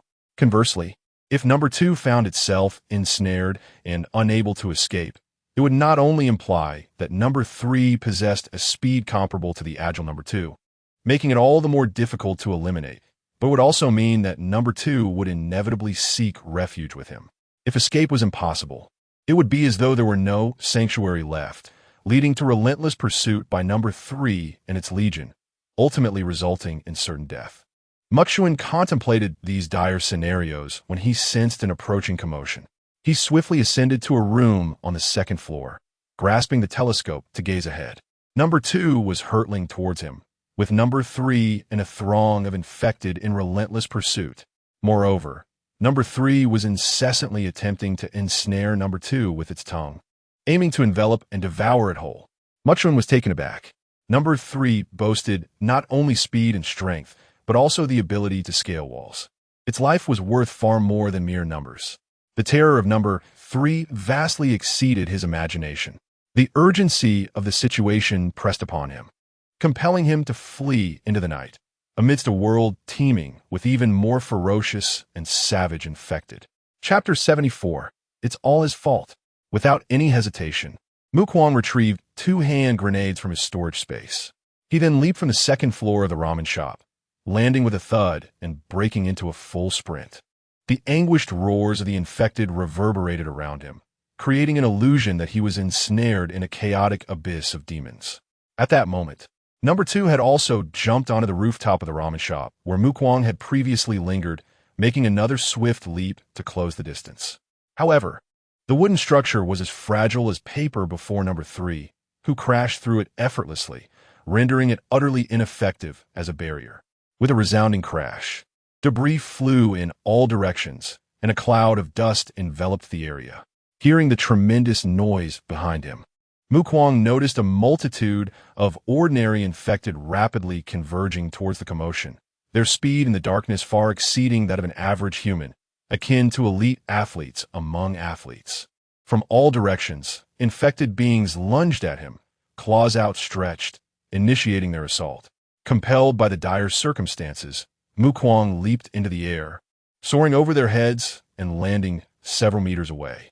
Yet, he was still encircled by a horde of infected rapidly closing in. The situation was dire. Most concerning was that number 2 seemed intent on staying close to Chuan, seeking his protection, which inevitably attracted the attention of number 3 and its minions. Number 3 charged through the throng with unyielding force, either sending the infected flying or trampling them underfoot, pursuing Chuan with a domineering ferocity. Remaining calm amidst the chaos, Chuan reached the subway entrance, raised his right hand, and pointed forward. Number 2 appeared to understand, swiftly altering its course and vanishing into the darkness. Chuan continued to run, then paused briefly to glance back. Number 3 had diverted its attention to pursue number 2, yet its massive form proved an impediment at the subway entrance. However, it was evidently not lacking in intelligence, as it quickly crouched down. The 4 enormous eyes, which had been tightly shut, suddenly opened wide. Chuan felt a chill run down his spine. He had not anticipated that each colossal eye was composed of thousands of blood-red smaller eyes, resembling enlarged compound eyes of a fly, starkly different from number 1. These eyes seemed to grant number 3 exceptional clarity in the pitch-black environment, allowing it to perceive its surroundings as if it were daylight. Number 3, akin to a gigantic cockroach, swiftly scuttled inside. It appeared that in number 3's eyes, only the mutated infected were worthy of its time and energy. A solitary survivor like Chuan was likely no more significant than a minuscule morsel of mosquito flesh, hardly worth the effort to pursue and consume. Chuan believed that descending underground would provide an easier escape for number 2. Its smaller size offered a considerable advantage, allowing it to maneuver even through ventilation ducts, not to mention the presence of halted subway trains on the tracks. This posed an obstacle for number 3, yet number 2 could easily traverse above the subway cars. With a swift turn, Chuan continued to sprint, seeking the river, only to realize the futility of his endeavor. In the darkness of night, even with the moon casting its brilliant glow, the range of his vision paled in comparison to the clarity of daylight. Visibility was exceedingly limited, far inferior to his perceptual acuity. The infected surged toward him like an ambush from all directions, moving with astonishing speed, rendering his escape nearly impossible. Left with no choice, Chuan tossed a hand grenade into a nearby vehicle. The explosion erupted with a deafening roar, igniting the car's fuel tank and triggering another powerful blast. His intention was to lure the infected lurking within the nearby skyscrapers, reducing the number that remained inside. This way, he could later infiltrate the building, ascend to the upper floors, and evade these ordinary infected as long as he remained silent. If necessary, he could always throw another grenade to divert them further away. With a strategy in mind, and not being pursued by a horde led by the third, Chuan maintained his composure. He circled a high-rise building multiple times before leaping to the second floor, crashing through a window. In a race against time, he exited the office, located the staircase, and swiftly ascended to the sixth floor, where he abruptly halted, motionless. He sensed a multitude of infected rushing upward. However, upon reaching the fourth floor, they seemed to lose their target due to his silence, beginning to wander aimlessly. Chuan exhaled in relief, retrieving 2 bottles of beverage from his storage space and consuming them in one go to replenish his energy. After a brief moment, he wiped the beads of sweat from his brow and continued his ascent. As long as he did not attract the attention of the infected, they would not pursue him upstairs, making each higher floor increasingly secure. He climbed to the 11th floor, intending to explore and confirm the absence of danger, planning to spend the night there. Soon, Chuan approached a relatively large office, where, through his perception, he overheard a number of individuals engaged in anxious whispers. Survivors, perhaps? He had no intention of confronting them and decided to ascend further. Just as he was about to turn away, he noticed 2 men emerging from the office. To his surprise, he recognized one of them, a middle-aged man named Sumu Yangtai, who had abandoned his father-in-law. Both men were startled to see Chuan, nearly exclaiming in shock.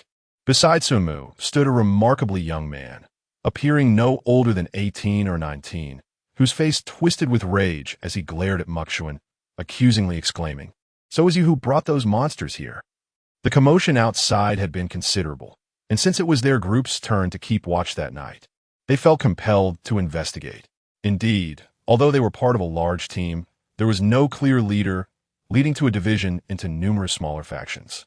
"Glacier," Sumu called out softly, then turned to Chuan, apologizing, "Sir, I apologize for my team's lack of understanding. They have uttered some ridiculous remarks. I hope you will not take offense." Certainly, he could comprehend why Kent Takashi displayed such an attitude. After all, anyone could experience a fleeting moment of safety, only to be confronted with uncertainty. The anguished cries of the infected outside echoed through the dark night, amplifying the dread that resided within one's heart. The crucial issue was that they had infiltrated their refuge. Their chilling, harrowing roars resonated from below. Under such circumstances, the psychological strain was undoubtedly immense. It is no exaggeration to say that many individuals found it nearly impossible to remain calm, becoming exceedingly irritable. A trivial matter could provoke an explosive reaction, leading to chaotic confrontations and irrational behavior. As Mikikawa silently observed Sujimaki Yoda, he chose not to speak and instead turned away, ascending the staircase. "It's all his fault," thought Yoda. Their choice to seek shelter in a high-rise was predicated on the hope that the elevated floors would offer safety, as the monsters were unlikely to pursue them upwards. The young man known as Takashi clenched his fists, anxiety and fear etched across his face. "Tomorrow during the day, if we throw down numerous objects to create a disturbance, we could divert them in one direction, allowing us to escape via the ladder from the second floor." He paused, his countenance paling significantly. "But what if they come up here?" "Takashi, remain calm. This is not our home. To put it bluntly, anyone could breach our sanctuary." Sujimaki Yoda, older and more seasoned, cautioned him. Furthermore, given the uproar outside, anyone who managed to survive and enter here must possess considerable skill. There is no need to provoke them. Of course, it was only because Takashi belonged to his small group that Yoda bothered to voice these concerns. Takashi, deeply troubled and despondent, let out a frustrated huff as he and Sujimaki approached the window in the corridor. They merely glanced down to assess the situation before hastily retreating to the larger office. "Did they spot us, Sujimaki-kun? Is that why they came in?" a trembling voice inquired, betraying the fear etched upon the faces of others present. "Rest assured, the monsters should not ascend," Sujimaki Yoda replied solemnly. "After all, it is our turn to keep watch tonight. If there is any commotion, we will." At that moment, Takashi, filled with rage, gritted his teeth and exclaimed, "It's not that the monsters discovered us. Rather, someone fled in here, luring those terrifying creatures into this building. If they come up, we will all owe our demise to that individual." Chapter 75. Arrogance. Upon hearing Nobutaka Takashi's words, expressions of astonishment and indignation spread across the faces of many present. They had been minding their own business until an intruder appeared, inadvertently drawing numerous infected individuals into their midst, thereby intensifying their mental strain and fear. How could they possibly suppress their feelings of anger and resentment? Yoda Sujimori's countenance shifted slightly as he swiftly interjected. Everyone is well aware of the commotion that just transpired outside. Can anyone truly believe that a person who survived such chaos is devoid of skill or capability? The crowd exchanged glances, many silently agreeing with Sujimori's statement. Furthermore, since the incident had already occurred, blaming and confronting Mikikawa would yield no benefit. It would be wiser to avoid antagonizing a potentially capable individual. Regardless of his prowess, are we truly intimidated by a single man? Nobutaka Takashi, young and impetuous, retorted angrily. He has drawn numerous monsters into our midst, rendering our situation even more perilous. We can no longer afford a moment's respite. Sujimori recognized Takashi's intent to incite others. Nobutaka, it is wiser to minimize conflict. A balding, middle-aged man quietly shared his perspective. Sujimori is correct. That individual undoubtedly possesses considerable abilities. Thus, we should seek to ally with him, enhancing our collective strength. Having surpassed the fervor of youth, he understood that rather than creating enmity, it was prudent to embrace capable individuals to bolster their team. What? We should seek to recruit him. Takashi seemed incredulous, exclaiming, I vehemently oppose that notion. The balding man regarded Takashi with a bemused expression, perceiving the naivete of this untested youth. To dismiss someone capable was a grave oversight. Yet, he also recognized that not everyone possesses wisdom. The existence of ignorance and folly is a testament to that. Clearly, Takashi belonged to the impulsive and less discerning category. However, such individuals often lack ulterior motives and display a certain loyalty, easily swayed by fervor and disregarding caution. Sujimori was certain that if Takashi had no redeeming qualities, he would not be retained. In an apocalyptic world, loyalty and trustworthiness might indeed be the greatest virtues. At this moment, Sujimori retrieved a cigarette from his pocket, lighting it and taking a draw before speaking. Nobutaka, your youth, vigor, and the immense pressure of this world are understandable, but he abruptly shifted his tone. You must recognize that expanding our team is advantageous. Neglecting to recruit a capable individual is, in truth, an exceedingly foolish act. Shamakuen is indeed correct. The balding, greasy middle-aged man concurred, stating, I believe we can send some of the more attractive women from our team to engage with him tomorrow. As long as he has an affinity for women, those beautiful ladies will always find it effortless to converse. Upon hearing this, Noto Takashi's expression darkened. His hands clenched into fists, nails digging into his palms, seemingly oblivious to the pain. I must confront him. At the very least, he should sincerely apologize to us and offer reparations for this matter. With that declaration, Noto Takashi pivoted and stormed out, his resolve unimpeded by anyone. Once outside the office, he found himself alone in the pitch-black corridor, which loomed ominously, echoing with the relentless howls of the infected from below. Noto Takashi's complexion turned ashen, beads of sweat breaking out on his forehead, and fear rendered his legs tremulous, immobilizing him. Ultimately, he retreated. Shamu Waita then inquired, Takashi, do you now comprehend that maintaining a composed demeanor in such darkness is not a feat for the ordinary? Hearing this, Noto Takashi clenched his jaw, refraining from verbalizing his thoughts, yet feeling acutely mocked and ridiculed, further igniting his indignation, which he desperately wished to unleash. The night passed in silence. When Mikikawa opened his eyes, he finished his breakfast, moved the desk and chair blocking the office door, and descended with a crowbar to eliminate the infected on the 4th floor and below, garnering a considerable amount of experience points. He was on the verge of leveling up. With a buoyant spirit, he stepped outside, stretching languidly before retrieving his walkie-talkie, intending to reach out to Hasegawa Haruka and the others to ascertain if communication was possible here. Suddenly, he sensed something descending from above. With leisure, he looked up, managing to retreat just in time. Bang! A computer monitor nearly struck the spot where he had just stood. Following that, a dozen more objects fell, landing alarmingly close.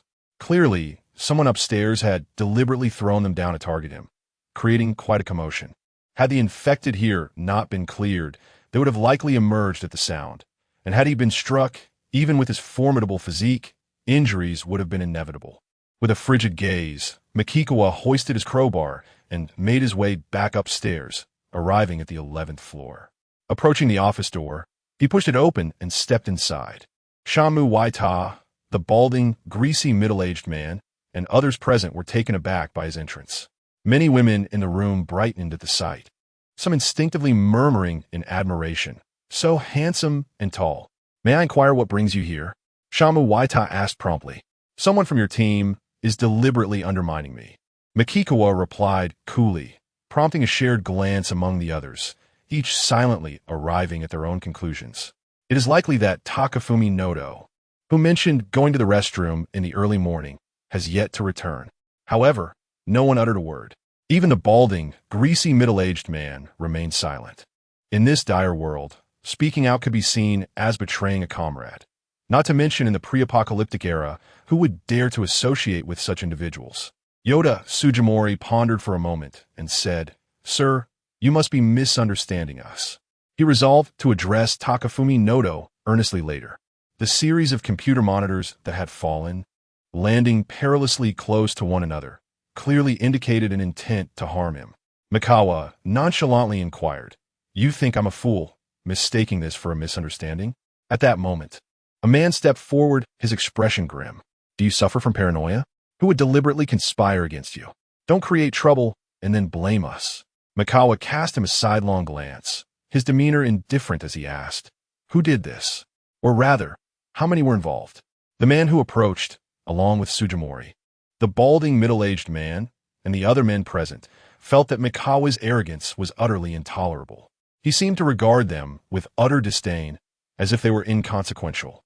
They had yet to blame him for attracting so many monsters last night, worsening their already perilous situation, and yet he continued to act so brazenly. The man who had stepped forward sneered, "Do you truly believe that the men in our team are mere decorations?" As he spoke, he raised his right hand, seemingly intending to take action. However, Mikawa was faster, delivering a resounding slap to his face. The sound echoed sharply. The man's teeth, mixed with blood, spewed forth, and his body flew backward, as if severed from its strings, crashing into a wall 20 meters away. He fell to the ground, motionless. Witnesses to this spectacle stood frozen, their eyes wide with shock and terror, as if struck by lightning. Chapter 76. Eradicating the roots in this moment. Every pair of eyes was wide with disbelief, shock, and terror. How could Chuan have struck someone with such force that they flew so far? Even witnessing it firsthand, it was difficult to accept. Moreover, everyone understood that for the man who had received that blow, death was a likely outcome. It truly felt like a game of survival.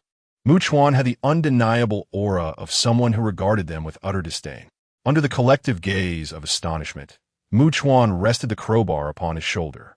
His calm voice was laced with an immense pressure as he asked once more, "Who or which individuals are responsible for this?" As his words echoed, it was as though a deity had descended from the heavens to coldly decree judgment upon the mortals below, instilling profound fear and reverence in all. "Brother, it was Ningon Gueshir who did it. He asked with Sujimuki Yoda's group. We truly have no connection to this," cried a balding, greasy middle-aged man, regaining his composure. Seemingly adept at navigating shifting allegiances, he hastily knelt, his voice trembling. "Though we are together, we are composed of many smaller factions.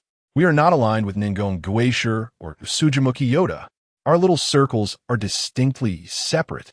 We are merely acting as one group." His shout seemed to awaken the others from a daze. Sujimuki Yoda and his wife turned pale, while the others felt as if they stood on the precipice of death, each clamoring in panic. "It wasn't us. We truly have many small factions. We are not part of Sujimuki Yoda's group. It was Ningon Gueshir. Perhaps even Sujimuki Yoda was behind it." "Brother, It really has nothing to do with us. Please ask him. Quickly ask him. As they spoke, their eyes filled with hatred and blame, turning towards Tsujimuki Yoda and his spouse. If it weren't for Nungong Guishi's foolish actions within their small circle, how could they have attracted such a terrifying presence? Do not speak nonsense. I did not incite him. Tsujimuki Yoda yelled in desperation. It has nothing to do with me. I swear it. The balding middle-aged man suddenly shouted, diverting blame. Do you still refuse to admit it? Is it truly manly to act yet deny your actions? Chuan turned his gaze upon Tsujimuki Yoda, causing him to feel as though he were being stalked by a ferocious beast. A chilling dread enveloped him, nearly suffocating him, as beads of cold sweat erupted across his face and body. To be honest, Chuan was not one to blindly believe every word spoken by others. He possessed his own judgment. Yet the crux of the matter was that Nungong Guishi was affiliated with Tsujimuki Yoda. For instance, if someone were to brazenly eliminate Chuan's ally before him, yet spare Chuan himself, he might let it go. But if the opportunity arose for retribution, what then? Such a perspective made it clear that Tsujimuki Yoda could not simply dismiss the gravity of the situation as if nothing had transpired. In such a world, one must be ruthless and cunning just in case. Since he has already severed the roots, it is essential to eliminate all those closely associated with Nodo Takafumi, ensuring no future worries. At that moment, Nodo Takafumi entered, and all eyes immediately turned towards him. Upon seeing Mukuchuan's silhouette, Nodo appeared visibly stunned, as if he had never anticipated Mukuchuan's presence here. Previously, from his elevated vantage point, he had watched Mukuchuan exit the towering building, promptly discarding everything he had prepared. It was merely a means to release the pent-up negative emotions he had accumulated. However, unable to approach his teammates, he was too sensible to vent his frustrations on walls or tables. Thus he sought out Mukuchuan, this outsider. After all, he had no reason to fear Mukuchuan, who was utterly alone. A rational individual would hardly consider that Mukuchuan possessed the strength to take on 10 or even dozens of people, far beyond the realm of ordinary comprehension, and instinctively, they would dismiss such a notion. It was akin to someone claiming to be from the future. Mukuchuan would merely regard him as a madman. What on earth did you do, Takafumi? Tsujimuki Yoda inquired loudly, his question aimed at disassociating himself and indicating his ignorance of the situation. Yoda, I merely tossed a few items down to create a commotion, hoping to lure those monsters below away, making our escape easier. Otherwise, how could we descend? Noto shrugged, his tone dripping with sarcasm. Oh, the reason there are so many monsters downstairs. It's this guy's fault. His gaze was fixed on Mukuchuan, oblivious to the peculiar atmosphere surrounding them, feeling a sense of disdain. What was Mukuchuan attempting? To confront them? Did he not realize how many men were in their group? Although they belonged to different small teams, they were still part of a larger collective. It was implausible that they would face an outsider without standing together. Or did Mukuchuan genuinely believe that his abilities afforded him the freedom to roam unchallenged in this world?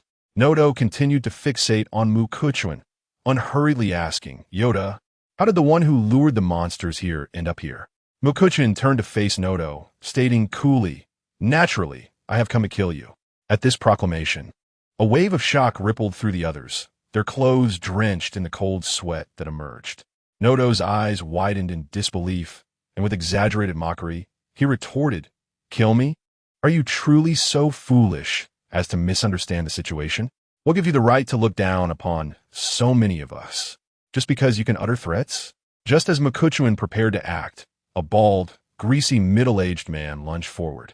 Nodo Takashi could never have anticipated such an unforeseen turn of events. He was suddenly knocked to the ground, feeling a sharp pain coursing through him. Yet bewildered, he shouted, What are you doing? You have no idea the magnitude of your foolishness. The balding, greasy middle-aged man, with a fierce expression, struck Nodo Takashi across the face, followed by another blow that left him utterly dazed. Without the slightest hesitation, the man spat in Nodo's face and seethed. How can there be such an absurdly foolish idiot like you? Other somewhat astute men quickly rushed over to restrain Nodo Takashi, eager to dissociate themselves from him entirely. The balding man then turned to his superior, With a servile yet obsequious smile, inquired, "Boss, how shall we deal with this fool? Should we simply throw him down from here?" Overwhelmed by a whirlwind of confusion and terror, Noto Takashi could not fathom their palpable fear of Mikikawa. The thought of being thrown down sent a surge of survival instinct through him, and he frantically struggled, crying out, "Yuta, save me. You were the one who instructed me to act this way." Trembling, Sujimori Yuta was both shocked and indignant. He had always treated Noto Takashi well.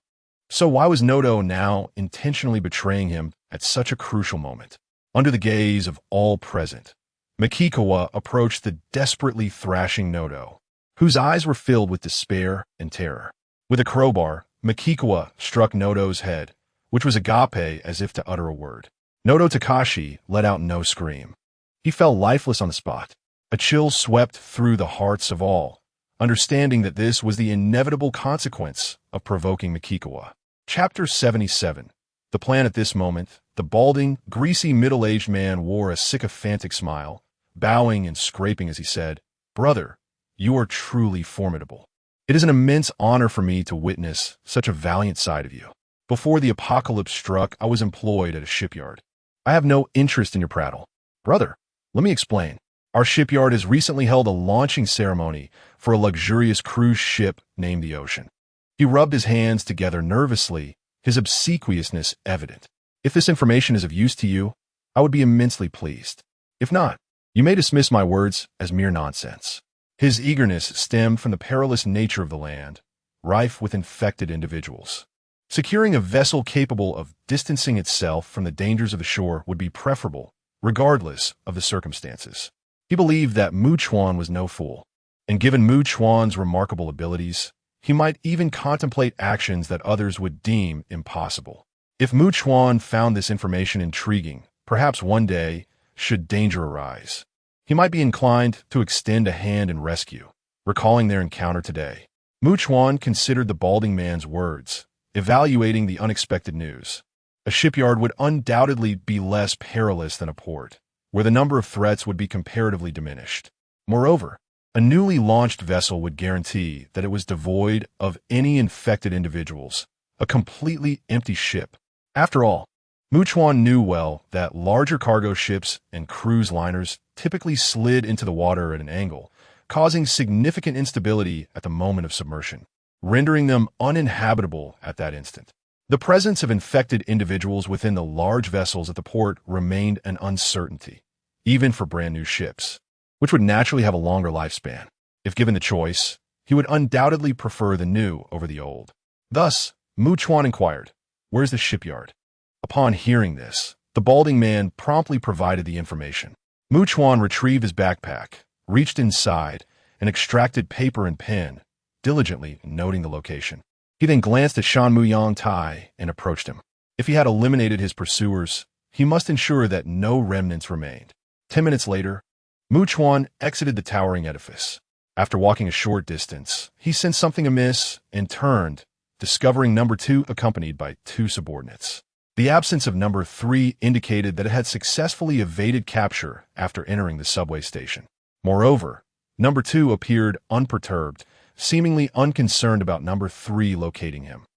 Chuan contemplated this and approached the subway entrance where number 3 had vanished. Straining to listen, he could hear the chilling and anguished roars of number 3 echoing from deep within, as if the enormous creature were trapped and utterly immobilized, rendered helpless. Chuan immediately considered that this might be an opportune moment to incinerate number 3 with gasoline. After all, if number 3 could easily escape with the assistance of so many subordinates, he would have done so long ago. Thus, it appears that while number 3 may ultimately succeed in his escape, the endeavor will undoubtedly be fraught with complexity. Nevertheless, Mikikawa chose to relinquish his efforts. Seizing a moment of opportunity, he set about constructing a formidable steel cage specifically designed to contain the colossal form of number 3. For the standard doorway would be utterly inadequate.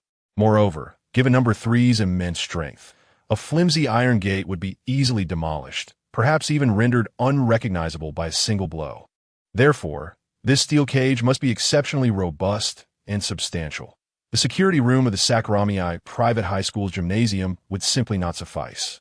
Moreover, if he could manage to trap number 2 within this same steel enclosure prepared for number 3, it might allow him to achieve a dual purpose, sending them both to their fates.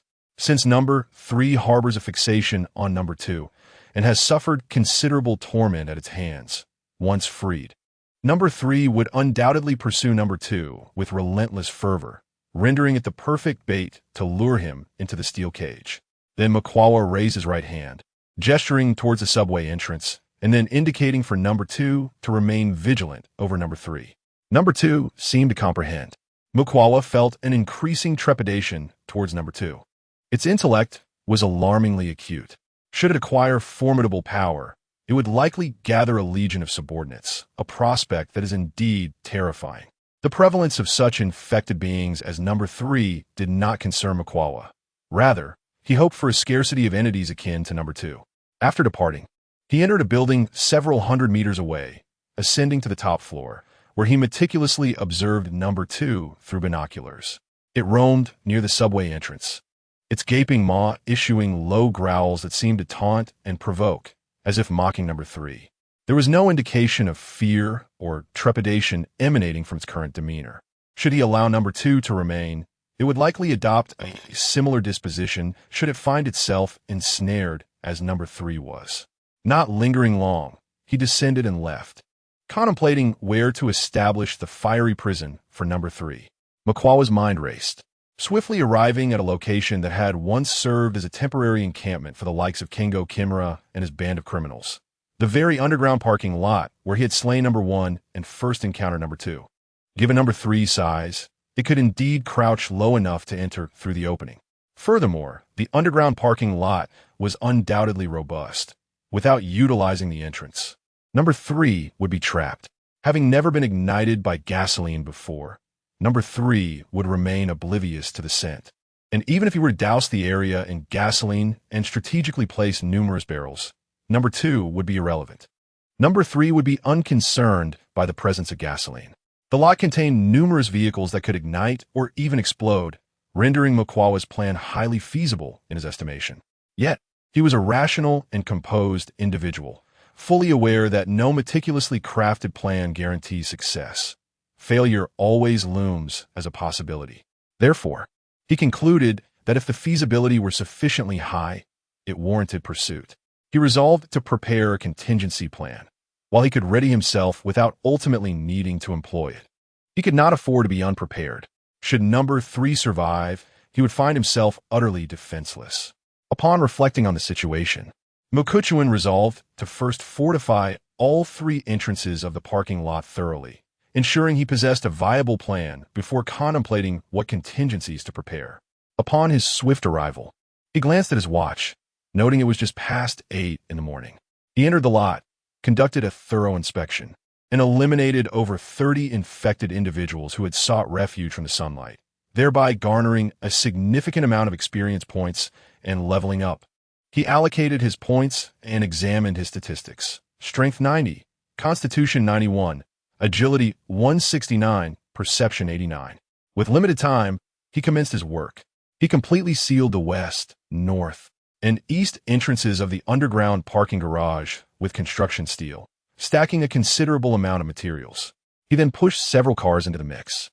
Mukachuan was resolute in his belief that the creature designated as number 3 could not possibly breach such a formidable barricade of vehicles and construction steel, especially with a rear wall composed of dozens of layers of welded steel plates and rebar, reaching a thickness of 70 centimeters.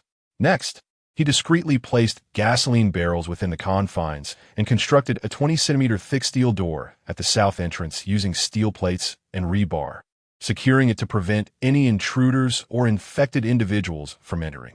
A glance at his watch revealed that it was now past 4 in the afternoon. He set off back towards the vicinity of the apartment building, making a brief stop at the private clinic of Nishikawa Mihoko and her companions. Upon arriving at the entrance of the 3-story clinic, Mukachuan retrieved 6 sizable watermelons from his storage space. He surmised that providing occasional, modest gifts might enhance the loyalty of these women, who would inevitably belong to him in the future. lacking any prior experience as a leader and without guidance. He knew he must navigate this journey alone, accepting that he might encounter numerous detours before acquiring wisdom.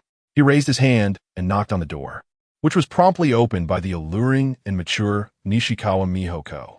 With a warm smile, she greeted him. "Welcome back, Mr. Mukuchuan." He nodded slightly, entering with the watermelons. The young women, who had been reading rather than napping, turned to see the watermelons, their eyes lighting up in delight. The sight of these fruits made many of them salivate. If there was a fruit synonymous with summer, it was undoubtedly the watermelon. "This is for you," Mukuchuan proclaimed before turning to leave. Mihoko followed him outside, inquiring softly, "Mr. Mukuchuan, have you found that monster and dealt with it?" "Not yet. It is even more terrifying than I had anticipated," Mukuchuan replied. "Then we need not worry excessively," she said, feeling reassured by his words. Mukuchuan's calm demeanor suggested that the situation, at least for him, had not reached a point of utter urgency or despair. Indeed, this handsome and formidable man instilled a profound sense of security in women, a feeling they found themselves irresistibly drawn to. It is not merely a matter of affection for Mukuchuan, but rather an earnest desire to seek comfort and security in his presence. After watching Mukuchuan depart, Nishikawa Miho turned back and discovered that the girls who had been slumbering were roused by their more alert companions. Their faces were adorned with expressions of joy as they engaged in animated conversation. The extraordinary experience of savoring such fruits in a world like this felt dreamlike and surreal. "Mr. Mukuchuan is truly remarkable. How I long to be Mr. Mukuchuan's woman. Surely, that would grant me access to an abundance of delightful treats." A myriad of voices echoed around. Yet, it was evident that some girls were utterly unperturbed by Mukuchuan's presence. On the contrary, they appeared to eagerly anticipate it, wishing fervently that he would whisk them away to the apartment building. Chapter 78. A triple benefit. As Mukagawa approached the apartment building, he sensed two individuals moving approximately 30 meters to his left. It must be Haruka Yuzukawa and Suzune Takasaki. What were they doing outside? Instead of rushing over, he first arrived at the iron gate of the apartment, retrieving some fruits from his storage space and placing them into a bag. He then took out an assortment of skincare products and women's clothing, including stockings, and packed them into two large backpacks before finally making his way to check on the situation. Not far along, he spotted the two of them, weapons in hand, glistening with sweat. Upon seeing Mukagawa, their faces brightened, and they quickened their pace until they stood before him. "What are you doing outside?" he inquired. "We took Haruka to a nearby residence to create some noise. If a monster appears, we can deal with one or two together. If there are more, we have an escape route back to the apartment," Suzune explained, wiping the sweat from her brow with a hint of regret. "This was meant to be a test of courage and a way to enhance our skills through real combat. But unfortunately, there were no monsters in the nearby houses." Mukagawa-kun. "Every time Suzune and I enter a house, my nerves are tightly strung," Haruka remarked, seemingly intrigued. "But I understand that I cannot succumb to fear. I must truly overcome the terror within me. So, despite the absence of monsters, I did manage to build some courage and gained quite a bit from the experience." Speaking of which, Mukagawa, about that terrifying monster that Daisuke Kagakuri mentioned, Suzune asked with a hint of concern. Mukagawa led the two of them as they conversed, arriving at the iron gate, where they were greeted by bags filled with fruits, including several watermelons. Haruka and Suzune's expressions lit up with delight upon seeing the bounty. Then, they noticed the two bulging backpacks. Mukagawa lifted them and, along with the two girls, ascended to the cool sanctuary of the room, where they could indulge in whatever means necessary to keep themselves comfortable without reserve. After all, given their relationship, they had little to hold back. "Mukagawa-kun, what do you have in those backpacks?" Haruka inquired curiously. "Women's clothing, skincare products, stockings, and such," Mukagawa replied. Suzune raised her hand to her forehead, pursing her lips. "You needn't risk yourself to gather these trivial items." However, they certainly appreciated the skincare product he brought back. Honestly, it filled them with joy. "As a gift for you," Mukagawa stated nonchalantly. "The skincare products will benefit you, allowing you to care for yourselves daily, which is certainly a good thing. And when you both look beautiful, It brings me pleasure as well. Haruka and Suzune exchange glances. As the saying goes, a woman adorns herself for the one she wishes to please. Mukagawa's admiration encouraged them to enhance their appearance. With hands clasped together, Haruka beamed, "Mukagawa-kun, I am truly happy. And I know Suzune feels the same. Isn't that obvious? If a woman receives a gift from her man, it would indeed be strange and unusual for her to feel displeased." Takasaki Suzune crossed her arms and candidly stated, "However, Mikikawa, you really don't need to bring us these things in the future. We don't want to put you in danger because of us." Before she could finish, Mikikawa embraced her and kissed her crimson lips, abruptly silencing her. Takasaki Suzune immediately closed her eyes, while their lips danced in a fervent exchange. Hasegawa Haruka casually began placing fruits in the refrigerator, then returned to organize her backpack, producing skincare products, fresh clothing, stockings, and so forth. It was only then that Mikikawa released the blushing Takasaki Suzune, who wore an expression of embarrassment. Before she could utter a word, Mikikawa remarked, "By the way, after dinner, I'll take the night watch. Around 9 o'clock, please bring me a chilled watermelon, and you should share it too, half a watermelon each."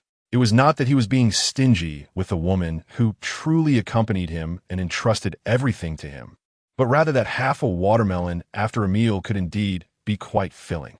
Moreover, he had no intention of engaging in serious matters with Hasegawa Haruka or Takasaki Suzune. He was entirely unaware of when number 3 would manage to escape, leaving him in a state of uncertainty. Yet perhaps tonight could be the night of liberation. What if number 3 pursued number 2, and number 2 fled here?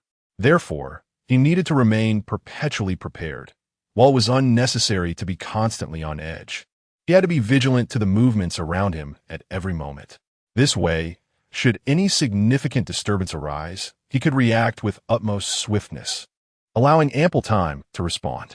Furthermore, he needed to contemplate what contingency plan to employ in case he failed to eliminate number 3. Upon hearing this, Hasegawa Haruka, who was tidying up, lifted her head and exchanged glances with Takasaki Suzune, though neither spoke. Subsequently, Takasaki Suzune knelt down to assist Hasegawa Haruka in completing the organization, and they proceeded to prepare dinner. An hour later, having savored several bowls of fragrant white rice and delectable hot dishes, Mikikawa exited the room. Meanwhile, Hasegawa Haruka, who was washing the dishes quickly, expressed her concern. "The situation might not be very good, right?" Takasaki Suzune pondered for a moment before softly replying, "In any case, what we face is entirely different from what Mikikawa faces." Hasegawa Haruka sighed and added, "Suzune, I plan to accompany Mikikawa-kun. I'll return to sleep once I can no longer keep my eyes open. For now, I still have things I can do." "Huh?" Takasaki Suzune looked at Hasegawa Haruka in surprise, noticing her blink and say, "Mikikawa-kun brought me a lot of gifts that I can use, and I am genuinely delighted.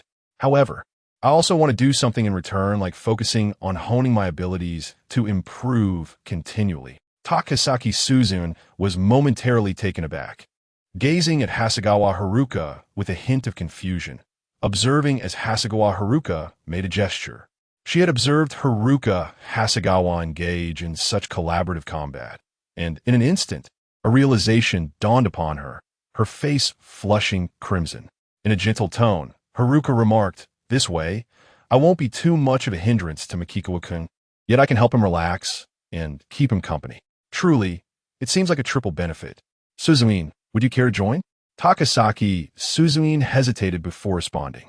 Having faced death herself, she pondered how, without Mikikawa, she might not have survived, let alone how long she could have lived without him.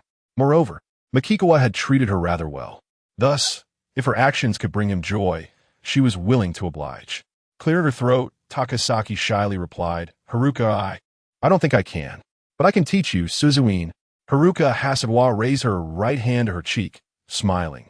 "I never imagined I would have the opportunity to be Suzune's little teacher, and we must also take the time to dress up nicely."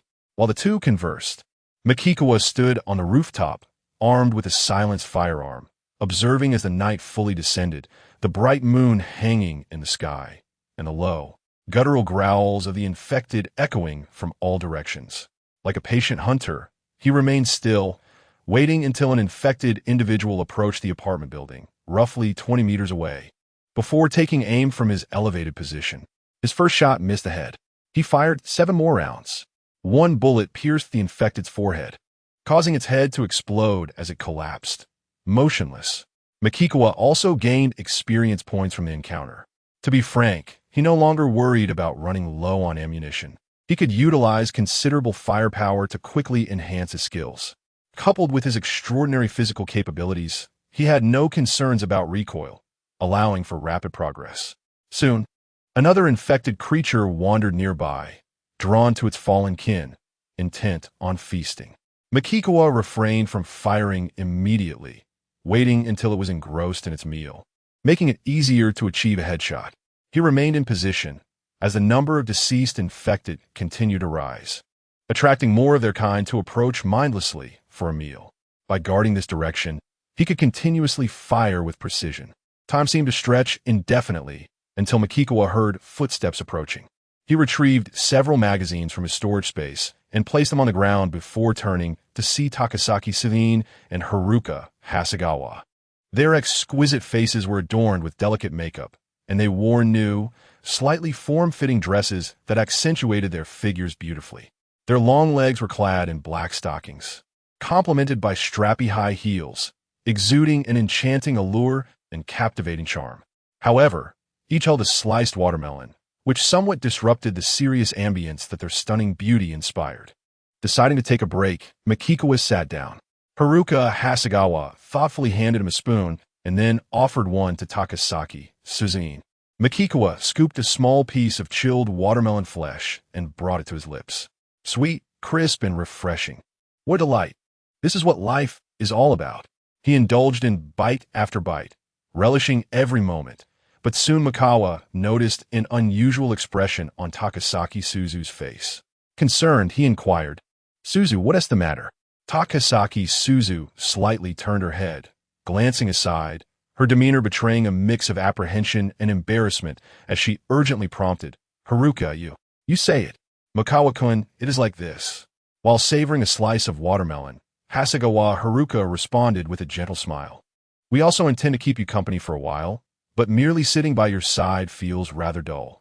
How about you continue with your activities while we immerse ourselves in our practice?"